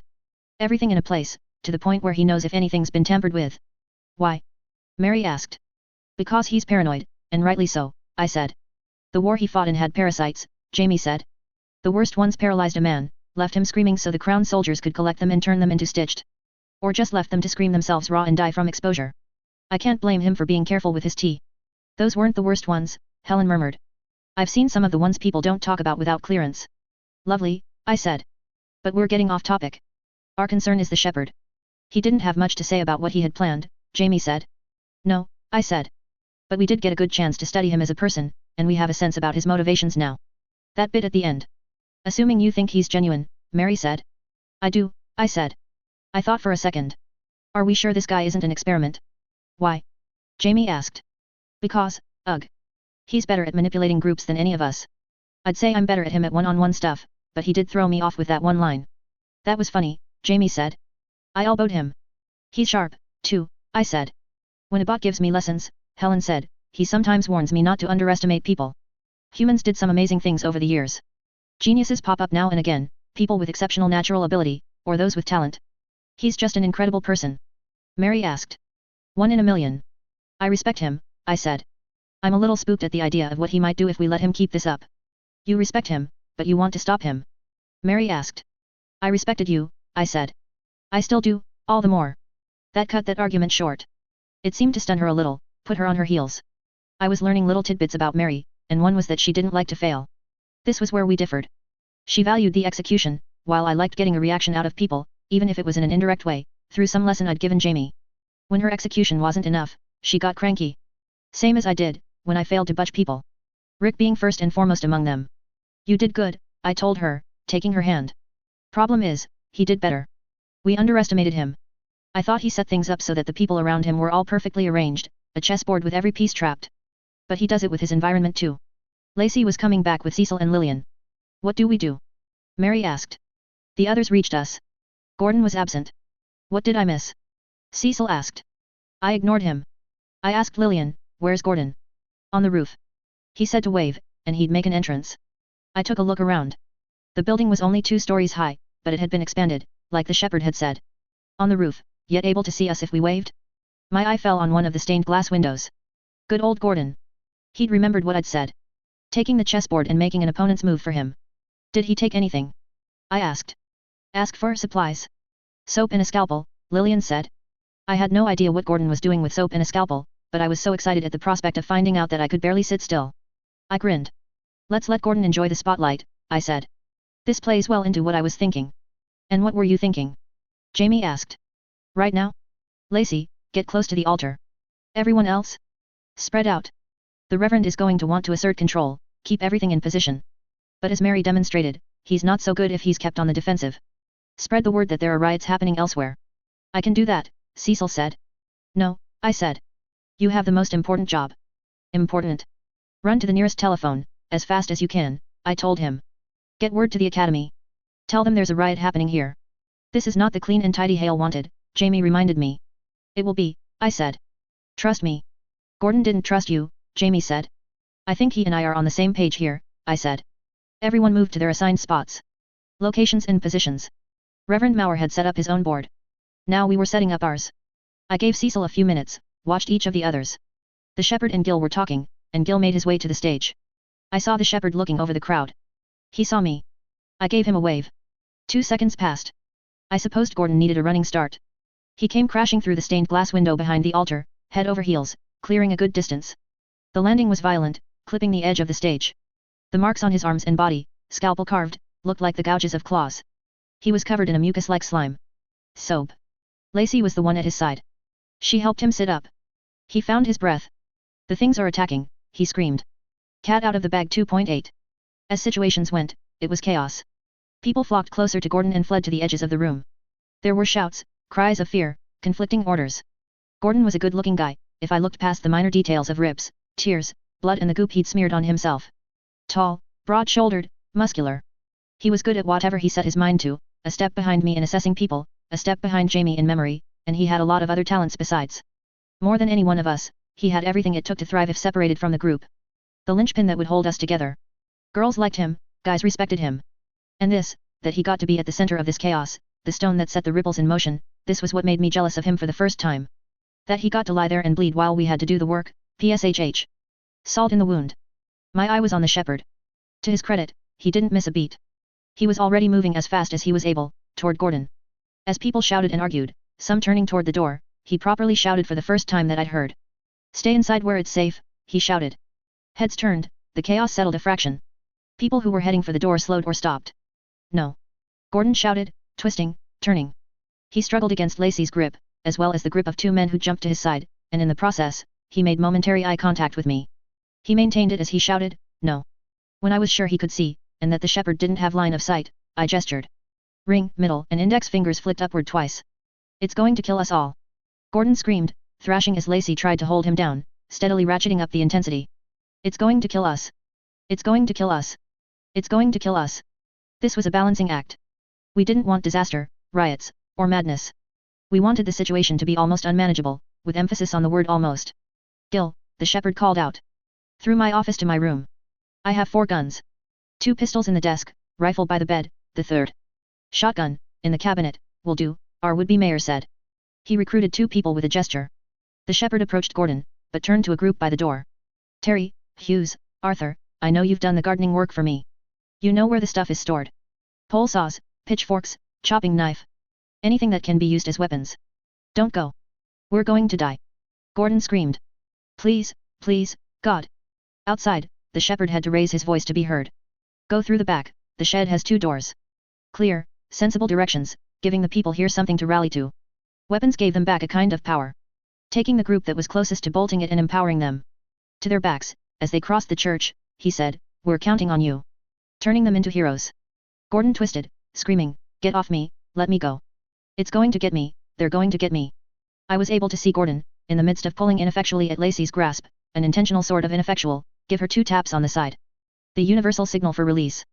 It was discreet, subtle as such things went, in an area where most wouldn't be looking, and those who didn't know he was acting might not realize it was an intentional double tap. She let up on her grip of him, and he chose that same moment to pull free, still thrashing, playing out a mindless panic. In the doing, he threw one fist out, and he socked the shepherd one, right in the jaw. No.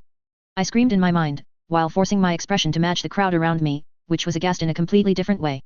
No, no, why? Why does he get to do this part? It was, as maneuvers went, a pretty damn good one, I had to admit that much. I wasn't even sure I would have done better, in his shoes. My acting would have beat his, probably, I could have chosen my words better, but I couldn't have delivered a hit like he did. Even if I'd gone for the shepherd's balls, I wasn't sure I would have hurt him quite as much. It was something Gordon was good at. When he hit someone, even at almost half the size and body weight he could achieve one day, it hurt. It wasn't just the punch. It was the fact that his hand was already messy with his own blood, and now the shepherd was bloodied, his face a reminder of the danger. He wiped his cheek with a handkerchief, but there was still a smear. The second part of it was that he'd hit the shepherd in the mouth, and it hadn't been a tap, either. Gordon was stronger than most.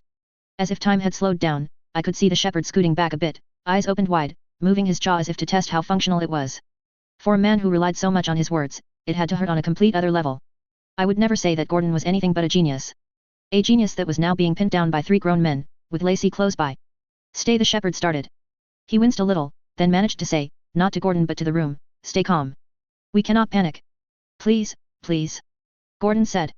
He was winding down, struggling less, perhaps sensing that he'd used up all the leeway and influence he'd been afforded, or he was saving his strength and his words for when he could have more impact. He twisted around, looking my way once again. I glanced around the room. I'd situated myself just to one side of the central aisle, standing on one of the pews, so that I had a view of everyone. Jamie, Lillian, Helen, and Mary were all at different points at the perimeter of the room. Gordon and the shepherd were just beside the altar, in plain view of everyone.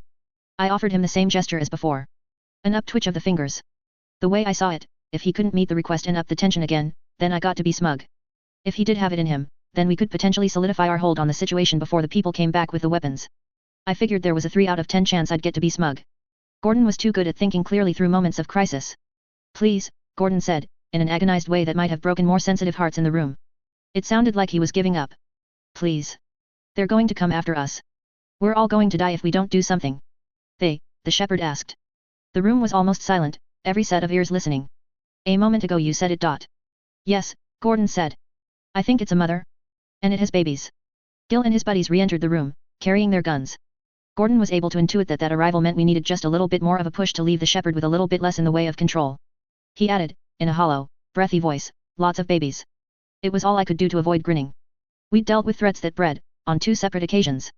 The fishing man, so named because of a mispronunciation of fishin', had been bad, though the problem had ultimately corrected itself. The wise rats had been worse, another all-hands-on-deck situation, though it had been far tidier, confined to one laboratory building. It had taken 3 weeks to clean up the mess. I imagined the people here were now contemplating the implications.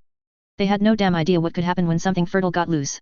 The shepherd might have had a better idea, he'd been part of the war down south, but he didn't flinch, didn't crack, but I could see that his attention was elsewhere as the others around Gordon asked a flurry of questions.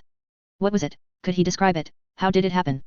He knew what experiments had escaped, had used connections to reach students and manipulated those students into acting against the academy. He wouldn't have urged anyone to release something that bred or multiplied. There was too much chance that things would get out of control. What's more likely?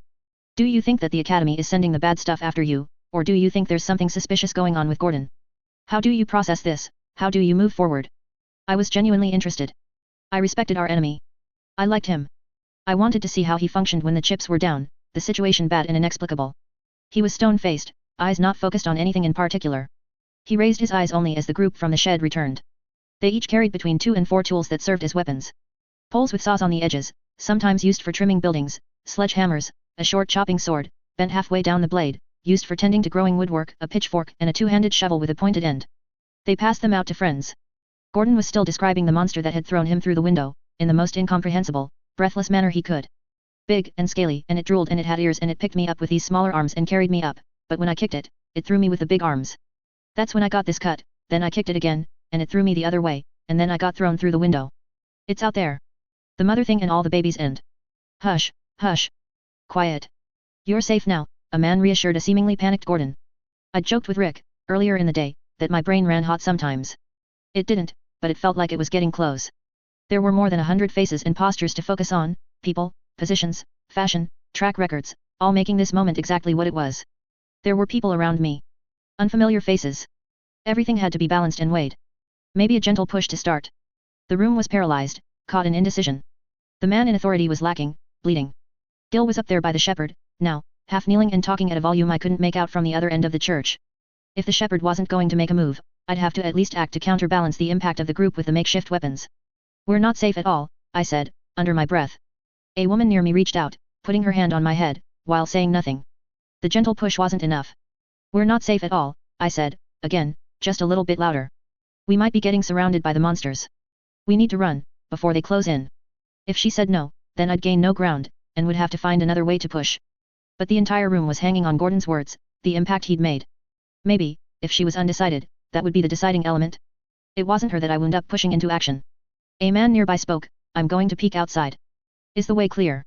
I asked, the words leaving my mouth before he'd even closed his mouth. If I could attach my statement to his, make it seem like his idea. I'm not going out there, he said, without turning. Too much to hope for. People weren't cogs in a machine. They were milling around, looking for an out. I had to guess how they'd weigh risk versus reward, or one risk versus another, and then use that. I'd guessed wrong here. The woman beside me touched my head again, smoothing my tousled hair, as if that would reassure me and not irritate me 9 ways from Sunday. I ducked out from under her grip, hopping down from the pew. I'd lost cachet with this particular section of the crowd. I could move elsewhere and try again. I found Mary, closer to the front. From where Gordon was, up by the altar, Mary all the way over to the rightmost wall, in the corner closest to the stage. Lillian was in the back corner, only a few paces from the door. Mary was looking my way. I gave her a come here wave. Lillian wasn't looking my way, and a furtive motion on my part didn't get her attention. The way she was standing, there were too many people around her who blocked her view of the surroundings. Her attention was on the stage. On Gordon. Our Mary worked better in coordination with the rest of us than Lillian did. That was after being with us a day. Lillian had been with us for a handful of months. I shook my head, turned around, and moved through the crowd to get to Lillian. I pushed against people and jostled them aside. Any more agitation was a good thing, even if it was mild annoyance. I seized Lillian's hand and hauled her over to the other side of the church. Gil was saying something. I was only barely processing it. Orders. Aim at the window above, in case it comes through. Organizing people in groups. The words were just noise. People listened, but our would-be mayor didn't have the clout. The shepherd was oddly quiet. Unable to talk? Unwilling? Thinking? Jamie had told me that I'd built my personality and means of dealing with people by copying and studying the adults around me. It had been a necessary thing, a scrabbling for control when I'd been subjected to appointment after appointment, the space between filled with every imaginable form of testing, for sanity, for memory, for competence of all stripes. I'd learned to read people because I'd had to. The shepherd, though, was the first person I wanted. I wanted him in a box where I could make him perform and glean everything I could. It was his charisma. It wasn't the usual sort of charisma like Gordon or Helen might show off when they were on. Not smiles and warmth. When he spoke, when he acted, he tended to achieve things. When he didn't speak, as was the case right now, people were left waiting, hanging on the silence, in anticipation of the words. They didn't know the particulars, not exactly. He was someone born with an enormous amount of natural talent for something, and after being altered irrevocably by the Academy, its war, and the modifications it made to his body, he'd found the drive to dig deep and utilize that talent. I was one of the people in his thrall, in a way. I very much wanted to hear him speak, to study him, but we'd left him speechless. I wanted to push until he found his voice. With Lillian trailing behind me, her hand in mine, stumbling to keep up, I hopped up onto a pew mid-stride, tugging on her arm as I made my way up. Her hand slipped from mine. I found the others, hopped down, and crossed the remainder of the distance. Mary had already made it, without Lillian slowing her down. Half of us crawled under a table that had been placed in a nook, books on top, formed a huddle, heads so close together that the sides of some of our foreheads touched. To onlookers, we were sort of hiding under a tablecloth. Friends finding security among one another, clustered together. Mary looked far from secure, squeezed in next to Helen. Helen, for her part, was smiling a little, but apparently oblivious. Lillian was late to arrive, worming her way into the cluster beside me. I gave her a pinch in the side, and she hit me far harder than necessary, in retaliation. What do you think? Jamie asked. I think we need a stampede for the door, I whispered. I was going to try and move the crowd, spread fear and suspicion, but they feel too safe indoors. If we could take that safety away. We can take that safety away, Mary murmured. I can. We cut the power. We need the situation manageable, I said. You want a manageable stampede? Lillian asked. I wanted a manageable riot, I whispered. I thought spreading the word through the crowd would make people more restless than it did. The shepherd is so good, damn it. We need. I floundered. Start with the basics, Jamie suggested. I nodded. The whole idea was to start a localized riot. If Cecil did his job and avoided getting eaten by Whiskers while running around in the rain, the Academy can arrive, shut down the riot in the early stages, and lay the blame at the shepherd's feet. Eaten by Whiskers? Lillian asked, horrified. Not important right now, I said. Cecil's nice. Not the word I would have chosen, I said. Dense, unhelpful. He's nice, sy. Lillian said. He means well. When someone says means well, they mean the person is dumber than a stitched chicken. Sy, Lillian said, her tone suddenly hostile. Not another word about Cecil. Great. I said.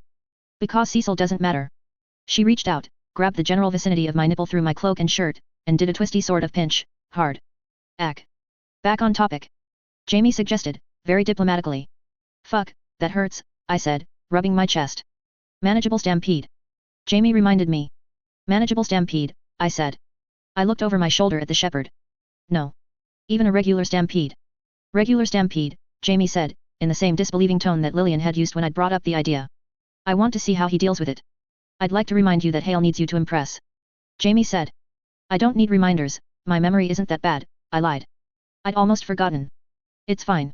We're good. Even if things get sloppy, the Academy should be close. I'd like more confidence than should, Jamie said. Too bad, I told him. Unless you have a better idea. He shook his head. Trust me, I said. This from the least trustworthy person in Radham, Lillian muttered. Trust me. He has something up his sleeve. We need to rattle him way harder to make him show his hand. We still have cards to play. Gordon is a big one. Jamie pursed his lips. Helen. I trust him on this. Lillian. Ha. Thought not. Mary. I don't know for sure, but, feels right. We don't have the whole picture, I guess, if I had to put it into words. Okay, Jamie said. All right. Then I'll agree. You know this is on your head if this goes wrong, sy? Not because I want it to be, but because. I get it, I said. I really do. I'll go cut the power, Mary said. Okay, Helen said. And I'll follow Gordon's lead. We need another victim to make this count. Wait, what? I asked. Mary seemed to take the fact that we hadn't told her no as a signal to go ahead. She pulled away from the huddle and darted off into the crowd. Lillian, Helen said. Cut me. Give me claw marks, like Gordon has. You do have a scalpel. I'm not doing that, Lillian hissed. It would kill me, and I'm supposed to put you back together, not take you apart. You know how to cut people to minimize the damage, don't you? Helen asked. Wait, I said. Hold on. Why not me? Why can't I be the next victim? Because I'm a better actor, Helen said. And you're more useful out there, than someone that's being looked after. Helen, Lillian said. It's going to leave scars. It will not, don't be a silly Billy, Helen said. She laid a hand on the side of Lillian's face. They'll make me as good as new. It'll hurt. It will, I said. I should do it. I don't feel pain the same way you all do, Helen said. I should still do it, I said. Jamie said. Maybe shut up. But. I'm doing it, Helen said, firmly. This is what I do. But I looked at Lillian. Am I supposed to tell him no, too? Because I'd rather cut him, Lillian said. Yes, I said. And if Lil is more comfortable cutting me, she'll cut cleaner, and it'll be more believable. Jamie put a hand over my mouth. Do it, Helen said. Now. There's no time.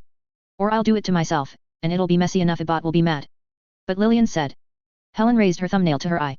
Okay. Lillian said, sounding unsure. She drew a scalpel from a pocket. I glanced back. The shepherd had seemingly committed to silence. He was looking after Gordon. People were getting organized, the situation was stable. He was apparently content to let that remain the case until the monster showed up or something happened. I wanted so badly to make something happen. Stampede would shake the box. Take us out of the comfort of the church, or spread people out. He would need to round up his flock, do something. I really wanted to see what that something was. He'd let people get killed, freeing experiments to shake up the community. He was operating to specific ends, and a quiet dislike for the academy was almost definitely a factor, but that wasn't the whole story. He was working towards something big, and I suspected that something big would get a lot of people killed. A small war. Mary worked fast. Lillian was barely starting the second set of claw marks, Helen holding her hand and forcing her to keep moving it, while her fingers held the scalpel steady. The first set had been done across Helen's shoulder and chest. This set was on Helen's face, of all places. She started to rise. I put my hand out, stopping her. I gestured for Lillian to continue. The fear and panic were reaching a pitch, now. I wondered what was going through the shepherd's mind. If he was thinking the academy was after him, this was a bad sign, right here. Lillian finished the third mark across Helen's eyelid and cheekbone. Blood welled out. Helen smeared it, and grabbed her hair to muck it up. I moved my hand away. Helen crawled out from under the table. She took 2 steps toward the pews, then let out the most perfect blood-chilling scream I'd ever heard. Then she threw herself into the little table with books on top. So jealous. They're in the church. I howled. Run. Run. Run. People ran. The double doors were hauled open, which meant we didn't get stuck in them. People fled into the rain and darkness. A gunshot sounded. I felt a thrill, more than anything else. In the gloom of the church, lit only by candles, the shepherd stepped forward. He held his rifle, the butt to his shoulder, barrel pointed at the roof. Eyes turned to him. He shrugged back his cloak, where his bad arm was covered. As new arms went, it was horrendous. Even in the gloom, I could see how it had been rebuilt using fungus or wood, like so many ruined buildings were, but the flesh around the fungus was ragged and ugly, not quite adhering or holding in place. He raised his arm, then gestured, a crisp right to left movement, one meaty, misshapen finger pointing. Guns cocked. More than a few. More than just the ones he'd carried with him. It explained his calm, all this while. From the start, he'd had soldiers in reserve. Hiding, maybe in the crowd, maybe in adjacent rooms. The weapons he was equipping his army with weren't just improvised ones. People had stopped in their tracks for the second time, standing in the rain. They watched him. He advanced down the aisle, flanked by a dozen men with rifles, who were watching the crowd, looking out for monsters that weren't there. One had Lacey, holding her arms behind her back. Believed to be an agent of the academy. Not wrong, but not quite right, either. The academy is coming, the shepherd said. They're coming for us. It was always their plan, and I've been planning how to stop them for some time. I'm going to need all of you to listen very carefully. Cat out of the bag 2.9. The creatures have gone, the shepherd lied. Mother and babies both. It was a shock tactic, nothing more. The restlessness of the crowd was intense, but in the exchanged words, the glances out into the darkness, I didn't make out much that seemed to be doubting the shepherd's words. The fear and confusion you're experiencing right now is theirs. So is the anger, and that deep-seated feeling of frustration that there's nothing you can do about it all. You've all heard it before. The crown doesn't lose wars. When they fight, they do it using monsters. I'm almost offended. They do it using people like her, who would put children in harm's way for her goals, he said. The man who had Lacey stepped forward. She struggled a bit before freezing. I assumed she felt a gun at her back. He pointed back at where 2 of his soldiers were holding the injured Gordon. 2 children have been harmed tonight. At least 2 more have been killed, earlier today. The Academy is walking a dangerous path, one that starts with claiming our dead for their work, then starts using us as pieces in their great machine. Lives are being lost. He paused for dramatic effect. I wanted to signal Lacey to interrupt, break his stride, but she couldn't see. Her head was bent down, red hair falling around her, and the silence belonged entirely to the shepherd. I kept in touch with old friends who fought in the war with me, the men you see standing behind and beside me. I'm sorry to have kept this secret from you, but we've lived the last decade working out means and methods of stopping the Academy from doing so much harm. We have been devising a plan. I do this out of faith, and I do it out of fear. Fear that if we do not act now, together, decisively, then they might give up the last gasps of decency. Another pause. Lacey started to speak this time, but a hand covered her mouth, and she was pushed to her knees, held there by 2 firm hands on her shoulders. If you run out into the rain and darkness tonight, you will be running straight into their embrace, the shepherd spoke. They've used fear as a weapon for a century now, and they've gotten very good at it. Trust me, I'm not asking you to fight. I am asking you to take a stand. There were murmurs, hesitation. He had them on the hook, but they weren't caught by any means. Something told me that was intentional. Probably the vague tail end of the statement. Take a stand, what did that mean? He'd leave them wondering, and then give them what they wanted. He probably did that a lot. It was why they were so well trained to listen to him. Oratory skills at work. Stand at our back, respond to fear not by pulling away, but by banding together. The Academy is built with flesh and blood as its foundation. With people. We have the power to dictate what we need, the boundaries we expect, and the lines that should not be crossed. He's been building toward this for some time. Seeds of doubt and concern, building on those doubts anyone might have when the world was actively changing. With the heavy clouds and the later hour, it was dark enough that people were barely more than silhouettes, only illuminated where light reflected off the water that streamed off of them. The water was coming down hard enough that there was a definite weight to it, pushing every single one of us down, heads hunched over, shoulders bent in. I didn't mind it so much, as it was warm. My hood stayed down, and the rain washed through my hair and down my face. I turned to move away. Small figures in the crowd joined me. With them, with my fellow lambs, a few doubters found the courage to turn away. The Academy is already making its moves, the shepherd called out. The monster the little boy described was not one of the escaped experiments that were described to us. It was a weapon the Academy uses, just as dog and catcher are. I saw enough of them when I was a soldier, and I know what they look like, what they do. My comrades know that the Academy and the Crown have no reservations about using those things on their own people, if they deem fit. Very soon, they're going to act. They're going to do something more to scare you, because they don't want to see us united. The holy man makes a prophecy, I noted.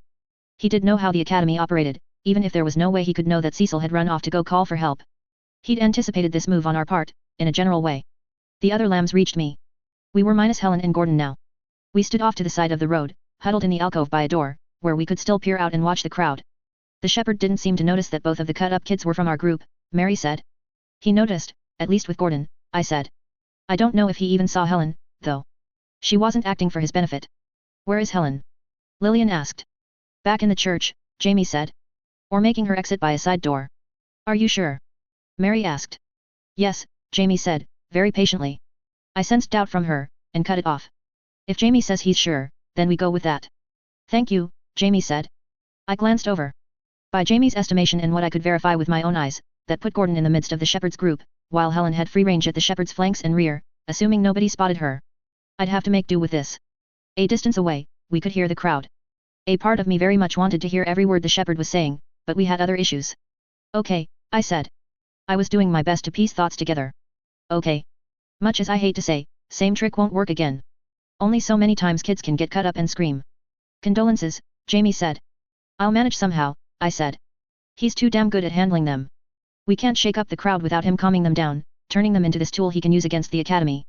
If I'd managed to dose him, we'd be a lot further along, Mary said. And that woman? Lacey, Lillian volunteered. She wouldn't be under suspicion, probably, or be caught. You care about that? I asked, raising an eyebrow. Mary said. Never mind, I said. It's a mark against your abilities more than anything else. Listen, nothing goes according to plan. Humans are weird. Trick is to adapt the plan. The plan will work if you're good enough, Mary said, in a tone that made me think she was mimicking someone. I was guessing his name started with P and ended with Icky. That's so? I asked. I think so. You just have to work at being good enough. Well then, I said. Let's be good. Can't shake the crowd. Would be great if we could get at the shepherd, but I'm not sure how to do that. He surrounds himself with people. It would be awfully nice to have a riot happening when the academy deigns to arrive. If it's out of the shepherd's control but still within the academies, then we're good. If they arrive, Lillian said. There's the chance Cecil couldn't get help, or people might not believe him, or something. Or Cecil could be dead, I finished the thought in my head. I'd raised the idea earlier, and Lillian had reacted rather strongly to it. Didn't bear bringing it up again. If they don't arrive, we adapt, I said. I looked over to the crowd. For a holy man, he mentions faith a lot, but he doesn't leave much up to it. As if in answer to that, a horn sounded from within the crowd. Ugh, I said. What was that? Mary asked. A horn, I said. Mary and Jamie hit me across the back of the head, with Mary being a step faster. I winced, and added, he's got other friends. Whatever he had planned tonight, he's doing it. Calling in other groups. Calling in the academy too, while he's at it. Anyone looking for him knows exactly where to go.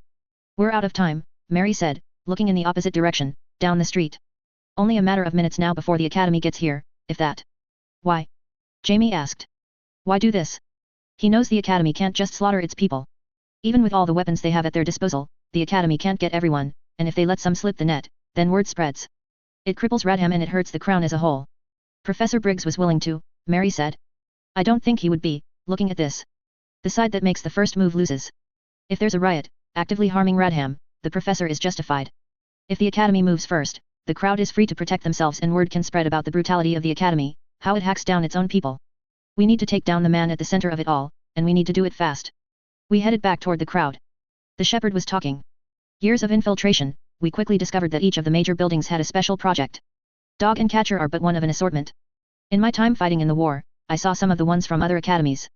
There's a pattern, almost always a pattern in how they operate. Willing to bet you're wrong, I thought. You've got exceptions to the rule, like us.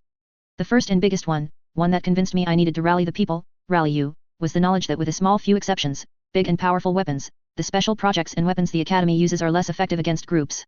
In wartime, dog and catcher might attack supply lines, the gorger might attack trains and coaches, or plow through regiments to attack leaders, foster would bolster a group's numbers, and the whelps might scout. Having difficulty when there were too many people around. Okay, well, I was willing to cede this one to him. It was proving to be an obstacle. Couldn't get to him without getting past all these people. Another man spoke out, one of the shepherd's comrades in arms. That the shepherd was deferring to him suggested that the group was being prepared for another kind of leadership entirely. In case of gas, anything airborne, anything you can smell or taste, hold your breath. One of my men is handing out cloths. Tie them over your noses and mouths. The fluids we put on them will help filter out the gases. Smells like piss, someone shouted. You can use your own piss in a handkerchief if you prefer, the man said. He was wearing a raincoat, but his expression had a military cast to it, as if he'd held a grim and serious, staring past you expression for far too long, and his face was forever stuck that way. Something about him was very similar to the shepherd. Disconnected, too calm given the situation. It was strangely compelling, because it seemed like something was missing, or he'd once been very lost, deep inside himself, and he'd come back having found something. Most people didn't manage that. Whatever didn't kill us tended to leave us hurting, rather than making us stronger. But something had happened to the shepherd's regiment that left them harrowed, all the emotional or mental fat flensed away. Parasites? Psychedelics? A horror unlike any other, that they'd been forced to survive? The soldier spoke, they'll try to scare us with the stitched. March them at us to make us retreat. We must hold the line. We have allies moving into position, they'll break the ranks of the stitched instead. If you have the courage. Allies moving into position. That's who the shepherd was signaling. It is fine to be afraid, the shepherd said.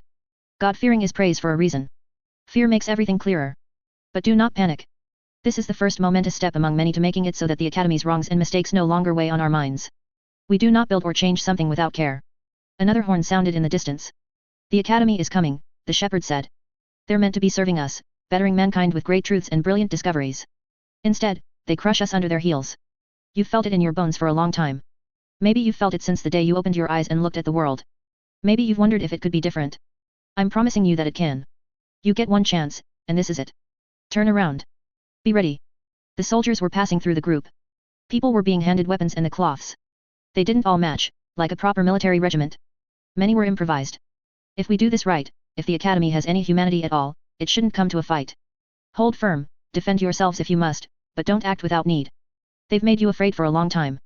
Pay attention to that fear, make it yours again. There were maybe 200 people present. Maybe slightly more. Each stood in the rain, gripping the weapons they'd been given.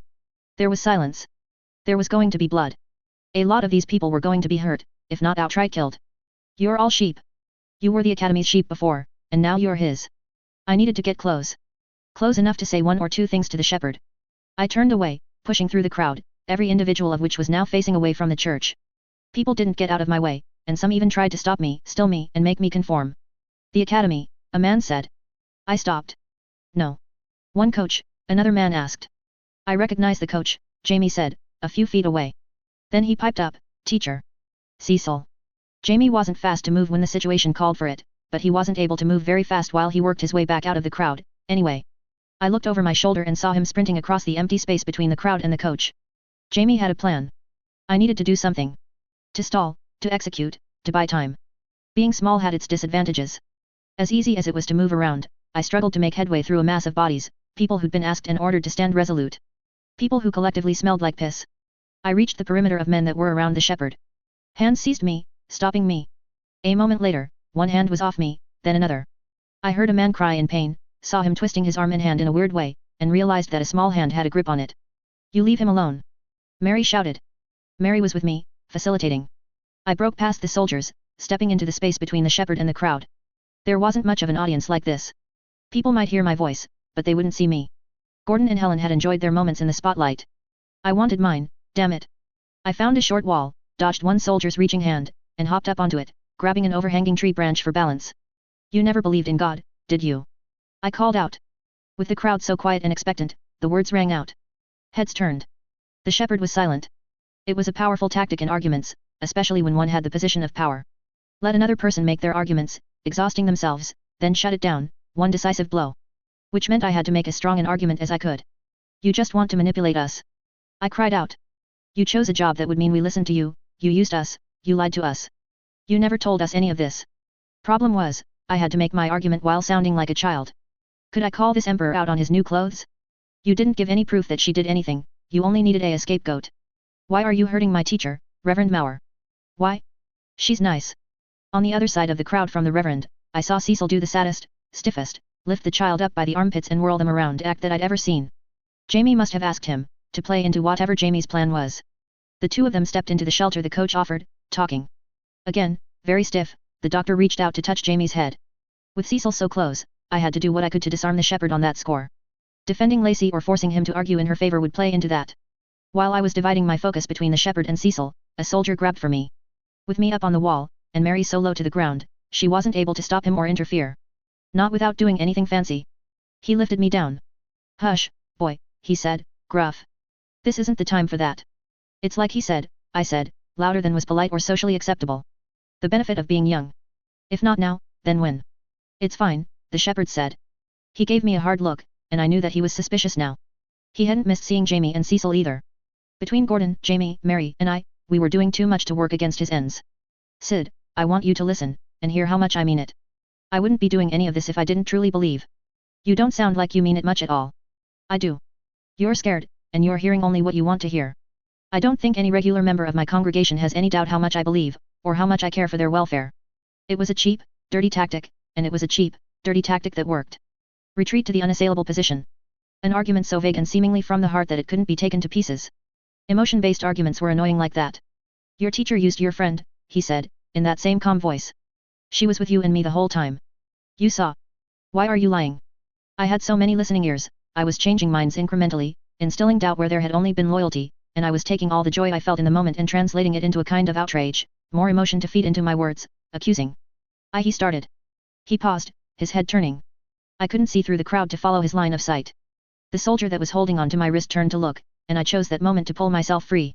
I danced back and hopped back onto the wall. He reached for me, and I ducked back.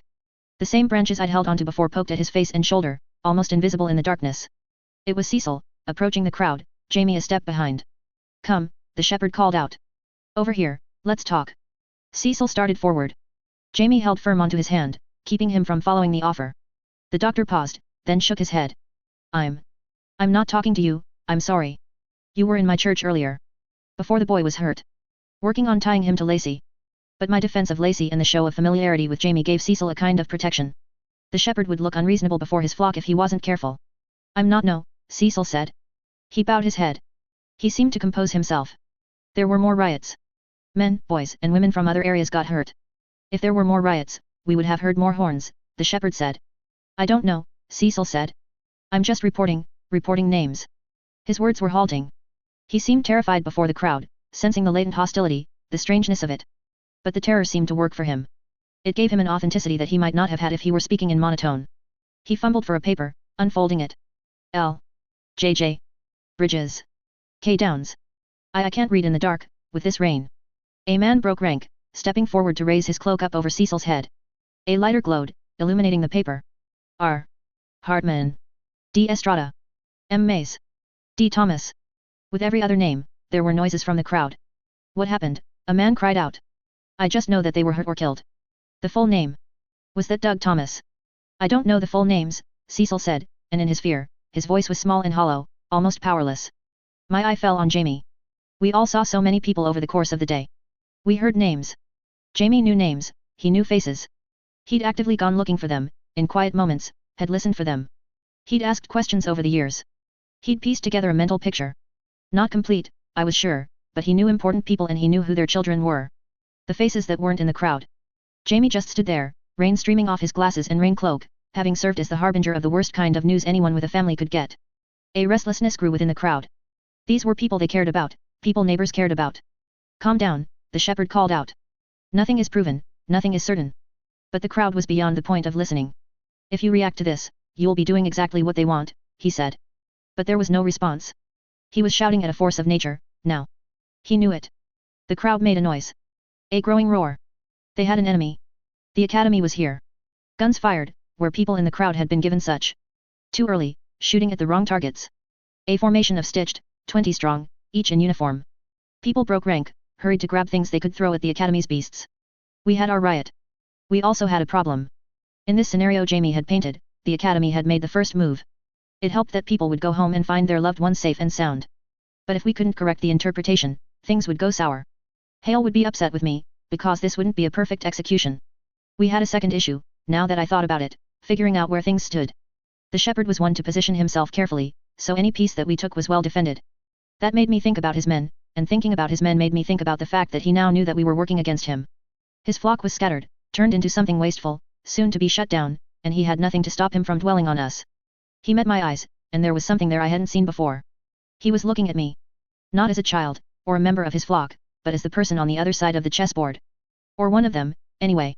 He knew what we were, or he had an idea, now. I gave him a smile. Cat out of the bag 2.10. The shepherd touched the shoulder of one of the soldiers nearest him, then leaned close to whisper something. He didn't take his eyes off me. Nothing in his posture or body language gave anything away. He didn't seem affected by the warm rain that ran down his face. He might not have given anything away, as I smiled at him, trying to bait something out of him, but the soldier quickly made the shepherd's intent clear. He strode forward, saying something I couldn't make out over the chaos of the crowd to my right. He pointed at Mary as he was talking. I was suspicious he was saying names. Ordering the men around him. They started forward too, a pair. 6 in total, we already have 2, the shepherd said, his voice carrying where the soldiers was drowned out. Capture the children. No. Shepherd, no. You were supposed to be looking at me as an equal. You but. Mary seemed to come to the same conclusion I did. I saw her look toward the crowd, with the soldiers doing what they could to keep people from falling back and retreating to the church. She looked at me. I held out a hand. Stop, a man with a gun shouted, aiming. Mary didn't flinch, nor did I. She hopped up to the wall, I grabbed her hand to help her balance, and we went down over the other side together, me a half step behind, so I could put myself between her and the guy with the gun. I landed in a puddle, one hand, both knees and the toes of both feet getting thoroughly wet in the process. My other hand held Mary's. She'd landed in a crouch, so the short wall would provide some protection, but she'd managed to keep her skirt clean. Her expression was. I liked it. Not perfectly cold. I thought she might be enjoying herself on some level. More guns went off, not behind us, but from the larger part of the crowd. The stitched who were too close to reload used fists and butt ends of guns to strike people down. It was painful to look at. The stitched didn't hold back nearly enough, and they were strong. I sprinted from my crouching position, running along the wall, toward the crowd. Mary followed. An orange light lit up the surroundings as a fire burst to life at one corner of the crowd. Something explosive or very flammable. Even among regular civilians, the knowledge of the rules around the stitched was common. In a city like Radham, there were a great many farmers who relied on stitched animals and stitched farmhands. Inexhaustible, strong, requiring no food or pay. Fire tended to rile a stitched up and set them ablaze if they hadn't been well tended, water tended to cause partial or total paralysis, if not deeper problems, and any given stitched had psychological tics. The brain was cut down to the barest minimum needed to follow orders and retain information, stand up, and exchange words, and in what remained, there were often trace memories, fears, words, names, or faces that all provoked responses out of the norm. When some stitched were hurt, poorly maintained, or when they got sick despite their high body temperatures, they would fall back on key phrases or habits. Children were told to limit interactions until the owner of the stitched could tell them what to do or what not to do. With a stitched soldier, the cutting was often more ruthless, the ability to converse left more limited, the range of abilities vastly reduced. They followed orders, they learned how to use weapons, they hurt people they were told to hurt. In Hale's carriage, the night after we'd taken on the snake charmer, I'd seen how the stitched bodyguard had reacted to fire. A new development in the production, treatment, and teaching of the stitched, I was pretty sure. The soldiers didn't react to the flame, though they avoided it. They pressed forward, almost harder, less cautious, more violent. They'd been trained against fire, made to stay on course, even if that meant doing whatever they'd been doing until there was no more fire around them. I couldn't be sure, but I suspected this was a surprise to the shepherd's comrades in arms. What they'd learned about the stitched fighting alongside them in the war was no longer true. Mary and I made our way into the crowd. The soldiers who'd been sent after us were only a few steps behind. It was a very different dance for them and for us. Mary and I were moving as fast as we could, nimble, dodging between people who were alternately pressing forward and trying to run. I turned sideways at points, jabbed 2 fingers into one man's ass crack to get him lurching forward and out of my way, ducked between one set of legs, and very nearly got knocked in the head by the end of a hoe someone was holding as a weapon. Mary was right behind me. The people following us, by contrast, were pushing through. They had presence, people naturally moved out of their way, and they had the physical prowess to work past the ones who didn't, or who moved the wrong way and ended up as obstacles anyway. We weren't the only ones navigating this strange battlefield of terrified and outraged civilians. Several stitched had made their way into the crowd. One stitched nearby had both hands on its gun, and was swinging left and right, hitting people with elbows, the butt of the gun and the bayonet on the end. It had been stabbed twice, one weapon still stuck through its chest cavity, its face had been sliced open to reveal a thick wire that had been placed beneath the skin. The wire was insulated by a tight coiling of something or other, and where the insulation had been cut by the same weapon, the wire periodically sparked, the surrounding flesh twitching reflexively in reaction. It had leveled 10 or so people just getting this far, leaving them crumpled, bleeding, and broken. Surrounded, it was strong enough to keep the crowd back, and scary enough that people were fleeing from it, pushing and jostling others. Had the shepherd expected things to go this way? Had he expected to win? Because the crowd wasn't winning, and I suspected things would be much the same if Jamie had left things alone. His side would be doing better, but things would be moving toward the same end result. An incoherent shout from the shepherd's camp went out. It was picked up by others, traveling forward through the crowd. Burn the handlers. Oh, well, that was one way to do it.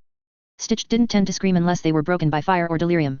Still, as the fires erupted, the eyes were treated to a sudden flare of light, illuminating everything, and the ears were treated to screams of panic and pain. Not quite as tidy as I'd hoped. I'd entered the crowd for a reason. I chanced to look back, and saw that the crowd had bogged down our pursuers. The press of bodies shifted, blocking my view of them. Blocking their view of us. I found Mary's hand and tugged, changing direction. We weren't the only ones who were trying to move back toward the church, away from the fire, the stitched, the bullets, and everything else, but we were the only ones who were less than 5 feet tall. That counted for something. It gave us a fraction more mobility. Okay. This was usually the part where I fucked things up. Gordon was better at it than I was. I tended to overthink it.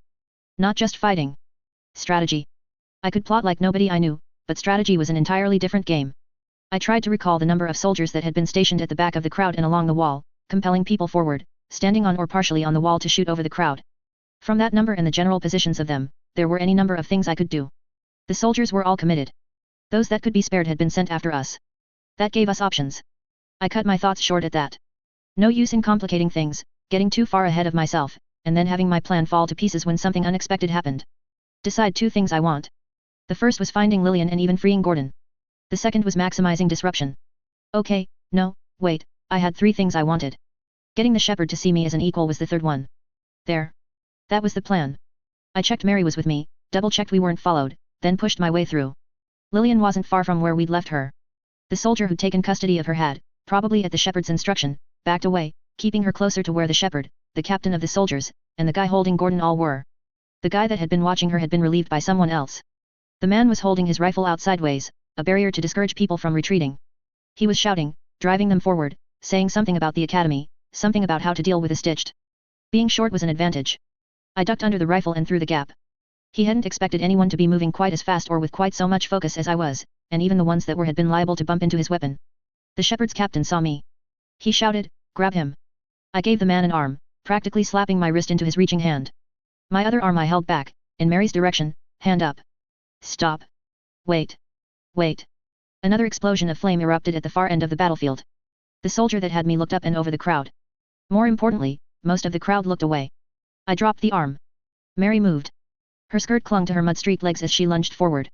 The soldier saw the incoming attack, but his weapon was still held up to hold people back, and my hands went around his wrist, holding his hand so he couldn't move it. Mary stepped up onto the soldier's thigh, grabbed his shirt to help her upward momentum, and drove the top of her head into the man's chin. She held onto him as he dropped, adding her weight to his. He tumbled, stunned, and his hand released my wrist. The soldier nearest us turned to look, eyes going wide. I was already bending, grabbing the rifle from the fallen man, spinning. 1 or 2 people who'd seen the gap and were panicked by the latest explosion rushed past me, bumping me. My aim was off. I still managed to scrape the back of the second soldier's calf. He dropped. A second person pushing past me knocked the rifle out of my grip. I didn't bother to rescue it. Run away. I howled, my voice raw. It didn't take much to tip the scales and give life to the idea that was already in people's heads. What was an initial 1 to 3 people quickly turned into a stampede. What had been a mass of people outside the short walls of the church was now draining out, feeding into the yard just past the church doors. Mary was smiling as she joined me, mingling in with the rush of bodies. Disruption managed. Now for the rescue of Lillian. The shepherd gave a command. The men that had been holding back the crowd and the captain all converged on us, pushing past the bodies. Had to do this right. Like a professional. Tidy, like Hale wanted. Well, insofar as any of this was tidy. I could make the argument that some of this was inevitable. The trick was leading this to as tidy a conclusion as possible. Given a sequence of things to focus on, people like to focus on the beginning and the end. Our beginning had been good. We'd identified the threat. Our end, well, we had to neutralize it. My eye fixed on the man who held Lillian. He had his gun, and he had her collar in a death grip that pulled it up and tight to her neck. Her bag was on the ground to one side. Tidy, I thought. Properly. I rushed the man. Mary had done the headbutt to one vulnerable area. I aimed for one that was closer to the ground. Between the man's legs. For my trouble, I got a knee in the chest. He struck me in the head with the butt end of his gun. I fell. Mary was a step behind me. She grabbed the wrist of his gun hand with both hands, and with this happening so quickly after he'd clubbed me with the thing, he took a second before reasserting his strength, holding the weapon firm. Mary drove her shoulder into the side of the weapon. The bayonet blade slammed into the man's forehead. She did it again. A second gash in the brow. He let go of Lillian to grab the weapon with another hand. Mary stepped past the defense to slice him with a knife. Quick slashes, inner thighs. She ducked as he slammed the side of the rifle toward her face, then stabbed him twice in the belly. He staggered, almost tripping over me, but Mary grabbed him by the sleeve and belt, hauling on him with all of her weight. I rolled in the opposite direction, rising to my feet so quickly that I nearly fell over again with the sideways momentum. Mary let him fall, reaching out to block the bayonet he swung at her on his way down. Lillian. I said, loud enough to be heard over the crowd. S.Y.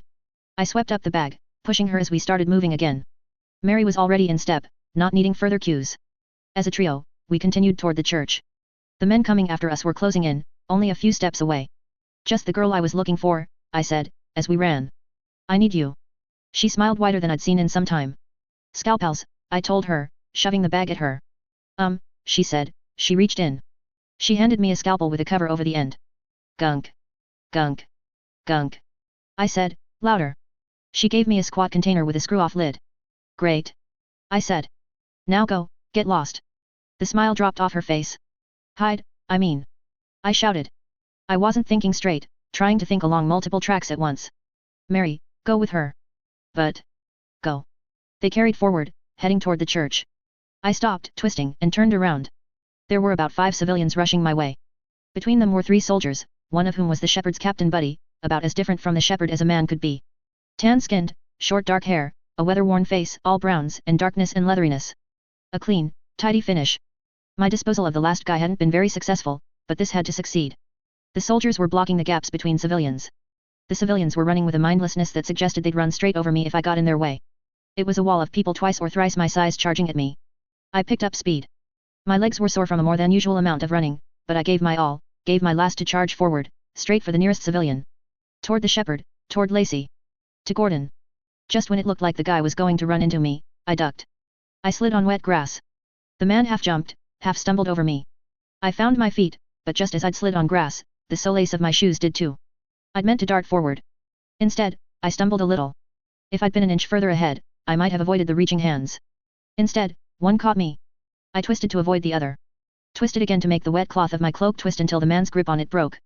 I made it another couple of steps. But just as I'd reoriented myself, so had my pursuers. The captain seized me. Firmly this time. I hurled the container. I hurled the scalpel. They landed in arm's reach of Gordon, who had also been caught. He stared down at both. He met my gaze. One deep breath. Stop fighting. Gordon howled the words. Everyone, stop fighting. He had a great lung capacity. Then again, he had a great everything. Powerful vocal cords. Heads turned. He had attention. The soldier grabbed him, tried to shut him up. Gordon leveraged all the strength he'd held back up until now, bullying his way free. Stop fighting. Please, he screamed. He had the attention of most of the crowd, now. Relax, the shepherd called out. Calm down. There's nothing to worry about. Gordon pointed at the shepherd, he did this to me. His hand went to his face, touched the deep cuts the monster had supposedly inflicted. He cut me so he could scare you. The monsters are made up. Gordon cried out. The silence was so real it could have been cut with a knife. He's crazy. He did this. Gordon cried out. He scrambled forward, away from the soldier who'd been holding him. Grabbing the scalpel and jar. Look at this, taste the slime. It's soap. My teacher didn't do anything at all. He blamed her to take attention off him. The soldiers who'd been after me headed toward Gordon now. The captain turned, too, but I grabbed onto him, fought him every step of the way. He hit me. Not a big blow, but a heavy enough one to knock me free. He's not right in the head. Gordon cried out. Please. Don't listen to him. He wanted this. All of it. Before it all started he called us into his office and told us what we were supposed to do, and threatened us. The man who read out the names. He was working with Reverend Mauer too. Poor Cecil. The boy is deluded, the shepherd spoke, and his voice carried. It's easier to imagine a monster here than to recognize the monsters that the Academy created. The Stitched that had been plowing through the crowd were on the approach now. The crowd backed away, and wound up moving toward the shepherd. A woman reached Gordon, taking his less bloody hand. She bent down and, after a dubious look, touched her mouth to his knuckle. Soap, she said. Soap, Gordon echoed her, pushing the things into her hands. Soap and a knife. Please don't let Reverend Mauer hurt me anymore. He turned toward the shepherd, giving the man a wounded, accusatory look. She embraced him, arms around his shoulders, wrists crossing over his collarbone. Outraged shouts rose from the crowd. The shepherd was still, taking it all in, looking at his crowd. Do you have any magic words, shepherd? I thought. He looked at me. Goal 3 completed. He let the look linger, then broke away, staring over at the row of Stitched and the 1 or 2 handlers that were still pressing in. Only 1 or 2 Stitched had properly died in this assault. The shepherd gave a hand signal. The captain blew his horn. 2 sharp blows. With that, the soldiers turned. The retreat was planned. The direction was already known. They'd known they would lose this fight, I realized. They'd planned it, even. The retreat was part of it all. Did they have a waiting vehicle? The soldiers, including the captain and the ones who'd been after me and Mary, raised their weapons, warding off the handful of people who looked like they were going to start rioting against the shepherd. They retreated as fast as they were able. People were caught between avoiding the Stitched and the threat of the guns. They stopped, going still. They dropped to their knees and raised hands. The wall of Stitched came to a halt. The shepherd started to make his retreat. He turned to look, and in that instant, Helen appeared, emerging from the shrubbery in front of the church. She'd been within a few paces of him for the better part of the skirmish. Striding forward, right through a collective blind spot. The soldiers and shepherd were all focused on the crowd behind. She threw her arms around the shepherd's waist. He stumbled. Let go, I could hear him from a distance. She held firm, face pressed against his side. Let go, he raised his voice. He tugged at her arm. She didn't release him. The Stitched were drawing closer. The crowd was staring. He pushed her, so that she no longer had her feet under her, then tugged again. Nice, Helen. She held firm, a 6.5 stone weight, tying him down. The shepherd reached into his coat and withdrew a pistol. He pressed it to the girl's head. I could hear a collective intake of breath from the crowd. He was done. He would never again have the people of Radham. She looked up, staring him in the eyes. She didn't let go. I felt a chill. A premonition. Prey instinct at work? Putting together all the little context clues, the hints in his body language, demeanor, the clues he'd given me all night, adding up to my estimation of who he was? He was going to shoot. Helen. I called out. She glanced over her shoulder. The look she gave me was cold. Probably the same look she'd given the man. Let him go, I said. She did, without a moment's hesitation. The man backed away, holding the pistol up and out. The captain caught up with him, clapping a hand on his shoulder. The two of them turned, marching forward. The soldiers were just behind, weapons pointed at the mob. I walked up to Lacey. She looked hollowed out. Haunted. It was almost scary to see. I'd asked too much of her tonight. I'm sorry, I told her. The shocked look on her face looked more dramatic than any emotion she'd shown us while being taken hostage or accused. I'm sorry, I said again, to drive the point home. I'm sorry to ask for more, but, the Academy needs to win over the crowd. Get the permission slip from Gordon. Take it to one of the Academy people on the other side. Tell them to blame things on the shepherd.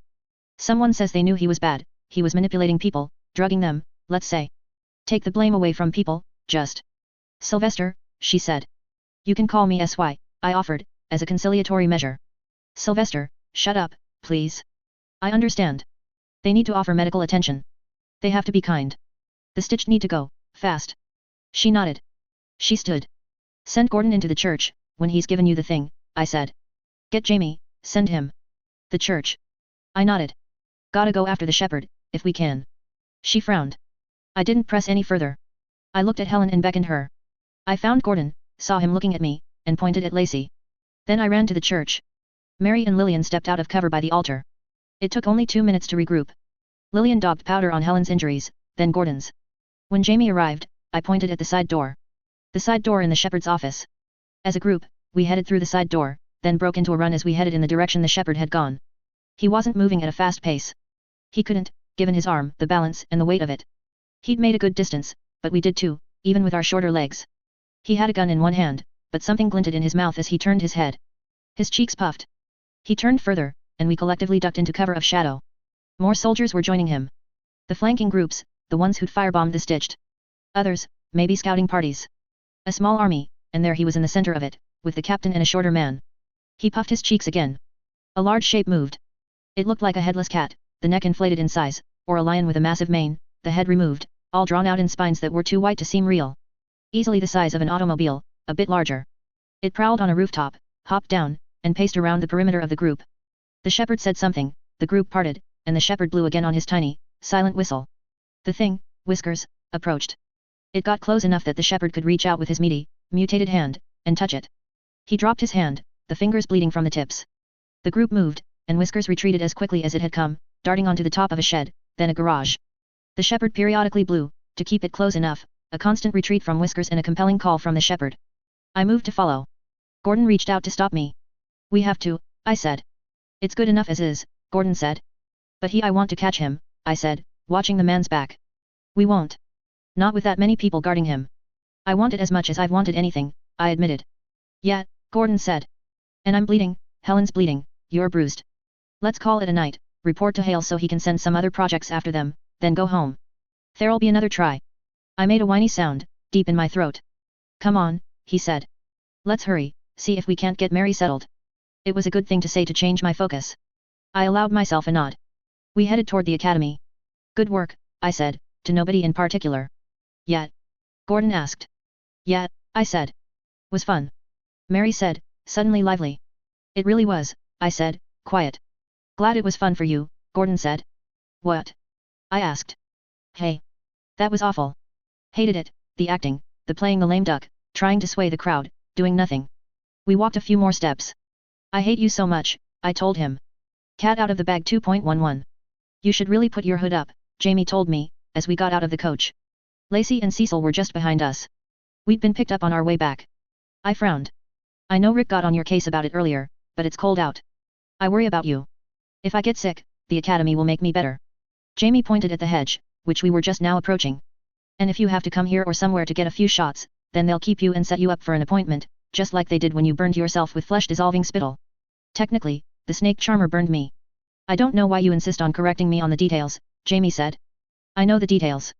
I don't forget the details. I have the details in writing, even. I do it to annoy you when you're being annoying.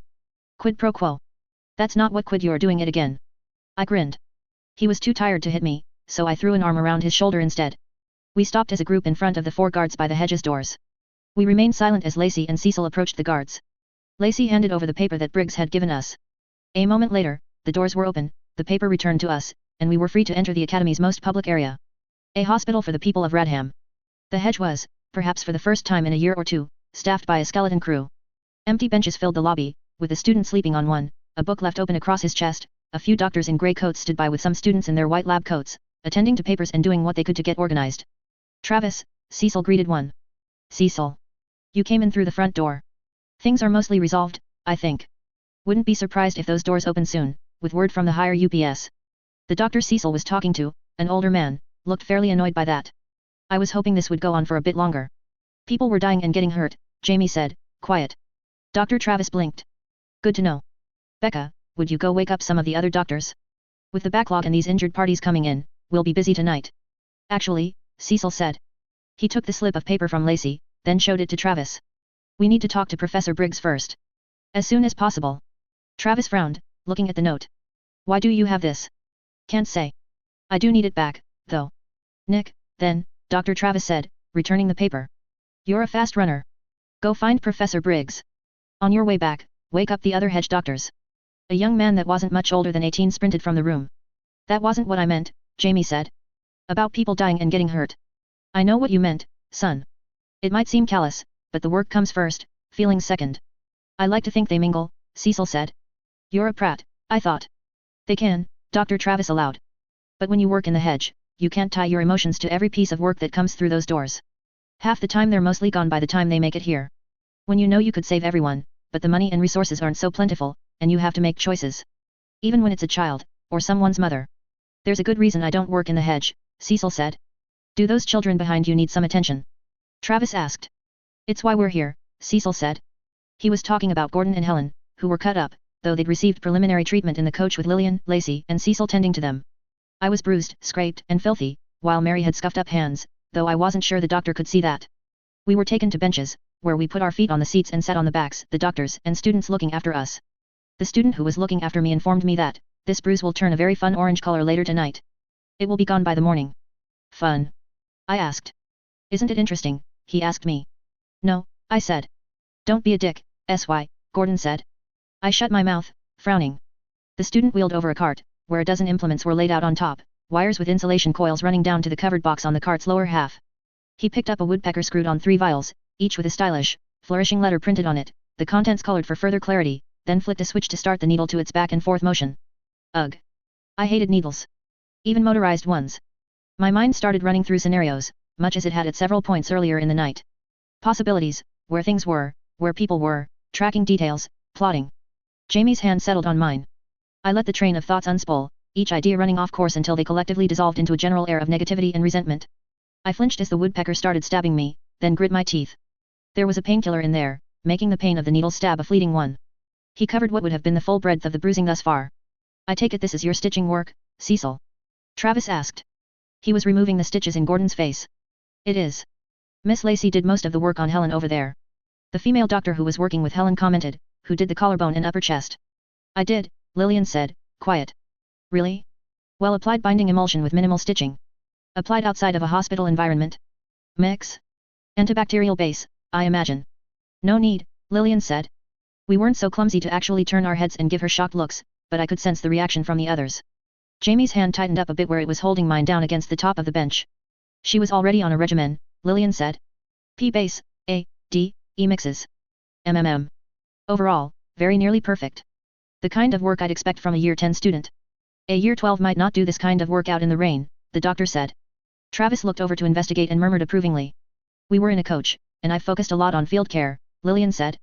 She kept her expression placid, tone modest, but I could tell from the agitation of her hands and the slight kicking movement of her feet that she was inordinately pleased at the praise. Nonetheless, Travis said, turning his attention back to Gordon. What are your plans for the future, honey? I'd like to steal you. Ahem, the female doctor said. We'd steal you, Travis amended his statement. For the hedge. I may have other obligations, she said. Travis made an annoyed tisk sound.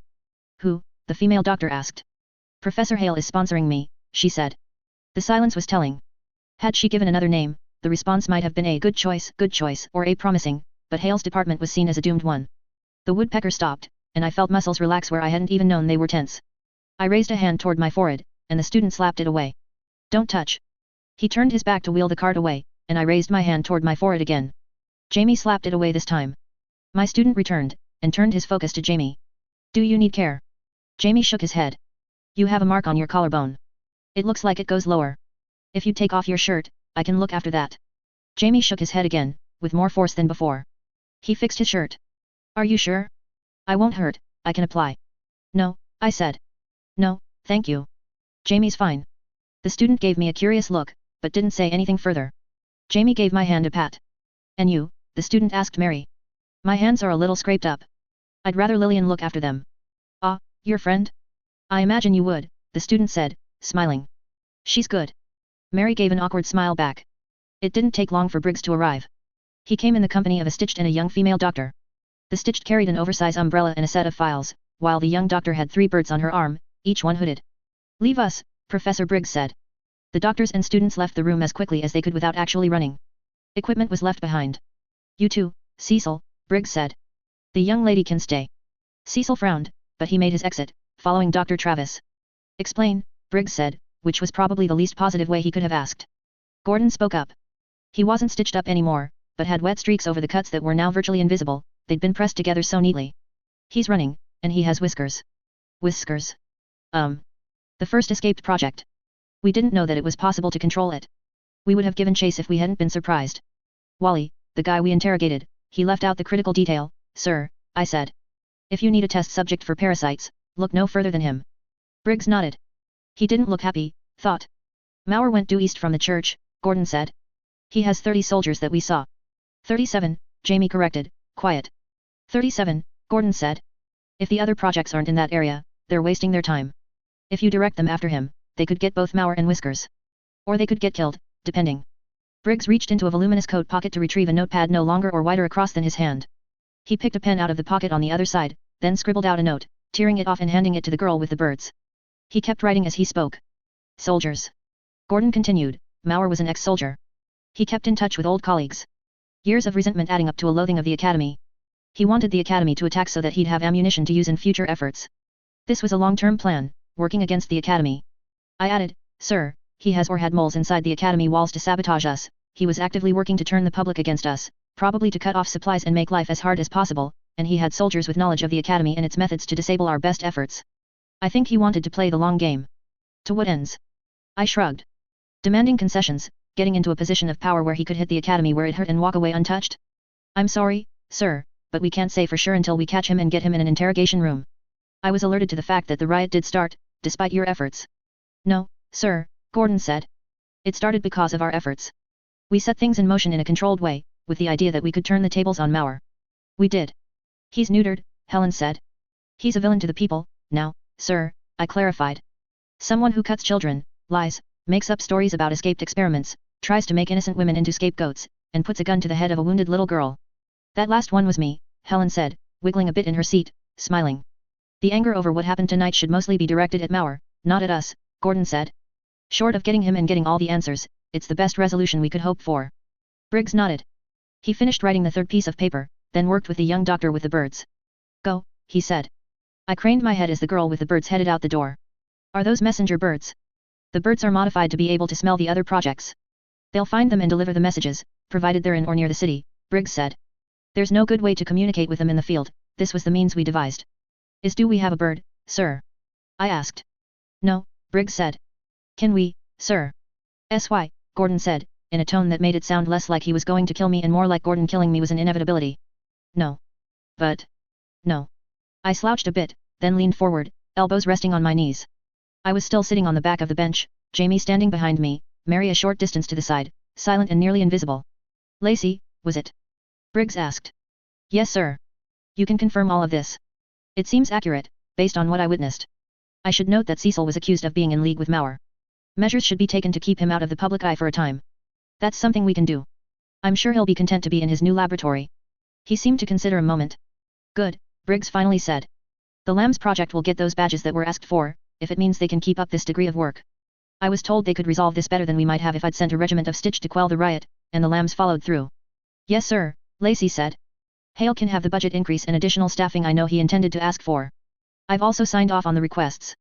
Briggs took the file folders from the stitched beside him, shuffled through them to find one specific one, and then handed it to Lacey. "Sounds too good to be true." "Is there a catch, sir?" Gordon asked. "Catch? In a way, yes. Professor Hale has been going on at length about your collective merits. My own methodology when building something is to test it until it breaks. Then I repair or start it anew. I repeat this process until it cannot break. The super weapon that sleeps under our feet is evidence that this can work." There were some nods from us. "I will be making more use of you, in coming weeks and months. I will be testing you. Until we break. And," he said, "I don't want it said that you broke because I didn't give you or Hale the necessary resources. Change is afoot, a firm hand will be needed to keep things steady." More nods. "Go. Miss Lacey, if you could deliver that to Professor Hale." "I can," she replied. "Thank you for your hard work. The Lambs can go home. I don't expect they'll be much use against a squadron of ex-soldiers in an experiment on a leash." "Mauer is the most dangerous of them," I said. Sir, sorry. He's brilliant, he's good at manipulating people on a large scale. You really shouldn't underestimate him. Briggs' expression didn't change. He really liked his long pauses. He had the clout to make others entertain them. He finally said, we'll deal with him to the best of our ability. Your part in this is done, however. You should rest. Tend to your wounds. I may call on you as soon as tomorrow morning. I have things to look after. Tomorrow morning. His birdwoman crossed the room to his side, joining Briggs and the Stitched. The three of them headed for the other side of the hedge, where it exited into the academy grounds, inside the walls. Lacey looked us over. Thank you, I said. You did well. It's annoying, being patronized to by a child, but that's probably intentional, she said. She frowned. But you thanked me and apologized several times tonight. I get suspicious when you act that way. Probably smart, Gordon said. Yeah, Jamie said. Pretty much, Helen said, chipper. Size a jerk, Lillian said, with a hair too much emphasis. Lacey rolled her eyes. She turned to go.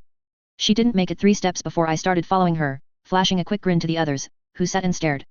3 seconds later, when we were almost out of the room, Lacey stopped, spinning in place. I wasn't quite quick enough to duck into cover. Hey? I asked. Do you have eyes in the back of your head? No, she said. I didn't make a sound. You didn't, she said. But they didn't either. And when the room is that quiet and I have that niggling feeling of doubt deep inside, you get suspicious enough to act on it, I said. What were you doing? She asked, sounding as tired as she was stern. The file. I wanted a peek at the file. She held up the file that Briggs had given her. Supposedly whatever Hale had been so emotional about earlier in the evening, when I'd undercut him in going to Briggs for the badge. Part of it, at least. It isn't classified, she said. And I know Briggs is strict about those things. She opened the folder. She took her time reading it. Rubbing it in, making me ache from head to toe with the yearning to know. She could get revenge for everything I'd subjected her to by turning around and walking away right then. I sensed it. That she was going to do it. It was in her body language, the tension in her legs, the angle of her body. It was in her expression, which was far from being a proper poker face. A smirk in hiding. The expression changed. That put me off balance. I shifted my weight from foot to foot. Okay, she told me. Hands behind your back. I don't want you running away with this. I nodded, hands going behind my back. I wasn't going to show you, but you should read it, she said. Which only piqued my curiosity before. If she pulled it away now, I probably would have jumped her, improvised weapon in hand. I wouldn't have gotten the information I wanted, but I would have at least burned off some of the nervous, frustrated energy in me. She lowered the file to the point where I could read it. My eyes scanned the page. Nothing special. Nothing special. Boring legal wording. I felt a chill at the third offered provision. The fourth jarred me to my core. My hands, previously behind my back, dropped to my sides. I swallowed hard. But... You're not surprised, are you? She asked, and her voice was soft. You know who Hale is, how he operates. I shook my head, but, really? I can't say, she said. It wouldn't be until next year. Even then, it would take some time before you had to worry on any level. I thought. My hands went up to my hair, clutching at it a little. A part of me wanted to cry, all of a sudden. The buzz from our successful dealings with the shepherd was gone. She reached out to put a hand on my wet hair, knocking my hands out of the way in the process. Again, they dropped to my sides. I left them there. She gave me a tentative pat on the head, as if I were a stray dog. Her voice was gentle, a kindness that I would have called hypocritical, before. Go home. Get your new lamb settled in. Tell them, so they know. I'll tell Lillian as I walk her to her dormitory. I nodded. I felt like I was in a daze as I rejoined the others. They clustered around me. I knew that they were hungry for information in ways that were very different from how I was insatiably curious, but they didn't push. Their concern was for me. Whatever my expression or body language was like, it seemed to worry them. Even Lillian seemed reluctant to step away and join Lacey in heading into the academy grounds. She cast me a backward glance. The others ushered me out the door. The coach we'd taken to arrive was still there, manned by a Stitched driver. We climbed in, Gordon the last to file in through the door, stopping to give the driver instructions on where to go. It wasn't a long ride. Just down the road. I was so used to my thoughts running along multiple tracks, too busy to stay on one subject, but in this, I didn't have the energy. I watched out the window, and my brain was slow, chugging along, the majority of my focus set on trying not to think. I'd taken the expiration dates in stride. I'd expected it almost from the beginning. This was harder to handle, in an ironic way. The others murmured in conversation the entire way back. All the same, the words were noise, my thoughts were on some musing about how Radham worked as a kind of Mott and Bailey, which was a safe way of thinking, unless I thought too much about Radham Academy. The loosely defended city, the fortress that residents could retreat to if they had to. In time of serious attack, people could enter the academy, wait out the enemy while bombarding them and defending the nigh impenetrable walls, and then exit to rebuild and live in the city once again. Safety. Safe way of thinking. My brain was tired. I was surprised when the coach stopped. Time had passed too quickly and too slowly at the same time. I felt dazed. Mary, I thought. Welcome home, Mary, I said. My words seemed to startle a few of the others. Only Helen smiled throughout, unflinching. The others looked concerned. Thank you, Mary said. I'm really glad to have you with us, I said. She nodded. But she looked disconcerted. We made our way inside, not opening umbrellas, but flipping up hoods and dashing for the door. Again, Gordon was the last to follow, giving word to the coach driver to return to the academy. He should have been trained to go back anyway, but it was always better to be safe than sorry. Mrs. Earls was waiting up for us, and joined us in the hallway before we had all of our coats and boots off. In hushed tones, so as not to wake the younger ones, she urged us upstairs, promising us tea. Mary needs attention, I thought, and this was the new focus. Not idle thoughts, but getting her settled.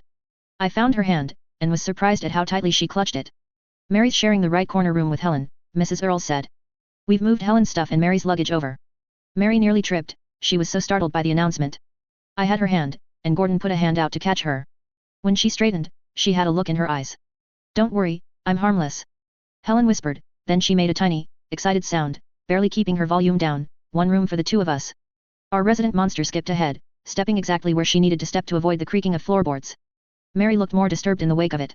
I was puzzled more than anything, and the puzzlement added to my general lack of focus. Helen was different, and I couldn't put my finger on it. I resolved to ask. But, again, Mary was the priority. I tried to pull myself together. Can I share a room with Mary? I asked. Not at all. That wouldn't be proper, Mrs. Earls said. You stay with Jamie. I wished I had the badge, so I could show her and make her listen. She was an academy employee, in a roundabout way. We need to talk before bed, Gordon said. And we haven't eaten. Could you please get something? Mrs. Earls gave him a disapproving look. On my word, he said, with utmost sincerity. It's important, and I'm ravenous. Get changed, I'll have crackers, cheese and meat, with some treated tea. Thank you, he whispered. She gave him a pat on the shoulder. We headed into our individual rooms. Gordon already had one corner room, but it was a tiny space, cut off by the stairs that went up to the third floor, where Mrs. Earl's bedroom was. Mary and Helen's room was usually reserved for older girls or girls who were expecting to be adopted out. It was a treat. No sleeping in a room with 4 or 5 other girls. Jamie and I changed as quickly as we were able, which meant I was done before Jamie had his shirt off. I went out of my way to avoid looking, though I'd seen many times before. When he pulled his pants off, though, I turned my back altogether. We all had our burdens, we all needed support in our own ways. This was one of Jamie's ways. He put a hand on my shoulder, signaling it was okay for me to turn around. He had pajamas that buttoned down the front. My own was only a sleeveless and undersized workman's shirt that showed how horribly skinny my shoulders and arms were, along with pajama bottoms. I hated being confined in clothes while I slept, but Jamie tended to wake me up by swatting me with his book if I slept without anything at all. It didn't help that I kicked my sheets off, most nights. I'm so tired, Jamie admitted. And I have so much to write in my book before bed. Let me, I said. He gave me a look. No mischief, I promise. I'll write down everything as I remember it. I don't think I can read your handwriting. I'll try, for real, I said. You can add stuff after, fill in blanks as you need to. He frowned. Maybe. Okay. Maybe. That thing with the names, starting the riot. That was incredible, I said. I was terrified. It was incredible, I said, again. We reached the kitchen and began to dine on salty crackers with slices of cheese and meat. I went for the cheese first. Gordon joined us, but he went for the meat, naturally. And then there were the two girls. Helen and Mary. Both wore long nightgowns, white and riddled with lace, though Mary's had a ribbon at the collar. I drew in a deep breath. I felt a horrible pressure on my chest. The others didn't push, and Mary seemed to be following the others' lead. Helen, I said. I have to ask. Yes. Unlike Gordon, who was eating about 3 pieces of meat to every piece of cheese and every cracker, she was eating exclusively meat slices, gathered together and rolled up into tubes. What's with this new you? You've been different. Oh. I had my thing with Professor Ibbott last month, and a checkup just a couple of days ago, she said, smiling. He got upset with me. He hit me a few times. Not hard enough to do any damage, but, just because. I was silent. I had a lump in my throat already, and I didn't like hearing this. Her smile widened a bit. He said I shouldn't slack off. That I couldn't just stop acting. It was something I had to practice. So I'm practicing. I'm trying to figure out who Helen Ibbott should be when she's not acting for someone else. Oh, I said. You're a perfect actor already. You don't really need to practice. He told me to, so I will, she said, very firmly. I liked the old Helen, I said. The one who didn't feel like she had to smile. There were nods from Jamie and Gordon. That's too bad, Helen said, in a very matter-of-fact way. You're going to have to get used to the new me. I nodded, feeling a touch more lost than before. I didn't like that. I wanted to hurt a bit for it, but I wasn't sure how, or if it was even possible, or right. What's going on, SY? Does that have anything to do with the file? No, I said. I ran my fingers through my hair again. No. I'm just, not wanting to dwell on it. What is it? Jamie asked. I drew in a deep breath. There were provisions. Things Briggs was giving Hale, things Hale wanted. The first was money, funding. The second was manpower, extra space. We knew that much, Gordon said. The third, it's not fun to hear, but I already talked to you guys about this. About the expiration dates. You brought it up, Gordon said, his tone suddenly different, very careful. And I told you that if you ever dare to tell me or hint to me what my date is, I will never forgive you. And I believe you, I said, very quiet. I'll never tell you, and since the others aren't asking, I won't tell them. Gordon nodded. Even though you're supposed to die first, I thought. My expression didn't betray a thing. I sighed. Briggs authorized replacements. When we die, when we break, according to Briggs' terminology, then there will be new, better lambs. Not so surprising, Jamie said. I've heard hints of that before, from my caretakers. I nodded. But it's not fun to hear. No, Gordon said. Mary nodded. That's not it, is it? Jamie asked. What got to you this badly? I almost fucked it up, I said. Ugh. I can't get over the fact that I almost fucked it up. They're reviving the other projects. Helen guessed. Yvette or Ashton. They're going to take another try, start over from scratch.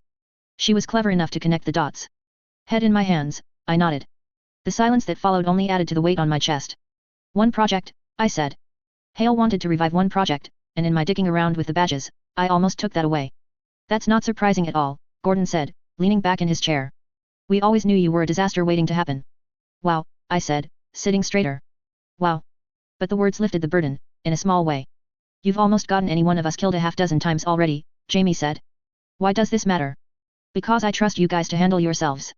But these two? Yeah, Gordon said. I get it. Our little siblings, Helen said. We're going to get one of them back. I nodded. I smiled a little, even. But that's a year off. We already have one new lamb.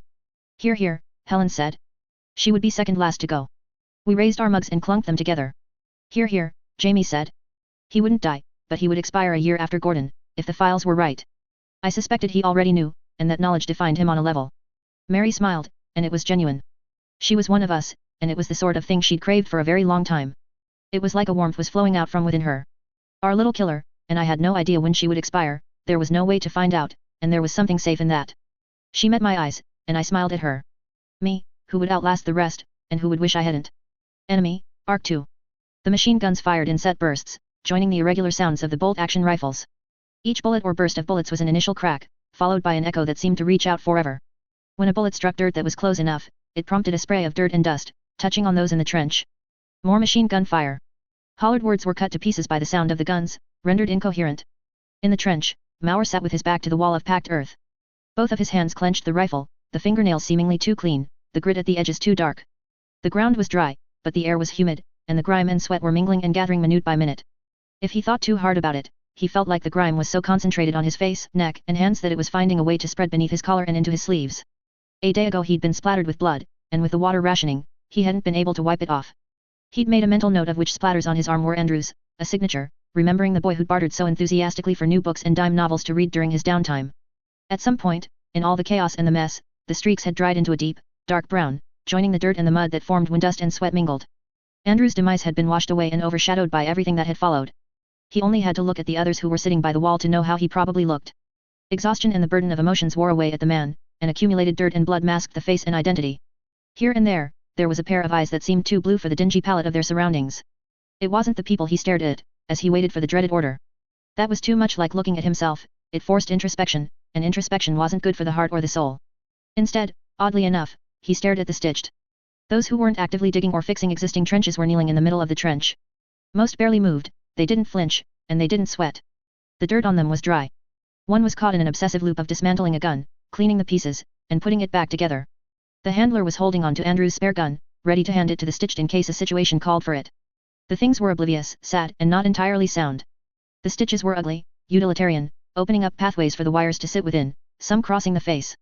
Two of the things had flesh from multiple people. One of them was put together with a mix of white and black flesh. The others called him Bull. The second had pieces that might have been from a woman. It was the look of its eye. The lashes were too long, the eye large, the surrounding brow not deep enough. A woman or a child? An innocent eye, he told himself. The machine guns continued their fire. The bullets raked over the top of the trench, causing dirt to spit up at the corners on both sides. Just when he relaxed, an explosion went off about 30 feet away. It was almost what some of the others called a pants shitter. The sheer impact of some of the shelling, even if it didn't touch anyone, could ripple past and through the men, the shock of it loosening muscles that were supposed to keep the shit in. He was lucky he'd managed to retain his dignity and avoid that thus far. The stitched with the innocent's eye stared into space. Mauer stared at the eye, stared past and through it. He couldn't say why, but it ate away at him, and yet he couldn't keep his eyes away. He inevitably found his gaze wandering back each time he tried. The captain, bent low to the ground, moved along the line. He had 2 containers of water. He offered one to each person. Mauer wanted more than anything to wash, to feel more human again, but when the captain came, he reached for his own water bottle, giving it a slosh. The captain said something, but it was badly timed. The cracks of guns going off drowned him out. He tried again, drink. Fill yours, just in case. Mauer could see the boys to either side of him flinching at those last 3 words. He didn't. He took the heavy water bottle from the captain, holding it with both hands, and drank until he felt like he might be sick, then tipped a portion into his own bottle. The captain had a look on his face when he took the bottle back. A deep concern. What? Mauer asked. More bullets touched the edges of the trench. You here with us? There was more meaning to the question than it initially seemed. There were 100 hidden comments, ideas, and observations tied to that 4-word question. Mauer was almost certain he could have said no, and his captain would have sent him back, away from the front line. I'm here, Mauer said. The man didn't argue, but in a very soft voice, as he handed the water bottle to the next man, he said, You look more like one of them than one of us, right now, Mauer. The day was hot, and the heat was worse because some of the guns on the academy side were venting hot air into the trench, but he still felt a bit of a chill. Mauer had always known that he was better than most when it came to communicating. He had known some people who were similar, in school, working, getting to know others while training to be a soldier, just months ago. The others had had excuses. An abusive father they'd had to learn to manipulate, heavy pressure from a businessman parent to follow in footsteps. It wasn't like that for Mauer. When he thought seriously about the way people interacted, certain ideas were so clear as to be obvious. Us versus them was a pervasive one, defining virtually every interaction across cultural, class, religious, and national lines. One of the ones he'd grasped very early on. But his captain wasn't crouched here in the trench, telling Mauer that he was like one of the men with guns on the other side of no man's land. The captain was saying that Mauer was like one of the stitched. How very odd, that in the midst of this, the captain had phrased things in a way that made them the stitched. Not the men that were trying to kill them, not the men with brown skin, not the Mexican forces, but the stitched. Mauer nodded slowly. Though the captain had already moved on from his neighbor to the next man, the man was looking over one shoulder, still watching and waiting for a response. The stitched are dead. Dead, but they still walk. I'm more like them than like you. An exploding shell nearby answered his thoughts. He didn't flinch as quickly or dramatically as some of the others. Somewhere along the line, when he'd been too heartsick and tired to care, he'd started acting a little, to match the others as they cringed and cried out, or swore. Now he wasn't sure how much of his reaction was real. His entire body hurt, but nothing had actually touched him yet. No bullet, no explosion. Only dirt. But where the stitched were so hot that it could be uncomfortable to make sustained contact with their skin, he felt very cold in this hot, humid weather. The captain glanced back at him one last time, then relocated, moving over to a little notch in the wall where he could confer with the captain of a squad further down the same long trench. Mauer's eyes settled on the stitched with the woman's eye. She blinked slowly. As her eye opened, the ground started to rumble. There were shouts of alarm. Mauer was silent as he rose, stepping away from the wall. Sections began to crumble from the edges. Further down, the rumbles made the bottom of one portion of wall give out, crashing into a man's lower legs. He was pulled out and out of the way before the unsupported top tipped over to join the rest. The rumble didn't stop, but increased. A distant sound joined the rumble. It was too deep, momentous, and dull to be the crackling of a fire, but it was a crackling nonetheless. All of it came to a stop, even the sounds of the guns. Mauer's ears rang, and he felt dazed as he was pushed aside, the stitched who had been in reserve now hurrying to fix the damage to the wall. A slew of bullets fired, and hit the one in the lead, but it didn't even slow down. He made eye contact with the stitched he'd been staring at, and took an inadvertent step to follow it. Someone grabbed him, held him back. He realized why. Where the wall had collapsed, there was no longer any cover. He might have stepped out and taken a bullet for his trouble. He couldn't bring himself to care about the near-death experience. Now that he'd advanced closer, however, he could see out past the hole. They'd dug into a gently sloping hill, so they'd have the benefit of high ground and so that enemy fire would have a harder time reaching them, and now he could look over, out, and down to the distance. The coast. Undrinkable salt water. 2 ships. Titanic boats, ungainly in size, loaded down with weapons. They'd cut deep enough into the beach that it would take a monumental strength to free them. Strength, perhaps, that was provided by the lashing, boneless limbs at the back of each boat. These ships were partially alive. The fronts of the boats moved, yawning open like great metal-plated jaws.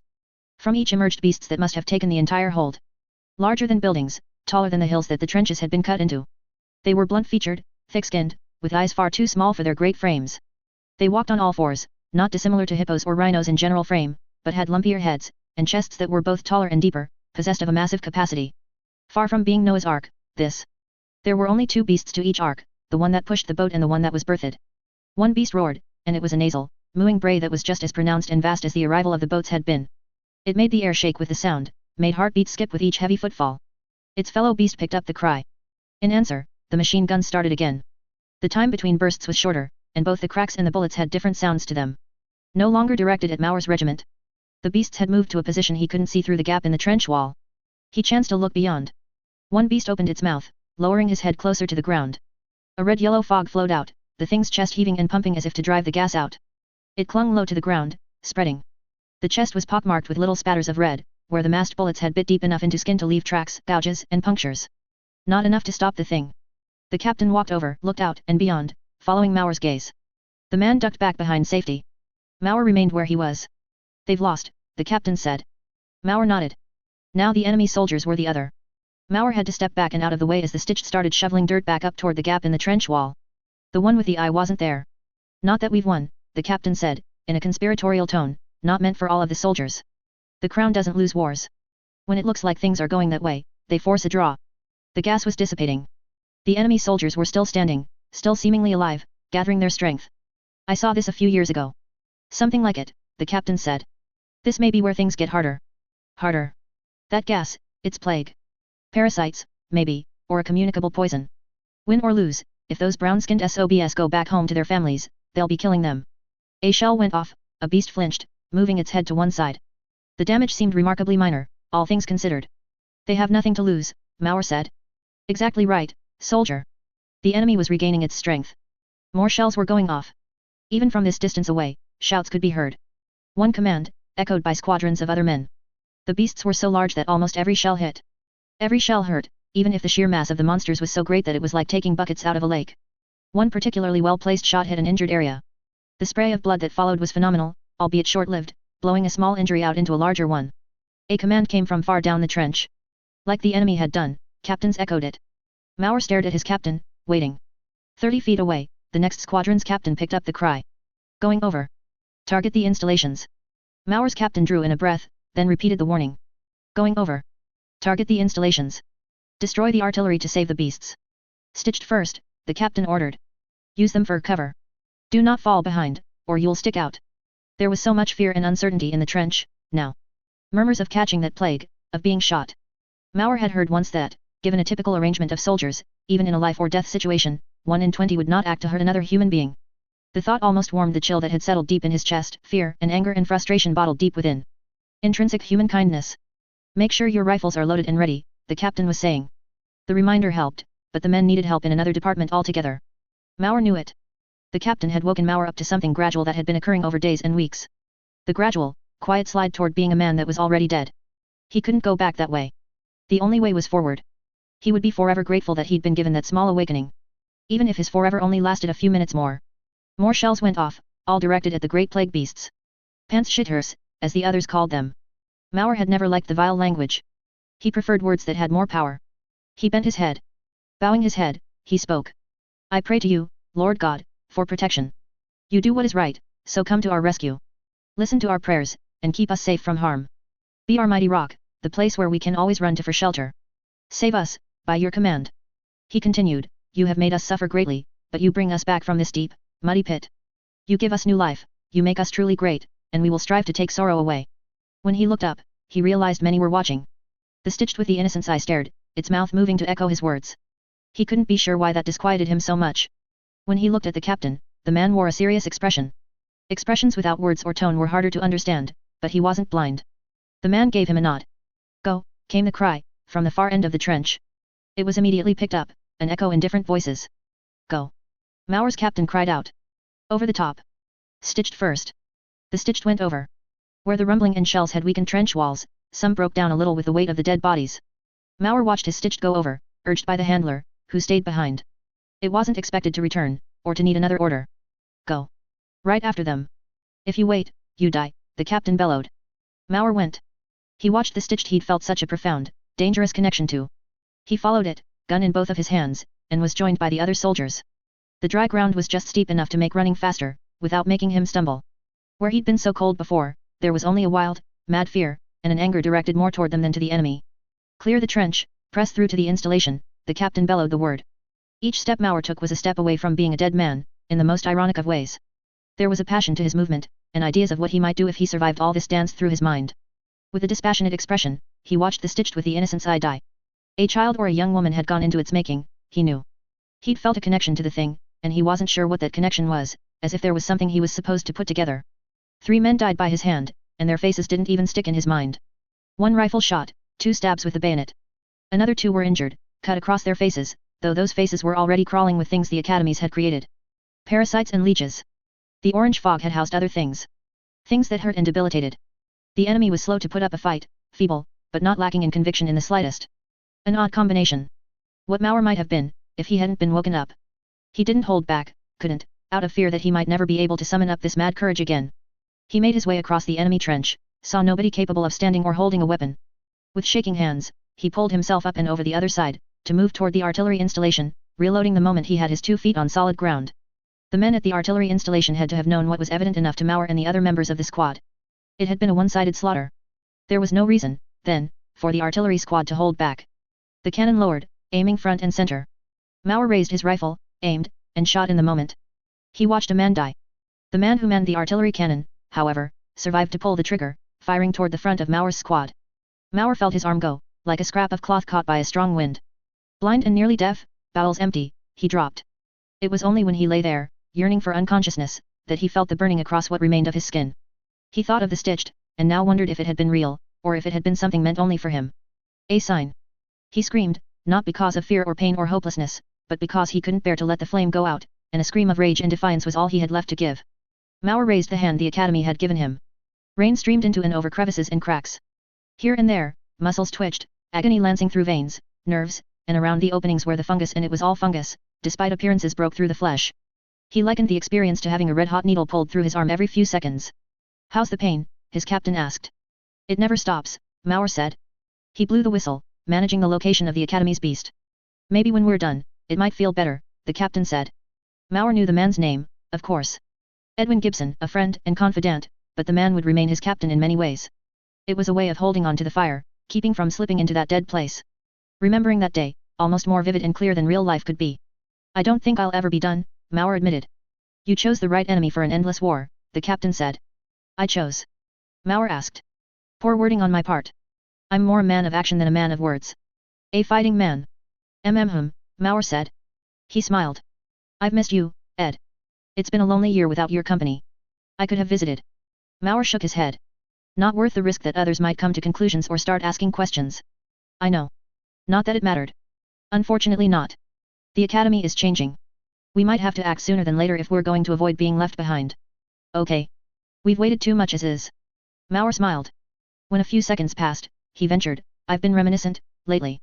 Do you remember that day? I do. There was no question as to which day it was. Was it a good day, or a bad one, do you think? The captain smiled a bit. Ever with the tough questions. Not an answer unto itself, but perhaps the only answer he'd give. Mauer was fine with that. Neither of them were thinking of the last day they fought.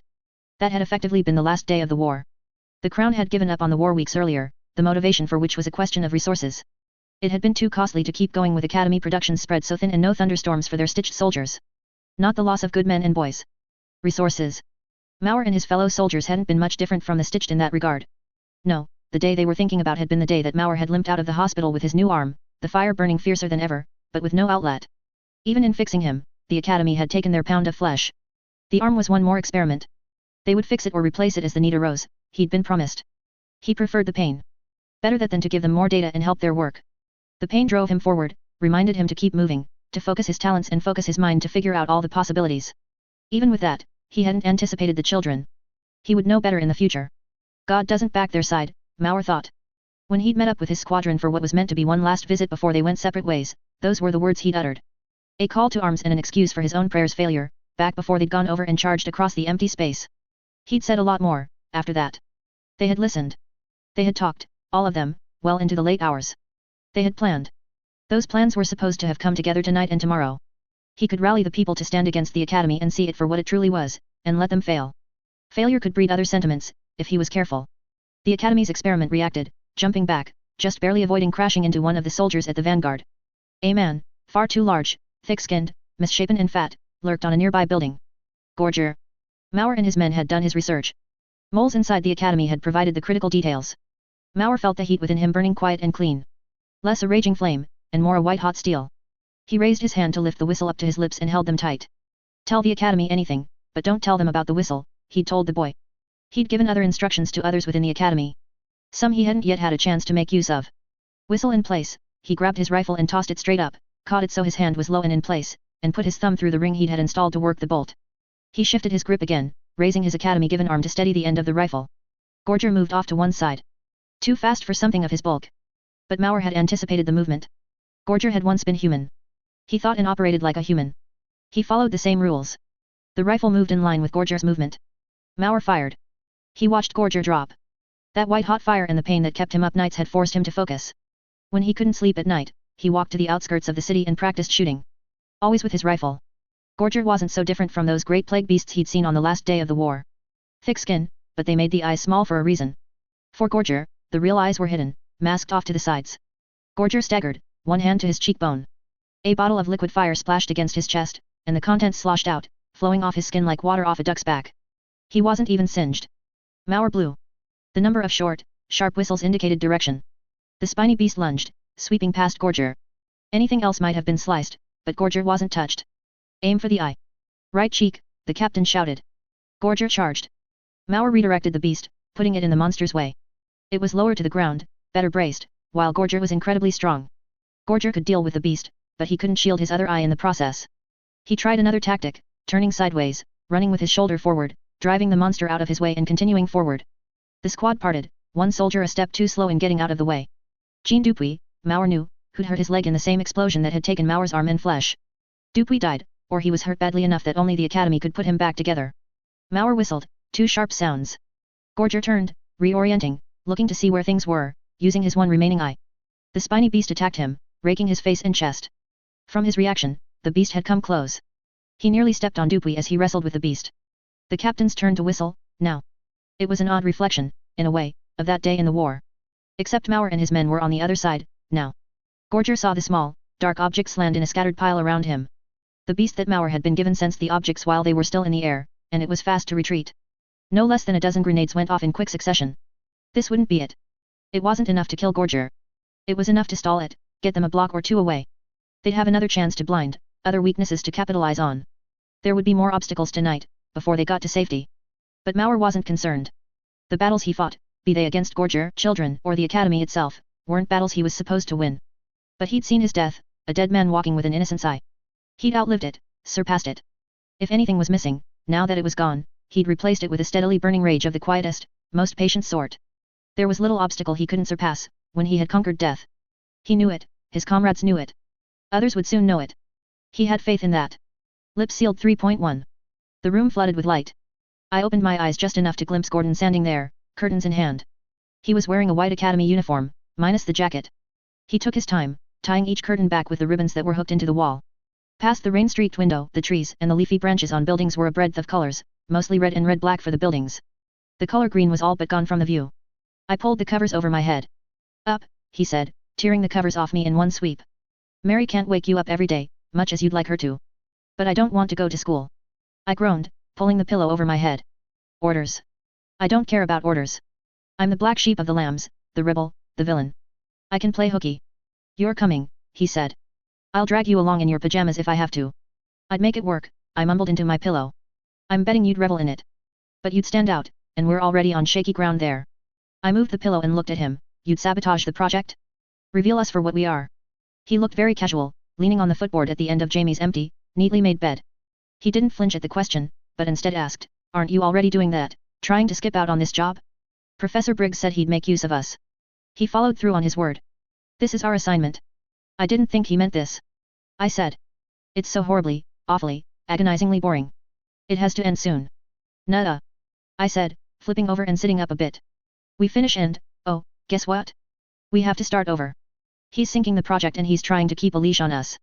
This pointless busy work is exactly that. I wouldn't say pointless, he said. If you're not going to get up because of the project, how about getting up because you don't want to look like a baby in front of Mary? Baby. I can play head games too, sy. If you want to whine and throw a tantrum. First of all, that's not a good head game, if I know you're playing me. It'll work, he said. Second of all, I'm not throwing tantrums, you dick. You're not acting like an adult, either. Yet? Are you sure? Because I think a lot of adults groan and moan behind closed doors. Do you really think those hypothetical adults are the ones you want to turn to as role models? Yet. Especially considering that you're a sponge when it comes to that sort of thing. Yes. Because the alternative is ending up a tightwad who doesn't know how to express himself or have fun, I said, giving him a pointed look. If I live to be an adult, then I want to be the kind of adult who skips work and goes and gets drunk and knows how to enjoy the good with all the rest of the murky, bleary day-to-day garbage. I want to do work that's exciting and interesting and me. Not this kind of work. There are times when I don't understand you at all, Gordon said. But I do know that you don't want to look like a baby in front of Mary. Stop saying that. Is it getting to you? No, I lied. The look he gave me told me he knew I was fibbing. I wasn't at my best first thing in the day. You and I both know you're going to get out of bed, you're just stalling at this point. You have 3 seconds before I head down to the breakfast table and casually mention that you're being a brat and a baby. That's dirty. I'm going to get you back for this. 2. I mean it. I will get you. Today, even. I know, he said. 1. I swung my legs over the side of the bed, bringing them down to the floor and standing in the same motion. When he didn't react, I flourished a little. He gave me a short round of clapping, though his expression didn't change. Come on. I don't trust you not to go back to bed if I leave you alone. I grumbled, but I went with. He clapped a hand on my back as I walked beside him. I hate it too, he said. But you don't hate it enough to do something about it, I said. I'm patient. It's been 3 months. 3. This is the worst job. I know. Life is short. I said. I belatedly realized what I'd said. I bit my tongue, literally, with enough force that I might have drawn blood. But he didn't get angry, and he had gotten angry in the past, when I'd said similar things. He only sighed out the words, I know. Sorry, I said. He didn't respond, but clapped a hand on my back instead. We reached the dining room.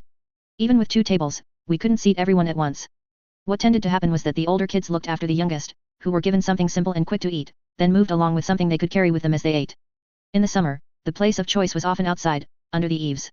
Now that it was getting cooler, only a few went out, and the rest were relegated to the stairs and front hall, where dropped bits of toast and fruit were easiest to clean up.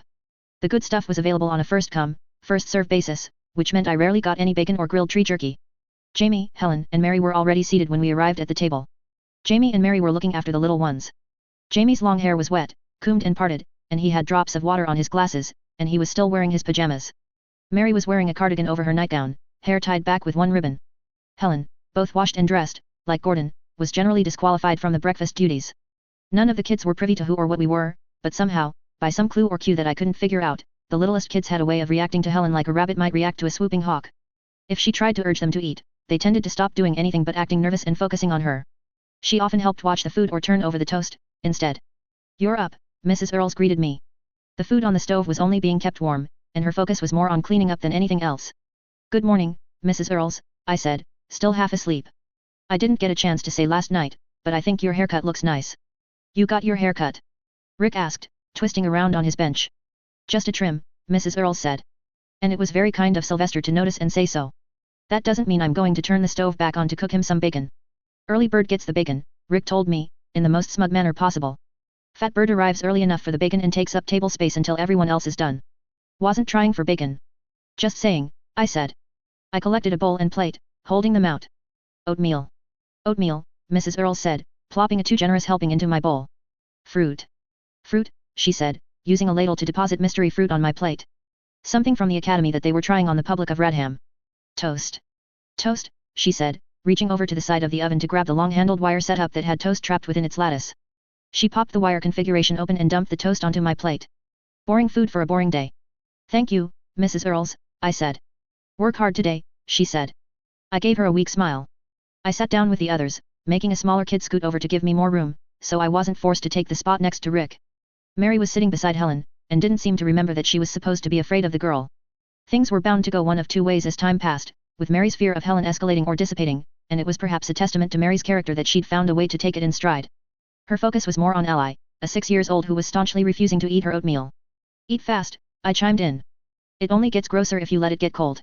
It is cold, and it is gross, Ally told me, which I'd expected. I rose up from my seat a little, peered over, and checked her bowl. I stole it from her. Sylvester, Mrs. Earls said. No tricks. I spooned most of my oatmeal over into Ally's bowl, then gave her what was left of mine, still hot, noticeably less than she'd had before. I passed it back to her, then looked at Mrs. Earls, waiting. She huffed out a sigh, then went back to cleaning dishes. It was the perfect response, because I could look at Ally and give the girl a wink. It was clear that she didn't want to eat, but in this small battle of kid versus adult, I'd sided with her. She couldn't refuse now without betraying the covenant of kids everywhere. Still, she was noticeably sullen as she took to shoveling the oatmeal into her mouth. Ready to face the day? Mary asked, now that she was free of her charge. Are you? I asked. She made a disgusted face, tongue sticking out. I smirked, then set to eating, mixing the cold oatmeal in with the hot. It was pretty quiet as mornings went. I wasn't the only one that was feeling a general weariness. It was visible in Jamie, in Mary, in Gordon to a small degree, and even in Helen. Helen wasn't putting a lot of energy into acting. She'd slipped back to her default, smiling, cheery, coy. I believe I was the one that mentioned Mrs. Earl's haircut to you last night, Jamie commented. I said. Did you tell her? No, Jamie said. Joint effort, then, I said. Mrs. Earl's. Yes, Sylvester, she asked, sounding way too tired for the early hour of the day. Jamie likes your hair too. Thank you, Jamie, she said, in a way that made it sound routine. More for the benefit of the littler kids than anything else. I looked at Jamie. See? Teamwork. Thank you, he said, but he rolled his eyes. I ate quick, but as one of the last to the table Gordon had already eaten before waking me up I was still one of the last to finish. Ally finished her oatmeal, which freed Mary to head upstairs to wash and change, with Helen and Jamie a few steps behind. I'd timed things well enough that I could go up with them. I looked at Rick, who was still seated. The look he gave me was a curious one. Not the usual. Something had changed. He was studying me, and I didn't know why. I shivered. We passed Gordon, who was working to manage the kids and help Mrs. Earls. It would probably be my turn tomorrow, and sleeping in wouldn't be an option. Blah. You look nice too, Mary, I commented, quiet. I haven't even washed up. Even so, I said, shrugging. Thank you. You too, Helen, of course, but that's only natural, right? Helen gave me a warm, coy smile that made me shiver in a less good way. Then, to make me more uncomfortable, she added, naturally. Jamie gave me a curious look. I nearly missed Helen taking Mary's hand. Come on. Let's wash up, and I'll brush your hair for you, Helen said. The look on Mary's face suggested she wasn't entirely used to Helen yet. She said, I can do it myself. Please. I get so bored doing my own hair, Helen said, pleading. I want to do yours. You don't get bored at all. I know for a fact that you can sit and stare at a wall for hours without a problem. Mary had to know the same thing. She gave me a helpless look, but all I could do was shrug. Jamie and I headed to our room, leaving Mary to be dragged to the girls' washroom by Helen. I have no idea what's going on, Jamie said. Girls are scary, I said. I'm pretty sure that it's only those two. We reached the room, and I went to close the curtains that Gordon had opened because of me. Idly, I mentioned, okay, I don't want this to be taken the wrong way. Do I do that? Take things the wrong way? No. You're good about that. But you do get weird about some stuff. Weird. Yeah. Okay. Say or ask me whatever you're thinking, and I'll try not to get weird about it. I wish I was a girl. Do you? Look at what Helen does. It's so much easier to manipulate people. So many more levels of nuance and ways to abuse people's expectation of you. Ahoy. You do that well enough as a boy. And if I was a girl, I'd be going to the girls' washroom right now. Ah, that's what you were getting at. I could protect Mary from Helen, and I'd be closer to her. Lillian's close to her, and Helen's getting closer to being a real friend of Mary's. It's, what's the word for building a relationship through closeness? Propinquity. Sure. Propinquity. That's why I think I'd want to be a girl. One of these days, SY, he said, trailing off. You said you wouldn't get weird. I'm not getting weird. I'm trying to decide if I should pity or fear the person you are going to be in a few years. Pity or fear, I said, snorting. You'll feel friendship, because we'll be friends. We'll be together. What's to pity or fear? You're assuming we survive that long, he said. And no, that's not an excuse for you to tell me when my time is supposed to be up. I won't ask until Gordon does. I guarantee you, I said. You and I, together. You're my best friend. I gave Jamie his space, keeping my back turned, while he got dressed. Reaching into the wardrobe, I pulled out 2 academy uniforms on hangers. Both were badly wrinkled, and one was stained with blood. I started measuring the 2 to figure out which one was most wearable. Cloth rustled against my hand. I didn't look, but felt it, then seized it. Jamie had passed me his spare uniform. Unwrinkled and clean. Might be a little big, but it's gotta be better than that. Thanks, I said. It's okay, he said. Best friends, right? Or chalk it up to teamwork. Yeah, I said. White shirt with the Radham emblem on the lapel and sleeve, light grey uniform jacket, dark grey pants. Socks, shoes. Same as I'd worn 6 days a week for months. I fished my badge out of one pocket, a silver etching of Radham's coat of arms, backed by a black piece of leather, connected by a buckle at the top so it could flip up. Both sides of the leather were marked by a script, though general wear and tear had made it hard to read. Clearance to do what I needed to do. The badge went in a pocket, out of sight. When we were done, we stepped back out into the hallway, where we waited for Gordon, Helen, and Mary. I'm not suited for this, I said. Uniforms, schedules, routine. Make a game of it. I've made so many games of it, I said. I've made games about the games I've made of it. I don't know what to say. I feel like you're buttering us up. You're being too nice. I'm trying not to be an asshole, I told him. I had to choose my words carefully to avoid letting details slip to an overhearing ear. I'm so goddamn tired of this thing we're doing at the academy. I'm cranky and I'm feeling spiteful, and it's almost that time of the month. Jamie snorted. For my appointment, I whispered. And after my appointment I'm going to be worse. I can't take much more of this. Something's going to break or give or something. I want to make sure I've established who my friends are before it happens. He reached up and put his hand on my head, musing up my hair, side to side. I let my head rock with the motion. The girls emerged, radiant in white, Mary with her hair done up in a slightly different style, 2 thin braids reaching behind her head, where they met and were tied into place with a ribbon, trailing down at the back. The rest of her hair was brushed straight. She was smiling in a way I hadn't expected. Whatever magic Helen had worked, this was above and beyond. Mary looked like an entirely different person, from an emotional standpoint. Looks nice, I said. She leaned close to Jamie and I, smiling all the while as she whispered, we figured out how to hide knives in there. Can you even see them? No, I said, as Jamie shook his head. You would not believe how many weapons I'm carrying right now, she said, smiling like the cat with the canary. Jamie and I glanced at each other. I knew we were thinking the same thing, an echo of our earlier conversation. Girls are scary. Lillian met us at the entrance to the bowels. She was holding a small stack of files. Without a word, she joined our rank and file, handing the files to Gordon. We descended the stairs into the more dangerous laboratories of the academy. Gordon passed one file back to us. You do one, we do one. Who's you and we? Mary asked. You and Jamie go with SY. Helen, Lillian, and I work on this one. Sure, Mary said. Odd, that he'd put me together with Mary and Jamie. Was he going easy on me? Did he sense that I was close to my limit? Suggesting I join up with the people I got along with best? Good guy, that Gordon. 218, he said, pointing off to one side. 2 floors deep. We'll be in 312, I said. Our groups parted. We descended another floor, then went to find the right lab. Mary knocked on the door. The man who answered wore a grey coat, and had a patch of skin on his face that was paler than the rest, with a frost-like pattern to how it was discolored and no hair growth on that part of his head, just above and behind the ear. I was pretty sure that it was from a few decades back, when they were still experimenting with new skin growth. When I'd had my skin melted off with the snake charmer's special venom, I'd had the newest kind, and it had been uncomfortable for days. This guy would be that uncomfortable for the rest of his life, very probably. I know you, he said. You do? Mary asked, surprised. Word's getting around. The audit. Where'd you get the word about this audit? I asked. Or that we were the ones doing it. He smiled. I can't name names. But you can't expect to interview every single notable staff member and project team leader without someone letting something reach the wrong ear. I frowned. Well, that took any potential fun we might have out of this. I've even heard that you're a special project yourselves, he said. I didn't give a tell, and I knew Mary wouldn't either, but he still smiled as if we'd given something away. Jamie? How does that work?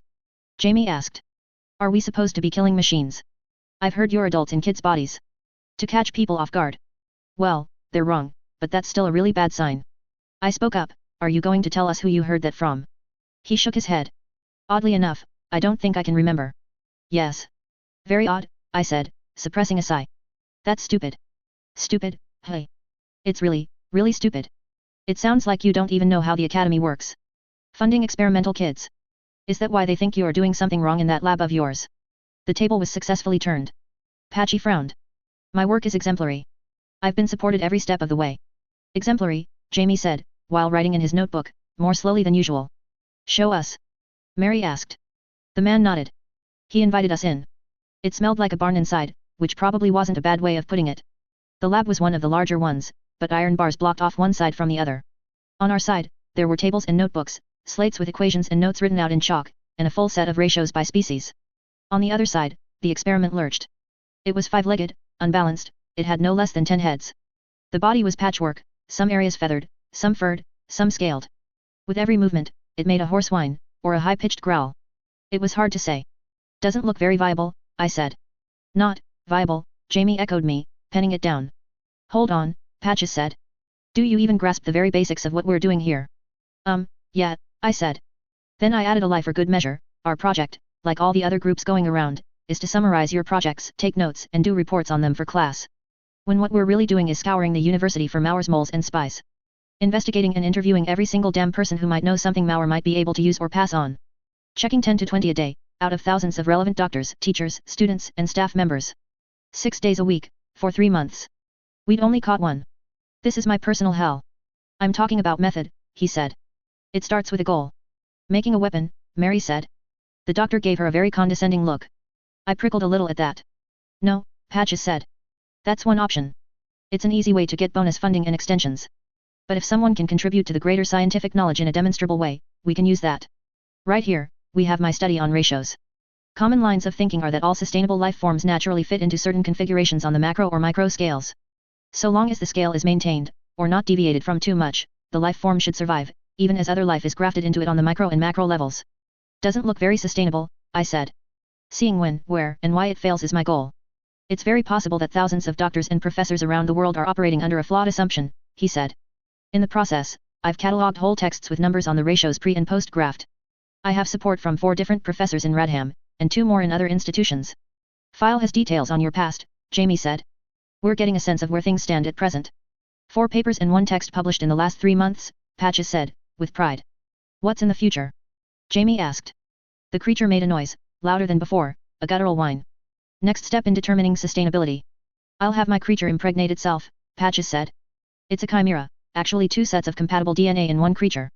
It won't bear a clone, but a genetically distinct member of its own species, I'm hoping.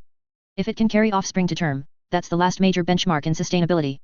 Jamie nodded, but I noticed his hands as the giveaway, clutching pen and book. Any other questions? I asked Mary and Jamie. They shook their heads. We stepped out of the room, and the door was shut firmly behind us. Nope, I said. Didn't get any impressions he was hiding anything, Mary said. He even knew we were investigating on a more official level, didn't flinch. I was thinking it was more to do with his personality. That's a long-term project, ties him in pretty deeply to the academic community. He had some idea who we were, even. That's not someone who gets caught or used by the shepherd. No, Mary said. What do you think, Jamie? Yeah, you're right, he said, absently. Okay, I'll rephrase. What are you thinking? The animal in there. What he was talking about. Doesn't sit well. Our sensitive soul, Mary said. She stepped over and gave Jamie a kiss on the side of the head. He smiled at her, still clutching his book tight to his body. I said. He hit me with the book. I amended my statement. Nah, I'll back what Mary said. I think I get it. You're a good person like that. He nodded. We reached the staircase, and started our way back up to Gordon, Helen, and Lillian. We were only partway up when we saw the woman coming down. Half again as tall as a woman should be, she wore clothes that were a part of her, waves of raw-edged, scar tissue flesh flowing back to cover her hair, wrap around her arms, encircle her legs like a dress, and cover her feet. Only her face was normal, and it was a very pretty face, though the eyelids were fixed open with staples, and her mouth sealed shut by the same. Tubes ran out of her cheeks, down from her tear ducts, and out of her ears, while more extended from belly button, each tube feeding out a constant supply of black or bile yellow fluid. The tubes themselves disappeared into the folds of the cloth covering. Her arms were bloody, up to the elbows. That same blood was splattered all over her front and legs, with droplets on her face. She made her way down the stairs at a brisk pace, crimson hands clasped in front of her. We hurried to get out of her way. We were silent as we watched her continue her herky-jerky descent deeper into the bowels, perfectly upright throughout, though her head bobbed with each step down she took on the stairwell. We exchanged glances. We bolted. Up the stairs, down the hall. Jamie knew the room number, though I'd forgotten. It didn't matter in the end. The door was open. Broken glass was everywhere. Helen was sitting against the wall, Gordon and Lillian were kneeling over a mangled body, Lillian doing what she could to help the man, though it didn't look like it was enough. Mole? I asked.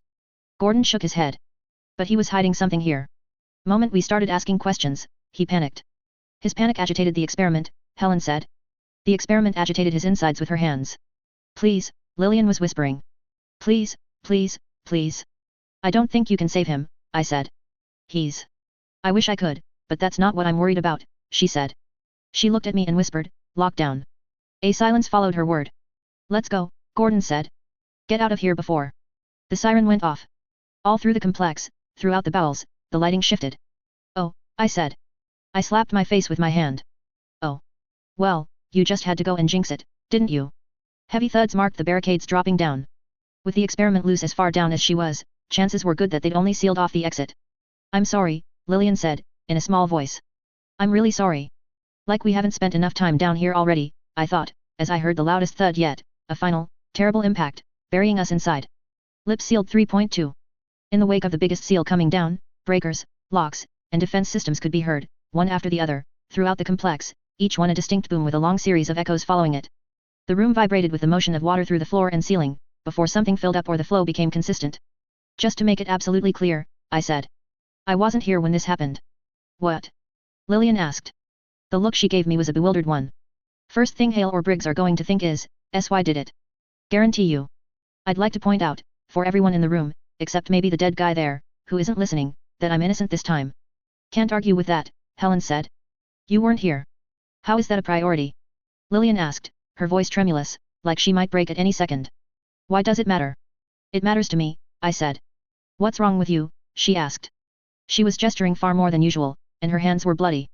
She shoved them in my direction. This is one of the very worst things that could happen, and it happened in the worst way, and you're assigning blame. Deflecting blame. Lillian wheeled around and lunged for me. Gordon swept her up and caught her in a tight hug, holding her back, and holding her at the same time.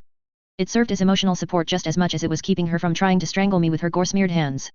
I can beat you in a fight, SY. Lillian shouted, still struggling. Just give me an excuse. I spread my arms helplessly, unsure of what to say. Outside the door, a long train of people in lab coats ran down the length of the hallway, shouted instructions flying between them. Lillian had seen her share of crises. Yes, she was young, and being very good and spending a lot of time around us did influence her behavior to sometimes mask how young she really was, but I'd honestly expected a response similar to the other doctors, rather than this. I looked at Jamie, one eyebrow raised. She's claustrophobic, Jamie informed me. Right now she's. I'm not claustrophobic, Lillian cut him off. I'm phobic of this, whatever the phobia is for being trapped in a dungeon with dangerous experiments and sterilization procedures. Understandable, Jamie said, gently. When I think of worst-case scenarios, and I think of those a lot because I work with you guys, when I think about the stuff most of it starts like this and I'm in the bowels of the academy, Lillian said, and she put an awful lot of emotion into her voice at the end. Mary approached, and Gordon handed off Lillian to her.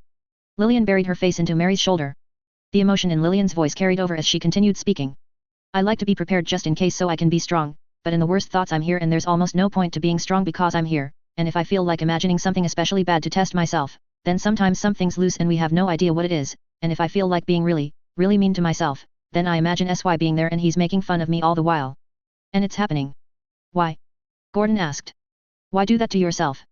Because it sucks being the only one that's freaking out. Just like this, right now. I don't want to stand out when you all are saying, that's one big spider, do you think it eats horses? But no, I get freaked out and SY acts like a penis, and Helen acts like she's seen worse because she has, and that doesn't make me feel better at all. The rest of you are okay and nice about it. I want to mentally fortify myself, so I don't get scared anymore.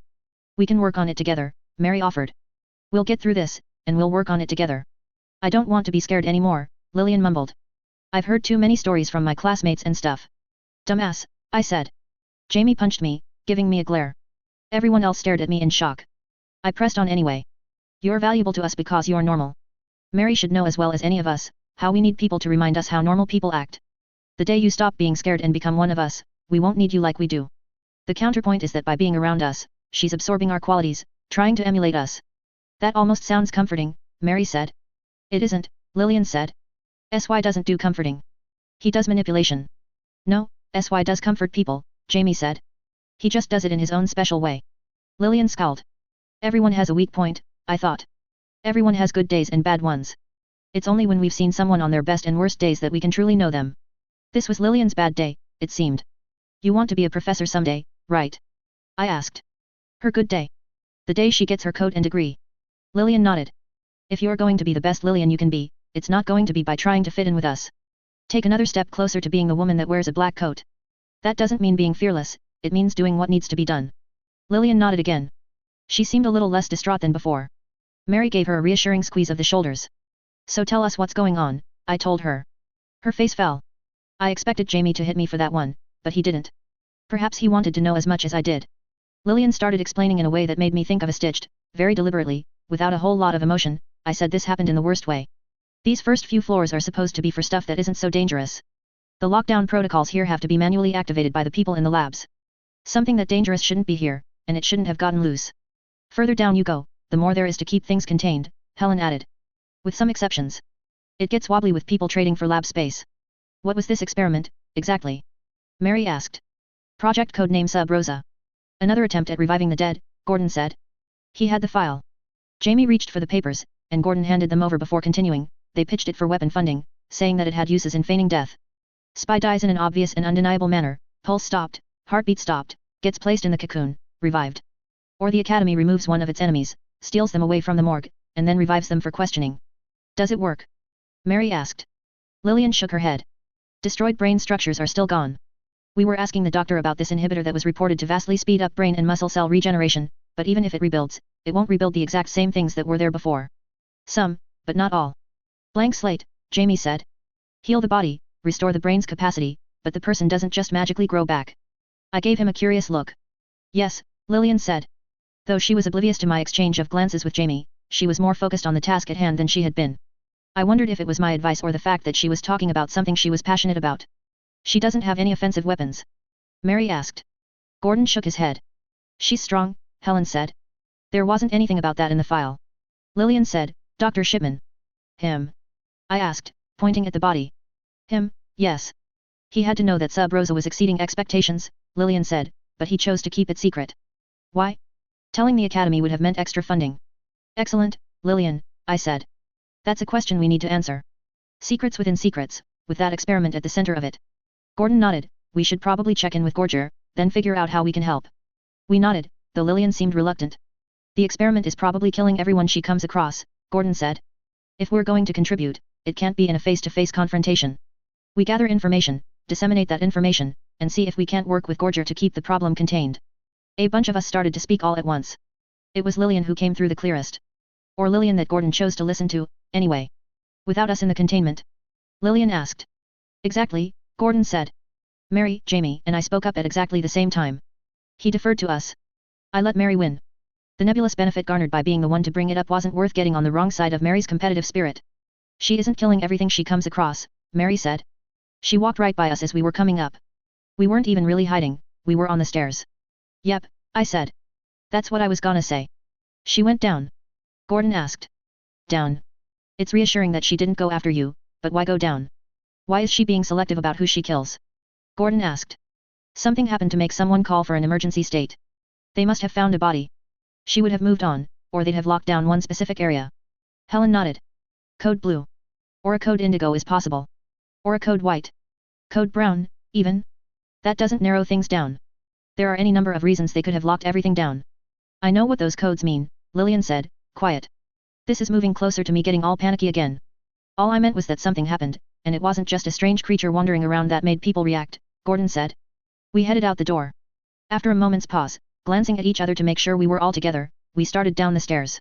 Gordon and Mary took the lead, Helen and Lillian second, with Jamie and I at the rear. We need to find Gorger, first of all, Gordon said. He hangs out more at the lower levels. 8 or 9. Stop at floor 6 first, Jamie said. He handed the file back to Gordon. Our scientist here has relatives. You guys interviewed one a month ago. We did. Gordon asked. Bug swarms, tranquilizing, and anesthetic venom. Helen, Lillian, and SY. I remember, Lillian said. The girl, right? I liked her. Okay, Gordon said. Sounds like a plan. With the way the stairwell was constructed, the bowels constituted a deep, circular shaft that disappeared far, far below. The stairwell spiraled down the exterior, with doors at set intervals. Floor 2, labs 1 through 24. The entrance to labs 25 through 50 was a bit lower. After floor 2 ended, there was a gap where there were no openings at all.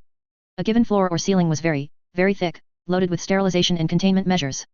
Don't forget to watch walls and ceilings, Mary said, pointing at the space under the stairs to her left. Is that old hat for all of you?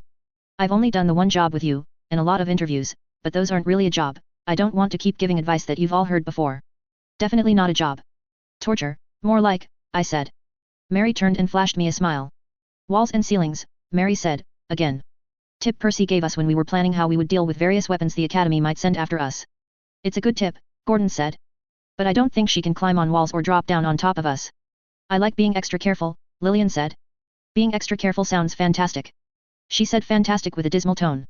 If she hadn't actually said it, I would have heard the inflection she gave her words and thought that fantastic was a word that was never going to leave her mouth. We passed floor 3, the hallway that led to labs 1 through 10. Long, long way down. Tetraidleoclaustrophobia, Jamie whispered to me. What? She said it wasn't claustrophobia. It was a phobia of being trapped in a place with monsters and life-exterminating death traps. I really wanted to take a stab at it, but then she would have been trying to strangle me, not you. Take a stab at it? I asked.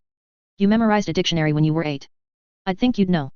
They don't let me learn Latin, like how I've been forbidden to read academy texts. I pick some up, just like I've glimpsed textbook pages now and again, but I'm not sure.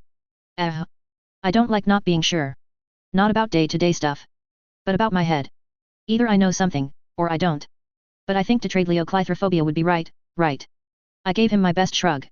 That's going to bother me for a long time, he said.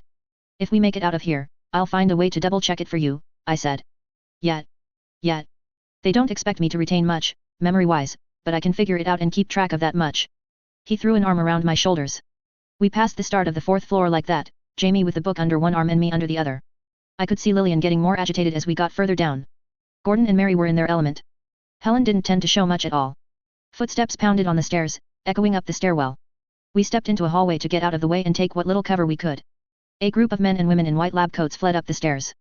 One glanced at us, but was too out of breath to say anything. Fear and concern marked her expression, and her unwillingness to stop for even a few seconds helped fill in the rest of the story. Or not. The start of the 5th floor was a little distance below us. On the stairs around the hallway, there were pieces of bodies, smears of blood, and more dropped pieces along the way. Bloody footsteps marked the passage of the escaped experiment into the hallway. She went this way. Mary asked. Seems too easy, I said. Too obvious. Sometimes things are easy and obvious, Gordon said. If she isn't here, we can close off the section. Requiring a sacrificial pawn, Jamie observed. It was a heavy concept. Which of us were we willing to sacrifice? Why did I feel like one or two of the others might nominate me? Or we could try to convince someone else to do it, I offered an alternative. Yet. Maybe, Gordon said. He led us into the hallway. We'd spent some time down here already. I knew that the hallways on the lower levels were more complex. There were thicker doors, heavy ones that would be hard for even a stitched with a battering ram to smash down. Beyond would be more hallways, ones with safeguards, sterilization and elimination measures. Stitched guards, probably.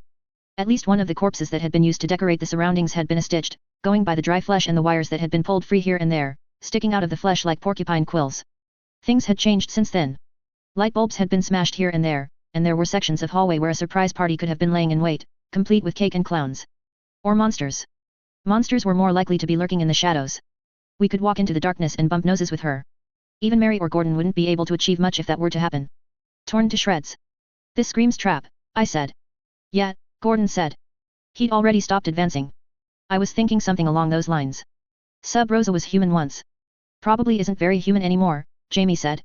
Blank slate syndrome, unlearned skills, partially retained skills. She might be more similar to a fevered stitched. Odd patterns of behavior, with brief and narrow moments of brilliance. It's not impossible that she could be capable of laying traps. Including preparing ambushes, I said. What are your instincts? Gordon asked. Leave, Mary said. Better to live to fight another day. Another Percyism? I don't disagree, I chimed in. I was actually glad that Percy's philosophies and mine lined up here. If they hadn't, I would have been put into the awkward position of either going with a dumb plan or possibly disturbing Mary. Not upsetting or angering or anything like that, but disturbing her. Moving her from a place of peace and balance to something she was less easy with. We backed out of the corridor, heading toward the stairwell. As we retreated, a silhouette formed out of the shadow. Our missing experiment, taller than even a tall man, adorned in folds of skin. She had more blood on her now than she had when we'd last crossed paths. Sub Rosa. A knife had appeared in Mary's hand. She didn't throw it, but spun it around one finger, catching it, spun it, caught it. From the look of it, and I'd seen most of Mary's knives at this point, I took it to be a throwing knife. No, Gordon said, under his breath.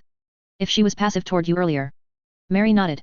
The knife stayed where it was, but the periodic spinning motion continued. A comfort thing? Sub Rosa advanced, then stopped. She turned her attention to a set of double doors, heavy, built to interlock and seal. She gripped the handles, fluid churned in the tubes that riddled Sub Rosa's body, and the experiment hauled, her entire body contorting to maximize leverage, simultaneously forcing her body toward the ground and hauling back on the doors. No, Lillian said, under her breath. This is bad, this is bad. Run. Run, Helen echoed her. That was a special word, coming from Helen. We ran.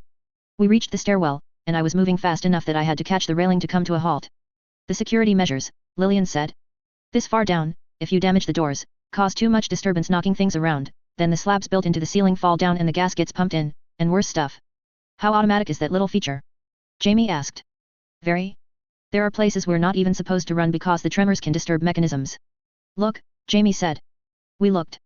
With the lighting so bad in the hallway and Sub Rosa being as far away as she was, things were barely more than smudges, dark grey on black, easy to miss when joined by spots in my vision and the throbbing of my heartbeat against my eyes. The noise gave context to the vague images I was seeing. An eerie scream of tearing metal, followed by a metal-on-stone collision. If everything's automatic, why isn't she triggering the safeguards here? Jamie asked. She just tore a metal door off its hinges. I don't know, Lillian said. It should go off. But it isn't, Gordon stated. I don't know. Screams echoed from the other end of the hallway that Sub Rosa was in, overlapping with one another. We should go down. We'll corner ourselves, Jamie said. We're already cornered. If we go up, we'll be out of options and still won't have a way out. We could ride it out, I said, find a lab to lock ourselves in, but I don't think that would go over so well with Hale and Briggs. We'd have a better chance of living, Lillian pointed out. If you want to do that, Lil, don't let me stop you, I said. I watched down the length of the hallway that Sub Rosa had gone down. You're a free person. Still, I can't think of anything more miserable than being in a locked room and being unable to do anything but wait for the monsters to come find us. It would be nice to have you along. I can think of a lot of things more miserable, Lillian said. I've been practicing imagining terrible things. We should go, Mary said. Not until we figure out if the group is splitting up, I said. The screaming stopped. Another sound quickly picked up in its place, the sound of tearing metal. Question is the Lillian you want to be in 6 years the type to go upstairs and hide, or is she the type that solves problems? That's a stupid question. I want to be alive, you idiot. Up, down, split up. Pick one, Gordon said, with more stress than usual in his voice. Lillian isn't deciding, I said. I have, you're the one making this sound more complicated than it is. Lillian told me. You want to go upstairs? Go, then. Maybe Mary or Gordon can go with you, keep you company and keep you safe, I said. I can, Mary said. I'm going downstairs with the rest of you, Lillian said. That was my choice. You didn't, I started. Gordon clapped a hand over my mouth. Things were emerging from the hallway. Not Sub Rosa. They were men and women, and none of them looked like they'd eaten well at all. They didn't shamble, they didn't limp, but many were hunched over. Glass cases and canisters were fused to their backs and shoulders, ranging from the size of a fist to the size of a bread box, each one filled with a urine-yellow fluid, and each one housing what looked to be a sinuous aquatic life form, black and periodically uncoiling in the murky fluid. Octopus, eel, or a combination of the two. Each had long tracks of stitches on their arms, legs, and chests. Their wrists were bent perpetually at right angles, metal spears forced out from beneath the flesh of their forearms and through their palms. Modified stitched? They didn't look well looked after. The men and women with the jars implanted into their backs picked up speed. They were too malnourished to be fast, but it was a good indication that they'd decided to come after us. Down. Gordon hissed the word. We turned and made our way down. With one hand on the wall to steady myself, I could take the stairs 3 at a time. The others weren't far behind. Mary flipped a throwing knife around in her hand, then whipped it at one of the tinted light bulbs. The light died, leaving an entire section of stairs in near pitch darkness, while leaving me to almost miss the stair I was planning on stepping on. We fled into the makeshift shelter that the darkness provided, then stepped into the first hallway for the 6th floor. Mary didn't come with us into the hallway. Seeing her only in silhouette, I could see how she was pulling the ribbon from her hair. She knelt by the railing on the stairs, and then slowly backed up, joining us in the hallway. A tripwire. Crude, but effective, especially when the experiments looked as fragile as they did. Lillian and Helen stopped at a heavy metal door, much like the one Sub Rosa had torn off the hinges. The keypad clicked audibly as each button was punched. Damn it, Lillian said, under her breath. Our pursuers emerged, grabbing the railing for support, or shielding their eyes from the light right above them as they scanned the stairs above and below them, looking for fleeing children. That same light made the cases on their backs and shoulders seem to glow, and the jaundiced color of their skin became especially apparent, a sallow yellow marked with dull grey tattoos. Prison tattoos. Convicts. They weren't stitched. They were people. The Academy needed its fodder for human experimentation, and prisoners of war, the worst criminals, and ex-slaves deemed unfit to be citizens of the crown were all candidates for such. Meaning they were people with cause to be angry, desperate, and above all else, they were people who were an unpredictable sort of dangerous. Sub Rosa exited the hallway, and came to stand in the midst of the group, head and shoulders above the rest. She'd let them out. She has a strategy. I murmured the question out loud. She knows where she's going, who she's going after, and she knows how to bypass the quarantine measures. Let's not forget about her friends, Gordon said. She might have left you 3 alone, but it's not likely they will. Too many questions, no answers. We need to talk to Shipman's relative, and find out anything we can, I said. I checked over my shoulder. Lillian punched a finger at the keypad once again, then mashed her fist into it, forehead coming to rest on the door. Her bad day kept getting worse. I'd seen Gordon's bad day, I'd seen Jamie's, Mary's, and I'd seen Helen's, in a way, though Helen's concept of bad was different from ours. Would it be consolation to her if I told her that I might start thinking of her as one of us if she could just see this through? Best not to test her when she was this close to breaking. Seems we can't get through, Helen said, turning my way to offer a cute smile. Whoever took shelter inside changed the code. Lips sealed 3.3. The footsteps sounded, drawing closer. Heavy feet striking stone, the periodic bang of metal spikes on the railing, a muttered curse from one of the convicts. We were in the dark, halfway down a hallway with only a bit of light coming through a slot above and halfway down the door. An angled piece of metal at the ceiling caught the light from above the door and reflected it down onto the door's surface, making the keypad visible. At the other end of the hallway was the cylindrical shaft, deep, with stairs spiraling down the exterior, but Mary had destroyed one of the lights and the others were far away and out of sight. Sub Rosa and a gang of academy-modified convicts were making their way down toward us. We need to run, Mary said. She was closer to the opening, crouching, holding one end of the tripwire in one hand, a knife in the other. With luck, barring any surprises, she could remove two of our pursuers. If we ran, we could slip ahead of Sub Rosa's group and try to make our way down the stairs to another level. If it was just you, me, Gordon, maybe Helen? Sure, I said. But I don't think half of us would make it. What? Lillian asked.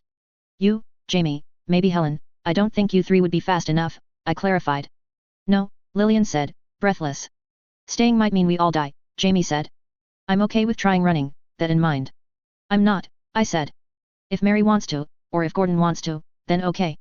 We can split up. But I'm staying with. I'm staying, Gordon said, voice firm. Me too, Mary said. If we lose too many members of the team the Lambs might be disbanded, anyway, and I don't know what happens to me if that happens. I like you guys. I smiled a bit.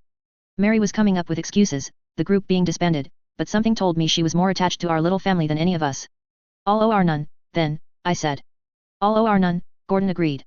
Which means our only option is to get through, Jamie said. Except we can't. Lillian said, with a note of panic to her voice. She hit the keypad. Damn it. Let me, Gordon said. Lillian and Helen got out of the way. Gordon set about dismantling the keypad with his pocket knife. I could hear the footsteps approaching, not just the echo, but the actual knock of foot on stair. I looked back and forth from one end of the hallway to the other. As I looked in Mary's direction, she met my eyes, her grip on the knife tightening.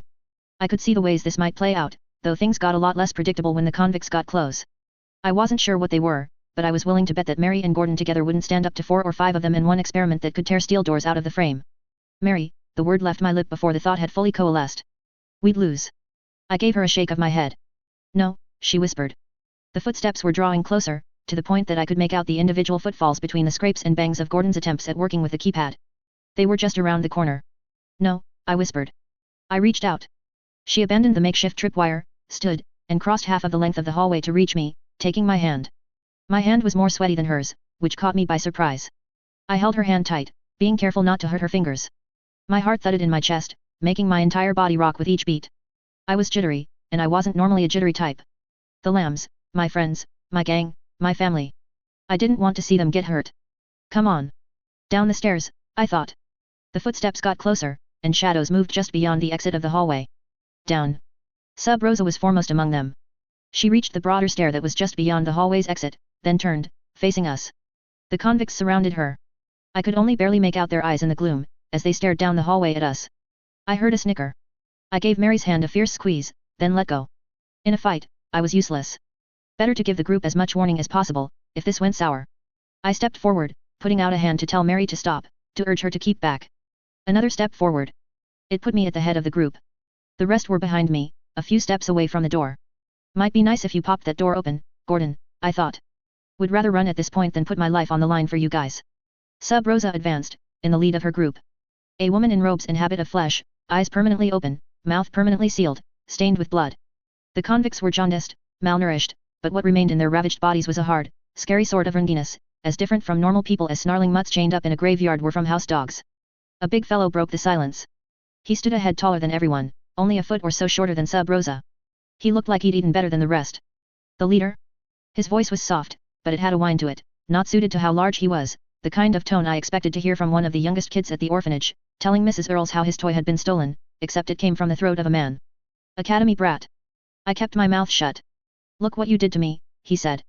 He raised his hand, showing me the spike that speared out of the palm, forcing his wrists into a permanent right angle bend. The flesh around the spike looked red and infected, and there was a great deal of black and yellow fluid there.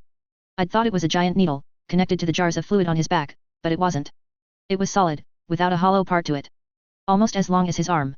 Look, he said, more insistent, his tone more of a mule. Then, fierce, he raised his voice, look. I kept my mouth shut. Damn him. He wasn't the one I wanted to be focusing on right this moment. Oblivious to the man's cries, Sub Rosa strode toward me. Now that she was closer, I could see the odd musculature on her body, highlighted by the thin shafts of light that made it through the door. Of her entire body, only the face seemed ordinary.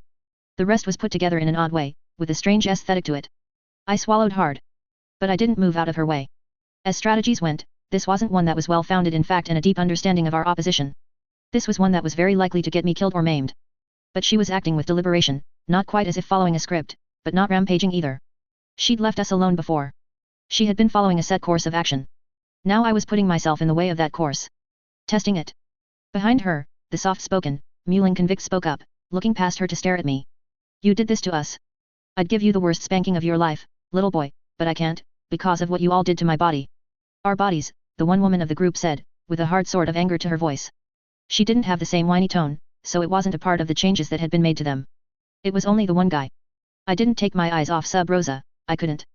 The convict's words were reminding me that I didn't have a course of action planned for what came next. I was laying odds on Sub Rosa killing or striking me. If it came to that, at least the others would know they had to fight if they were going to have a chance to make it out. Between me and the others, there were only about 10 paces of hallway between Sub Rosa and the door. The 6 of us were confined to that space. I still had my hand out a little ways behind me, the flat of it facing Mary. "SY, Gordon said. Door?" I asked him, still staring Sub Rosa down. Her eyes moved down to look at me for the first time. "I can't. If you gave me 2 or 3 more minutes, maybe, but... I'm sorry." I didn't turn away. "Can't spank," the convict mused aloud. "Next best thing, if I stick this down your throat, you think I can get the spike coming out the other end?" I resisted the bait. Sub Rosa was only a short distance away. She was my focus. "Breakfast was nice," I commented, for the benefit of the others. "Eating together with everyone." Silly last thing to be saying, as I put myself in front of a brain-damaged, door-rending killer, but I didn't have time to really come up with better. I could hear the sucking of the tubes at Sub Rosa's face, chest, and stomach. She turned, walking around me. Her hand reached out, touching the top of my head. She absently smoothed my hair down in passing. If I was shocked, showing it would have been a terminal mistake. I stayed still, my expression steady as the convicts approached me. The others had to handle Sub Rosa on their own. The soft-spoken giant with a heart of perverse violence approached me. He touched the metal rods together, and they sparked. "I'll give you your breakfast," he said, under his breath. "Just for him and me." "Oh. Hey." I was between him and Sub Rosa now. He picked up the pace, raising his hand, spike extended right for my face, thrusting. I could have sidestepped, but I didn't see that going anywhere good. I stepped back, instead, and bumped into Sub Rosa. The spike came right for me. His steps were bigger than mine. He was aiming for my lower face. In one end and out the other. I opened my mouth, and the spike touched my front teeth, something cracked. I felt like a vein in my face had leaped out the front of my head and torn away everything in the way, followed by a wave of clenching pain gripping the other side of my face, until I thought my own muscles would destroy themselves. "SY. Mary cried out. I sprawled to Sub Rosa's left. My face clenched again, as if the one side of it was a fist. The spike wasn't even still touching me. I gasped in a small breath, and realized I could make a sound if I needed to. If she was kind enough to fix my hair, could I ask for help here? Yes. But instincts told me no. The thoughts that played out in the next few seconds told me why my instincts had told me no. Of all the possible outcomes that followed, Sub Rosa standing up for me and fighting the convicts was the only good one, and I couldn't explain why she would. I couldn't explain why she wouldn't either, but I wasn't sure I wanted to make a shot in the dark when I wasn't even sure what I was shooting at. I moved my tongue, trying to figure out the extent of the damage, and felt a large chunk of tooth roll between my tongue and the roof of my mouth. My gaze was fixed on the convict as I spat out the little bit of tooth. Stare him down, show no fear. He was an animal, he barely had opposable thumbs anymore. I had to communicate by the most basic means available. Body language, expression, eye contact. If I acted as afraid as I was, I became a known element. Even if every single one of his victims had fought back, even if he was an innocent man, if he'd been in prison long enough to get the crude, washed-out tattoos that I saw on his arms, he had to have learned about pecking orders, hierarchies, power. If I spoke, if I tried to convince him, if I used logic, then I became a student of the academy, and it was a very unfortunate thing that I was wearing a white uniform. They had cause to be angry at students of the academy. The remaining action I might have taken would have been to appeal to emotion, to communicate in terms of desire and drive, hopes, mercy. It was a shot in the dark. I had no idea who he was or what he'd done, but from his words and situation I didn't trust his ability to give mercy. Still, it was the first choice I would have made, if I'd had to do something, like if he were to move on to threaten Jamie, Mary, or one of the others. Instead, lying on my back, staring up at him, I spread my hands a little, turning my palms upward, fingers spread. The man approached until his feet were to either side of me. The spike moved over, until it pointed at the base of my throat. I wanted to smile, laugh, taunt him, but that was as dangerous as any appeal to logic or emotion might have been. My sanctuary here was in being alien, in making him as unsure as possible. I channeled Helen. The cold stare. Well, a cold stare with my one eye twitching involuntarily from the last grazing touch of the spike. He didn't seem to care. He brought the tip close enough to my throat for the energy within to make contact. Man, that hurt. My back arched as I found myself involuntarily pulling back, trying to pull my head and throat down through the floor. A trace of whatever was within danced down the back of my head, making my thoughts explode into white noise. He moved it toward the center of my body, making my arms, then one of my legs kick. He left it like that, my leg going nuts, my body unable to move away without me heaving my chest up and into the waiting point. Any second now, I'd lurch up and forward and impale myself. The woman of the group stepped forward. She couldn't use her hand, but she reached out and nudged the convict's arm with the back of her hand. My leg kept kicking and cramping up, even as the spike moved away from my chest. The convict asked her. He followed her gaze. I did too, raising my chin to look above me. Sub Rosa had stepped forward, into the midst of the others, a few paces away from the door, and her upper body was twisted, looking back at me, at the leader of the convicts, and the woman. Her expression was largely fixed by the modifications to her face. Still, an intensity radiated from her. The convict who'd had me at spike point looked down at me, as if debating his options. His gaze moved over the other lambs. He spat to one side, then stepped over and around me. It wasn't like it had been with Mauer. These convicts weren't with Sub Rosa because they knew her. She was as much a mystery to them as she was to us, and the discovery that she didn't approve of this sort of behavior was as much a surprise to the convict leader as it was to me. A nice surprise, for me, but all the same. Nobody gave me any help in standing. Given the modifications that had been made to the convicts, that was a good thing. My leg kicked once as I used the wall to help myself to my feet, nearly forcing me to the ground again. I recovered, straightened, and wiped at the corner of my mouth with the back of one hand. It came away with far too much blood on it. I kept my expression still. The others had backed away from Sub Rosa, and were standing on either side of the hallway. Lillian looked scared. Jamie's expression betrayed concern for me, but not to the point I was positive the convicts would notice, and the others were managing to stay stoic and calm. Sub Rosa stepped closer to Gordon, who stepped away, giving her space. She reached into the simple mechanisms of the keypad, past them, and gripped something else. The ceiling shuddered. Something heavy fell above us, inside a hollow space. With a glacial, careful set of movements, Sub Rosa pulled out a length of what looked to be mummified intestine. Past the worn, shredded lining, wires were clearly visible, clustered together. She pulled a little from the top, and the ceiling shuddered again. Dust streamed down in plumes from the spaces between slabs of stone above us. Sub Rosa pulled some from further below. Something fluid moved through the walls and ceiling. Lillian shrieked a little. The fluid stopped as quickly as it had began, but I could hear the trickling as the remainder found a way out. She's brain damaged, even. What if she forgot a step? Sub Rosa's fingernails tore away the lining around the wires. She seized one, gripped it, and tore it. Even with her incredible strength, she had trouble keeping the individual pieces from pulling up and down, respectively. Still, she hauled it together, closer, and tied it into a crude knot. Far too crude a knot for my liking, given everything that those mechanisms were apparently designed to do.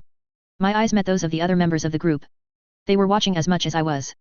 They were thinking the exact same thing I was. She knows exactly what she's doing. Sub Rosa gripped the door that Gordon, Helen, and Lillian had been trying to open, then contorted her whole body to shove it. It rattled violently in the frame. She adjusted her grip, then heaved, pulling back. Every muscle in her body, including some beneath the robe of flesh she was cocooned in, seemed to stand out in relief as she put everything into hauling back on the door. Something within the door snapped. Push, pull, heave, ho. There was a mechanical kind of motion to it. It was so steady, precise, and relentless. Each motion seemed to bend things only a little. Stress lines appeared around the edges of the frame. Those stress lines became folds. The convict who'd been threatening me was giving me a sidelong glance. I didn't do him the favor of meeting his gaze.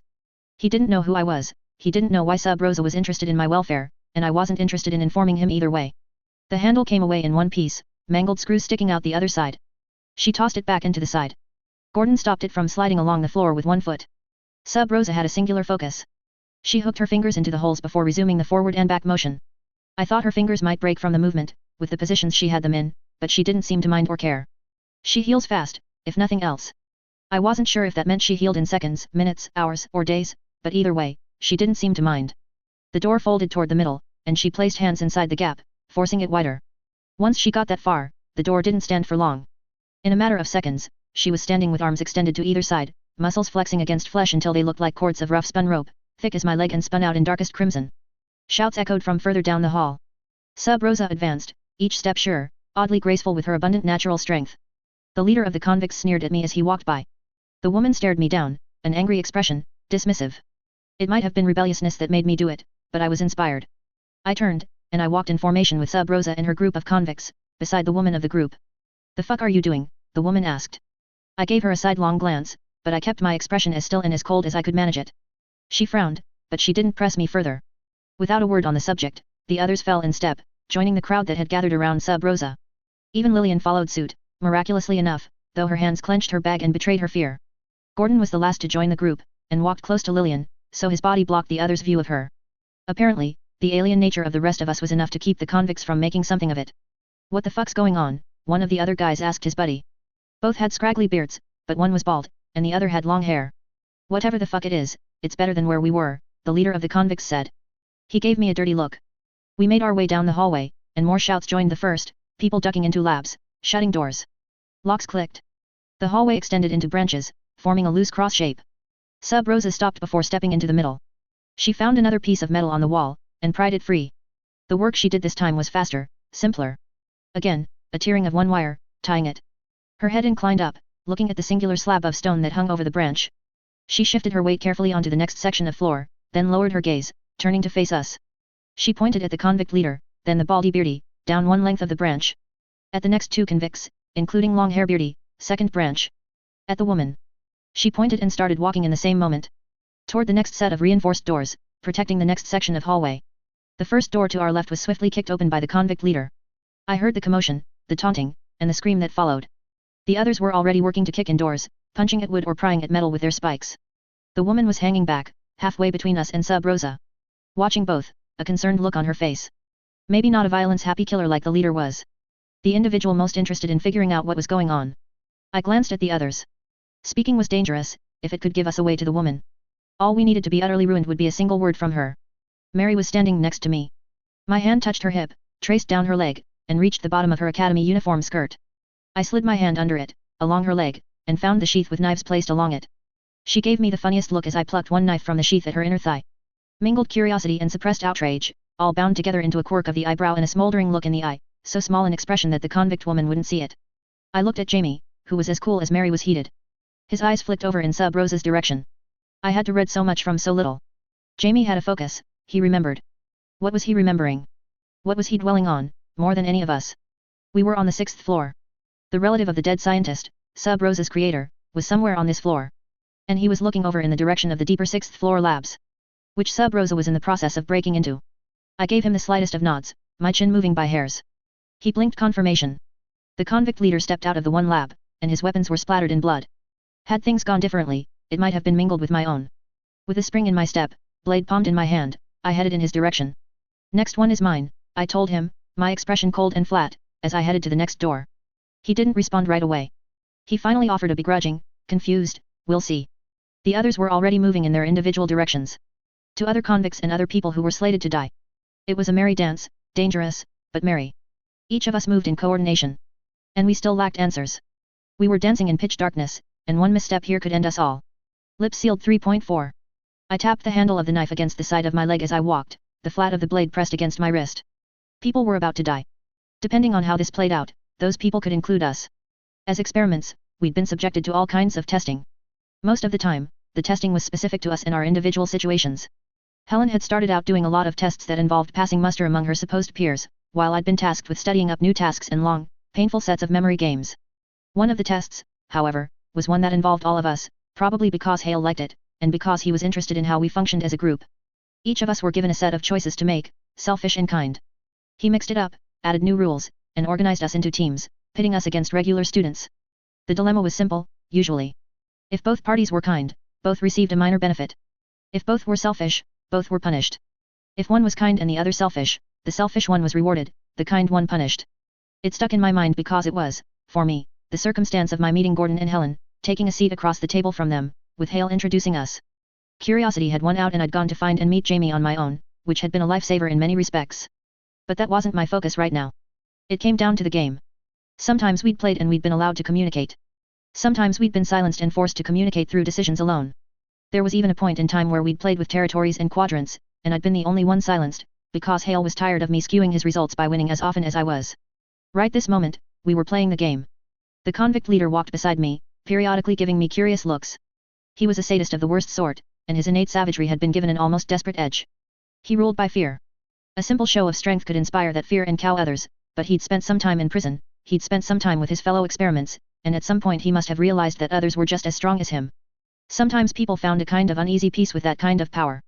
If everyone had a gun, cocked and aimed at the next guy, nobody was willing to shoot. That went for prison muscle and voltaic spikes sticking out of people's hands. This was a guy who hadn't backed down or found that uneasy peace. He'd learned that when everyone else was hitting as hard as he was, he could still scare people by twisting the knife, maybe being a little crazy or a little scary. No guarantees about particulars, of course, but in terms of drawing up a mental picture of who he was and how he operated, it served. I knew what things I had to watch out for, and foremost among those things was the notion that this was a man who asserted control through fear and pain, and with more than a few ongoing mysteries at present, myself included, he might be feeling a little out of control. I'd put myself within arm's reach of him. I was walking in step with him. He moved the spike in my direction. I watched it, but didn't flinch. "What makes you think I'm going to let you do anything?" he asked. "You'll do it because you want to see what I can do," I said. I wiped at the blood on my lower face, doing my best to get as much off my face as possible. It hurt, but I didn't let the pain show. I left the blood cupped in the palm of my hand. I still had the knife palmed in my other hand. "That's so." "It is," I said. I picked up the pace, moving ahead of the convict leader. "And you'll do it because you probably feel insecure letting the other three out of your sight. Like I did with Mary." I reached the door. It was a large piece of metalwork, thick, with a slot halfway down for paperwork. Whatever was inside wasn't big enough to escape through the slot. Still, it was very nearly as secure as the doors that separated the sections here. I stopped, paused, and then knocked. "Shave and a haircut, 2 pence." No response. Something moved within, rummaging. I didn't hear words, which meant it was only one person. Probably heard the screaming just down the hall. With 2 clean fingers, blood still mostly on my palm, I plucked the badge from under my pocket. I passed it through the slot for the papers, and it dropped a short distance before clinking landing in the tray on the far side. The simplest answer was often the best. The door opened a crack. The person on the other side took a second to look down enough to see me. "Excuse me," I said, pushing on the door. They resisted for a moment, then grudgingly let the door open. Which was good. If the convict standing behind me had felt the need to push his way through, I wasn't sure I could have stopped his forward momentum. The man who looked down at me was 30 or so, hair cut short, beard longer, trimmed into a point at the chin, his mustache styled. His white coat was pristine. No doubt one of several. He was new to this, no doubt new to the 6th floor lab within the bowels. His experiment was still in an early stage, within a heated incubator at one side of the room, sealed off behind jail doors and glass panes. And here is where the game comes to a head. The others are in other rooms, facing similar situations. Convicts nearby, scientists and scholars in the rooms, and between Sub-Rosa's vague instructions and the convict leader's example, the other thugs are going to want to kill other scientists. The choice between selfish and kind. If I killed the scientist and the others killed the convicts in other rooms, I'd have a crazy bastard at my back who'd want to put me down the moment he realized what was going on. If I killed the convict and the others killed scholars, they'd be at risk. There were so many variables to take into account. How capable were they of doing one thing or the other? The trick with Hale's game, the reason I'd been able to win so consistently, was that the game was never a standalone thing. There were 100 or 1,000 clues communicated over past iterations of the game, informing the most current game. It was these clues I relied on now. I could trust Gordon and Helen to match pace with me. We'd faced Hale's test enough times as a group to know how each of us thought. Jamie could remember the results of each game he'd participated in, and that would inform his decision. I trusted him more than anyone. The real question, the test of our group cohesion, was, well, what choice would Lillian make, and what choice would Mary make? Lillian was kind, a healer more than a killer. Mary was the opposite, though she wasn't unkind, exactly. I had to figure out which decision they'd make, and I had to figure out what decision Gordon, Helen, and Jamie would think those two would make. "I'm going to kill you now," I told him, giving him a very pointed, obvious wink. With my back to the convict, I kept my hand and the knife in front of me, and scraped up the blood with the blade. "Hey? What?" the man asked. Then, in a tone more suited to rebuking a very small child for stealing candy from a store, he told me, "No." "Yes," I said. "We can do this the easy way or the hard way." "What's the difference?" "What are you even talking about?" "Hard way it is," I said. Holding the knife upside down, I punched the butt end of it into his nether regions. Most available, vulnerable spot, given the difference in height. He made a strangled noise, then fell to the ground. I turned on the spot, flipping the dagger over, and showed the convict leader the knife that was smeared with the blood from my hand. "Cut it at the root," I said. I gave the convict leader a wide smile. "He's going to bleed out." The convict leader didn't look impressed. "These doctors are good at patching themselves up." "Good point," I said. Upbeat, chipper, still channeling Helen. "Help me. Stand on his hands. You're giving me orders. It'll be fun," I said, smiling, holding the knife up. "Please." "What's going on?" the man managed to speak. Every syllable was colored with pain. "Oh, it hurts so much." "Please." The convict approached. He stepped on the man's hands. "Wait, no, on his wrists," I said. The convict leader gave me a dirty look. I waited patiently, keeping the same dead-eyed smile on my face. He shifted his footing. What are you doing? The man on the floor moaned. Please. I bent down, closer to his head. I was stopped by the point of the skewer, an inch away from my neck. Lose the knife, the convict said. I don't want you getting close to me like that, after what you did to him. Keeping the knife would have been better. I tossed the knife off to one side, at the desk. It clattered onto the wooden desktop. Disappointing. I'd hoped it would land point first. Would have been so damn cool, just casually throwing it like that and having it stick. I bent down just behind the convict. I grabbed one of the scholar's fingers in both hands. Please. What's going on? I severed something important between your legs, I told him. Now. I bent the finger back until something gave. He screamed, thrashed, and howled as much as he was able to without moving his legs all that much. I'm making sure you can't fix it, I told him. The convict leader let out a light chuckle at that, looking down at me over one shoulder. I repeated the process with each finger, faster now. Each one brought fresh screams. My heart was pounding, but it had nothing to do with what was going on in this room. What were the others doing? What was Sub Rosa doing, even? There were so many factors to consider, too many people in play, too many unknowns. Even on my own team, I wasn't 100% sure I could predict Lillian or Mary. After today, after I saw the decisions Lillian made on what she'd admitted was her worst day, I might have a better idea. Mary, I couldn't decide on until I'd seen her on her best day, whether that day was the day she finally had a family or the day Percy came back for her. I broke the last of the fingers, leaving each one curved in the wrong direction, then stood. The convict leader released the man's wrists and stepped back to admire my handiwork, while the man writhed belly down on the floor. I crossed the room to go collect the knife, then sauntered over to the fallen man, hand and knife behind my back. I sliced my own palm, at the base, suppressing a flinch, then worked my thumb into the wound, opening it up. The more blood, the better. The rest was posing and posturing. I was fortunate, in a way, that the convict leader's attention was on the back of the door. The male slot. He had the badge. I knelt between the legs of the man I'd maimed, and used my bloody hand to grip his bits. I look forward to being taller than 5 feet, so I'm not limited to going after the balls all the time. He yelped in pain, and the convict leader looked my way. When I raised my hand, it was covered in blood. You're going to bleed out, sir, I told him. You can't do anything to stop it, now, it's just a matter of time. I don't understand, he said. I could have made this a lot worse. I'm betting he would have put the skewers through you in 2 different directions and tried to make the points touch. All I did was cut you, I told him. I gave him a kick in the side for good measure. He grunted. You get me? I said. Or do I have to show you how mean I can really get? I don't understand, he said. He was panicking a little. Thank me, I told him. Thank me for going easy on you. I don't thank you. I nodded slowly. Then I kicked him again for good measure. I walked over to the door. The convict leader looked more wary than ever. Had I pushed things too far? Left him confused enough that he'd try simplifying his life by removing me from the equation? I had to put myself on his terms more. Did I do good? I asked. A child looking for a parent's praise. His brow knit in a frown. What's this? He asked me, showing me the badge. Before she let you out, she let us out, I said. Got that from the guy who was in charge of our experiment. He said. I plucked at my uniform shirt. We got these from some kids who were wandering around. Mine doesn't really fit, but... he said, taking it in. Were the pieces falling in place, or was he contemplating how to deal with me? I like you, he decided. I grinned, a genuine smile. Come on, he said. More witnesses to remove. My heart sank a little. While fine, this situation being something I could work with, each room we cleared out was another chance for things to go wrong. Doubly so when the others were off on other branches of this floor, and we were engaged in our game, our merry dance where coordination was so vital. I slammed the door closed behind me as we returned to the hallway. The man would hurt, his balls might swell, his fingers would take some time to fix, but he would live. I walked with one hand in a pocket, knowing that bloodstains were spreading through white fabric, but I had to staunch the minor flow of blood, and pressing it into my hip was the only available option that wouldn't attract too much attention. Badge, I said, reaching up. He asked.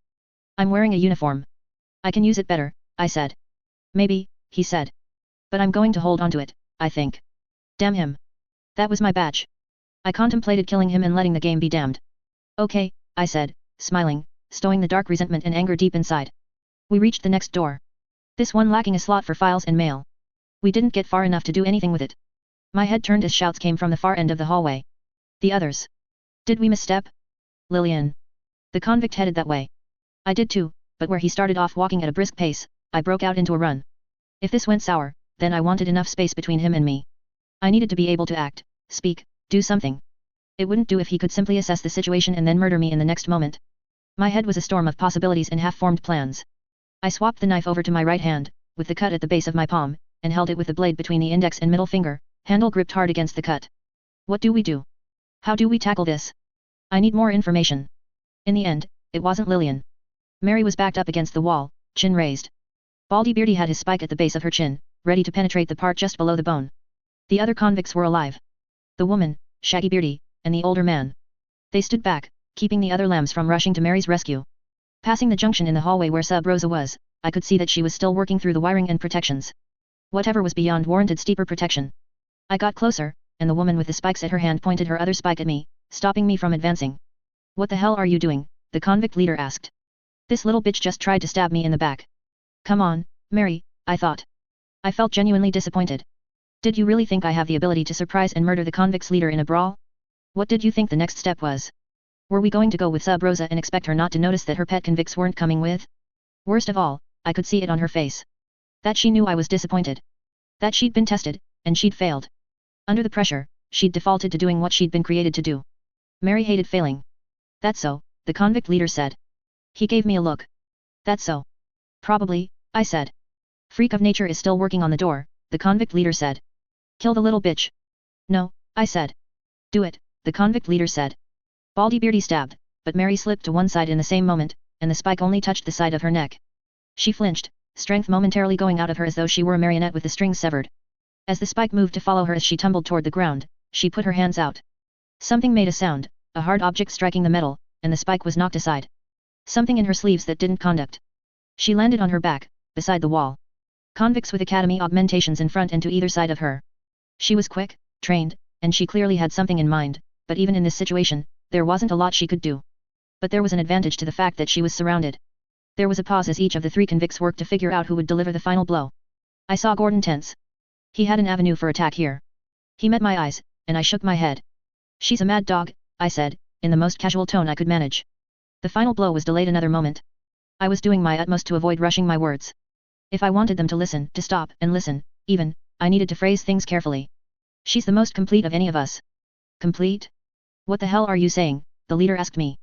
Why are you even listening to the little fuckspittle? SH, the leader answered, a short, sharp sound. Complete? They wanted to make us all like her. Killers. I think they did too good a job with her. It's not her fault. Just have to keep her on a leash, I said. Fuck leashes, the man Mary had tried to kill spat the words. Killers, the leader mused.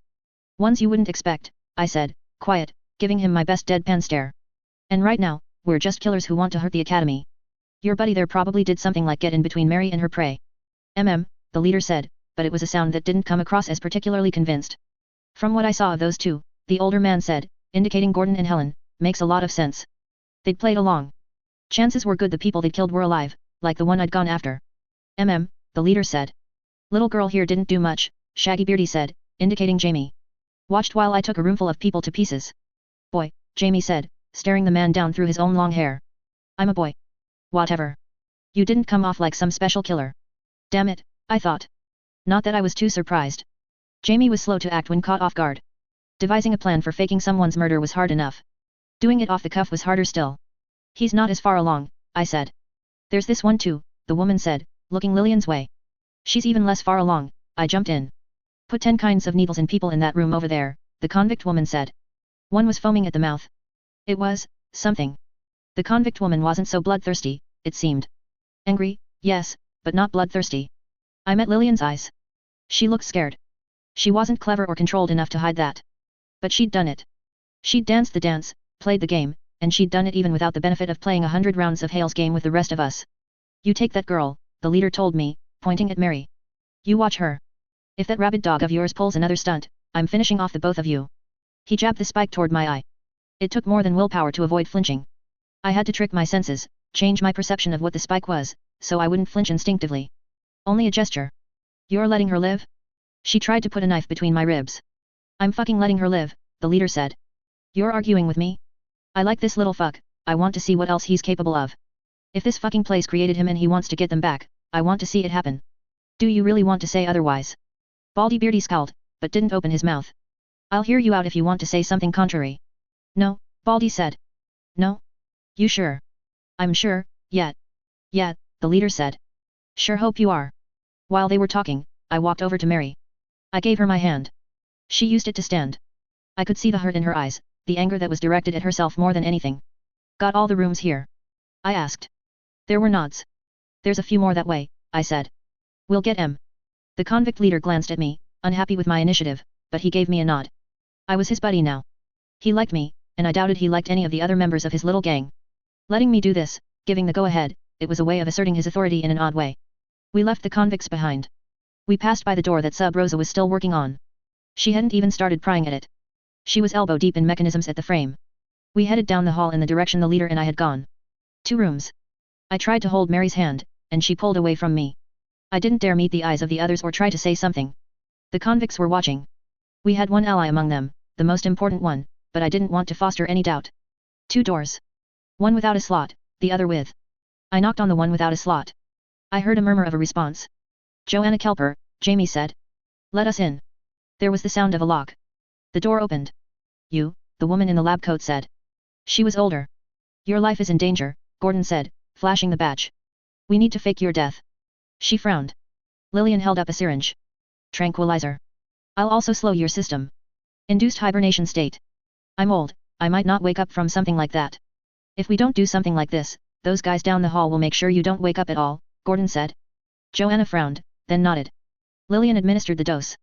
It was only after the syringe was emptied into Joanna's arm that Lillian gave another syringe. This will make her seize up, Lillian said. Not fun, but it's ugly to look at, and they'll think she's dying, even as they don't sense much of a heartbeat or breathing. Turn her on her side. We did. Sure enough, the old woman in the lab coat started having fits a couple of seconds after the dose was administered. We started to vacate the room, and I glanced at Mary, who was standing watch in the hallway, jaw set, an angry look in her eyes. People were so hard to manage. Mary wasn't the entirety of the group. I looked at Lillian. My hand found hers. I gave it a squeeze. Don't give me that shocked look you give me every time I'm not mean to you, I murmured, my head tilted to be closer to her ear. What are you up to? She hissed. Right now, I'm saying you did a fantastic job, I whispered. You came across like a true lamb. Good work. She didn't react to that. We made our way out into the hallway, and she tugged her hand from mine. What? I asked. I'm waiting for the other shoe to drop. You get your kicks by being all nice and then the moment I let my guard down, you kick me in the shins or something. No kick, no shins, I said. I meant what I said. I left her with those words. She stared at me as I went over to Mary. She wasn't holding my hand, so I bumped her shoulder with mine. She gave me an annoyed look. Still, she didn't outright murder me when I put an arm around her shoulders. Last door. In the absence of my badge, I plucked the one from Mary's uniform jacket pocket and put it in the mail slot. We got company, Gordon observed. Damn. It couldn't be easy. Sub Rosa was on her way, and the convicts were behind her. The door opened just as Sub Rosa arrived. The man on the other side, skinny with circular glasses, dark circles under his eyes and tufty hair at the top of his head, let his mouth go agape, his eyes widening. Recognition. Answers. Yes. You're he started. Sub Rosa reached out and grabbed his head. It took her relatively little effort to crush his skull with the one hand. Once the bone gave way, the rest followed fairly quickly after. My answers. No. Doors open, my new buddy the leader told me. She apparently wants us with. I nodded. Sub Rosa shook the bits of scientist head off her hands, turned, and started her way toward the door. I didn't look at Jamie, but I knew that he'd be staring at me, willing me to remember that the daughter of the man who had created Sub Rosa was on the other side. More importantly, the last easy chance we had to get answers was on the other side. Question was, how did we get the girl out alive? Lips sealed 3.5. Convicts, as it happened, smelled. Problem was, I was now the convict leader's new best friend, and he was staying close to me. It had its benefits and drawbacks. For one thing, so long as I kept Mary close, it meant our new benefactor was protecting her. For another, it meant I didn't have a great range of movement. He was keeping me close, he was talking to me, and I couldn't wander off and try to get ahead of Sub Rosa. On the plus side, we had a few minutes. The bowels were built around a cylindrical shaft, a few 100 feet deep, 24 feet wide. The hallway here extended in a semicircle around to the far side of the shaft. Extra protection, extra thickness, and more room for someone to pull a lever or seal off the area. Sub Rosa had to stop to work with another panel in the wall. It gave me a second to think. My new buddy elected to distract me, instead. I was a skinny little fuck like you, once, he told me. Really? I asked, more to be polite than anything else. Bad combination, being tall and scrawny. Tried to eat and even did some farm work when I could have done something else, just to bulk up. But all the energy went to making me taller. A lot of people learn they can make themselves look better by messing with someone taller than them. Gotta hurt them bad enough they don't try it again, I said. Yeah, he said. Something like that. Sub Rosa resumed walking, another set of safeguards effectively cut off and removed. Is that how you wound up in prison? Because you hurt someone. I asked. Hey? I echoed him, acting disinterested. Was a woman. Around the time I started being able to fight back if someone messed with me, I was working on a factory floor, went out for drinks. Guy picked a fight with me to impress his woman, I won, I took my prize. Spectacular piece of work, and at the start, that was only in the best way, but I don't suppose you get that sort of thing, young as you are. I do. I get it, I said. I realized I sounded a little defensive, then said, I spend a lot of time with these girls. They're pretty. Thank you, SY, Helen said, brightly, from the tail end of the group. Mary gave me a look I couldn't read. He gave me a condescending look, and I mused about possibly sticking him with my knife. Well, good for you, he said, sounding very unimpressed. My girl was top-notch, as girls go. Raised the standard for womenfolk everywhere. But she wanted a bad boy and didn't realize it.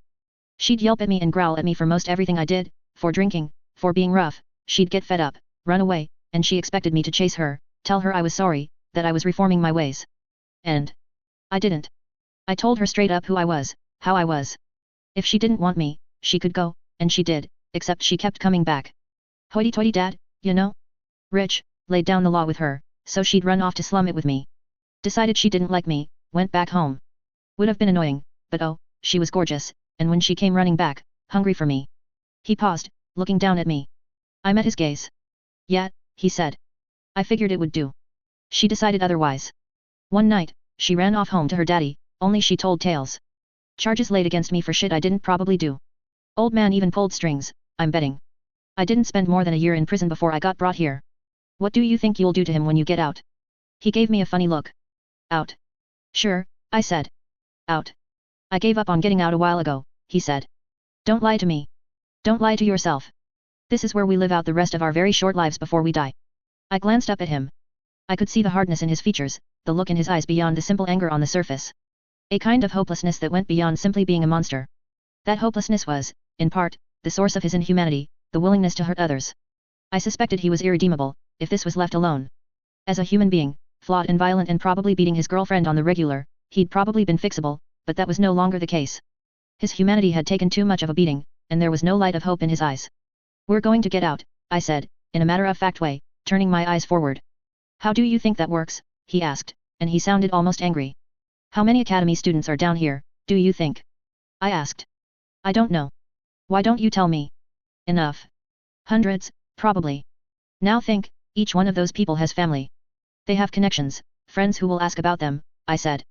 I would have been lying if I said I wasn't touching on the convict leader's past, and the circumstances of his incarceration. He'd been caught because his girl had had connections. I was doing my best to speak in a language he understood. I was also bending the truth. Not everyone was guaranteed to be down at their stations in the bowels, and I wasn't sure that the academy would value their lives so highly. It would be easy to sentence all of the people down here to death and then point to legal documents they'd signed. Ahoy, the leader didn't sound impressed. Now think, how many projects are down here? We're one, you're one, she's one. How much money is invested in all of this? It's not like they can just take a new student and tell him to go pick up where someone else left off. The question is, are they really willing to abandon all of this, all these people, all the money and investments? You don't think so, hey? No, Gordon said, backing me up. No, I said, echoing Gordon. It costs them too much. The convict leader gave me a look. I could tell he was having doubts. It was only natural he'd accepted his death, and now I was giving him a new lease on life. He was experiencing dissonance. In reality, though, it was easier and safer for him on a mental and emotional level to hold to his old ideas, that death was certain. To hold on to those ideas, he had to doubt me. One of the scientists that worked on us, Lacey, she was terrified of being down here. It's what the scientist in charge of us told her, I said. I overheard. Of course, things are different if an entire section gets locked down, since then they can evacuate the rest, but we have her. Sub Rosa, still leading us down the extended, curved hallway, glanced back at me. And she's making it so we can't get locked inside one part of this place, the leader said, as if I hadn't implied it already. Exactly, I said. Eventually they're going to have to decide whether it's better to condemn everyone and everything in here, or if they're going to open things up and let us out. The convict leader was quiet. Sounds too easy, the woman convict said, behind me. It's not easy at all, I said. There are a lot of problems. For one thing, they're going to have a lot of stitched and a lot of guards up there. Ahoy, the leader grunted. Probably. And there's probably other safeguards down here. Supposed to be a big monster. Glutton, the leader asked. Gorger, the oldest of the convicts said.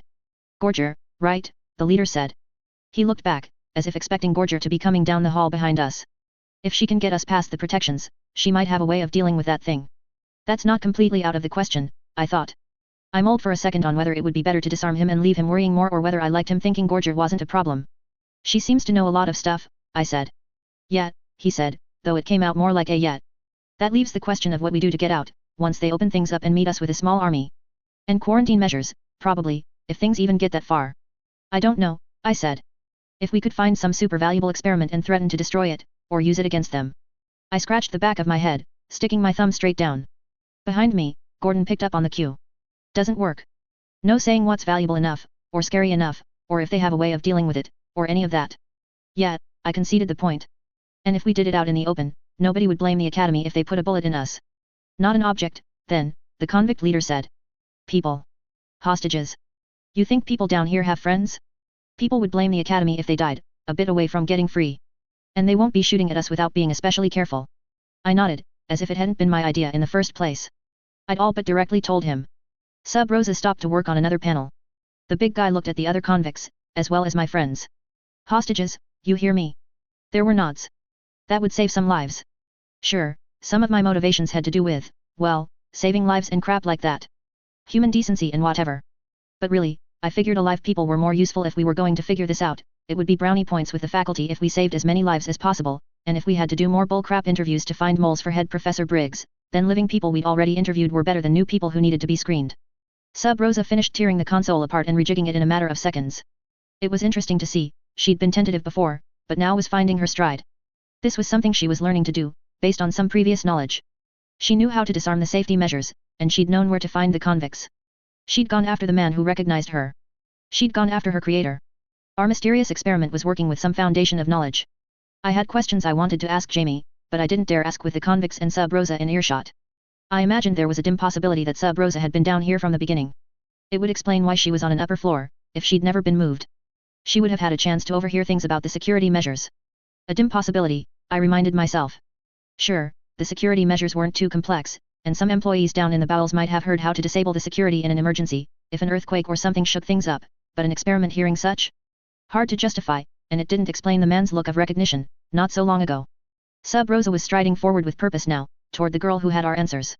We were nearing the end of the hallway, by my recollection. I hadn't been here, but I had seen similar hallways on upper floors. Maybe she knew because she'd been told. The Academy had enemies, and the bowels had already been identified and used as a weak point. If one such enemy had found a convict or a dying woman who was to be sent to the bowels to be used as an experiment, they could have equipped her with knowledge provided by previous moles and spies within the Academy, then have them cause as much damage as possible. If that someone was angry enough, then they might delight in having the chance. Still, it didn't explain the recognition. She was an element known to some. Had the man known her as an experiment, or the person she had been before? If the former, what had happened, and why was she on this rampage? If the latter, who the hell was she? We were nearing the end of our destination. Jamie was picking up speed, moving forward in my peripheral vision, so I slowed down, until I was a step behind my smelly buddy. Jamie was hugging his book. I glanced at him, and I saw him shift his grip. On the corner of the cover was a mark in pencil. 19. Hey, come in, the leader said. He reached out for me, hand turned backward, and rubbed my head with his knuckles, deliberately avoiding touching me with the spike, while still urging me forward. Almost showtime. The Farside labs were larger, more comprehensive, and specialized. When they'd originally been put together, they'd been built for specific tasks. Many had even been put together for the super weapons that were now unique to each specific section of the Academy. At this point in time, very few of the old experiments were still running. Labs 16 through 20. All of this hinged on what Sub Rosa did. If she went into one lab, could we escape? Reach Gorger? The instant the thought crossed my mind, she stopped in her tracks, standing in the middle of the hallway. Damn it. She raised an arm, pointing. She was giving us an instruction. She fully intended to block anyone from fleeing. We were supposed to go fetch, or go kill. She'd let us know soon enough. There was no tidy way to do this. 5 labs, 5 convicts, 6 of us, with me watching Mad Dog Mary. I heard the words in my head before they left his lips. Each of us gets someone from a room, the leader said. Take the kids with. I've got these 2. Remember, we're taking hostages. There were nods. Our last chance for answers. Gordon and the woman took the first door, and Gordon hammered on it, a heavy knock, and also a way of cluing in people further down the hall. Good job. Helen and Shaggy Beardy took the next door, 17, with Helen peering down to the mail slot and opening it to speak through it, Shaggy standing back, tense. 18 was Jamie and Baldy Beardy. Jamie used the badge. 19. I approached the door and stopped. While I stood there, thinking, the old man and Lillian walked past us to the last door in the hallway. Sub Rosa was watching, staring with eyes that could no longer blink. An intensity radiated off of her. She'd come here for this. For our source of information. The relative of the man who had altered her. I knocked. The door opened, without hesitation. There were 2 scientists within. One was middle-aged, a woman, brown-haired and stout in build, the other was a wisp of a girl, small and light in every sense of the words. The girl, our source, had opened the door. She was 16 or so, blonde, hair so fine and insubstantial that it looked like she was underwater, the hair that had come free of her ponytail floating around her, free of gravity's pull. Her eyes were dark, glasses cleaner than most, with fine rims. She had a lens on her forehead, something that could be flipped down over one eye to view small things. What? She asked, in the most impatient, bitchy tone I'd heard in some time. She looked from me to Mary to the convict leader, then back to me. I hadn't expected this attitude. Everyone up to this point had been scared, worried about possibilities. You're aware there's an escaped experiment? I asked. That usually goes hand in hand with the facility being sealed, she said, in a very condescending way. Whatever. It's fine, I do hope things open up soon, but I came expecting to put in a full day or 2 of work with minimal sleep. This doesn't change my plans. Studying bugs, I said, eyeing the glass tank in the center of the room. There were flies swarming within. Yes, she said, giving me a curious look. I'm sorry, kids, but if you want someone to hold your hand while you freak out about being stuck down here, this isn't the place for it. I have work to do. That's, I started. Things are more complicated than that, Mary said, her voice soft. The convict leader behind me spoke up, we're taking you hostage. No you're not, the woman on the other side of the room said. She was studying the tank so intently she'd barely glanced at us. We just reached the breeding phase. We've been building toward this for 4 months. I see you need convincing, the leader said. He pointed the spike forward. The girl at the door backed away as the leader advanced, weapon ready. I caught the door as she let go of it, but I also stayed in the leader's way, so he couldn't attack her. I needed her cooperative. I'm starting to see how it is, the girl said. Yeah, the convicts said. Move, kid. I want to drive the point home. Here was the moment of truth. I moved suddenly, toward the spike. I'd built up a rapport with him. Now I tested it. Would he instinctively protect me? He moved the spike out of the way, lifting his arm. But the door I'd let go of the door, and now it swung shut. It was metal, it was heavy, and the convict leader lacked hands. He was caught between the door and the frame for a moment, unable to use his shoulder to bump it open without risking the breakage of the glass tank of yellow fluid. I backed across the room as he grunted, moved his leg and kicked it open. In backing away, I moved between the girl and the older woman. Mary followed suit. Where the girl tried to back away, Mary helped me corner her. The convict leader kicked the door open, stepping into the room. Gordon and the convict woman appeared behind him, and Gordon caught the door, keeping it from closing. 2 convicts, our 2 scientists, and Gordon, Mary, and I. The leader gave me an ugly look, but he didn't say anything. Was he conscious of the other member of his group, just behind him? The experiment is here, I informed the girl. I heard someone call it Sub Rosa. No sign of recognition at the name. The older woman didn't seem to take special notice either. Project by Shipman, I said. I'm Shipman, the younger girl said. Oh. You mean my uncle? The convict leader frowned at us, a momentary look of puzzlement on his face. How is he? Miss Shipman asked us. Dead, I said, my voice cold for the leader's benefit. Very, very dead. How? His creation offed him before starting her rampage through this place. She came for you, it seems.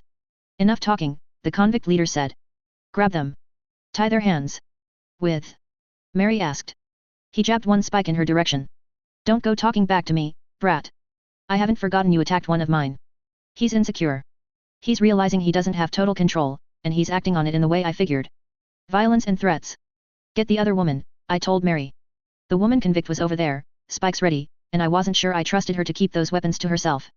Things were manageable, but the moment they started prodding these 2 women with spikes to try and make them compliant, the convicts would have their control, and the lambs wouldn't be able to do anything. Got wires? Gordon asked from the door. Ropes? Cord? No, Miss Shipman said. Resin gun, but that would burn flesh. We could tear the lab coats into strips, Mary said, holding up a knife. I like my lab coat, thank you very much, Miss Shipman said, in a very prim, uptight way. I earned it. Do you like living? I asked. Because this is a very real choice. I was growing to dislike her with a startling speed. I'll live, and I'll keep my coat, she said. If I may. She bent down, unclipped a stocking, and then began rolling it down. Was she exceptionally cunning? Because the convict leader was suddenly paying rapt attention. Yes, she was young, but the closest the man had been to a woman had probably been his yellow-skinned fellow convict and Sub Rosa. Gordon was paying a great deal of attention too, I noticed. Gets cold down here, she said. But, ugh, skirts are expected. I'd rather wear trousers. Me too, Gordon said. A stab at humor. Miss Shipman didn't laugh. She stood straight, stocking in hand, and handed it to me. I balled it up and tossed it to Mary. The young lady started on the other one. The one I'd be using to tie her up. I looked at her legs, but I didn't see the magic that had others so enchanted. Maybe because it was attached to such an unlikable person. Heads up. I heard Gordon comment. In the same moment Miss Shipman drove her shoulder into my ribs. I tipped over, landing on my ass, and saw her running in the opposite direction, toward the closet in the corner. She was going for her bag? She didn't make it. Gordon reached her, wrapping his arms around her upper body, pinning her arms to her side. She had years on him in age, but she was petite, and Gordon was an early bloomer. He was bigger, and he was strong besides. He was able to lift her bodily off the ground. Nice try, he said. She bent her head down, mouth yawning open, to bite at the spot where his neck met his shoulder. He practically tossed her, heaving her up and away, then catching her again, this time with her head too high and far back to reach him to bite. She kicked, she struggled, but he didn't let her go. After about 20 seconds, both were left panting into one another's faces, Miss Shipman red in the face with spent fury. I reached her and tugged off the stocking that was halfway down her leg. Gordon shifted his grip until her wrists were crossed behind her back. I tied them. She kept struggling and kicked at his shin as he let her down, gripping her by the binding. Idly, I walked over to the closet and found her belongings. Her bag was empty, a quick search through her wallet suggested nothing pertinent. Gladys Shipman. Hi, Gladys, Gordon said. What the hell do you want? Something came for me? Are you delusional? I'm not important. Her tone rubbed me the wrong way. It was a perfect storm of condescension, arrogance, and sheer bitchiness. My skin crawled with it. I wish I could get her, but I really want to hear what she says. First room was empty, by the by, Gordon said. Right, I said. I searched the remainder of the things in the corner. In the pocket of the smaller of the two raincoats, I found a pistol. 6-shot. I held it up for Mary and Gordon to see. Gimme, Gordon said. I'm a better shot than you are. I turned it around until I was gripping the barrel, pointing it away from anyone, and held the handle toward him. He took it, used one hand to check the ammo count, and slipped it inside his uniform jacket, all while keeping hold of Miss Shipman's arms. Don't suppose you feel like talking? I asked the young lady. Talk? I don't know what's going on. That's too bad, I said, meaning it. I reached for her, but Gordon didn't hand her over. I'm good, he said. You've got the gun. She got you once, while you were looking at her legs, and I'm stronger, he said. Right, I said. I didn't correct him about the leg thing. Mary had the older woman, who was quickly taken over by the convict woman, who held spikes to the woman's neck. I was left with my hands in my pocket as we retreated from the room. Mary clapped a hand on my shoulder in a gesture of support, which was totally unnecessary, but I let her do it for her benefit. We stepped out into the hallway. The others were there. 2 scientists were with them. One was badly bruised at the forehead. Miss Shipman turned her head to give Lillian a quizzical look. She opened her mouth to say something, and I jabbed her in the side, giving her a warning look. Sub Rosa reacted the instant our Miss Shipman was brought out into the open. She drew nearer. The intensity we'd experienced was ratcheting up by the second. Something like fury, but not anger. Something parallel. Oh, Miss Shipman said, her voice suddenly, mercifully very small. Sub Rosa reached out for Miss Shipman's head. I felt my heart sink. Repeat performance, I thought. No answers. At least we had a game plan. Gordon moved, a sudden, swift motion, reaching into his jacket. Wait, what? He fired from the hip. Sub Rosa flinched, her entire upper body twisting, with blood spraying the ceiling. Gordon fired again, turning as the bullet left the chamber, to aim at the convicts. But Sub Rosa had taken a second shot to the face, and she hadn't died. The damage was grievous, immense, but she hadn't fallen. She continued reaching out, with one hand for Miss Shipman and one now meant for Gordon. Why? He raised the gun, aiming, and fired. 4 more shots, in quick succession, all aimed for the head. One hit the neck, but the rest were on point. What are you doing? The hell, the convict leader shouted. Sub Rosa collapsed against the wall. Gordon returned to using the gun to try and scare off the other threats behind us. The rest of us took the opportunity to run. I saw Sub Rosa reach weakly for Mary's leg, and leaped on top of her wrist, pushing it down before carrying on my way. I nearly lost my balance as she heaved herself to her feet again, the angle of her arm changing in the process. Mary caught me, twisted, and flung a knife. One convict dropped. Gordon, why? We were having enough trouble with coordination with Mary's screw-up. Why this? We were being chased, and it was an unfortunate fact that Jamie and Lillian weren't the fastest of us. Helen's physical structure was different, and sustained running was hard for her. We also had a set of scientists from the bowels with us. Miss Shipman, her companion, and the ones from the other rooms. The convict leader shouted something about 6 shots. He knew as well as we did that we were out of bullets. It was a long journey down the long hallway, but as it turned out, my concerns about our ability to outpace the convicts and a still-alive Sub Rosa were unfounded. Gorger stood at the other end of the hallway. To be more specific, Gorger filled the other end of the hallway. He was a massive physical form, a living seal to occupy the entirety of the hallway, capable of advancing, reaching to hold, and devouring to contain, though that last option was meant for hardier things than mere humans. He'd arrived at the worst moment, blocking our only escape route. All things clicked into place as I saw Gordon tighten his grip around Miss Shipman, keeping her steady as she ran. Of all the times to develop a first crush, Gordon my man. Of all the damn times. I sighed. Had to figure out a way out of this, and we had to do it while keeping Gordon's crush alive. Matter of principle, really, questions of taste and approach aside. Guy didn't have that long left. With nowhere left to run, we stopped in our tracks, turning to face down our pursuers, who included Sub Rosa, bleeding openly from 6 bullet wounds. Damn it, do you ever owe us for this one, though? Lips sealed 3.6. The hallway was wide enough that Jamie and I could have held hands and stretched our arms out to either side and only barely touched both walls. The ceiling was high enough that Sub Rosa didn't have to stoop down to avoid banging her head. Gorger filled the entirety of that space. His physical structure was organized to let him move forward at a good speed with the use of his arms and legs. Abrasive skin, thick enough that bullets would be stopped or slowed, resistant to fire, resistant to chemicals, and immune to all known forms of disease. His body was hostile to parasites, and his stomach was a holding chamber for tough specimens, a compactor for smaller ones. His weak points had been minimized, and the ones that could be buried deep within his center of mass were. The remainder of him was self-sustaining and built to last. Raw mass and power for the sake of such. No exit. We backed up until we were nearly touching him. Hi Gorger, Gordon said, good to see you, mate. Gorger grunted. You're in our way, I said. He grunted. Sub Rosa was approaching, one hand pressed to the one side of her head where the injuries were more severe. She moved in a jerky fashion, unpredictable, lunging and lurching forward in a zigzag fashion, every movement violent, and the convicts were keeping their distance. Don't suppose you can back up? Or squeeze over to let us by? He grunted. I almost took it for assent, but I looked back and saw his head, pulled back into his neck and shoulders, as protected as he could get it, moving from side to side. Rolls of fat moved with the action. Bloody hell, I said. Who are you? The woman that had been working with Gladys asked. Official Academy problem solvers, I said. So all of you shut your mouths, be quiet, and let us solve this problem. SY, Gordon said, with a warning tone. Untie her, I said, not taking my eyes off of Sub Rosa. Reload, shoot more. Out, he said.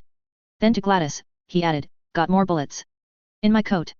Rats, I said, with emphasis. Mary. Mary gave me a look over her shoulder. It wasn't the Mary the first was used to. She looked a little uncertain, even. Lost, hurt. Her confidence was still shaken from earlier. You with us? I asked, my words carefully chosen.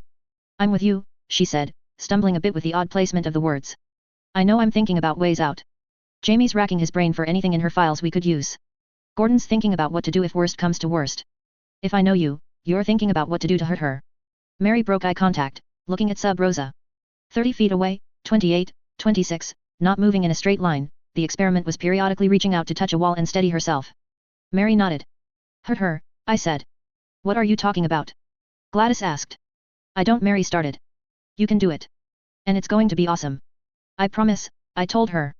What is she going to do that 6 bullets couldn't? Gladys asked. Come on, Mary, shut this girl up. Please. Mary was already stepping forward. Her fingers touched the sides of her legs, reached up beneath her academy uniform skirt, and plucked knives free.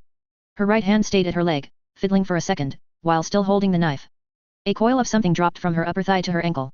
She rotated her foot to position it, then kicked it up into the air with her toe. She caught it out of the air, not breaking eye contact with the incoming Sub Rosa. Sub Rosa was close enough that Mary could have reached her in 3 or 4 running paces. The experiment paused to touch the wall for balance and twist to stare at us with her good eye. Oh God, Gladys said. There were similar utterances from the others. Oh God, Lillian echoed her, but she added a, please, Mary. Mary let the loop uncoil, extending into a crazy mess that sagged to her feet. Her wrist made 3 quick circles, and then she threw, right as Sub Rosa made her final lunge for us. The knife sank into Sub Rosa's eye socket. The woman barely flinched. If anything, it egged her on. Mary turned, having already drawn a 3rd knife, one meant for close quarters fighting, and held the blade, extending the handle above her head while using her other hand to throw the 2nd knife. It was a fierce throw, and it wasn't aimed toward Sub Rosa. It was aimed the light above us.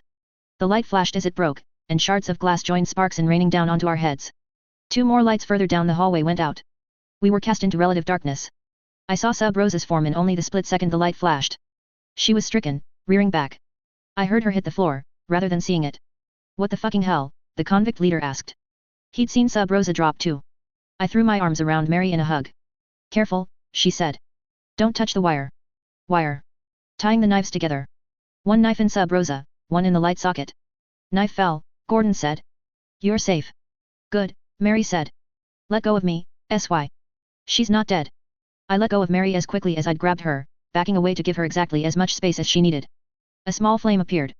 In a moment, there was a second flame. I heard her throw it more than I saw it. A small vial, hurled in Sub Rosa's direction. It didn't hit Sub Rosa, but the wall above her. Glass broke, and the liquid ignited before it landed on her, where it promptly spread out to cover a fair amount of surface.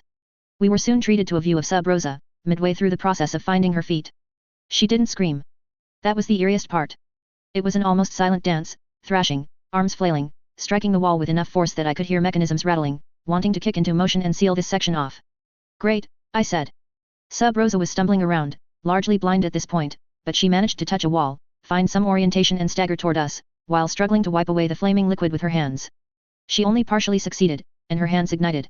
Now she's on fire. More fire? Lillian asked. She handed something to Mary. Mary hucked it at Sub Rosa. Whatever it was, it ignited marvelously. It made Sub Rosa's movements more frantic and crazed. Not helping. I said. She's not dying. Mary observed. She can't, Jamie said. You're looking at two life forms. The cocoon and the woman. The cocoon keeps everything going, no matter what. Only way you can make her dead is if you utterly destroy the medulla oblongata or utterly destroy the heart. Tell us that sooner. I said. You were busy electrocuting her and setting her on fire. She was close, now. Gordon threw the pistol, tossing it over Sub Rosa's shoulder. The sound made her stop, twisting.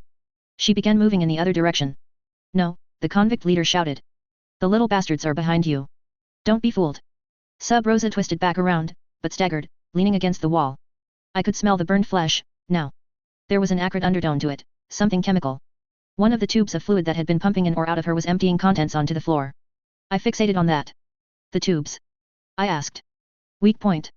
The fluids adjust chemical balances, Jamie said. Without them, she'll die. Great. I said.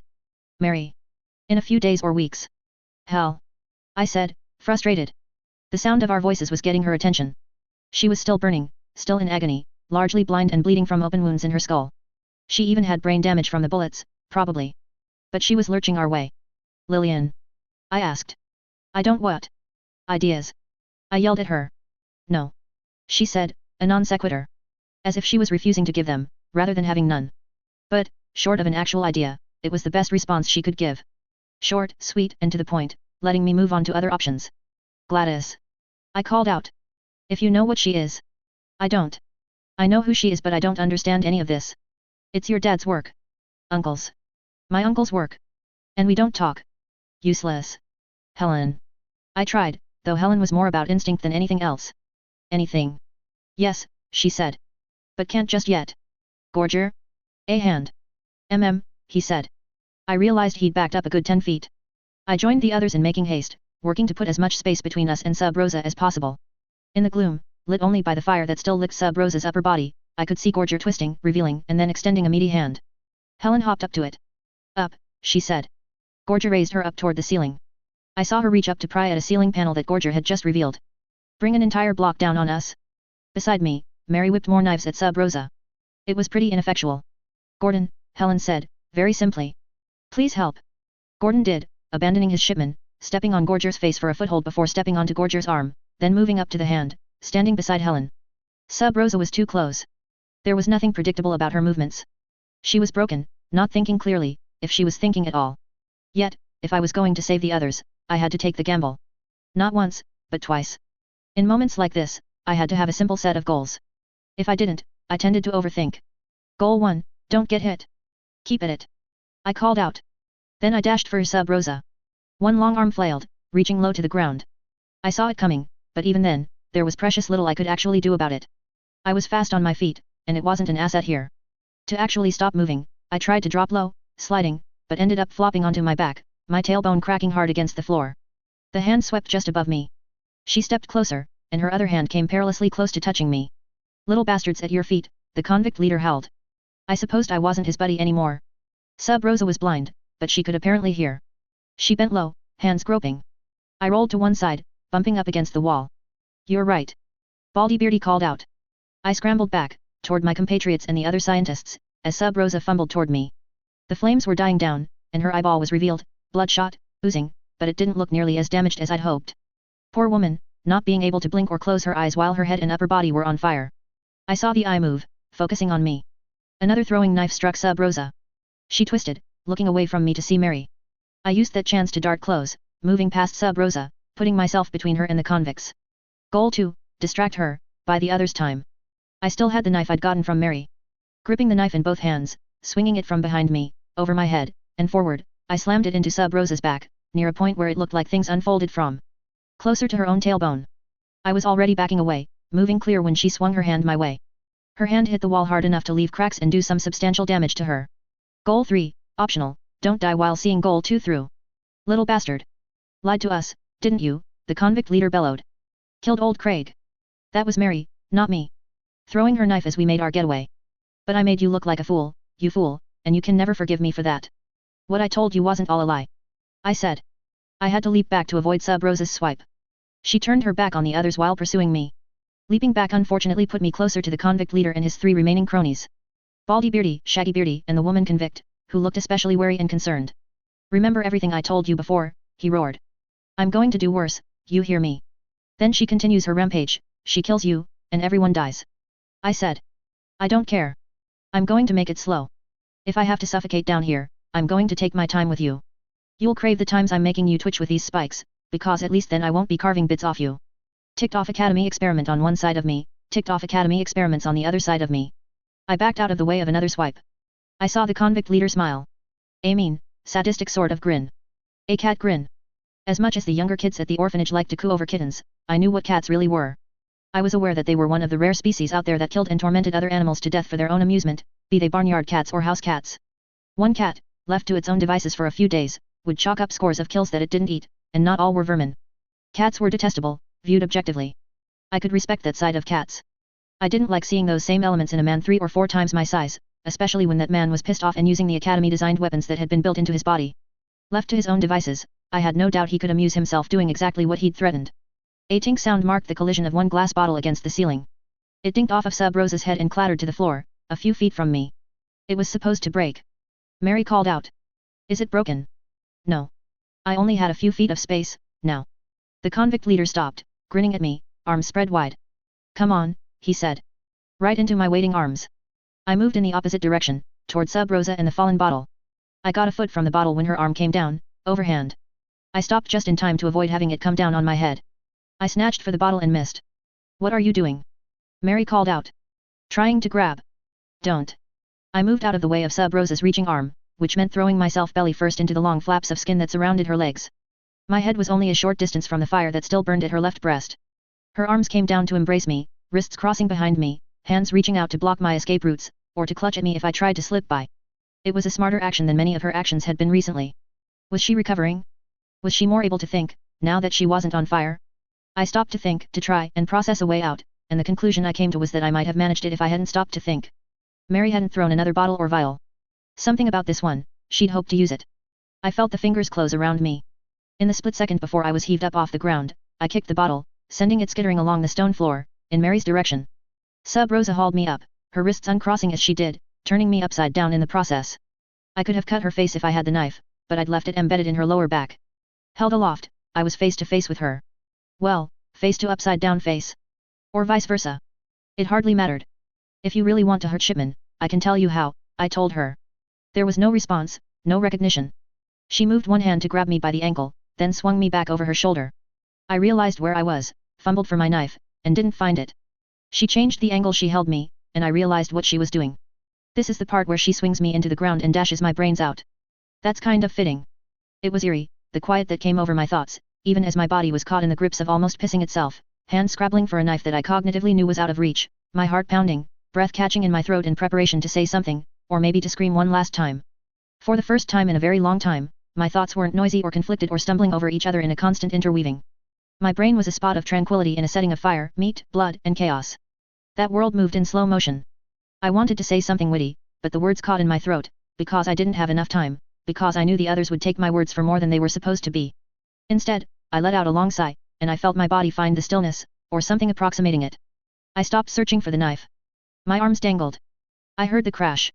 I felt her tense, moving me, swinging me up and forward. She released her grip. In the end, I wound up doing a backflip or two before cracking my head on the floor. I saw her move, her hands clutched into claws, back arching. Foam was bubbling up where the liquid had landed. She was covered in burns, and burns hurt. Whatever Lillian had provided for Mary to throw, it was one of those things that stung like nothing else when poured over an injury. I knew, because Lillian had used those ones on me when I'd spent the day annoying her and happened to get hurt in the field. It had taken me a few times to catch on. I lay there on the ground, belly up, staring at Sub Rosa. Move, you imbecile! Gordon bellowed. Run! Mary shrieked. Oh. Yet. With the passing of that endless quiet, I felt almost sick to my stomach. My body felt disconnected, as if I were at the controls of some monstrosity of flesh and metal and something had jarred me, leading me to forget which lever moved which extremity. I figured out the controls. I flipped myself over, crawled, then ran away, while Sub Rosa was still standing there, twisting in place, as if there was some specific configuration of her body that she could discover that would make all the pain stop. We just keep making her madder. Gordon and Helen had opened up the ceiling. Gladys, Helen, Jamie, and the other scientists were already up, and Lillian was in the process of climbing up Gorger's arm. It struck me that the ceiling escape route wasn't an escape route at all. It wasn't a ventilation tube or anything of the sort. No. That would be one of the channels that gas, water, or other sterilization measures would use to cleanse an area of any ongoing problems. Sub Rosa knew the security measures. She knew how to disable them, and it stood to reason she knew how to enable them. I'd seen glimmers of residual intelligence in her. However much damage those bullets had or hadn't done, I didn't like the gamble we were making here. I hope Gorger can handle this, I thought. Except Gorger is one of those measures. Mary made her way up. Gordon, ever the gentleman, averted his gaze as her skirt brushed past his head. I still had to scale Gorger's arm to reach the ceiling. Go. I called up to him. Help me up when you're up. He obeyed. The moment Mary was clear, he hauled himself up. Sub Rosa chased me, though it was hard to tell. With the fire dying, the world around me was rendered in black and slices of a grey that was best described as almost black. Funny thing, when being chased, when one had to run toward the threat. Much as Gordon had, I had to step on Gorger's body to get up to his shoulder and arm, though I was a touch graceless in the process, dropping to all fours to find a surer grip. Sub Rosa drew nearer. A few feet away, reaching around the arm for me. Gorger dropped his arm, swinging clumsily at her. I nearly lost my balance, grabbed at his thumb, and when I felt myself nearly falling, all the same, I stuck a foot out, planting it on Sub Rosa's face. It made for a terrifying moment. What drove me to move, the thing that set every nerve to firing well before Sub Rosa lashed out or before Gorger started raising me up toward the section of ceiling where the stone tile had been pulled free, was a horrible, core of my being fear of that alluring quiet I had experienced. I felt that uneasy sickness accompany my movements as I made my way up. I found Gordon's reaching hand, slapped my wrist into it, and gripped his wrist. With his help from above and Gorger's from below, I found my way into the shaft. Looking back over my shoulder, I saw Sub Rosa backing off. I saw her point. You're kidding me, the convict leader said. Another point, a sharp gesture, pointing. Oh. They were her measure against Gorger. I saw the convicts approach Gorger, spikes held out, jabbing, their movements uncertain. I saw Sub Rosa turn, lurching down the other direction, to the far end of the hall. We needed to get as much distance as possible from them before that measure worked. "SY. Are you okay?" Jamie called back. "Head hurts. Tailbone hurts. Body hurts. I legitimately thought I'd die," I said. "You and us both, Sly," Gordon said. I thought of Mary.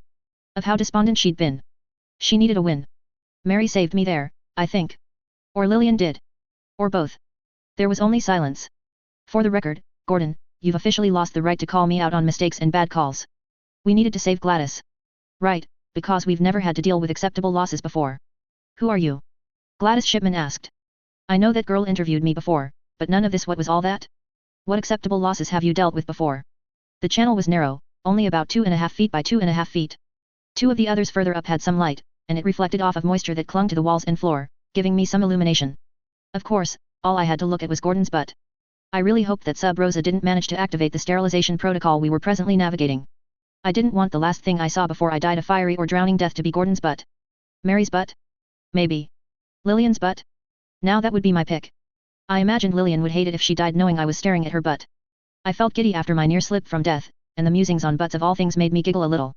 "Gladys," Gordon said. "You said you knew her." "Yes. Anyone who's been down here for 12 or so years knows her." "How old are you?" Lillian asked. 16. "Your uncle had you down here as a kid?" Helen asked. "Yet. I heard the stories." "Who is she?" I asked, impatient. "She's the woman who built the bowels," Gladys said. "She made the initial decisions on how to design Gorger, though she didn't do the actual work. Which is how she operated, really. Or so I heard." "Not useful," I said. "Clarify, explain." "I am," Gladys said, her voice sharp. "I was glad I didn't have a view of her butt. She made this place, she designed the security, she designed Gorger," Gordon said, voice calm, as if trying to guide by example. "And when it all came down to it, she became an experiment. That's dedicated." "No," Gladys said. "We stopped, and I managed to avoid headbutting Gordon. No, Gladys said. She didn't make this place. She oversaw it all. The deep excavation of the shaft and individual labs, she decided the protocols for security and what Gorger needed to be, and she decided who got to work in the bowels. She was the overseer more than anything. But? Jamie asked. I snickered to myself. Ignore him, Jamie said. What happened? It's a long story, Gladys said. I only heard bits and pieces. I remember seeing her as a kid. I've seen pictures that are mounted in the stairways at Claret Hall. She was a tyrant. She demanded security protocols that nobody could follow, and cancelled working projects when those protocols weren't followed. Everyone hated her, and it got bad. A lot of things that are wrong with Radham Academy today, they can be traced back to her. Helen managed to open the grate. Easier from here than there, apparently. Light flooded the shaft from the lit hallway below. Helen dropped down. We began to edge forward, each of us dropping down, one by one. The adults would be able to catch the rest of us. It was painfully slow, and I didn't know what was going on with Gorger and the woman that had decided how he would work. When I finally dropped down, Gladys was still explaining. I didn't put the pieces together until I saw her. I knew she died down here, not so long ago. More and more, as time went on, she became an administrator. But she was always this horrible tyrant. Things have been better since, less stringent, workable. According to your uncle, I thought.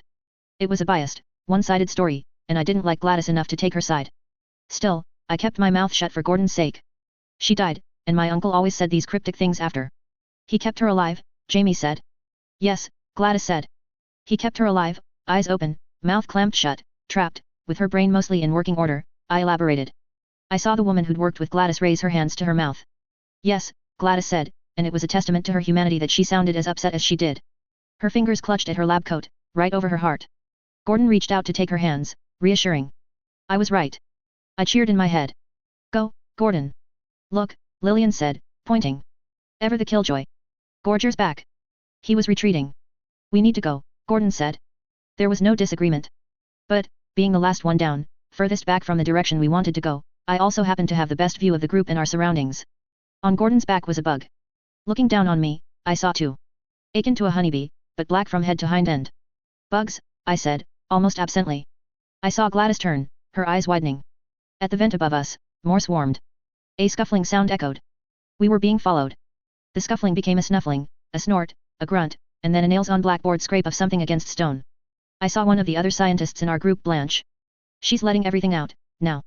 How fitting, that the woman who argued so fiercely for better security down here was the one exploiting it all. We didn't dare shout, for fear of agitating the swarm or luring something after us. Silently, collectively, we ran.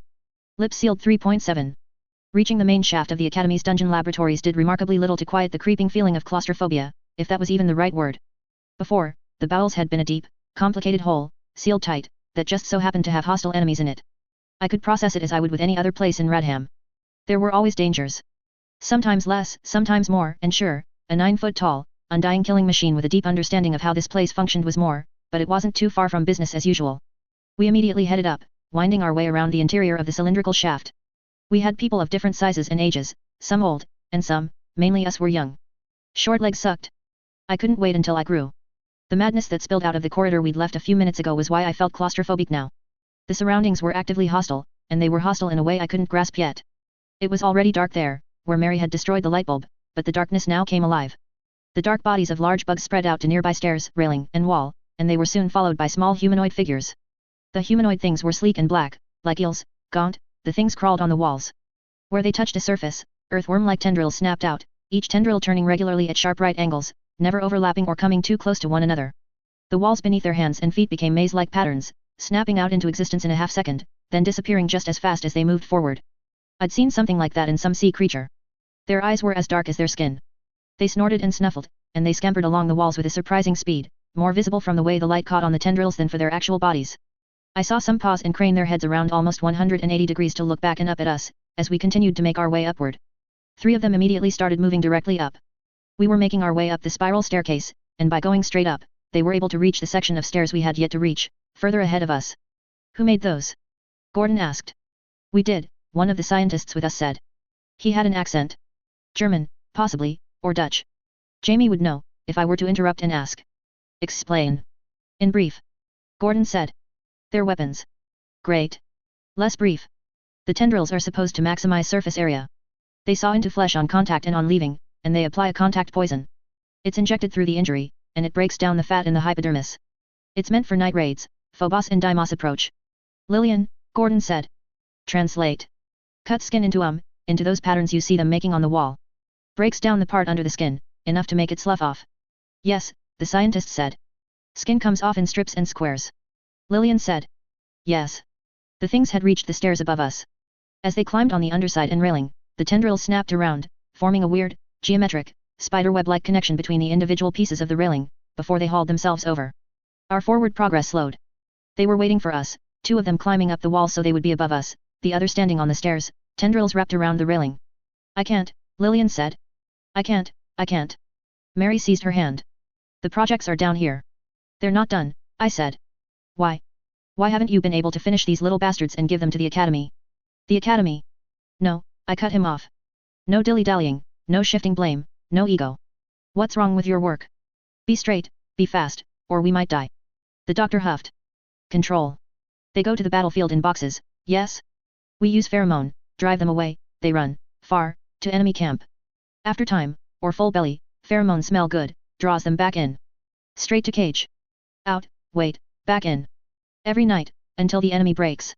But too unpredictable, Academy says. Do not move out in straight lines. The weapon is not devastating enough to be worth using without ability to aim. The cloud of bugs below had stopped expanding, but they were now buzzing around in the darkness of the shaft, impossible to catch unless the light just happened to fall behind them in the right way. I felt one land on me, and decided on the usual approach for bees. Leave it alone and hope. The small black creatures below us were crawling more aimlessly, grabbing and snapping for bugs. Their gums were black, but their teeth and tongues weren't. The teeth weren't white, though, but gnarled nubs, eroded, ill-cared for. It made the stark pinkness of their tongues all the more alarming. Above us, one of the creatures stuck out its tongue. The member moved just like the tendrils did, snapping out, all right angles, without seeming rhyme or reason, clinging to a surface. In this case, the surface was the creature's face. Those same tendrils would snap out all maze-like and unpredictable over their victim's skin, they would cut, break down the exterior layer, and then recede, sawing in again. Shortly after, their skin would fall off in pretty patterns. Got any of the stuff? Pheromones? Gordon asked. No.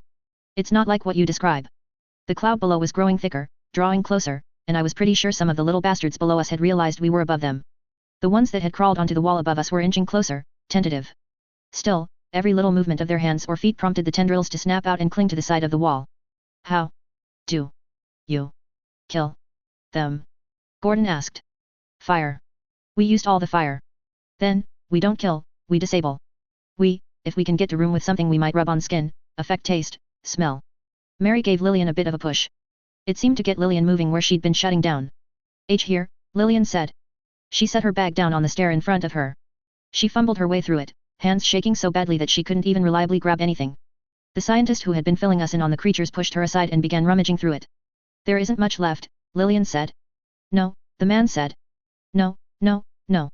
I don't see, no, not this, either. Even if we crushed it. Helen moved, reaching out. It wasn't a fast movement, but it was sudden enough that it made me jump. One of the things above us had pounced. Its hands touched Helen's arm, and the tendrils spread out, over and under the sleeve of her academy jacket. She caught it by the wrists, and pinned it down on the stairs beside her. The tendrils retracted, then snaked out again, as if trying to find an appropriate grip.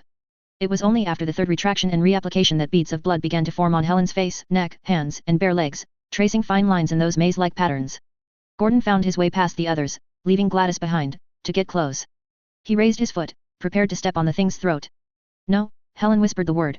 Gordon backed away, touching the railing. Helen had the thing's gaze, and brought her face closer. She didn't flinch as its tongue snapped out to cover her face. Instead, she leaned closer, mouth opening too wide, teeth bared, and hissed. Something in that flipped a primal switch in the black thing. It struggled, flailing, tendrils retracted, and kicked to try and get away. It squealed and snorted like a pig crossed with a baby all the while, a fierce sound. Helen ratcheted up the aggression, twisting the thing's arms to inflict pain, her back arching, before she let it go. It fled, and it fled with enough speed that its buddies joined it, our way now clear. Helen composed herself as fast as she'd gone feral, one hand going to fix her hair at one side, where it had fallen across her face. She looked at us, her face now running with blood, smiled, and made a pleased little half-giggle sound in her throat, before leading the way upstairs. She was most definitely doing that routine on purpose, just to freak people out. Her skin, the scientist said. If she moves too fast, too quickly. Her skin is different, Gordon said. He helped Lillian gather up her bag and the contents that had been pulled out, then grabbed her arm, helping pull her forward. She's different, I said. Obviously enough. I didn't miss the fractional hesitation before the others followed the lambs on the way upstairs. Logic dictated that we were less dangerous, but a trace of fear and concern had held them back for just a moment. Far below us, Gorger was forced out of the tunnel. He was a massive creature, and the stairs weren't wide. His grip on the railing was born of many years of practice, as he swung himself down. He found some foothold and flung himself clear across the shaft, to plunge a hand into a handhold that was impossible for human eyes to make out in the darkness. He hung there, a vague pale shape in the gloom, seemingly suspended by nothing. Sub Rosa emerged from the corridor. She was different. Hunchbacked, she had two heads, and one of the metal spikes jutted out from the sleeve of her robe, behind her actual hand. What the? I breathed out the words. She turned her head away from Gorger, scanning the surroundings. Her face was still damaged. She wasn't healing any of the damage we'd done, though it looked like a clotted mess from a distance. It was essentially what Jamie had said, whatever else happened, the Sub Rosa cocoon kept the brain more or less operational and the heart pumping. If she could die of blood loss, she hadn't yet. She's sharing the suit, Jamie said. Whatever she released killed her underlings, or left them unable to fight, so she made room. I looked again, noting the hump at her back. But her arm was longer than it should have been, and yet, with the hump at her back, somehow the blade reached out that far. She dislocated it. Took it to pieces, stretched everything out, and then bound the hand to her wrist. And just like the suit was keeping her alive, if the mechanisms or biological parts of what made the convicts electric were still in operation. Poor bastard was probably alive in there. Bugs, Mary said, interrupting my train of thought. I got bit, what's going to happen? Stung, not bit, Gordon's new bow replied. I don't know. The payloads are mild, for testing purposes with animals, but, I don't know how to put this, you're small. Gorger leaped across the considerable gap between the wall and the stair where Sub Rosa was. He grabbed onto the frame of the gate that marked the entrance to the 6th floor tunnels, and avoided collapsing the stairs, sliding into the tunnel, an arm extended for Sub Rosa. A little toxin goes a little further, Mary said. A moment passed, and Gorger stumbled back, grunting in pain. He could crush her so easily, if he could get to her, but, something was wrong. The shock of the metal spike bypassed the rest of the immunities and protections he'd been built with. His reaction seemed very human, a flinch, a recoiling. We were rising high enough that I was losing my ability to pick out details. Yes. If it forms a bump on your skin, it's anesthetic, it'll numb, maybe partially paralyze. If it doesn't, then it's tranquilizer, Shipman's partner told us. That's good. I asked. Bad, Gladys Shipman told us. Tranquilizer, applied without adhering to the ratios? One bug, a grown adult might feel woozy. For you? Or even the boy with the glasses there. I'd be worried it might depress your heart rate too much. Death, I said. Possibly. And there are an awful lot of the bugs around, she said. So many years of work, scattered to the wind, her partner said. I'm more concerned about dying, I thought. How long? Lillian asked. Before we see bumps, or effects. Not long. Minutes. Gordon seemed to make a decision, hearing that. He pointed to the next set of tunnels. We'll get cornered again, I thought. The thought had to be pushed aside. I knew why he was suggesting it. I didn't argue. We made our way into the tunnel, and then people gathered inside the first available lab. Our help, including Gladys Shipman's partner or supervisor. Whoever the older woman was. I could hear the furniture being moved before we reached our destination. 2 labs over, the door was ajar, the lab empty. Us younger folk gathered inside. We shut the door. Time to see who gets knocked out, who dies, and maybe come up with a plan. Lillian immediately set to looking after Helen, who cooperated remarkably little. A wet cloth passed over her face, and came away crimson. A lot of blood, but it wasn't from one clear source. It was beads of blood adding up to a veritable pool. We should all check each other over, Shipman told us. Better to find out now than later. I nodded. Removing my jacket, actually Jamie's that he'd lent me, I draped it over the back of a chair. I saw Jamie point. 2 marks at my elbow. It didn't even hurt, I said, quiet. We marketed them to the academy as weapons, but we designed them to be a means of vaccinating people en masse, Shipman said. It was supposed to be a good thing, or a neutral thing. Help the people who needed it, without hurting them. Are there bumps? No, I said. Wait. Let's hope, she said. I nodded. But I nodded while secure in the knowledge that I'd been among the first the bugs had reached. I'd been at the tail end of the group, the first available target. The bumps had had enough time to appear. There were parts of our bodies we couldn't check ourselves. Jamie looked me over, as I pulled my shirt up over my head, then lifted up my trouser legs, and found another on my thigh. We finished by having him run his hands through my hair. I finished and pulled my clothing back into place. Gordon had been mirroring my actions, so Jamie could check us both at once, but the hair took more time. The look seemed cursory, but I trusted Jamie's eyes. He was faster with Gordon than it had been with me. Those eyes learned fast. I could see how some parts of Gordon were ever so slightly different in tone. Where most people saw, it was normal, impossible to notice, except for maybe a hair of difference in tone from one hand to the next. Gordon had gotten off easy in that respect. I had too, though I had suspicions. Jamie, though. I looked at him. I expected a flinch, a downward glance, and I saw neither. He nodded. If you want someone else, I told him. That's doable. I won't mind. Lillian's scene. Lillian is busy with Helen, he said, voice soft. Lillian was powdering Helen's skin with something she'd collected from the shelf. It was tan in color and fine in grit. You really need better taste in makeup, Helen was heard to comment. Shut up, Lillian retorted, with a little more emphasis than necessary. On edge, but she had something constructive to do. You'd rather have SY? Gordon asked. Jamie nodded. I worked quickly, my body positioned to block the view from the other side of the room. He pulled up his shirt, and I saw the tracks of scars, the largest and deepest running in parallel with his spine. Smaller ones reached out, like branches from a tree, gnarled, puckered, angry. There was a knot at the base of his neck, gnarled, lopsided. He turned around, and I saw how the scars reached around to embrace him, and the healing had been poor. It had gotten infected, I knew, and there had been other priorities than getting the tissue to heal perfectly. Helen had been grown from scratch. Whatever she looked like, there was precious little in her that was exactly like the human equivalent, from her hair to her skin to her internal organs or muscular structure, or even the composition of her muscles. Jamie had been born human, but they'd decided to make modifications. It had involved removing part of his spine and brain, cloning the spine and brain with augmentations, and then replacing them. While Gordon, Helen, and I had been playing naughty and nice, getting to know each other, Jamie had been lying face down on a table in a sterile environment, conscious enough to converse, waiting to see if things would take when everything was put back into place, or if he'd be paralyzed and lobotomized, if he lived at all. Helen was vat-grown, Jamie had received a graft. Weeks. Maybe months. He'd never specified.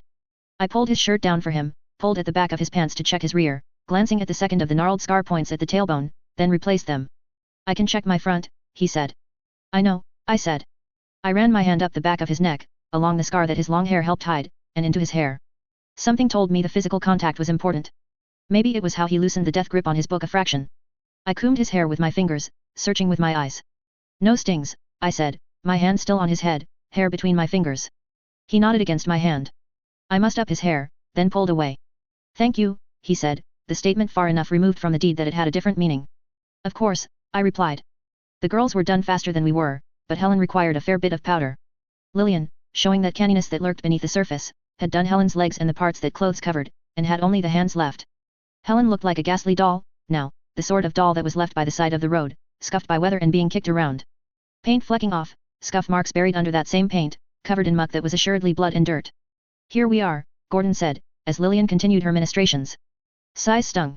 So am I, but I think it's mostly anesthetic, and I'm pretty tough. I'm stung too, Mary said.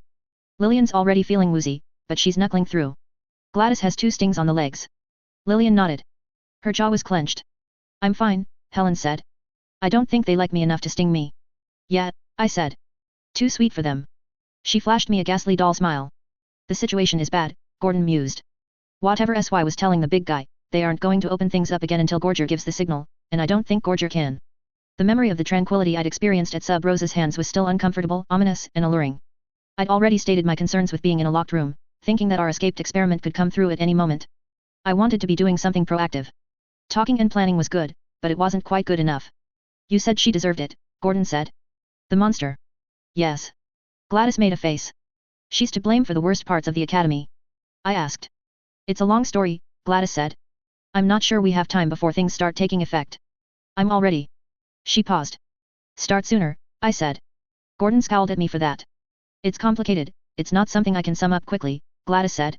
If I had my knife, I would hold it to your throat and make you talk, Gordon be damned. Stop stalling. I smiled, waiting patiently. She was rigorous. Ruthless in deciding who got labs and who had their projects cancelled early. It was all about the end result. Nothing to do with the process, didn't matter if you were sick or had a death in the family, if your wife was in the delivery room, you were expected to give your all, or she would replace you with someone who would. In a way, the foundation of the philosophy that had made us so hard to sell. That philosophy had meant it had taken nearly 4 years for Hale to get one of the failed Lamb projects restarted. I hated Sub Rosa a little, now. I think, my uncle thinks. Thought. She'd forgotten the details in the heat of the moment. Death was like that. We spent so long assuming people were alive. That she liked having new projects. Old projects, ones that were brought in from elsewhere, she pressured them. Replaced them with things that were hers. When she couldn't do that anymore, she put pressure on everyone, demanded more results, faster.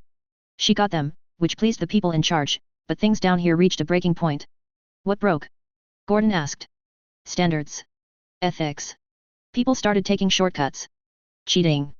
There was a month, when I was young, that my uncle was home for all of it, Because some people got desperate, and they got test subjects from Radham.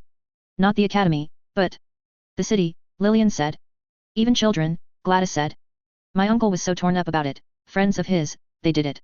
Starting with the elderly, but then. Gladys drifted, nearly nodding off. What happened in the end? Mary asked. She fell over the railing, straight down to the bottom of the shaft. She was on a lower level, but it was enough. Or almost enough. Before we go further or run out of time, the bugs, same question we asked about the nightmare creatures, Gordon said. Why isn't it in use? We were close. We designed the mechanism, we were waiting on a breeding phase to see how effectively it carried across generations. Absently, my fingers brushed over the 2 red blotches on my arm. No bumps. I felt my leg, and didn't feel any raised bump. No flaws. Not enough for us to use, and I've been thinking about it. Okay, Gordon said. He flashed her a smile. Good job, then. Keep thinking. There was something in his expression that I might have taken for lovesickness, but he wasn't that bad. Even his plan to shoot Sub Rosa hadn't been terrible. We'd been particularly unlucky, that she hadn't gone down with 6 bullets, and that Gorger had shown up. Had either one been different, Gordon would have been the hero. The hero that didn't communicate, but ate. You're acting drunk, I told him. I'm just a little tranquilized, he said. I'm feeling it, I'll deal. I nodded. Gorger can't do anything. Jamie, can you think about any projects we could use? Places we could go? Jamie shook his head. I've been trying, nothing springs to mind, and I have things pretty organized in my head for the job we've been doing down here. Gordon nodded. A slow, lazy nod. Worse than before. I bit my tongue, watching the conversation continue. Lillian was holding her hand, which had formed a palsied sort of fist, but she was drifting away too. The conversation was sporadic, and it wasn't my focus that was faltering. Cover your skin with something caustic, Gladys was saying. Wasn't a bad idea. It'll hurt, but it'll keep the bugs off, but it'll hurt. I watched in quiet silence as she faded away, slumbering. When Lillian, Mary, and Gladys nodded off entirely, I forced myself to face the reality. I looked at Gordon, who was going down the same path. He slurred the word. Damnation. We can't stay here and wait and hope, I told him. Yeah, he said. Can't fight either, Jamie corrected. Yush, Gordon said. And he was out. A full minute passed in silence, Jamie, Helen, and I with our sleeping companions. I knew they were doing what I was doing. Watching to make sure everyone kept breathing. I found a handhold and helped myself to my feet. You were stung 3 times, Jamie said. Yeah, probably, I said. But my case file was the Wyvern for a reason, and it's not the parallel with my own name. I know, Jamie said, sounding a little annoyed. Let me have this, I told him. He snorted. The Wyvern is the dragon with a barbed tail. I've been stung every month for years. Everything under the sun put into my body. I have tolerances. Yeah, he said. We looked between us. Helen, Jamie, and I. The 3 of us were probably the least well equipped to handle Sub Rosa, in the grand scheme of it all. Let's find something to rub on ourselves to drive off the bugs, and see what we can do, I said. Let's hope things haven't gotten too much worse while we've been distracted. Lips sealed 3.8. Depending on who was part of our trio here, I'd adjust my strategy, I voiced my thoughts aloud. If it were Gordon and Mary, I'd talk to them about battle plans, where we could get weapons, stuff we could improvise. I'd turn my own talents toward finding and putting together something that would buy the 2 of them an opportunity. If it was Lillian that was part of the group, either of them, and me, I'd have Lillian use her knowledge of science stuff to do the finding, and I'd be a distraction, while Gordon could be point man. Ahoy, Jamie said. The hallway was dark. The bugs were everywhere, but they weren't landing on us, as far as I could tell. We also lacked any strange guests. The wall crawlers hadn't followed us up this far. And with us? Helen asked. You're intimately familiar with the bowels, Jamie remembers the past interviews we've done. I made it a question, directed at Jamie. I remember what I was told about. I sat in on half the interviews we've done, I glanced over some of the files for the other half. 75%? Give or take. How many labs is that you're aware of? 202. How many labs are you unfamiliar with? I asked. 98. 2 were unoccupied. I nodded. We're armed with knowledge. The trick is to find out how to use that knowledge. She's armed with knowledge, too, Helen said. She knows more than I do about this place. I don't think we can beat her that way. No, I said. But let's keep our eyes open for opportunity. I don't suppose there's anything we could access or cut that would let us shut down an area without actually being in that area. Helen shook her head. Things were built like they were built in case of invasion. If the enemy or enemy agents came in and tried to get at some of the labs to obtain tools to use against the academy, those within could drop the ceiling and seal things off. What about the mechanisms upstairs, then? They have to be able to raise the stone blocks after. Teams of stitched at a wheel, and a switchboard, Helen said. Need the right configuration on the board for a given tunnel, or it locks up when you order the stitch to turn the wheel, and only certain individuals can order the stitched. One way to stop Sub Rosa for good would be to follow her into one of the hallways, get to one of the panels where she reworked the security, and undo that work. Seal ourselves in with her. No, Jamie said. It's an option, I said. Depending on how Gorger is doing, we could do that, sacrifice one of us to remove her from play, then let Gorger clean up the bugs and the wall crawlers. No, he said, more forcefully. Do I need to list reasons, SY? I know you'd want to be the one to sacrifice yourself for us, and I'm not willing to let you do that. If one of us dies, we grow weaker as a group. Whatever comes tomorrow, or next week, next month, next year, we need everyone. I expect that every single one of us is preparing on some level for what you've talked about. The expiration dates. You most of all, Sly. I don't know if I've been preparing, Helen said. But I've been thinking about it a lot. That's what I meant, Jamie said. Just like with any problem, when things start going south, we'll each approach it from our individual angles, we'll support each other's strengths and shore up each other's weaknesses. But everyone, anyone that we lose, that weakens us. Yeah, I said. I can see that. We're not losing anyone, Jamie said, and his voice was tight. Not if there's a chance of saving them.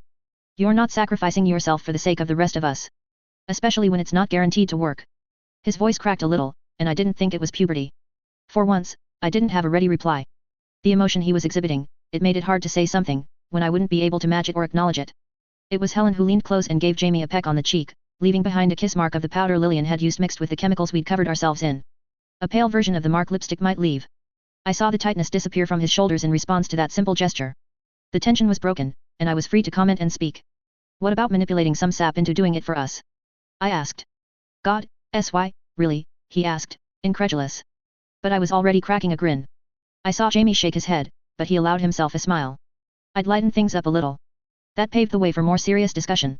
Jamie was more sensitive than the rest of us. He had the least blood on his hands, next to Lillian. You've been holding that in for a while, I said, no longer poking fun at him. What you said before. Just a little while, he said. It's been worse for the past bit. Past hour, I guess. Why? I asked. Seeing you almost die. I've almost died loads of times, I said, cavalier. That's not the first time you've said that, he said. Ahoy. Because it's true. It's not the first time you've said it, and yet you said it differently here, Jamie said. I just thought back to all the other times, your expression, your body language, your tone. Geez. You said it in a different way because you feel different about it. This time was different, it was closer. You know it, I know it. I chewed on that for a bit, as we headed to the stairs again. When we reached the staircase itself, I stopped. We needed to decide where to go and what to do, but with Jamie feeling emotional and the current topic of conversation, I doubted I could get him to let things lie. No, that was a fib. I could get him to let things be, but no matter how gently I did it, I would be dropping a conversation that was critically important to Jamie. I would be acting evasive, and that would hurt him, given the situation. Yeah, I admitted. I came closer than ever. For a second or two, I knew there was nothing I could do, and I was okay with it. I experience that moment sometimes, Helen said. When I'm strangling someone to death, I see it in their eyes, I hear it in the noises they're making, when they stop straining for breath. I feel it in how they fight and twitch and struggle. I don't ever want to experience that moment again, I said. I looked at Jamie. Believe me. I believe you, he said. I nodded. I could have changed the topic, hurried us along, but... Our friends are unconscious, and I nearly died. Is that why your wound's so tight right now? Jamie made a face, raising a hand to fix his goggles. It didn't look like he was planning on responding. I told you my inner thoughts, I prodded him. Yeah, he said. For a second, I wasn't sure if he was admitting that he was wound tight, or if there was more to it. There was more to it, apparently, because he said, I didn't recognize Sub Rosa. I frowned. I recognize everyone, SY. I've walked by that picture that Gladys mentioned. He trailed off. Jamie. I asked, and I felt genuinely worried. It was a weird place to stop talking, and he wasn't immune to the stings. Not that I was, but still. 16 times, he said. I've walked by it 16 times. I looked Sub Rosa directly in the eyes, several times. The connection didn't happen. I nodded, putting a hand on his shoulder. I wasn't sure what to say. I haven't talked about it before, because Gordon really doesn't like it being brought up, but I do know how I probably expire. Yeah, I said. I'm supposed to remember things, SY. And now we're down here, and I know I'm supposed to be thinking things through, sorting through all the maps and details about the labs, all the paperwork I glimpsed, to piece together a plan or find a way out, but all I can think about is... I'm supposed to remember things. My hand on his shoulder became a hug. He was clutching his book, so he didn't return it, his knuckles jabbing at my chest as I squeezed him as tight as he could bear. When I pulled away, I saw that Helen was stroking his hair, patting him like a dog. Nothing we can do about that right now, I said. I know. We need to figure out a plan of attack, I said. I know, he said. Helen nodded. Where are you in terms of thinking through the options with the labs you've seen or read about? I'm going over it a second time, more in depth, he said. I'm not finding much. The paperwork, about Sub Rosa? Do any people the creator has worked with work down here? On similar projects, even. Jamie shook his head. Fast response. I already considered it. Damn, I said. That leaves us 3 options. What options? Option 1 is that we knock on doors. Visit all the labs you don't remember reading about, hope there's a weapon, tool, or threat there that we can use. Shot in the dark, Helen said. I nodded. Option 2 is that we turn to you, Helen. If this place was prepared for wartime, it's not inconceivable that there could be secret tunnels, defenses, or stockpiles that might help in the event that the battles were attacked. Not inconceivable, Helen said. But if those things existed, Sub Rosa would know about them. I don't. I frowned. That was a spooky thing to consider. Sub Rosa with access to weapons and secret tunnels. What's option 3? Jamie asked. Option 3 depends on you being a little less clever than you are, I said. Less clever? Jamie asked. I nodded. This isn't going to go over well with the academy, Jamie commented. Probably not, I agreed. It's not even guaranteed to work. No, I agreed. No guarantees. I took the stairs 2 at a time. Helen followed. Jamie was a bit slower, relying on the railing to keep himself steady as he tried to match the pace. A pack of wall crawlers surrounded us, many on the walls, and we kept making our way up, helping to put more of them behind us. It's a shame we didn't have paint, Helen commented. Paint. Bright colors. Most things know that you don't eat the bright-colored animals. Bees, poisonous frogs, caterpillars. We could have helped ourselves out by painting our skin. Doesn't help with stealth, and we might need to be sneaky, I said. Might, Helen agreed. But those things hurt. I'd rather get caught and deal with that than have 10 of them grab me. Ugh. They dropped down around us, reaching out to grab the railings, and to grab us. It stung like 100 bee stings, and I stumbled, falling onto the stairs I'd been ascending. But it stung the creature, too. The tendrils didn't cover much of my arm at all before they retracted, the creature pulling away, backing off, snorting and honking violently, like some bastard offspring of a goose, pig, and cow. I screamed at it, a sound not nearly as good as Helen's hiss earlier, but I wanted to drive the point home, bully these things. The others were receiving the same reaction. The creatures that had attacked them retreated, making an unearthly series of violent noises. Helen lunged out, grabbing the one that had attacked her. It struggled, tendrils automatically going out, then pulling back just as fast. She heaved it toward the gap in the railing. Tendrils surrounded the railing.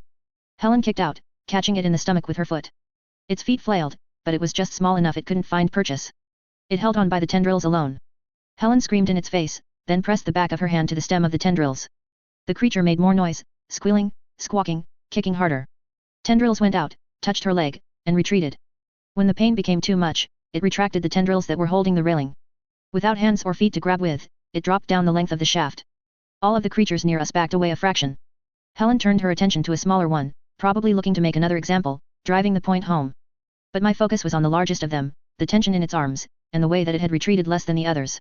It wasn't courage alone. This one was the leader of the pack. Or if it hadn't been, it had been promoted with the demise of the one Helen had sent to the bottom floor. Helen, I said. Yes, SY, she asked. Her hands were out to her side, painted fingernails spread out. 3 o'clock. No sooner were the words out of my mouth, than she reached out and grabbed the big one.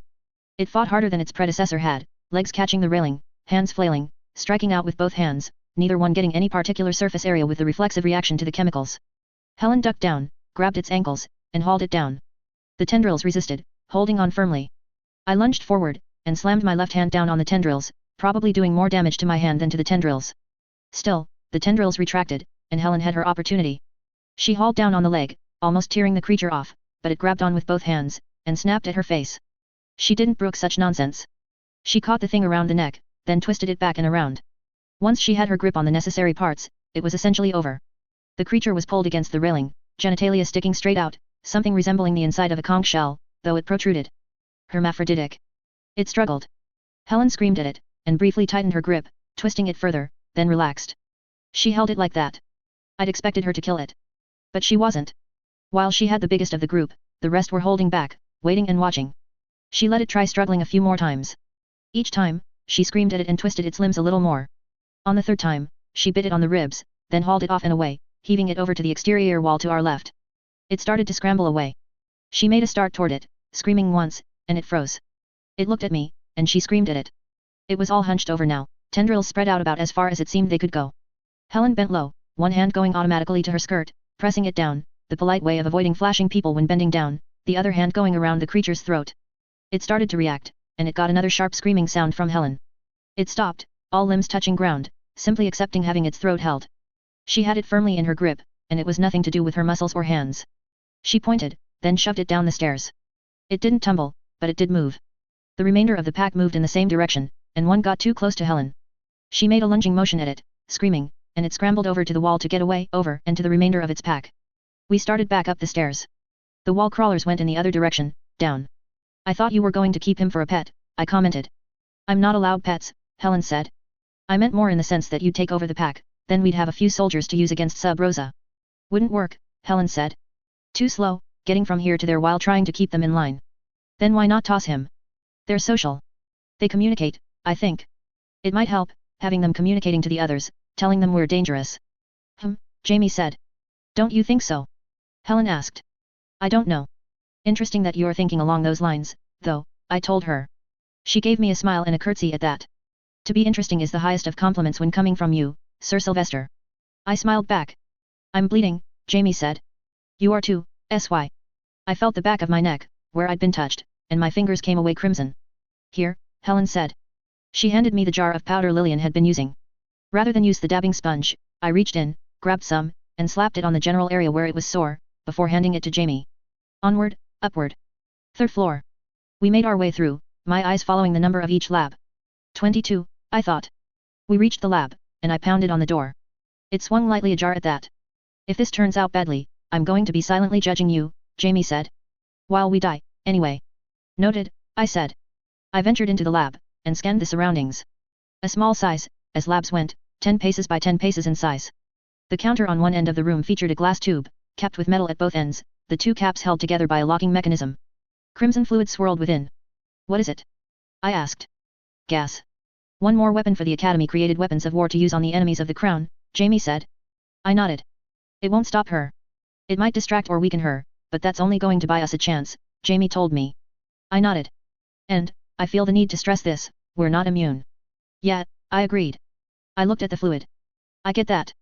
Jamie had been searching through every memory of paperwork and every interview he'd participated in, to figure out what we might be able to use against Sub Rosa. Things that might hurt her or set her back. But he was too clever a boy. He searched through his head, but he did it with rules. He didn't allow himself to consider weapons that were as likely or more likely to hurt us than to hurt Sub Rosa. This was one such weapon, the size of 2 paint cans, stacked one on top of the other. While Jamie and I talked, Helen was going through cabinets. I joined her in doing the same. We found 2 more canisters, much like the first, but the fluids inside were crystal clear. I looked to Jamie. Water, he said. My face fell. But we can use it, he said. I smiled. How? It's a dispersal system. We're filling the air with a thick gas, diluted with water vapor. We use these, we dilute it further, but we make the cloud bigger, decreasing the chance we miss. The mental pictures were becoming clear in my mind's eye. This wouldn't kill her, it wouldn't even hurt her that badly. If it touched us, if we screwed up, then it would hurt us badly, if it didn't kill us outright. My struggles with Sub Rosa thus far had been because she'd been implacable, unstoppable. Now I had the means to push and pull. I had the strings with which I could move Sub Rosa, for the briefest time. But what play to enact with the puppet, for the greatest effect? What are you thinking? Jamie asked. What exactly does this stuff do? Flesh-eating virus, Jamie said. Really? Essentially. I looked at the red tube with a newfound respect. Don't drop it, he said. I won't. You could. In fact, I think I'll take it, just to be sure. I won't drop it. Let me have it. You can hold my book. No. I want to be the one to unleash the flesh-eating plague. I'll hand it over when it's time, but I don't want you unleashing it on us. I won't. Not intentionally, but... Boys, Helen said. Our heads turned. I'm taking it, she said. I'm physically incapable of dropping it by accident. But I started. Carry the other ones, please, she told us. But, I said, trailing off. She met my puppy dog eyes with that infuriating, cute little smile of hers. I walked to the cabinet with the canisters of water, then grabbed the first. I was sweaty, and I had the powder on my hand, which hurt traction rather than helping it. The glass case tipped over and clunked hard against the floor. Shut up, I said. I didn't say anything, Jamie said, in the smuggest of tones. It didn't break, anyway. Ahoy, Jamie said. Shut up, I told him, again, before grabbing the thing and heaving it up and off the ground. Jamie considered a moment, then left his book behind, taking the thing in both hands. We have the means of moving Sub Rosa the way we need her to move, I said. We could bring her up. With the right tools, we might even be able to send her down. We can make her stand still. But... we don't have the means of stopping her, when it comes down to it, I said. Therein lay the rub. A person was only technically dead when their heart stopped, but even that definition was vague, because the Academy had kept people alive without hearts in their chests, using machines to pump heart and brain. When one or both ceased to function, Sub Rosa stopped. We lacked the tools to destroy either. There might be guns here and there, but that relied on luck. Severing the brainstem, or striking the heart, through the armor-like layer of the cocoon. Ideas, SY? Jamie asked. Some, I said. It depends on things. That's amazingly vague, he said. I'm feeling inspired by some of the villains from the dime store novels, I told him. We need to think big. Okay. How mad do you think Gordon would be if I used Shipman as bait? He likes her, Helen said. I don't think he fully grasps it, Jamie commented, but yet. That's why I'm asking, I said. Jamie nodded. He'd probably forgive you, but he'd be mad, I said. And what we're not saying is that time is limited. Do I really want months or years of time with Gordon to be eaten up with him upset at me? Why? It's something Sub Rosa wants, I said. But we can work around it. We should drop these off and scout. See where she is and what she's doing. There were nods from the two. This felt doable. The lack of a means to deliver a sure-killing blow was a big hole in the plan, but one that could be worked around. The possibilities that unfolded in my mind were good ones, fun ones. Ones that people would remember. We carried the glass canisters halfway down, to the 5th floor, and we left them at the exit of the hallway, just by the stairs. Slowly, we crept down, past the swarm of bugs who refused to land on us, past the black wall crawlers who snorted and honked, while refusing to draw near. Warning sounds, I presumed, passed from one group to the next. Social creatures. Past the 6th floor. A whole section of railing and stairway was broken. From the fight between Sub Rosa and Gorger. From the bodies in the hallway, though, I could assume that Gorger hadn't gone into the hallway. If he had, he would have scraped them against the floor. Down another floor. 7th. The way was locked, the door broken, but not broken away. Gorger hadn't gone there either, and I doubted he would have left Sub Rosa to her own devices. Down to the 8th floor. Bottom floor. Sub Rosa was there. People in lab coats were working to tear away wall panels, while she stood there, a metal spike extended in their general direction. Another cluster of people in lab coats was gathered against the wall, huddled together. 20, 30, maybe 40. Gorger lay against the opposite wall. He breathed, but he was limp, the fight gone out of him. He'd lost to Sub Rosa, who had been his father in a way. Yes, she was female, but she'd had a father-like role in his creation, providing the seed and the means for the man to become the monster, and now she had struck him down. We couldn't use the gas like this. We need to use Shipman, to draw her up, I whispered. There was no response from either of the others. They were studying the scene. Are they making a way out?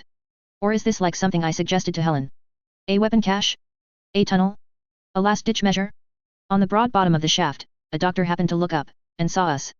I could just barely see the whites of her eyes. She gestured.